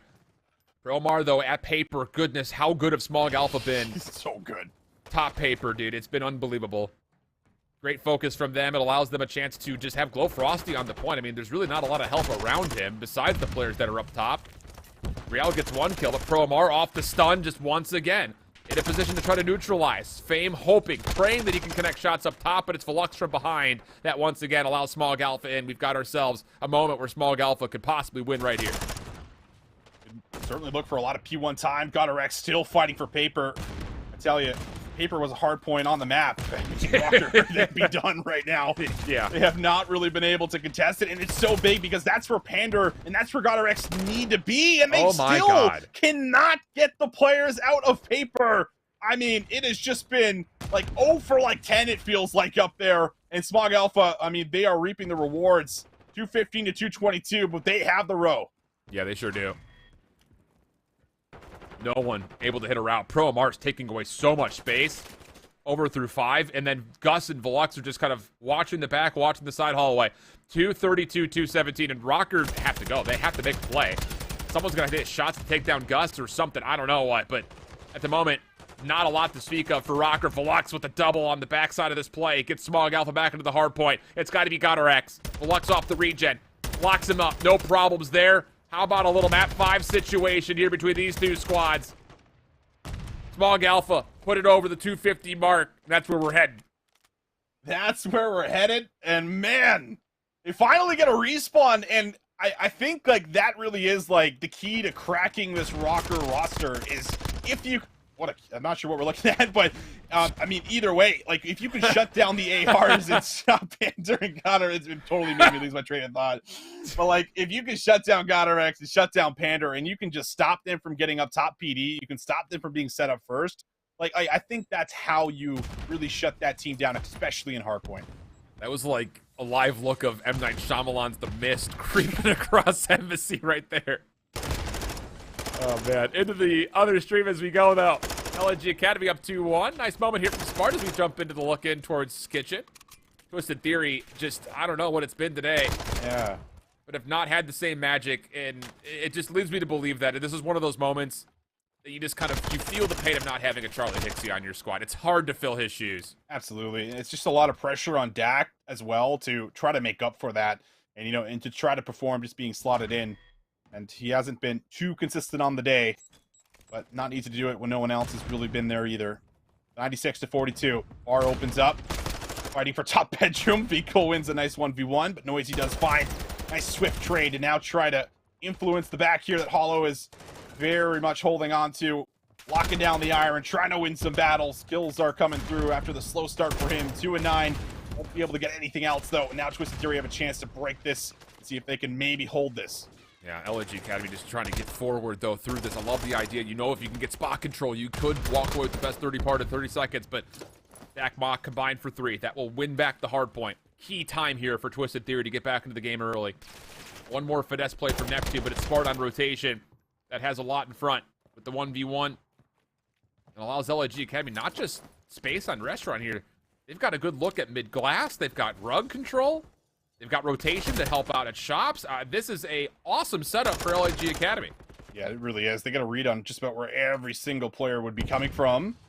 Dak might have found a window to potentially maybe hit Freezer, but that stun's going to give them the information they need. Neptune's just going to get out of dodge, try to play his life. I like the play.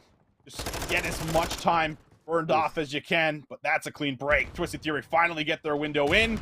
Comes off the back end of a couple of individual gunfights, and now Sparty just trying to bounce around and look for a gunfight. Well, he finds one, but it's not a good look at one.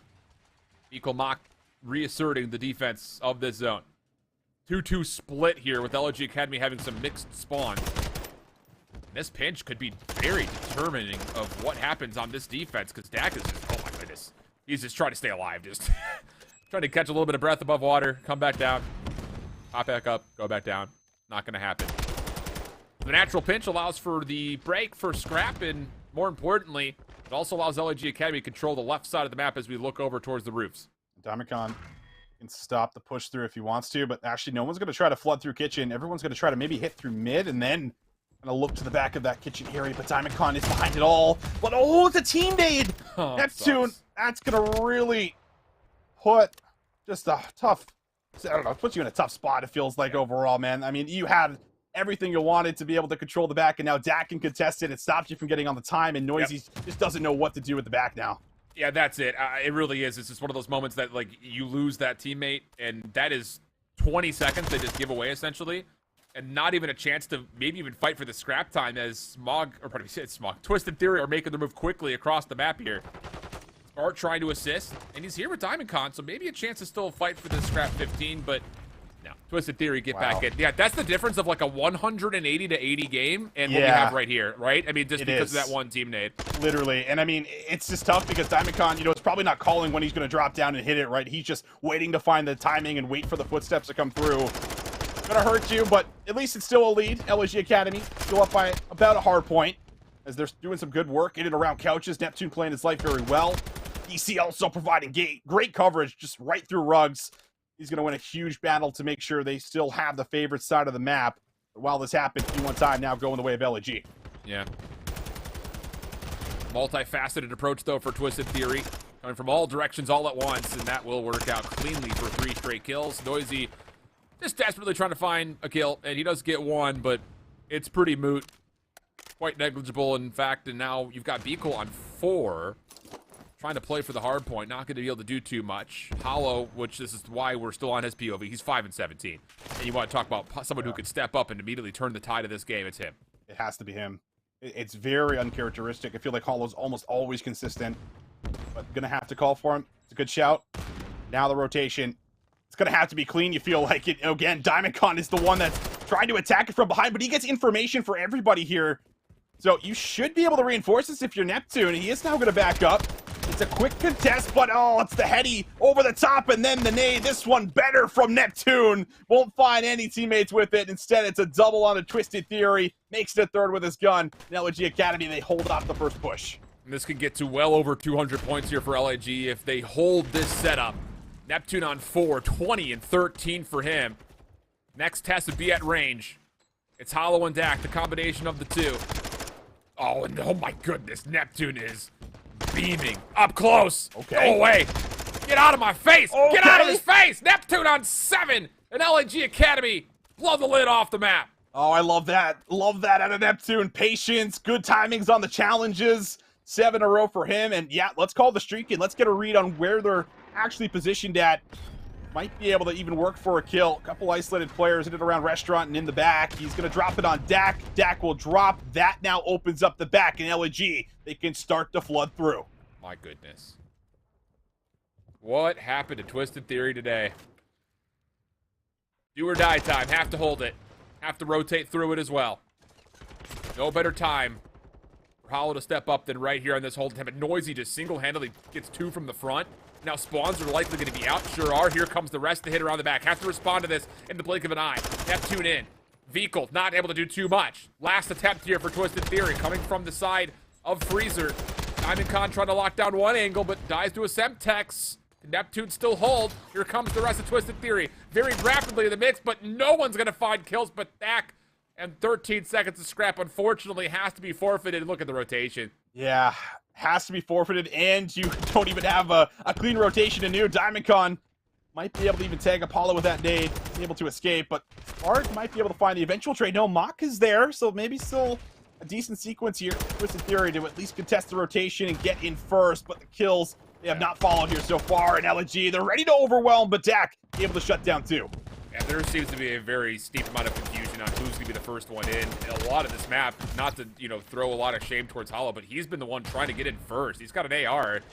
And maybe it's the subject of he thinks he's the furthest one forward. Maybe that he's the best one for the job, but it just has not worked out at all. Neptune once again locking things up, and that is likely the moment where LAG win the game. Last attempts. Dak has to try to force something in. Hollow getting one. The surround is good for a second. 3 for 1. Noisy, the last one left it. He nearly does it himself, but Twisted Theory will extend the map just a while longer. A while longer, 4 seconds. It's just not possible, you feel like, for Twisted Theory. Try to chain hills together, play it that perfect for this long, and even a couple extra seconds go over. Not the final tick.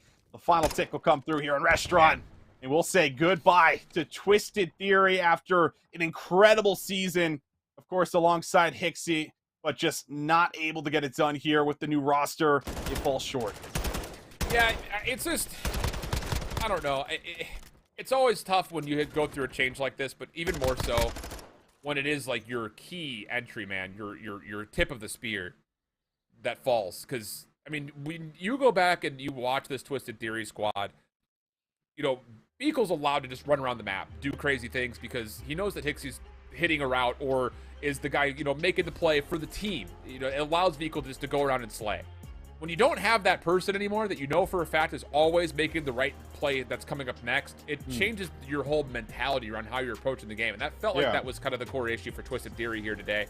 And I will say, just like kind of on a soapbox for a moment here, like that's why, like us as commentators, like not just you and I, but everybody that we hear from in the CDL, that's why we continue to sit there and say, like, I don't care if your entry SMG has got a 0.7 KD. If they're fulfilling their role, that is key towards the team's success. And one of the reasons why, for what it's worth, people were so kind of curious and baffled of why Beagle got dropped off the Florida team, you know, when he was kind of that guy for Florida when he was on the squad. So, yeah, you definitely feel the pain of not having a Charlie Hixie right there. I think if you're Twisted Theory, just tough overall to get past that. I think so too. And to add to it, I think like the most underrated thing that Hixie brings like to a team is he can identify like the issues and the problems like during a map and then tell somebody, do this instead of that, or I need you to do this for me. Like that is something that is extremely underrated, because when we talk about comms and we talk about communication, you're thinking about, oh, you know, calling a rotation, you know, calling for, you know, helping me here to try to hit the scrap time maybe, or something along those lines. But I feel like Hixie is just really good at identifying the issues and the problems and how to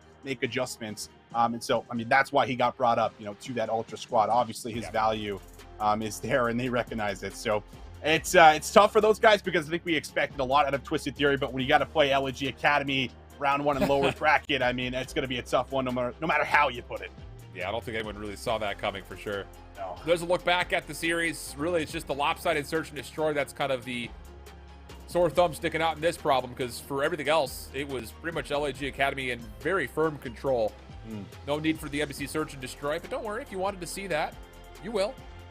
Not in this series, but Rocker Academy and Smog Alpha, that's where they're going to be going for their map 5. Speak of the devil. Oh, I thought we were about to get the flip. Not quite. So this is what we're kind of stuck with as we are finishing out lower round 1. And this Smog Alpha team has been impressive. Just comes down to, will they repeat their same search success that they had on Fortress, or will Minnesota Rocker be able to kind of bounce back here? That's really it. And I mean, it's interesting, right? Because I just don't think that we're getting that same like top tier Rocker that we've come to know, at least, you know, through the first couple of months, you know, so far in Modern Warfare 2, especially after stage 1. And I mean, they played a super tight series there in Boston versus TFL Enterprises. So yeah, these guys have not really been it so far in the day, and we're going into an S&D where they really did struggle. When you're talking about the Fortress, that just came by way of not even really having a chance in a lot of their opening rounds, right? Like there were so many times where they got like 2-piece right away. A little bit, you know, more difficult to do that constantly on a map like Embassy, with a lot of individual challenges that come through. But you know, you have to certainly wonder, you know, is this Rocker Academy team going to be able to live up to what we kind of expect from them going into this map number 5? Yeah, that's really the only question that needs to be asked. Should be, I imagine, getting into game here pretty shortly. I see that the code was sent out about 3 minutes ago, so I believe that we're going to be really close to jumping on into this one. And then, of course, just to kind of re-hit it one more time, there's still one more slot of matches, 2 more games to go through the evening. We'll have both of them on one stream or the other for you. It's winner semifinals action, Decimate versus Hyped Esports, and Team War versus Convoy Gaming. There's the winner's bracket for you. And I think the most peculiar thing is not just the teams that we got to make it into winner semifinals, which maybe were a touch beyond the expected results that we would have gotten, but I think more so just how convincing some of the winners round 1 tallies were as you look through the scores. Yeah, without a doubt. I mean, outside of, I think, the War LAG one, that one was super tight 3-0. But yeah, the rest of them, it felt like there was definitely some maps thrown in there, that were at least, one of them was a blowout. So yeah, definitely surprising. I think that the Decimate squad, I wasn't sure how that one was going to go up against Rocker, but those guys are looking really good. And now this hyped, esports squad as well has a chance to potentially do some damage and kind of run away with things up against a Decimate that I think they also maybe match up pretty well against too. Yeah, very true point. I don't know if we have the updated lower bracket as well to kind of look through, but I mean, we talked about this at the beginning of North American Elite. It's just like, this is really anyone's season to possibly take. Obviously, there was major consideration for Rocker Academy to try to repeat. A lot of favor towards them, obviously coming off of not just the Season 1 championship win, but also making it to Grand Finals in Boston. But they find themselves locked into a map 5, whereas LAG Academy survive another day. They will be back next week to play their lower round 2 matchup. That intended broadcast, I believe, is what, lower round 2 winners finals, lower round 3, I think is what we get. 3 matches for that day. I think that sounds right. Sounds right. Yeah, that's exactly what we get as I look at the schedule. Perfect. Okay. So that'll be where they get to go next. And, the thing about it is, like, I wouldn't want to play anybody in this bracket right now. It's just, yeah. I don't think there's a, like, when you always, there's like the esports questions, like, man, who do you want to see play? Who do you want to play next? Yeah, who do you want to play in the next round? At this point, it doesn't matter. Just Yeah. whoever comes down is whoever comes down. It doesn't really matter because it's going to be a tough opponent regardless. For sure, and that's the mindset you always got to come in with as a competitor, right? Like, we're just willing to take on anyone. You can't really be scared of any said team. Or you can never really be the best, right? So, I mean, yeah, it's going to be interesting to see how this goes, because I'm almost interested on like what you think of this, but I think I'd rather like stay alive like in that upper bracket as long as possible in the lower bracket right now with Rocker, LG Academy, like just like some of these teams that I just feel like could really just smash you down as you come into those lower bracket matchups, especially going into like next week. And the thing about it too, that actually, just to kind of like piggyback, because I agree with you, the thing that makes lower round 1 so difficult is that you don't really have the time to go back and look at what went wrong. You just have to quickly adjust and go right into it. Whereas the teams that find themselves now playing lower semifinals, whether they made it through their lower round 1 match or if they lose these winter semis, they get almost a full week to figure things out. So, it's definitely a unique tournament structure in that way, where we have, multiple days, and over the course of a week and a half, that's when the playoffs take place at. So, yeah, it's definitely a bit, different than normal tournament system, and it's tough to go to that lower round 1 matchup, especially considering the fact that you, like we mentioned, have time to figure things out between lower round 1 and lower round 2. With that in mind, that we are seeing that we're getting a couple of tech issues on the player side, getting a couple of rank class pulls in the private matches. So we will send things off to a break, and we will jump into map number 5. When we come back, don't go anywhere.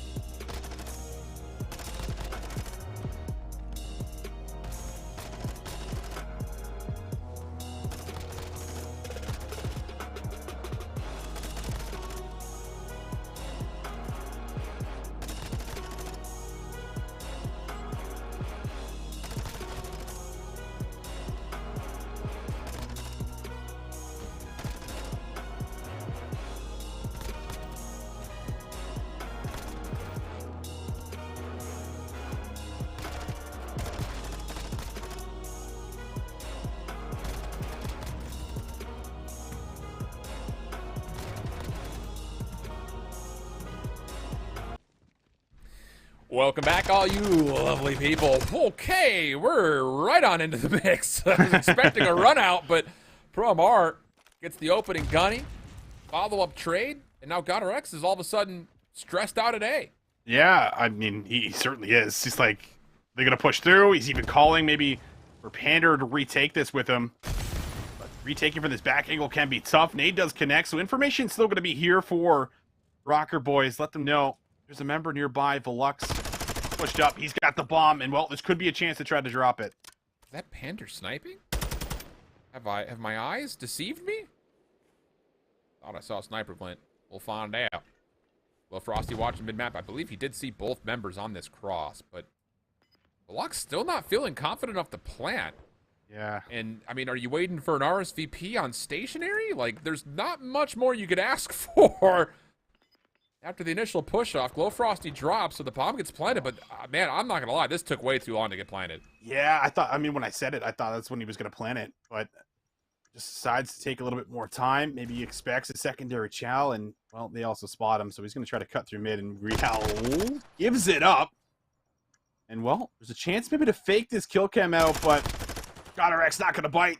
Clean shots there from Velux to try to pull off the 1v3. Not going to happen, and, well, the late bomb plant certainly hurts them. Yeah, it's just... I can understand you want... I mean, you saw one player cross. The Glowfrosty gets that information. You push off what looked to be a scope from Pander. I guess I just don't really understand why you wait to maybe get information on the third. Like, maybe Glowfrosty didn't see both cross. I mean, he must not have, but... I don't know. That was definitely puzzling, to say the least. So, first round goes the way of Rocker Academy. GodderX on 3, and yeah, Pander is sniping. Not to be caught too much by surprise. He's done it before, but you just kind of expect that, you know, someone like, yeah, GodderX would have it, but... Pander was pretty hot in Season 1 with the scope. That's true. See if he can bring some of the flair into a must-win map number 5. This is, of course, in the lower bracket for anyone that is just tuning in, so loser no longer in the elite, no longer here in playoffs. As Velux is ready to match that scope that Pander has brought out. Based off of Pander's positioning, he's going to give a peek here to Velux. He's going to take a shot. That's going to whiff. Velux gets some good information, but doesn't have an angle to shoot back. Yeah, this is tough now because you kind of give up the ability to watch across. You have a player that could challenge you close. And wait, surely someone knows that Riel got around the back? I mean, he took shots from top sign, but no one's even looking for him, and that picks apart the defense pretty cleanly. Now Velux once again tested. The full focus and isolation comes through, and total clarity has been achieved by Rocker Academy in this round. Good kill here. Ooh, turns it into a second. And the bomb just goes down. So, talk about 1v4s that are possible. This would be one, but he's not ready for that challenge to come right through mid. If so, maybe gets a really good look at pulling that one off, but Rocker Academy able to strike 2-0 early. Yeah, just great isolation of the map from Rocker Academy. Some of that off of the intel that you know Velux is sniping mid, but more so, I guess I'm still puzzled how they don't see Rial on that cross. Or maybe they see it and they just don't think he's making a play for a push, but yeah, still, to not even search for it kind of goes to show that Velux is feeling under pressure, and Smog Alpha were very much so valuing trying to stop Rocker from getting any more over towards B. So 2-0 up at Rocker Academy. 2 questionable moments from Smog Alpha early here as they will try to get over to tennis. Lots of nades being thrown. And ProMR does not have the ability to cross here. There is not a lot of intel here for Smog Alpha on what's in the middle of the map, nor what's around this B site. Yeah, they look a little worried about their flank right now. Kind of double doors look to be open there, maybe by a stun. Rial trying to get across to safety. Good help over the top. And no way does he get to live. Rial gets the back all the way up, reposition. Watch this B cross reinforce if they decide to go for a B play. And, well, you're taking a look at some sound cues come. Oh, GodderX whiffs! Oh, no! It looked like the freest kill. He has the sound cue. He's got the aim. He gets the door open right in front of his face, but he can't find the shots. Oh, boy. Things you hate to see. That. Unless you're a Smog Alpha fan. Yeah, you love that. You love that. ProMR still deciding what bomb site to go to, though. This is still a problem in the 3v3. And yeah, Fame is watching the cross. Takes down 2. I Man, it just feels like Smog Alpha having a really tough time offensively in these two attacks on committing to one side or the other. I mean, the call towards A in the opening was great, just they didn't plant. So there's obviously some anxiety about what was around the A site then, but Rocker Academy will reap the reward of it. 3-0 up. 3-0 up. And now, like, this is where you have the ability to get a little bit risky if you want to, right? If you're Rocker, you're 3-0 up. You're going over to an offense. Like, if you want to, you could, throw another attack over to A. See what ends up happening. Just try to shift some of the defensive members. Just continue to keep them uncomfortable. I feel like that would be the goal here. So you need to shut things down. I don't think Volux would bring up the scope at this point in time. But we'll see if Rocker decide to get aggressive, decide to throw a risky move into the mix. Yeah. Definitely a lot of opportunity for flexibility here for Rocker without question.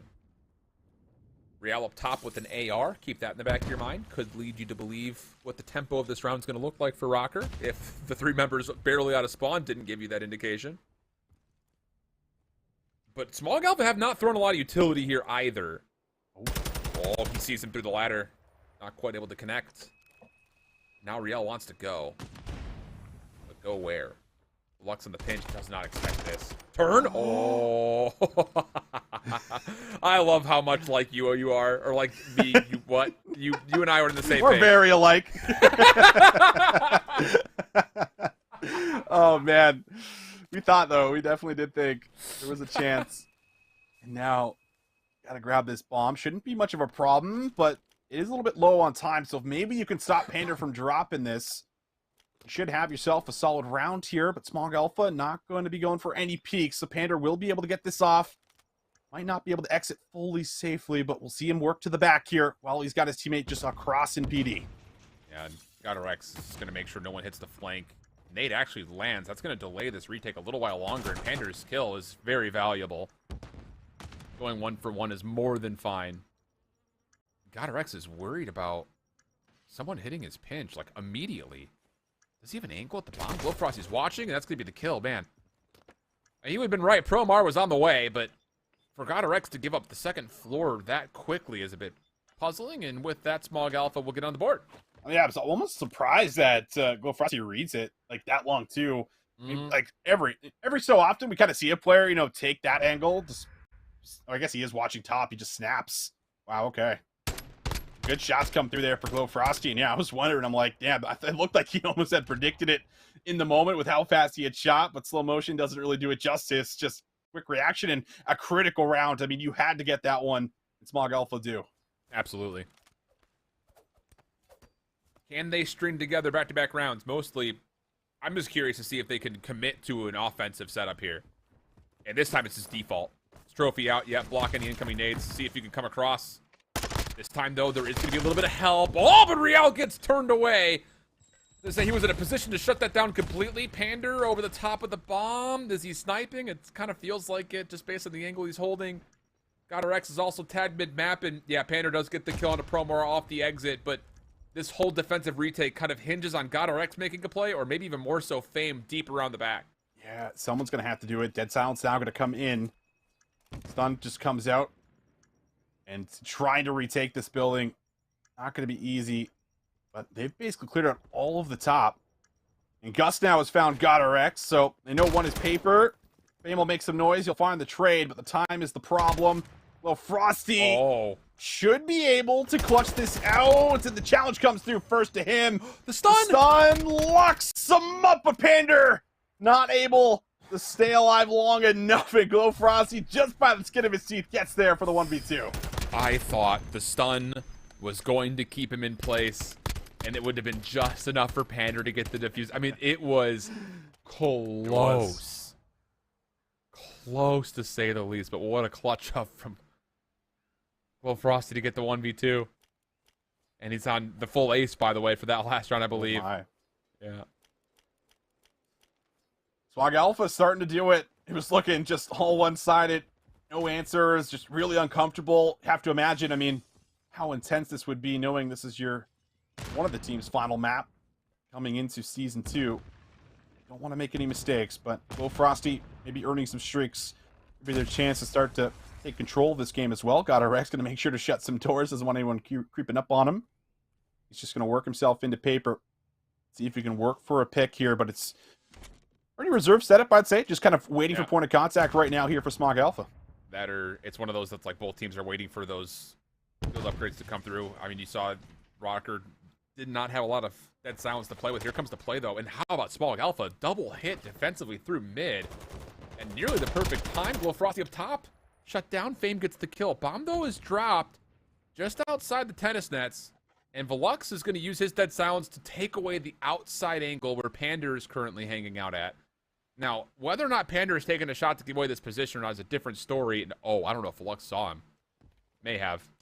And yeah, that's going to shut down the collection of the bomb. 20 seconds. 2v2. Velux trying to be isolated, but this is taking time from Rocker. Taking too much time from Rocker. My goodness. This round feels like it's over. It's over. Velux finds that kill. There's no time unless you find both kills from Fame. And okay, he has a chance, but yeah, it takes too long. I mean, they're maybe expecting him to kind of follow through, hit up to the top. I just think it's such an intelligent play for Velux just to hold and say, listen, you got to come to me. You got to plant this bomb here, buddy. Yep. A little stuck in the snow there, bud. Get your snowshoes out. Start walking over. Okay, 3-3. Everything resets.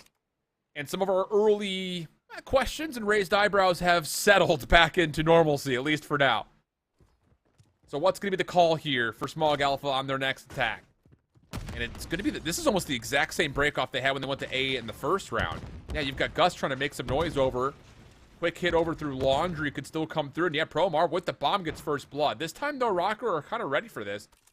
Sniper to watch deep, but I love this. Promar not feeling as anxious as Velux was. We'll get the quick plant. Yeah.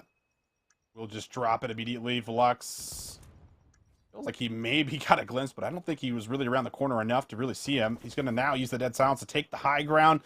Pander's got the scope. It's not really the ideal weapon in this scenario.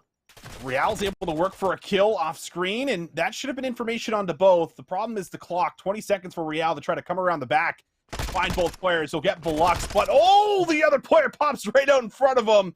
Not really ready for it, of course. Smog Alpha now 4 rounds in a row. Yeah, thank you. I was just about to follow up on that, and it's 2 offenses where the commitment is without question that time. So, yeah, much better here from Smog Alpha, getting a feel, and maybe just to try to say, like, if Pander wants to snipe, let him. Like, you know that he's going to play one of, like, really 2 spots more often than not. It's either going to be on the cross through mid, or more so, he actually loves to take that sniper rifle defensively over towards B.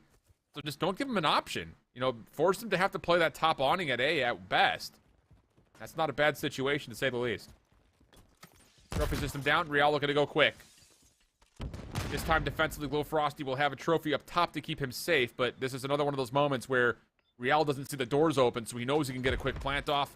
That's all he's focused on, his bottom orange. Yeah, Rocker like, oh, we couldn't get the bomb down last time. Let's make sure we get it down this time. Real's able to do it. Also still in a good spot. Got our X over the top, able to find Velux, looking a lot better now, but Promar knows what is still close, is able to get Real. The problem, everyone's across the map, but Pander drops. That's one of your key players in the situation. Wow. Frosty, how has he picked off 2? Got our X, though, he is still up top. Are they going to read a 3rd? The team shots were just so exquisite. Promar looking to clear, and the timing is not favorable to GodRx. At the exact right moment, Promar gets the kill. And now he's on 6. Smog Alpha's on 5 in a row. And the only question we have is the location of Rocker's composure. Is it still in the hands of this Academy roster that is your Season 1 defending champion? You just feel like it's got to be out the window now, right? Feels that way. Streak in play. 5 rounds in a row. I mean, this has just been an insane change-up if I've ever seen one. And Pro Amar has been a huge part of it. 10-4.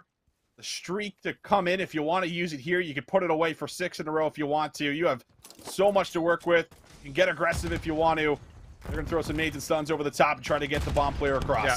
And look at Pander's, he's playing that same angle. He doesn't get a chance to even look at it. You expect to play through mid. The trades are good. Bomb, though, is down. Pander's quickly trying to reposition, but he's got a pistol out right now through bottom orange. He really can't do too much, and, well, even worse, as the streak gets a little tour of the outside embassy area. Bomb now picked up and planted. 2v3. Have to have it. Have to have it, and Dead Silence is running out here for Fame. It's now a 1v3 that needs to come through for Fame. Position going to be known. Time to work with. But has to beam both players, Gus and ProMR. And I like this route. He's going to try to attack and see if he can get to the top of the window here. And he does do so, but Gus is waiting. 6 rounds in a row. Smog Alpha, can you believe it? They have just eliminated Rocker from Season 2 playoffs. Oh, my goodness. Dude. What a season this is going to turn out to be. Unreal stuff, man. It's just one of those series where, again, like, it really felt like Smog Alpha was in control of the majority of it. Even in the maps that they lost, it felt like there were some great moments that they were going to ride towards possible map victory. This Rocker team stayed in it, but 6 rounds in a row.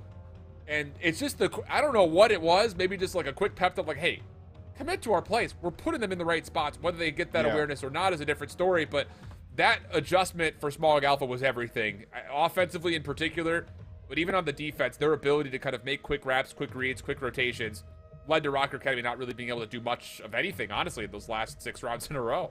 That really was it. I mean, that was also the story of the Search and Destroy we saw the first time around too, right, Alan? Like on the Fortress, it was just play after play was shut down in the first 10 to 15 seconds, if not less. And it really felt like a lot of those rounds they could never really get off the ground. And I mean, especially those, remaining last 3 or 4, Rocker, just started to fall into a little bit of a panic and could no longer deal with all of the pressure, man. That's tough. I mean, our Season 1 champs are eliminated here in double FR fashion. Like what is that? Double first rounded. That is just absolutely mind-blowing here. And what a moment it is, though, for Smog Alpha. You got to talk about these guys and the confidence after beating the Season 1 champs. And this puts an immediate spotlight for, well, not puts it on it, but it zeroes it in, I think, on 2 players in particular. Velux and Glowfrosty have been a treat to watch all season, but now that you've taken down Rocker Academy, with some time to go back, rewatch over some of the things that kind of faltered you. Again, you look at the Mercado Hardpoint and the Fortress Control, there are so many moments where they were in control of both of those 2 maps. Yeah. So you go back, you relook at it and say, where did we miss out on? And you keep that same tempo, that same identity that you put together here. We could have a champion out of lower round 1. Like, flat out. That could happen. Not sit there and say that Smog Alpha is for sure going to be the only option, because on the other side, LG Academy is looking pretty nasty as well. Like, either of those 2 teams could make the long run, knowing that they've got a week to kind of re-prep up for the teams that are going to drop down here. That we'll find out who those teams are here in a moment. Yeah, I fully agree. Like I said, I almost feel like I'd rather be in the upper bracket right now than the lower bracket. Obviously not for the advantage of having the additional series, but for the teams that you're going to play up against. It is just very scary down here at the moment, and even now, an upset coming through onto Rocker Academy, guys. Yeah, you cannot sleep on Smog Alpha going forward, and that extra week of prep could really do them some justice going forward to continue this run. Yeah, agreed. Okay, here's a look at that lower bracket. Our focus will be at the winter semifinals, and speaking of, here is the final moment, so as it looks, between one of our winter semifinals. This match is happening over on twitch.tv/WeAreClutchGG as their primary and sole focus. Convoy Gaming, 4 points away from taking map number 1 versus what has apparently been a very hot Team War squad today as they cruise through their first matchup. That's right, yeah. Nice 3-0 victory to take out LEG, I believe it was. Move over here and maybe try to pull off miraculous comeback. Only 4 seconds, though. Needed for Convoy Gaming. One good break, and Rex is able to find the first. Good support in the back. Does stop the pinch from coming through, and Pristini also ends up dropping. Hold on a second. Whoa. Yeah, Team War. I mean, we've seen this one before here, Alan. They still got to hold out, though. Another push. So far, so good. But these convincing kills allows Loud to just move over towards New for free because he spawns by Kitchen. So if Pending Team War can hold this last hit, which is going... Are they trying to win it here on Kitchen? There's a lot of focus towards Old. There's not any real time here, though. But Lau apprehensive. You got to touch.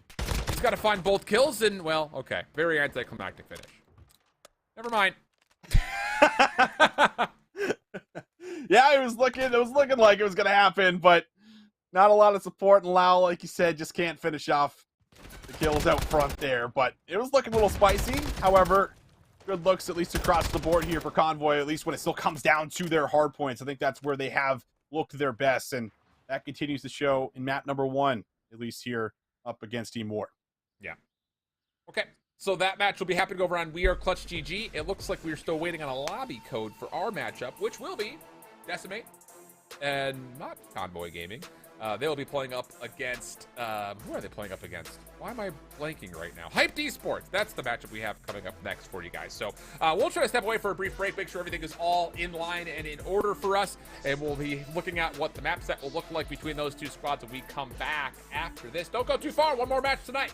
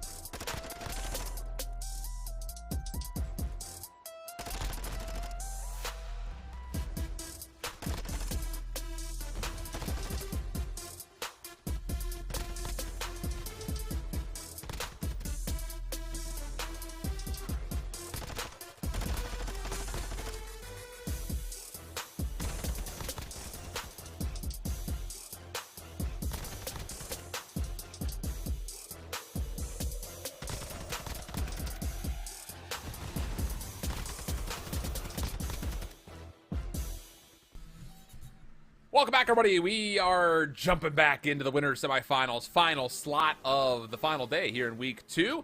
Our intended match will be Decimate versus Hyped Esports here. The Convoy Gaming War game is already underway, though, and while we're waiting for these guys to lobby up for their Mercado Hardpoint, we will have a chance to look more deeply in towards the other winter semifinal that's happening. A dramatic near comeback for Team War until it wasn't on map number 1, so they'll be heading over to an LSD Search and Destroy for map number 2 with Convoy Gaming up 1-0. Yeah, Convoy Gaming still looking really solid when it comes down to hard points. That will continue to hold strong there for them.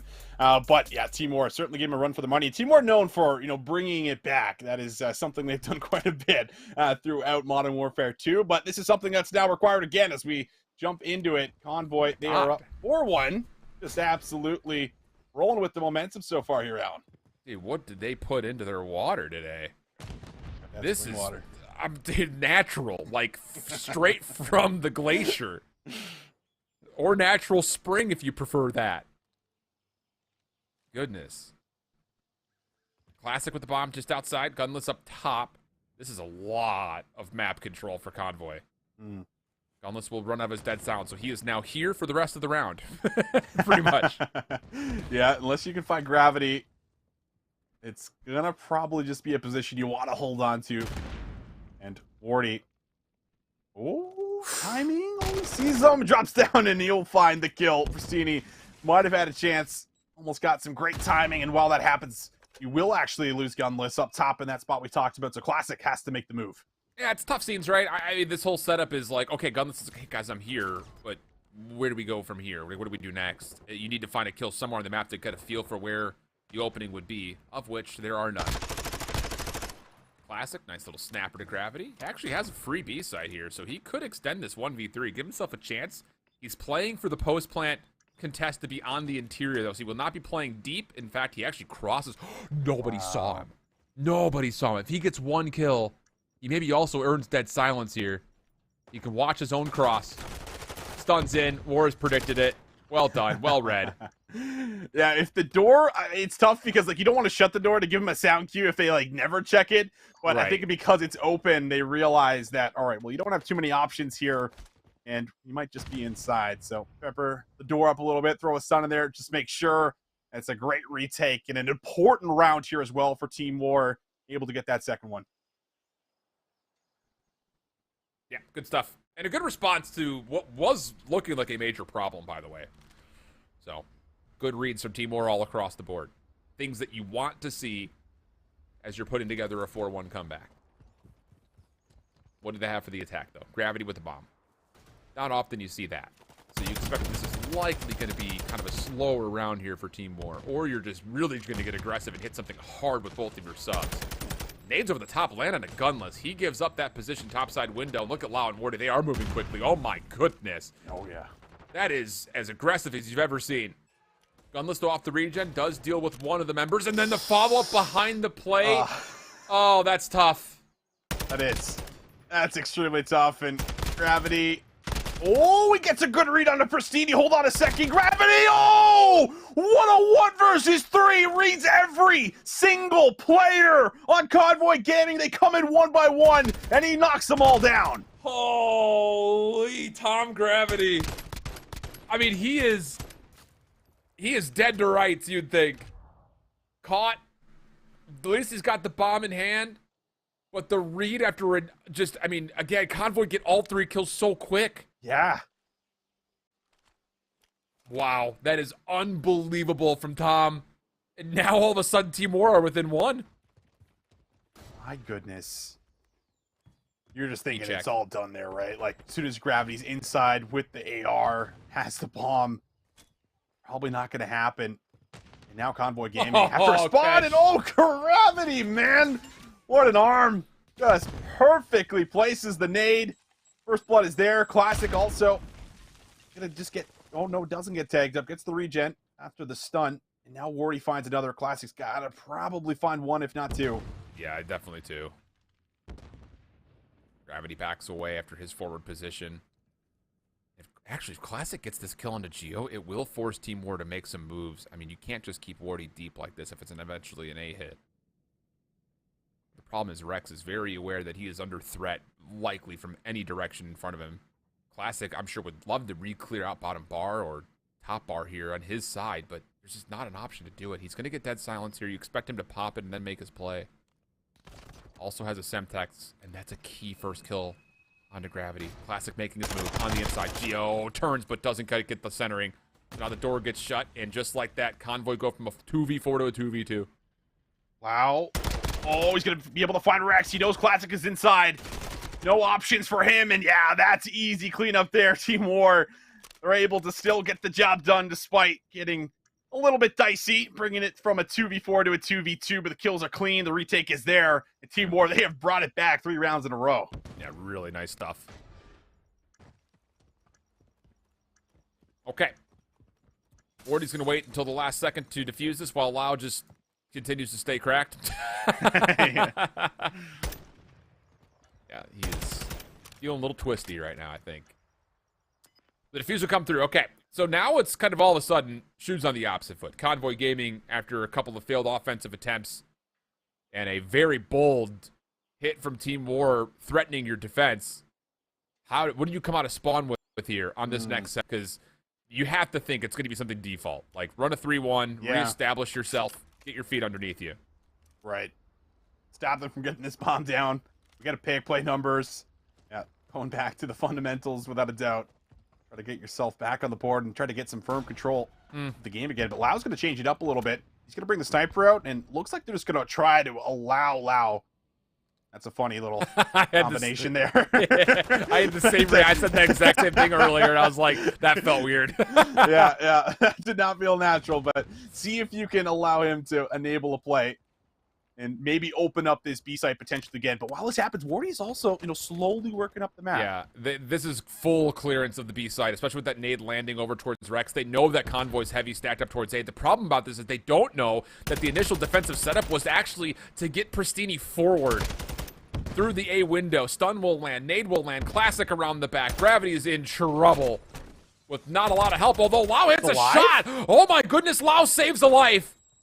And Rex, who gets pushed off the angle, sees this completely turn around 360. Rex shut down in the corner. Oh my goodness. They're just breaking. It is just collapsing. Oh my goodness. Gunless, he has timing to maybe he finds Lau, maybe. He's got to chase him down, and he can't even finish him. Lau re-shells it. Gunless is tagged up, and he has got no place to go.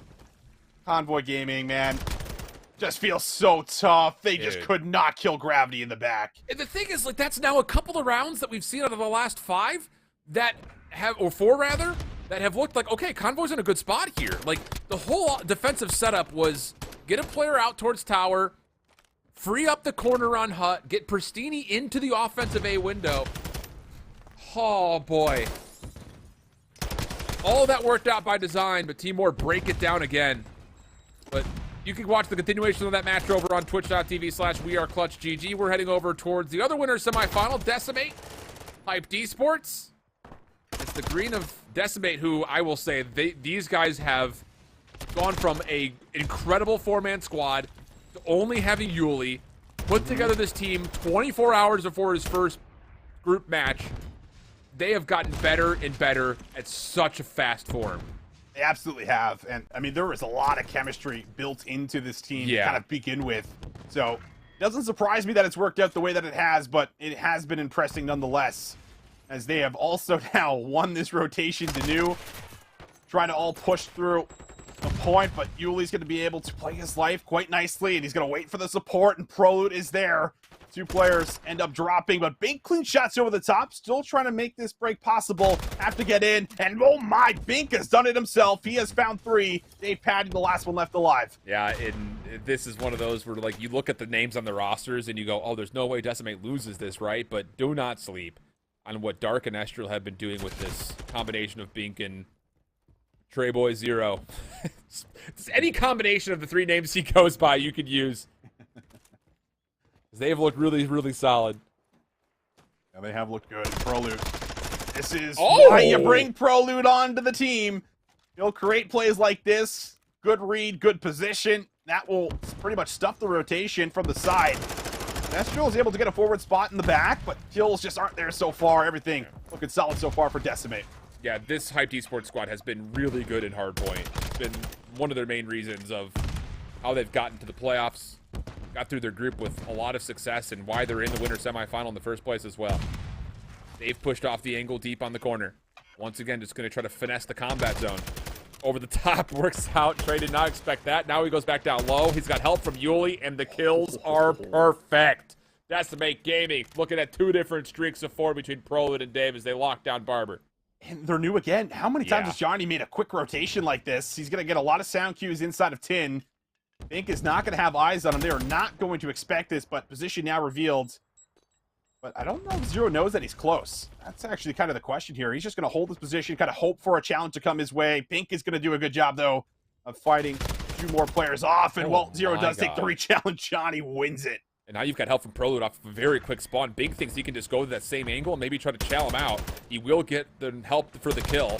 Good read on to Yuli. 3 straight eliminations come out. Last one to find is Dave, who was late to the party. And, well, the cake was already eaten. Johnny over the backside now through PD. Trying to make his way in with nades. This is a tough angle to fight through, especially considering, well, I was going to say, Zero up top, but no, Johnny gets both. Estriel's kind of still challenging that same deep corner. Dark is going to be in trouble here through mid. He does pick up 2. That's very helpful, but Estriel cannot chow. Oh, can't chow. Has to wait for the regen. But we'll certainly give it another look. Secondary chow is there. Might be able to finesse his life. Yeah, I like this from Estriel. Don't immediately re-chow. Take some time, come around the back, pop the dead silence, and, well, surprise, here I am. Good play from Estriel, fighting for some of that. Scrap time, 10 seconds will go over. Meanwhile, fights are taking place across the map. Prolud again finding huge rotational kills. We'll be able to get a good read on to where Zero is, as he's going to have to now hold and wait for the support to come through. And I think the big story with the Decimate roster, 3/4 of it being new, is how comfortable Prolud has gotten over the last week. Because it's one of those situations where you're kind of in a weird spot. I think just over the course of really his last year competing, right? Like, you get thrown onto an Optic team because of Illy's hand. You do well. Not necessarily as great as I think the Optic fans would have liked, but you did well. And then you're kind of on a weird situation to start this year. Never really felt like he was playing inside his comfort zone. And now it feels like he's really kind of gotten his hands, you know, underneath him, so to speak, with this Decimate roster, because he's been looking better and better every time he's loading into a map. Absolutely. It's been there. It's been good. And, well, Decimate here up a huge amount of points right now. Estriel going to be overwhelmed. Good trades come on through. Yuli looking to keep that spree going. Tough gunfight, but still able to win it there on to Zero. 5 in a row now. 1 off of earning the streak. Good read on where the spawns are also probably coming through, as you're going to have to try to hold. But Decimate not going to push just yet. Going to wait for Johnny on the pitch. Yuli doesn't need the help, brother. 7 for him. That'll be good for the streak, plus the win of the zone. 8 in front of him. Stunned up, doesn't matter. Who's next? Hyped Esports gonna wait for a little bit of help. Here comes the stack, Dark down low. Red, no worries there for Yuli. Double digits, maybe. Little bait and switch, and he nearly gets it all. Dave at range secures his trade, and in the meantime, Decimate Gaming get over 200 points. Yeah, I feel like his teammate there was probably like, don't challenge, I'm coming on the pinch. And Pro's like, I don't care. Or Yuli, rather, he's just like, I'm just going to hold it. I'm just going to challenge. Why not? I'm going to go on a 10 spree. And Decimate Gaming, man, this has just been all them. Zero fighting for scrap time. And that's really the only thing Hyped Esports have been allowed to have. And it's barely that. But big play out of Zero to at least fight for some mid-map control. However, down by 100 points on a map like Mercado, never easy to try to bring this one back. Yeah. It definitely feels too far gone. I'll say that much. Okay. What happens here for Hyped Esports? Have to win this rotation into new. Would love to also soak up a significant amount of time here on 1. That would be a great way to kind of start clawing your way back into this game. But look at the challenge. Decimate are all over. Prolud diving into the hardpoint. Johnny there to help. I mean, it just feels like everywhere is being double watch. It's not even just one player challenging. It's just there's so much help across the map for both these hardpoint kind of soakers, especially for Prolud, who's got nearly 2 minutes himself.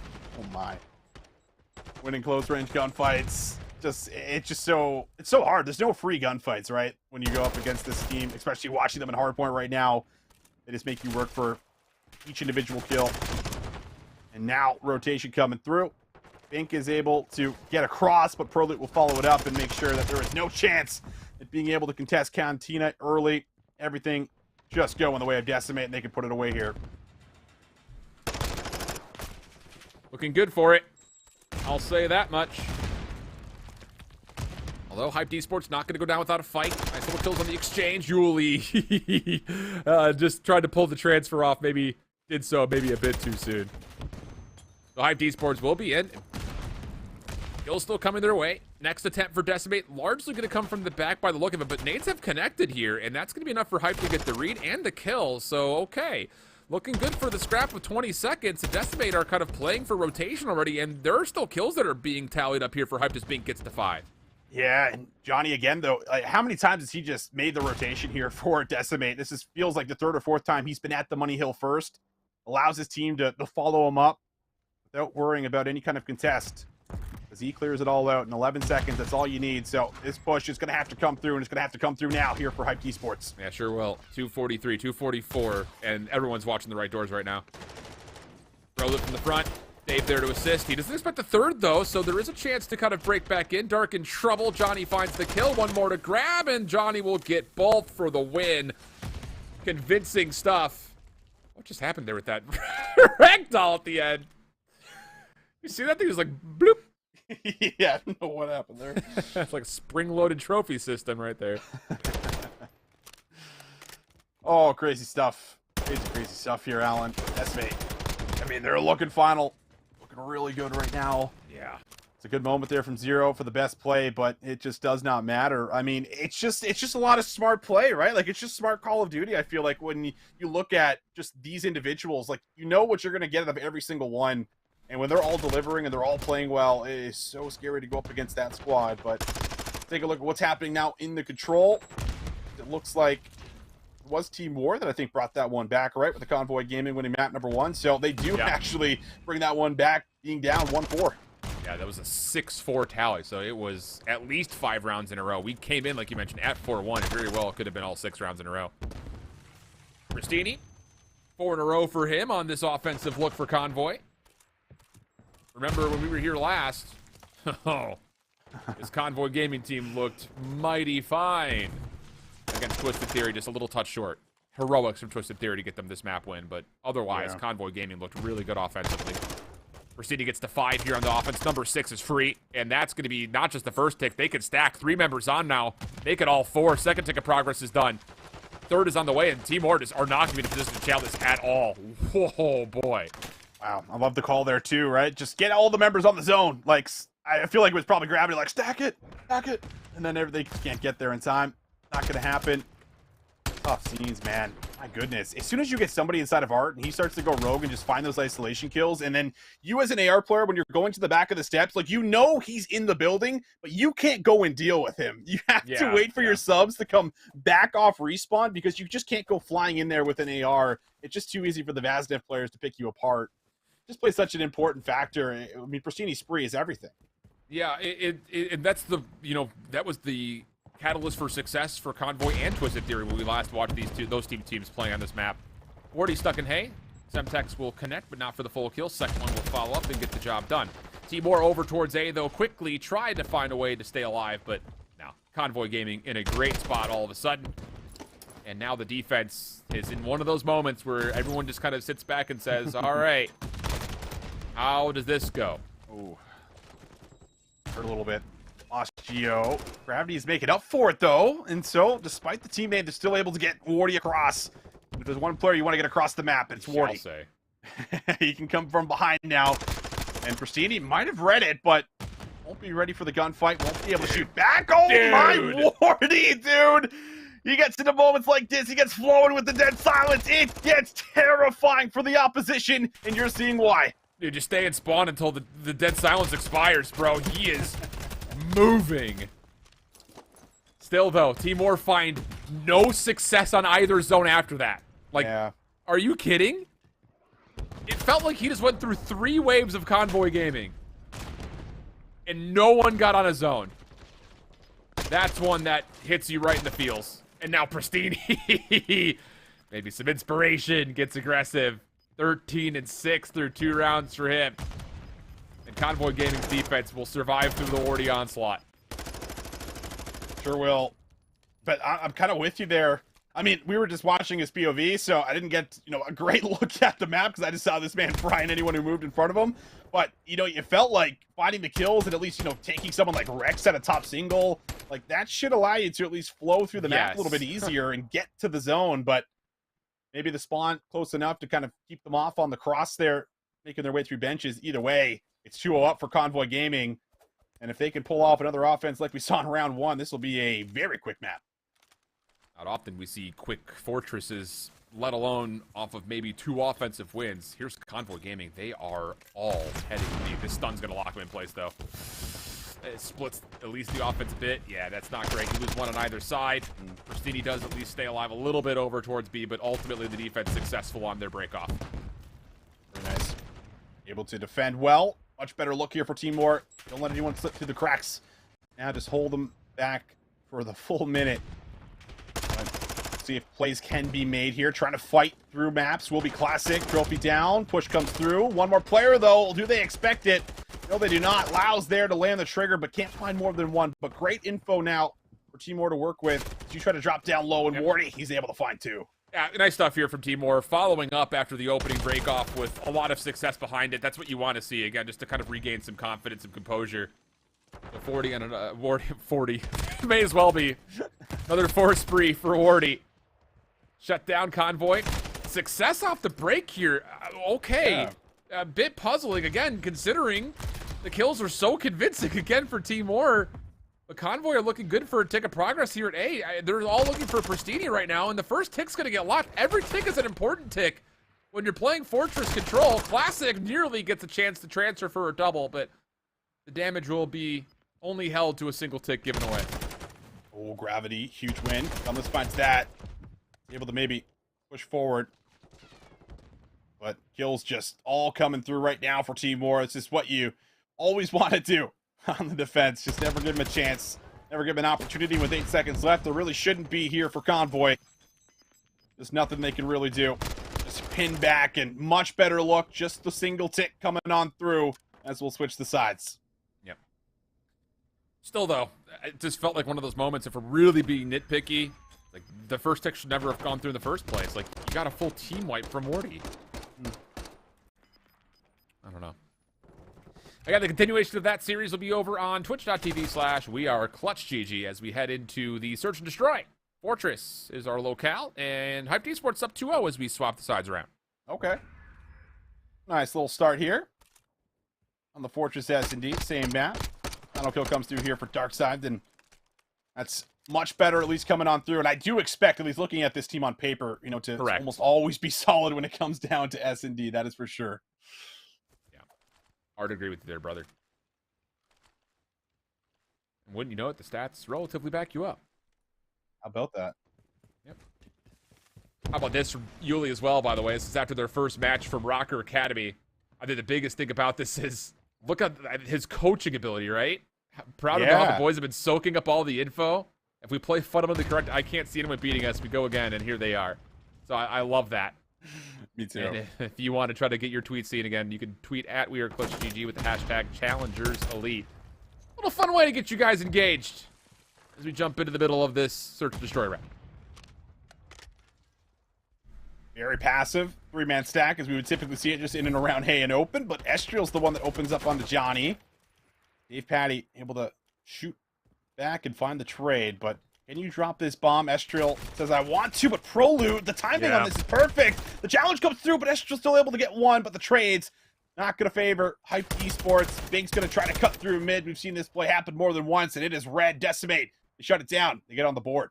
Yeah, I love that little, it's not like a full bait and switch, but it's just like one of those, hey, I see you, don't do that type things, and it kind of baits Estriel to have to take a gunfight, and I don't think he expected to see multiple members from that same angle, considering that he was supposed to have some help there, and I expect that he thought he had a lot of help there from Zero kind of watching over the top of him, but you can't watch both doorways at once, so. Okay, Decimate on the board. Convincing defense for them now onto the attack. Bomb collected. It's going to be Proloot who carries. It's going to be a quick hit to A by the look of it. Yeah, no respect to this cross at all being watched. And, oh, more than that, trying to play through the side doorway. And how about Hype Esports? They're here to meet this with 3 members. They're looking to reach out this quickly. Oh, they are, and I don't know if you're going to expect it. No, you are not. But, oh, the kill comes through for Yuli somehow. No way! Do you get a second with 10 HP like that? But Yuli does exactly that. And now it's a 2v2, and Proloot has a free chance at dropping this bomb down. It's a little bit of, you know, plays coming to the back of B here from player 4. So Zero's going to have a lot of time to come around this backside to see if he can maybe shut down Proloot, because it's going to be a backstack here for Decimate. That is... wow. How was Yuli not picked up, bro? Yeah. Proloot just finessing this back truck, just playing for intel. He actually, I think, gets confirmation that both players are here. Doesn't even go to the Semtex, just trusts the shot of the tack, which works out. Estrel's going to hop. I like it. Dave is not here to check this at all. He's not even close. Finally gets a look, and the kill comes through again, just in the nick of time. My heart can't take these, brother. We have had so many of these weird diffuses. It's like, it's always the worst, too, because you're like, did he get it? Did the kill come through? You gotta wait like that half second almost.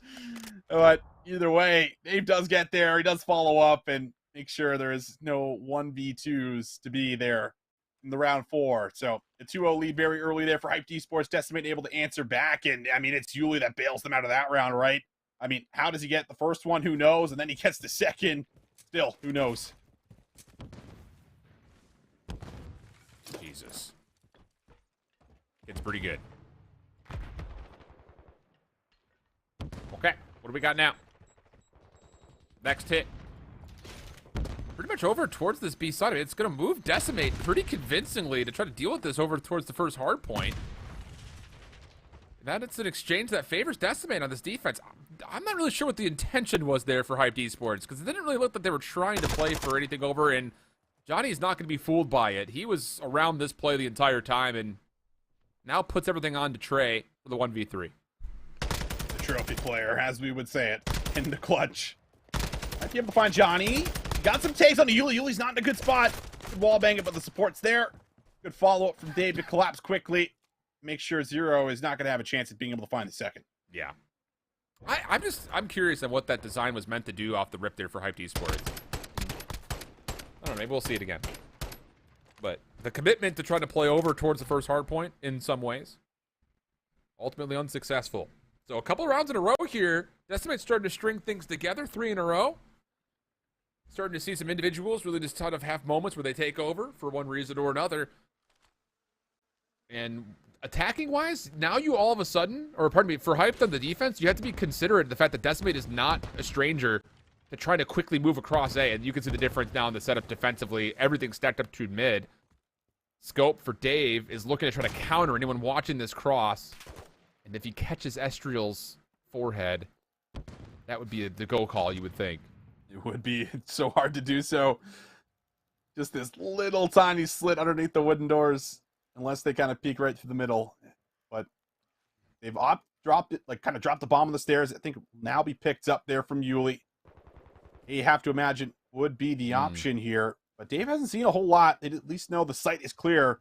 However, it's going to be still scary trying to drop this safely. Oh, and look how nervous Hype Esports were. You had Proloot taking shots through the first hard point. It actually backs up the Hype defense completely. Nades are here. Estriel, just the top of his head showing. Same for Bink. Oh, and Dave does get the connection. Johnny through mid-map trades 1 for 1. And that should be enough to get onto the site. Dark is in trouble, and he's going to try to play this through bottom art. Yeah, he tries to bait the kill cam, and I think bait it back. So just trying to throw them for a loop maybe on the communication. He does end up hitting the pinch, but can't find clean shots. So 2v3 on the retake. Going to be a bit of a stack on the site. Proloot watching over the top. Yeah. Nice, easy cleanup. And then Dark Side will drop as well. Decimate just too clean. Just so good at coming into the site, using their numbers, and just making sure they don't give away any free kills. And the thing about it is, think about how this all starts. Proloot brings out the AR from the rip and goes towards mid and just takes a couple of shots, I believe, to the players that were like top side towards art, or towards maps rather, pardon me. And that forced Hyped Esports to give away that position and move their defense to deal with B, which of course means that Dave is going to get an extra chance here to see through mid and eventually connects onto Bink. And once that happens, Johnny flies mid. It's just beautiful. Poetry in motion. But this time, Bink almost doing the exact same thing. This is the same triple stack. So they're looking for these kills mid-map. This time it works out for at least a first blood. But the question on this is you don't know if anyone's in A because you sent everybody over towards this B corner. Absolutely. Might have to invest tacticals and lethals maybe to kind of just check it. But Johnny's spot here. So good. Oh, man. First kill there. Doesn't expect the second. Maybe in the back. Takes the challenge. Nestriel will punish. But a lot of numbers drop while that entire play happens. 2 versus 2. 50 seconds to work with. Dave is down low. Hero's like, what in the hell is that? Has to reposition. And won't be able to find the kill. It's just, I don't know, man. I don't love that break off. I'll say that much. 2 rounds in a row, it just feels a little bit strange, to say the least. Astriel's going to take an aggressive off angle. Dave stuck in a corner, waiting for the challenge. Delays it long enough to confirm that there's a trade. That's your bomb carrier. Yeah. Oh, Astriel may have just gone a little bit too hard. Now Trey, the trophy carrier, has to collect this bomb against Prolud, who's got another AR. And time is not going to be favorable. He's going to collect it and then immediately try to play for the plant. And this is all favored Prolud, who can just play this backside and likely get a free kill. And that's indeed the case. That is just, I don't know about that. Yeah, I mean, it's tough, right? Like, Astriel finds the kill. He gets it safely. Maybe there's a chance, right, to get back into the site. But it's just so risky because Zero's not with you. He's not a part of the play. He's still watching the back to see if someone, decides to hit this and try to wrap through their side. And it's just too much once Dave buys enough time, too. He does a really good job of playing his life to force the trade there from Prolud. A lot of credit to him for it, but 5-2 up, all decimated. 5 rounds in a row, mind you. I don't know what the streaks are today, but team's feeling streaky, Allen. One more here for Decimate. That's all they need to go 2-0 up. This is that same setup again, where Prolud kind of just sits over this direction. He's looking for someone to cross over through benches. Bink is down low, just trying to deny any forward plays. But this is, I mean, if he tries to go a little bit too wide here, he's got 2 ARs looking at him. And Decimate is just trying to bait someone to hit this route. Dave, the prone angle. That's good for first blood. And now Prolud can get aggressive. That is so freaking good, dude. That is an absolute masterclass of how to take over part of the map. That is so good. And now it's just lost. Like, unless someone just pulls off like a miracle 2-piece, it just feels like it's not going to happen. Prolud drops the streak. Darkside is against the world here in a 1v4. They just come stomping in, break down the doors, run at them. Why not? That's some mate. 6 rounds straight. My goodness. That puts them 2-0 up. This team, I'm telling you, they are learning faster than any other squad in North America right now. And not like as an individual, but like these guys like gelling as a team of 4. Right. Unbelievable. That is... I have never been more floored by a slow play for a P1 control in my life, dude. That was beautiful. It was amazing. Just back over towards War and Convoy. Don't mean to cut you off. Sorry there, buddy. You're good. But we got to get into the mix. And Wardy is in the mix. 12-5 as Team War have an early lead. They do have an early lead. See what can happen here from Wardy, who's on 3 in a row. He's been extremely electric on the day. Convoy holding a couple of angles they were not expecting, and a Rex. Well, doesn't get easier than that. Lines the ball up, a little bit of damage comes through from the side there, and that's going to now force everybody pretty far away. It's coming pretty split now, too. You can see everyone trying to attack from a different angle, but everything's being watched. Geo does work in for that first kill, so now looking better as the kills follow. Good shots over the top from Lau. That will allow them to at least break in for maybe the back 25. Still felt weird, didn't it, to say Lau? I know. I'm going to do it again. I know it now. I know it. I feel you. I've done it a handful of times this season. I was just waiting for someone else to be related to that. Gunless over the top. Oh my goodness, he's been peppered. Geo gets the kill. Rex down low, not able to secure any trades. And Team War have a little bit of ground to work with here. Not a terrible amount, though, considering that Convoy spawn essentially on the new hardpoint without it being active yet. That's enough for them to correct on their previous mistakes. Okay. Well, I'm moving very quickly to take that shot. Semtex allowing him to get forward. Oh, nearly does it all, but now he finds himself in the middle of a couple of gunfights down low. Didn't realize he was in the mix, but he found him there regardless. Morty on 3 stays alive for a small-time classic, secures the kill, and Convoy in the hill. 30 seconds to fight for, so have to certainly give this another hit. And it's going to be pretty much a full man stack. They do lose Pristini in the process, but he's not a part of this play. Little 3v4 now for Convoy Gaming, to try to defend. We'll see Timor try to just break through the back. It's a good read from Classic. Just can't get the gun up in time, so gunless. Too many angles to look at. Overwhelmed, but still one last 1v1 for the time. And Pristini, how about it? He wins it. He gets in. The value that Pristini's bringing to this team it really is unfathomable. He's been so good for Convoy Gaming in these respawns. That's unfortunate. Don't often see something like that. Wow, we'll get the double to confirm that parking will open up in favor of Team War, and more so. Okay, Allow has just gone rogue in the middle of the map, and it's working. More so than maybe it has in the past. Great day today. Okay. Deletes Pristini, now Wardy on the other side at 18-8, looking for maybe not just 19, but possibly 20. Gravity keeps his back safe, and Team War lockdown parking. My goodness. Wardy, it just feels like as we watched him more and more, he has just started to hit that Vanguard form. Specifically this season, I feel like a lot of us have been waiting to get it, and now we have it here.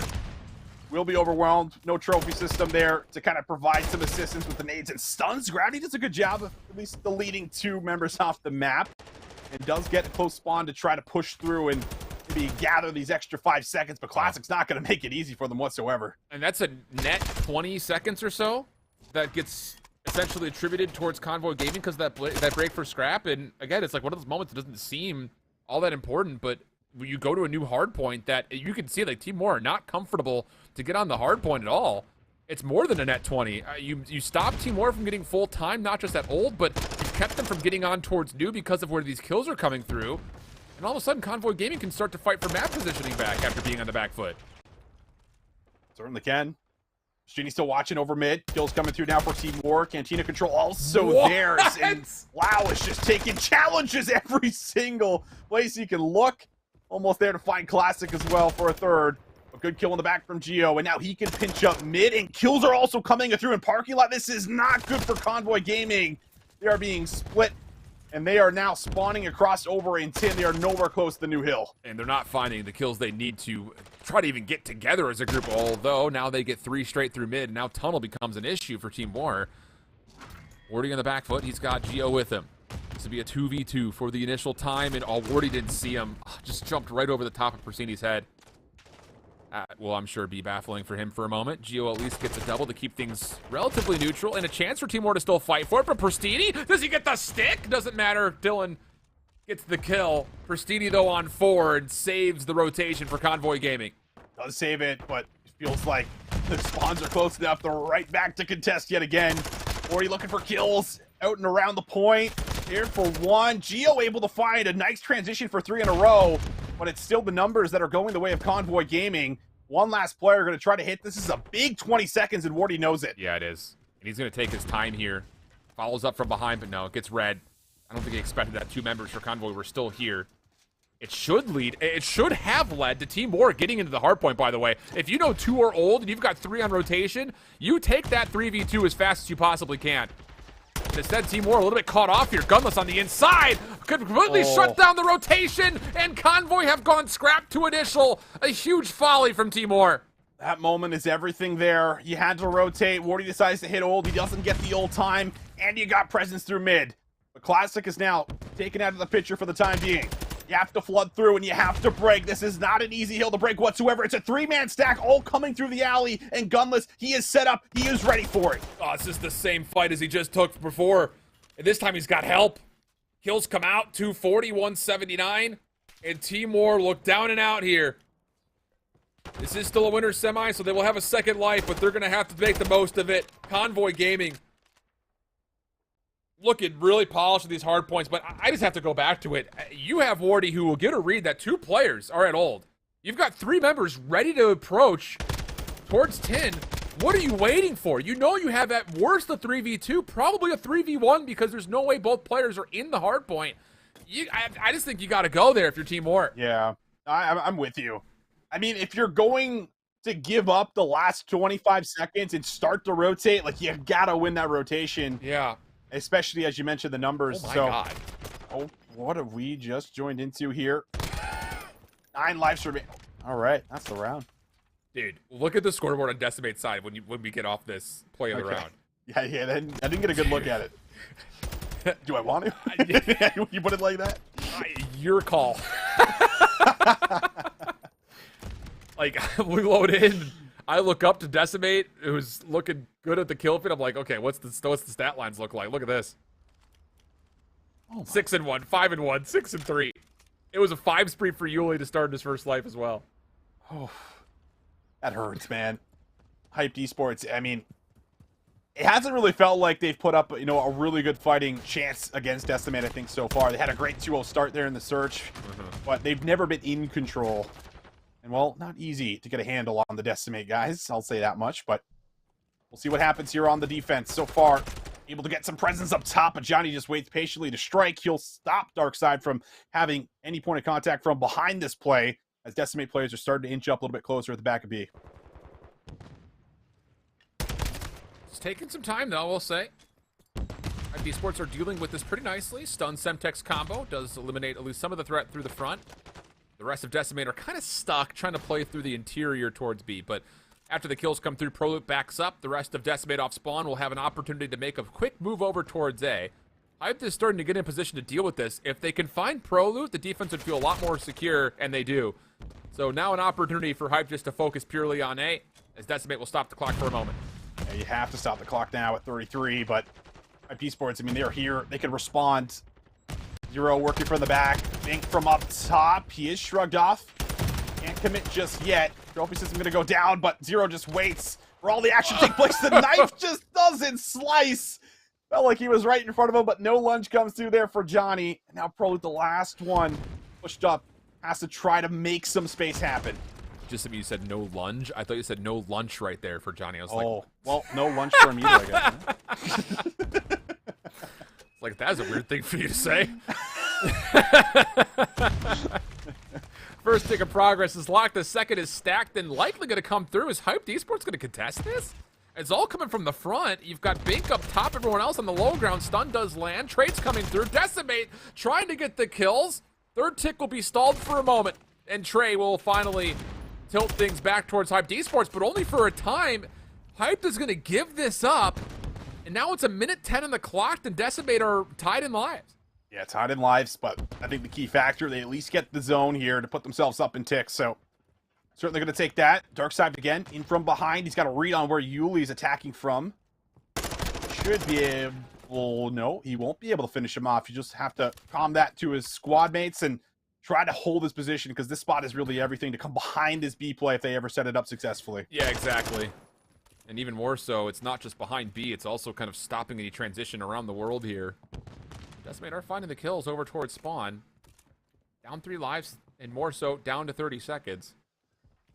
And Johnny and Dave are a little stuck.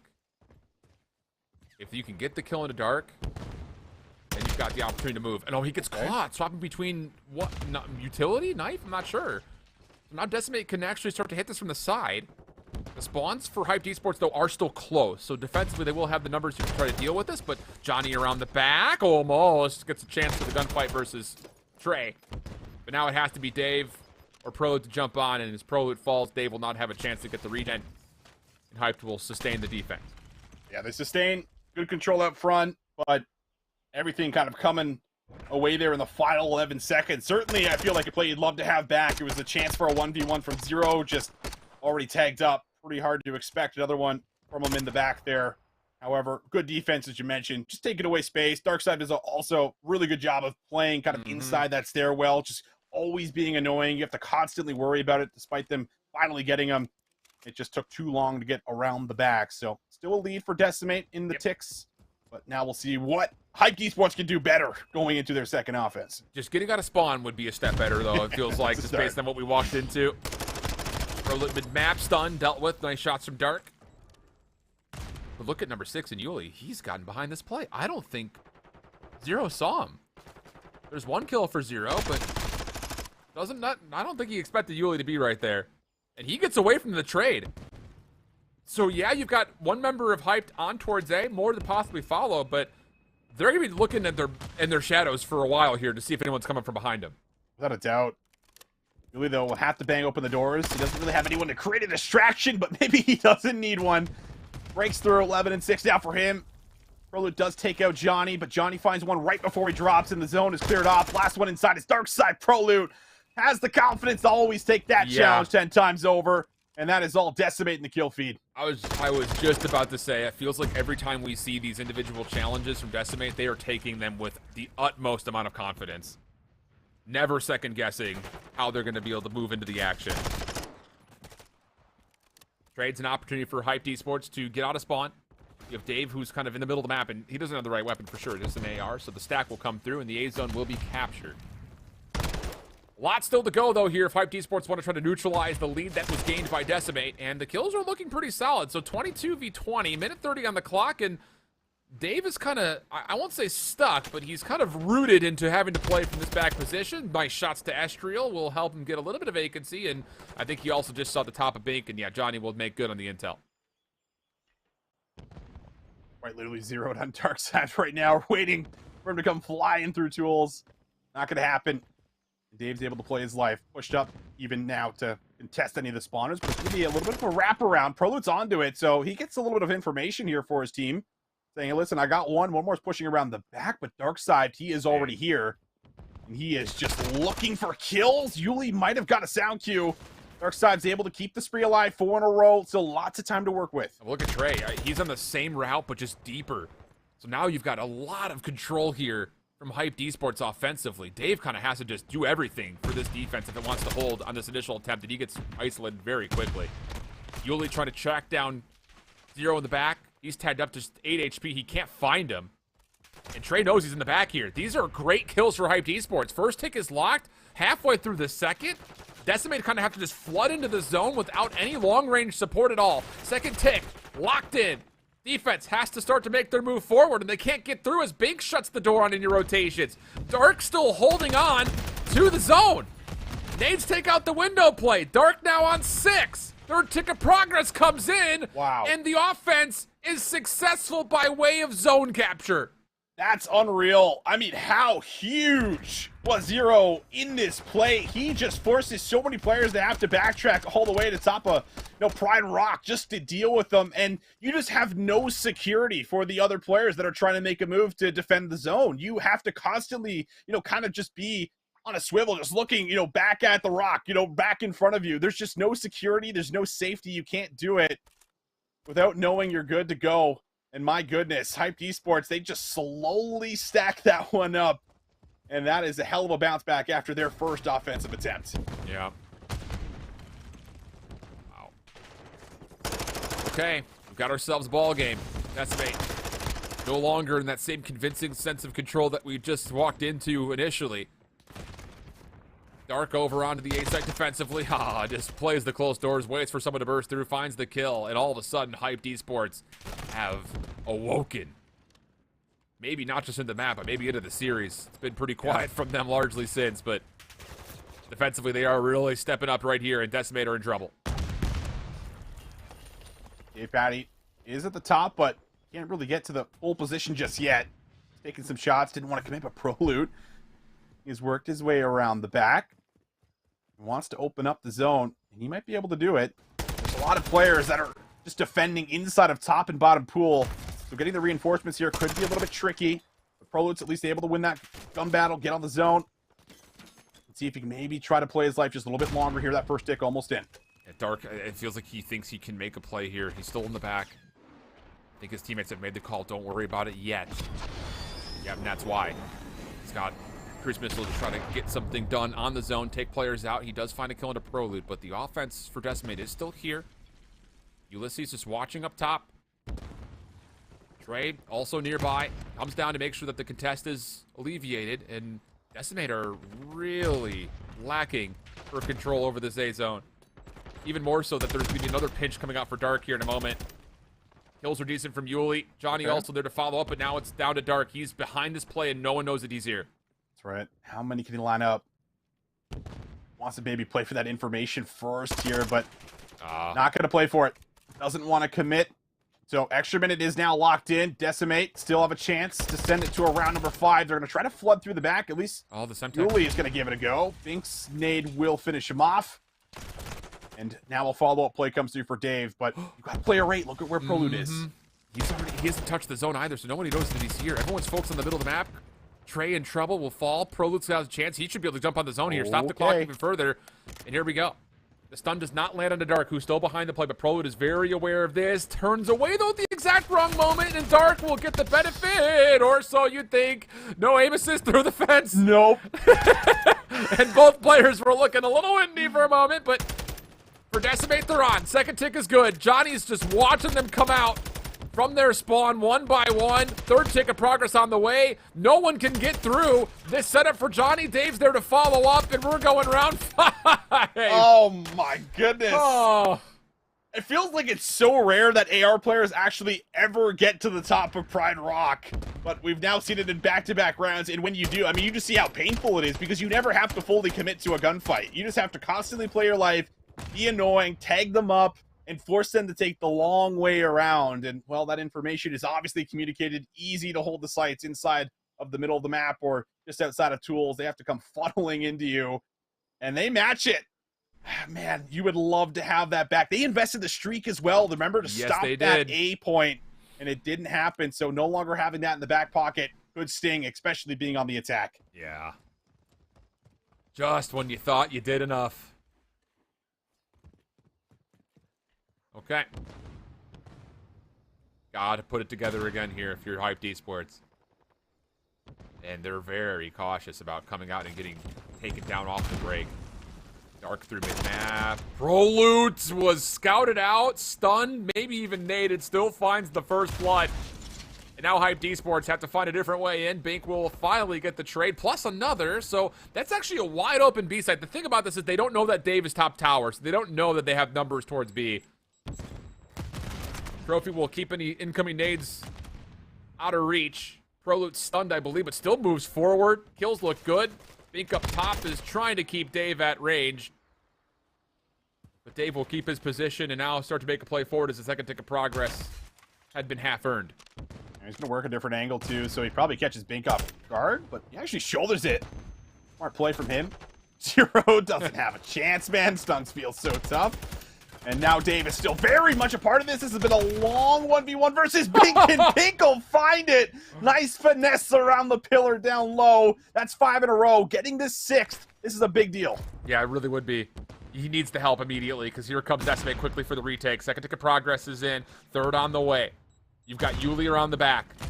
Call-out's going to be there, and Bink does get the 6th kill. Now the cruise missile is earned. The kills are also still coming through. Hold on a second here. Dark is making a play through the fence alleyway. He could probably get through and deny top B control. And at what point, if you're Bink, do you call in the cruise? You've got 2 kills from Dark here. There's a chance to get on the zone and stop the clock and really put Decimate into a bit of a bind. Oh, and Dave is down. Dave might invest the streak of his own right off the spawn unless Johnny can find some kills. He's going to get a read on Estriel. But there's the streak. Dave is going to call it in. Trophy systems, you have to imagine, are down. He's going to have to try to weave it in. He's able to find 2. Big play. Bink will match it himself. But now you have Zero, who has to play his life. Decimate are not off a spawn yet. Oh, Johnny, key gunfight takes away the deep angle on Truck. But Trey's patience. Gets behind Dave. He doesn't know who to shoot at. Misses a chance to completely volley up this entire defensive setup. But instead only gets 1. And now his position is known, and Decimate have gotten players through. Yuli long-range shots denied. Prelude up close and personal is still trying to hold that same angle. And Dave is on the hunt to see if he can find Trey. Yeah, and Trey doesn't have dead silence, remember. He's got the trophy. He's going to take shots, and Dave is there. Zero was the one that kind of had to get something started. Estriel, with that slow start, has been a little bit more influential with a couple of key kills, but Prelude is still in from behind, and the reinforcements are struggling to all get out of spawn.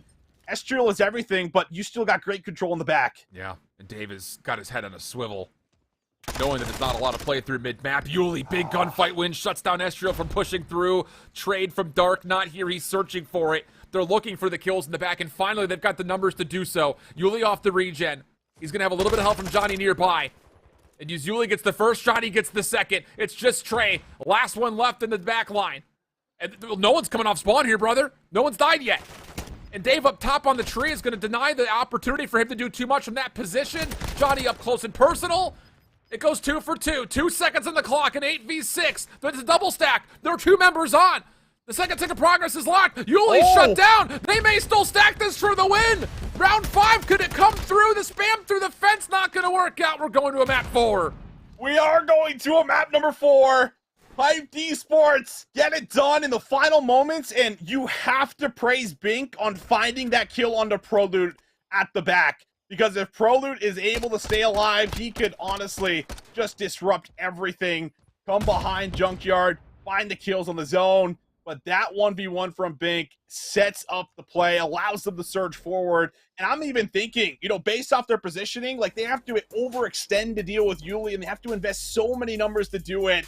But they get the kills following up after that. They stop the clock. It's enough to get us to that map 4. That is an unbelievable 4 rounds, at least, that we saw of LSCLO control. Oh, boy. Okay. So we've got ourselves maybe Hyped Esports signing on here. Looking at where exactly we're at, kind of coming for this whole series layout. Again, this is the only match we're waiting on here. Everything else has been done for the day. Last match of the week before we jump into the real, the top 6 in playoffs. But here's our series layout. It's been all Decimate. And coming into that first round of control, we're like, it looks like it's going to be all Decimate again. But Hyped Esports put together an immaculate response. And now it's up to an Embassy Hardpoint and possibly a Mercado search and destroy. This Embassy Hardpoint, though, I will say, if it's controlled the same way that Decimate controlled Mercado, we could be in for another one-sided affair. We need to see good teamwork and good full 4-man focus here from Hyped Esports. Definitely do. It hasn't been the best map, per se, for Decimate. 0-2 on it. Have played a lot of close hard points on it, though, so they've only lost out by about 21 points on average. However, 0-2 to a team that is 2-0 on Embassy, you feel like that maybe is good news, at least here coming in. However, like you said, a lot of changes need to be made, specifically on the rotations, because Johnny was like on every single money hill like 30 seconds early. You cannot afford to give over P1 time as well as the rotation, right? Like that cannot happen at this level. And that's what you have to change going into this map. Also, just a little small fun fact here. Estriel's KD on this map is a 1.67. I believe that. So he could be a major problem here for the side of Decimate. Like, Estriel didn't have a great previous map, didn't mention it, but it wasn't a great scoreboard for him at the end. Still, his team powers through, and this is where, if you're Estriel, you step up and say, boys, I got you this map. Like, this is my map. I've got this unlock. Let's get to a map 5, because it's very doable, I think, especially if Estriel can put up anywhere near numbers like that. Yeah, it was versus Omit that he went on like that crazy 12 spree, right? Where they were just running at him and he was just unstoppable. So Estriel, I think, with a big bounce back here, could do so much for you. And I mean, Zero's also played extremely well, feels like throughout the majority of this series, despite, you know, losing a couple of those hard points and whatnot. But overall, this is at least something that's been successful for you. So you feel like that's good news. Probably your pick, a chance to get us to a map 5, a chance to take down this Decimate team. But, you know, it still comes in, like, incredible clutch fashion. So it's still Decimate playing you extremely close. And you were just able to capitalize, at least off of a really big clutch play. Absolutely, bro. It's, yeah, that is for sure the key without any shred of doubt. Okay, lots of things to be excited about. As, looks like we're having some issues with players joining into the lobby. Maybe an appropriate time to step away for just a moment. Not much else we can throw to. We've seen all the assets. We've seen all the gameplay. Let's take a small break, reset ourselves, get ready to go for map number 4, Embassy Hardpoint, coming up next. Don't go anywhere. Really, just don't leave. We're going to be back in a minute.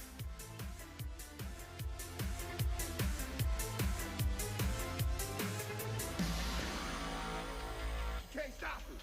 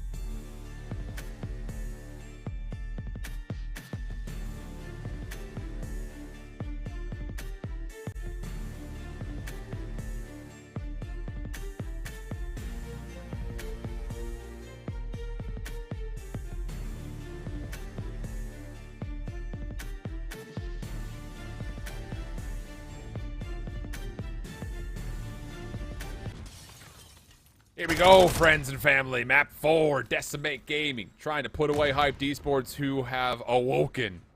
Or so it seems. After that Map 3 control win in LSC, we find ourselves on Embassy. Being able to get his first kill around the backside, that should lead to some not just high ground control, but maybe a chance here for Hyped Esports to tally more time here on the first hill. Certainly a good chance. Great overhead coverage. Trophy systems down. For loot. Able to find some long-range shots, though. Takes out 0. Gets a read in the back, but let's go with a pre-aim at the worst possible time. Yuli is there to try to respond, but still, like you said, good P1 time, and Yuli has to kind of contest some of it. Doesn't want it to go over for free. Have to worry about Estriel, the player we mentioned, needs to have a big game. He's able to win 1, but Dave follows up with a trade. It's early. Not a hot start, but it is early. 1 and 3 for Estriel. He will spawn kind of with his squad, though, as they look to approach P2 as it opens up. 9-14 the tally. Not much to be said about the opening hardpoint. Decimate kind of fighting from across the middle of the map, though. Do get in. And Trey's going to get pushed off and taken down. Estriel has not made a move into this hardpoint yet to try to play, and, well, that's just the wrong time. Last one left tries to maybe try to catch Decimate by surprise, but that doesn't work out really at all. It's actually Trey who just runs through mid. Gets the kill to neutralize the time for a moment, but his teammates are not here to help, and Decimate now start to accrue some pretty significant time. They really do. And, well, the crosses are all being watched. Yuli able to find some good team shots through mid. Johnny clears out 2. And this is what we talked about. Johnny is so good on these rotations. A great read on the spawns as well. No way. Oh, my goodness, Johnny! The nade won't finish off big, but Yuli's in position to get the job done. Unbelievable. Johnny for 4 on the cross. Take the 7 seconds of scrap. We're here at New. Hyped Esports trying to play through the cafeteria side. Yuli is watching to make sure no one hits this cross. Prolote's going to make sure no one's on his orange. Which, that's where the threat's incoming from. Stuns come through. Nades come through. Darkside finds the easiest kill of his life. Yuli trying to follow up, though, on 4. No! Shut down by Dark in the corner. Big start from Darkside, 7 and 5, and Hyped Esports break the hill. That dead silence play was everything. I mean, you could see it being cut right through mid. It's just the timing that Darkside finds to get up to this position, wins a couple of key 1v1s, and is able to punish Decimate for their widespread setup trying to zone from Old. And now they have a chance to really soak up some time, and so far they've been able to do it. Johnny's trying to make another move. Won't be able to find any success. Yuli follows it up. This time he won't be able to win it. Darkside is just able to hold on. Nice little spree for him built up, and that is a great hill coming through for Hyped Esports. Absolutely. Decimate kind of spawning behind the new hardpoint. Really don't have a chance to do too much to stop this rotation. They're going to have to react and respond as the hit to break is underway for Hyped Esports, and they're already threatening very rapidly. Johnny gets 2 up top. The third will finally be his demise. Prolote's down low. Good read here on the Trey. No worries there. Binker on the back, though, causing problems for Decimate as they spawn out as long as Bink is down here.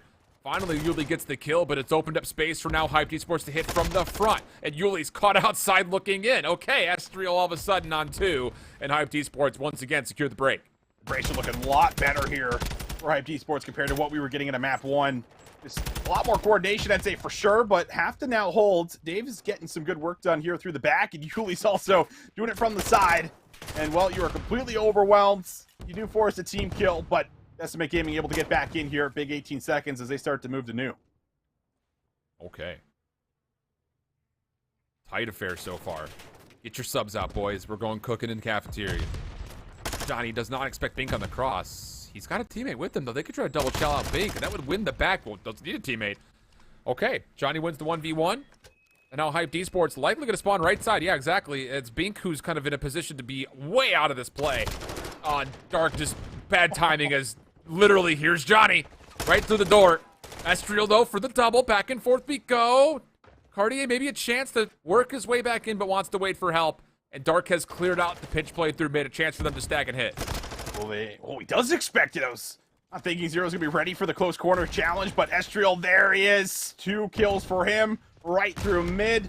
And that will now allow Hyped Esports to get in here and fight for some of this kitchen time. And he also got to set up Darkside, just kind of lingering in and around, trying to force gun battles, but Johnny's been difficult to deal with so far. And he buys enough time for Prolute to get right through the back as it stays scrappy as ever when we talk about B5. Bink with the tack, lots of damage, gets through. Decimate is looking to get him on the exit, though. Full is stacked up. Yeah, taken away. So slim margins between these two squads through our first set of hills. 108, 104. Decimate trying to get up top towards paper. We've seen this story before, though. Sure have. Took a while last time to get control, and, well, Rocker never could. Prolute trying to fight 2 different battles here from either side. And no one's going to fully push him out. Bink's just going to continue to hold, and this time's just going to go to the game clock. None of it really being collected whatsoever. Still trying to work Prolute out, as Bink is not going to take that challenge up through the top and wants to now work his way into the point. Trophy system denies trophy system. Dave up top uses that as a chance to find the free kill, and in the meantime, Prolute once again get into work in the top of the admin building. Now time. Not just being out turned up, but you've got Decimate looking to play on rotation. They're aware that there are threats for Hyped around the back here. They know that they're on the right side of the map. Prolute does not actually catch wind of Estriel, though. Off the reload, bold challenge, just steps away. And him valuing his life here is so big. Yuli there to help with the kill, and then flying into the hard point. Yuli gets 3. I mean, you kind of saw him right across Prolute's screen, and he gets 3, dude. Unreal. Yeah, he is cruising, man. Oh, he's flying out. A lot of credit to Prolute for being alive for the last minute 30, it feels like, too. But, yeah, what a nice setup. Good shots over the top from Dave, and this is where it gets a little bit scary for Hype Esports. They got to shut this down, nice. And they do so. It's a great moment to make sure momentum does not get away from them, but Yuli still wants to put pressure, I imagine, on this scrap time and see if he can get in here and fight for the back 20. Got the dead silence to make the play happen. Goodness, Yuli nearly takes down Trey off top of Van.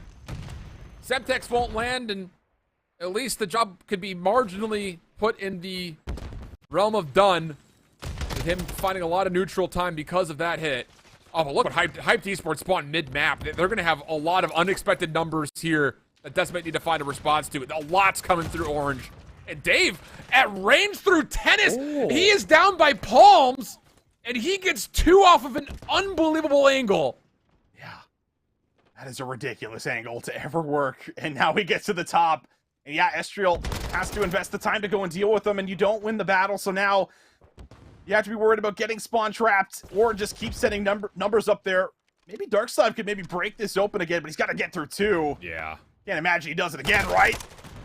Does force out at least 1, but one more challenge comes in. Prolute, so good in the hill. He's got a minute 30 to his name, and he's on a 5 spree. Unbelievable stuff. This is just punishing scrap time. You watch that clock just tick, tick, tick, tick closer to 200, and you're sitting on 120. Deep breaths if you're Hyped Esports. Need a hold right here. You put this one in, you're back into this game. Everything resets. Here comes Prolute, though, with help. Dark gets 1, steps away, and gets the set. Oh, my goodness. Dark side, you animal. 4 in a row. 19 kills for him, and Hyped Esports will get the first 20, no worries. And Prolute kind of hesitates a little bit there. He's not sure if he wants to commit to it, wants that final kill, and won't be able to get the streak. Hyped Esports, good chance. Start to mount a bit of a comeback, lock in a full 60, maybe even lock in a streak from Darkside. Dave over the top, snaking anything he possibly can to get the better angle, and he does so, but has to work his way in. I mean, this is 40 seconds up for grabs. You're waiting for a hit, but you know, you could just rotate the new here if you're Hyped Esports. Yeah, this is actually great, and honestly, that kill from Dave comes a fraction too late. Zero getting that first elimination before he drops means that the players inside the hardpoint are comfortable. It's just one more player to deal with, so there it is. Exactly what the doctor ordered. A full 60 seconds. Now we got ourselves a game. How about that? Decimate's going to be here first. They're trying to close the doors, bar them with anything they possibly can. Yuli playing deep in towards trailer. He's going to shut down one side of this play almost single-handedly, but that's a key elimination. Cartier able to find it really rapidly, and now here comes the hit. It's going to be 2-folded. 2 from the front, 2 from the side. Hyped Esports setting it up. Oh, they're setting it up all right. Break should be there. One more team kill, but Yuli, come on! Able to find 2 again. Huge moment, and it's an unfortunate team kill that comes through. That could have been great for Hyped Esports to at least use the numbers to play out the trades, but that's not to be. It doesn't happen. All Decimate so far, and now this push has to be successful. Suns are through, Prolute in trouble. But Johnny gets 2. The cross held by Dave. Oh, no. Not good news. Not enough time here for Decimate to win, but this is, it feels like the wind's out of the sails right now for Hyped Esports. You feel like you still have to hit through this old time. Johnny watching the door. Still catches one. It's Yuli who has to put down his teammate, and the help is exquisite. 248, 173. The kills are there, and that will be enough to get the final 2 seconds. Wow, dude, this Decimate team. Holy Christ, they are so fast. You just feel overwhelmed playing again. Like, I'm watching. I know I'm not playing, but I feel like I would be so overwhelmed.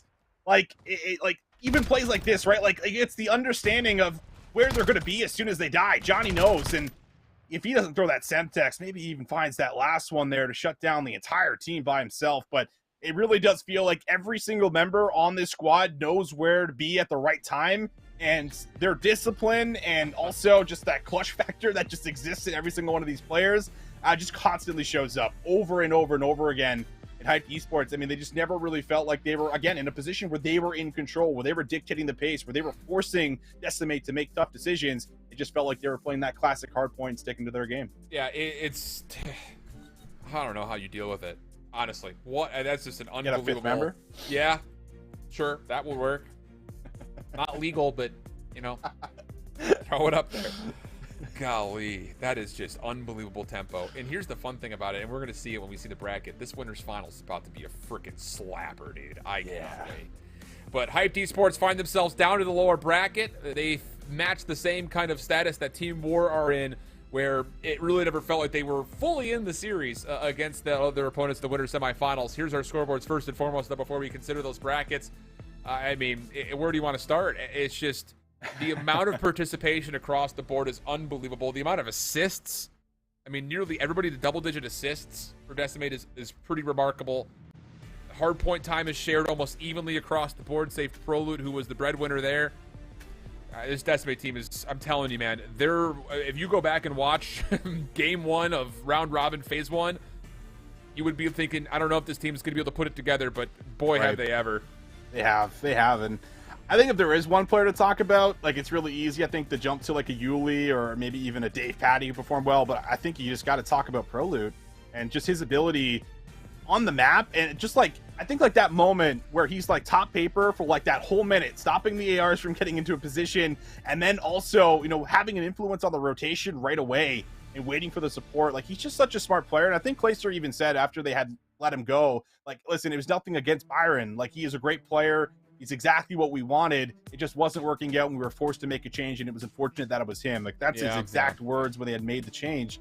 I think Prolute has just shown that he is just always that guy that can get it done and just will always do the dirty work. Yep. And that is just something you have to praise. Yeah, that's, I mean, if you were really wanting to go back and look through it again, on that scoreboard, he only gets like 1,800 damage, but like all that damage comes in moments where he's playing for the Hardpoint. So, yeah. And it's also just a credit to the rest of what his rest of his teammates are doing, dude. Like, I'm telling you, there's no more damage to do. Literally, he's sitting top paper, and here comes freaking Yuli on his, you know, his flyers just riding right through. Okay, so there's the look back at the series. Here's a look at what we want to see, dude. Decimate Convoy for a winners finals. Like, I want to see that right now with how these two teams look today. Yeah. If they play at that same level, if not better. Like, clear your calendar for Wednesday. That is going to be an unreal matchup of essentially the unmovable object versus the unstoppable force, it feels like. Yeah, it does feel like it's going to be just an absolute clash, a great banger between these two. Convoy has certainly surprised me, especially, I think, with their roster. They just haven't really found a lot of success on LAN, online. A lot of these players have struggled to kind of get there. But it has looked so much better this time around. I think, again, you know, teams start to hit that form, they start to click, they start to really make it work, and that is certainly one of those teams I think that has figured it out. But up against a Decimate, those respawns, man, holy, yeah, those are going to be some barn burners. I'm telling you, it's going to be, there's no words. It's going to be something like we have not seen before with how those two teams are playing. Down to the lower bracket, we had to say farewell, surprisingly, to Rocker Academy, your Season 1 defending champions, and Twisted Theory, who looked like they very well may have been the team that just would not know the word die. Reverse sweeps throughout the group stage, but today they just did not quite have it.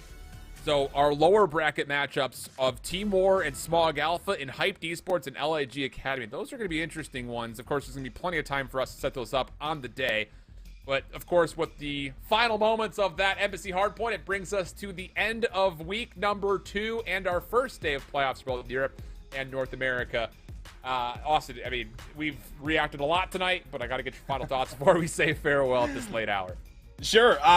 Rocker, biggest surprise. I mean, I know those guys are going to be feeling a little bit hurt after today's performance. I mean, not a team that you would ever expect to get double first rounded. Maybe lose out because we have a lot of talent here in North America that is all fighting and is looking better and better.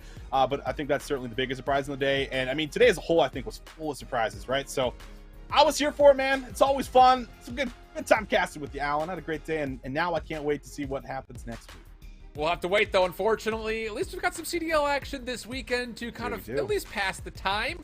So make sure you're tuning in with everything going on at twitch.tv/Call of Duty for some qualifier action. And then we'll be back on Wednesday and Thursday to complete Season 2 ahead of Optics Dallas Major number 3, and not just the CDL Major, but the Open that will be happening there. But for the week, we say farewell. We'll catch you guys on Wednesday. Until that point, keep holding it down. Bye-bye.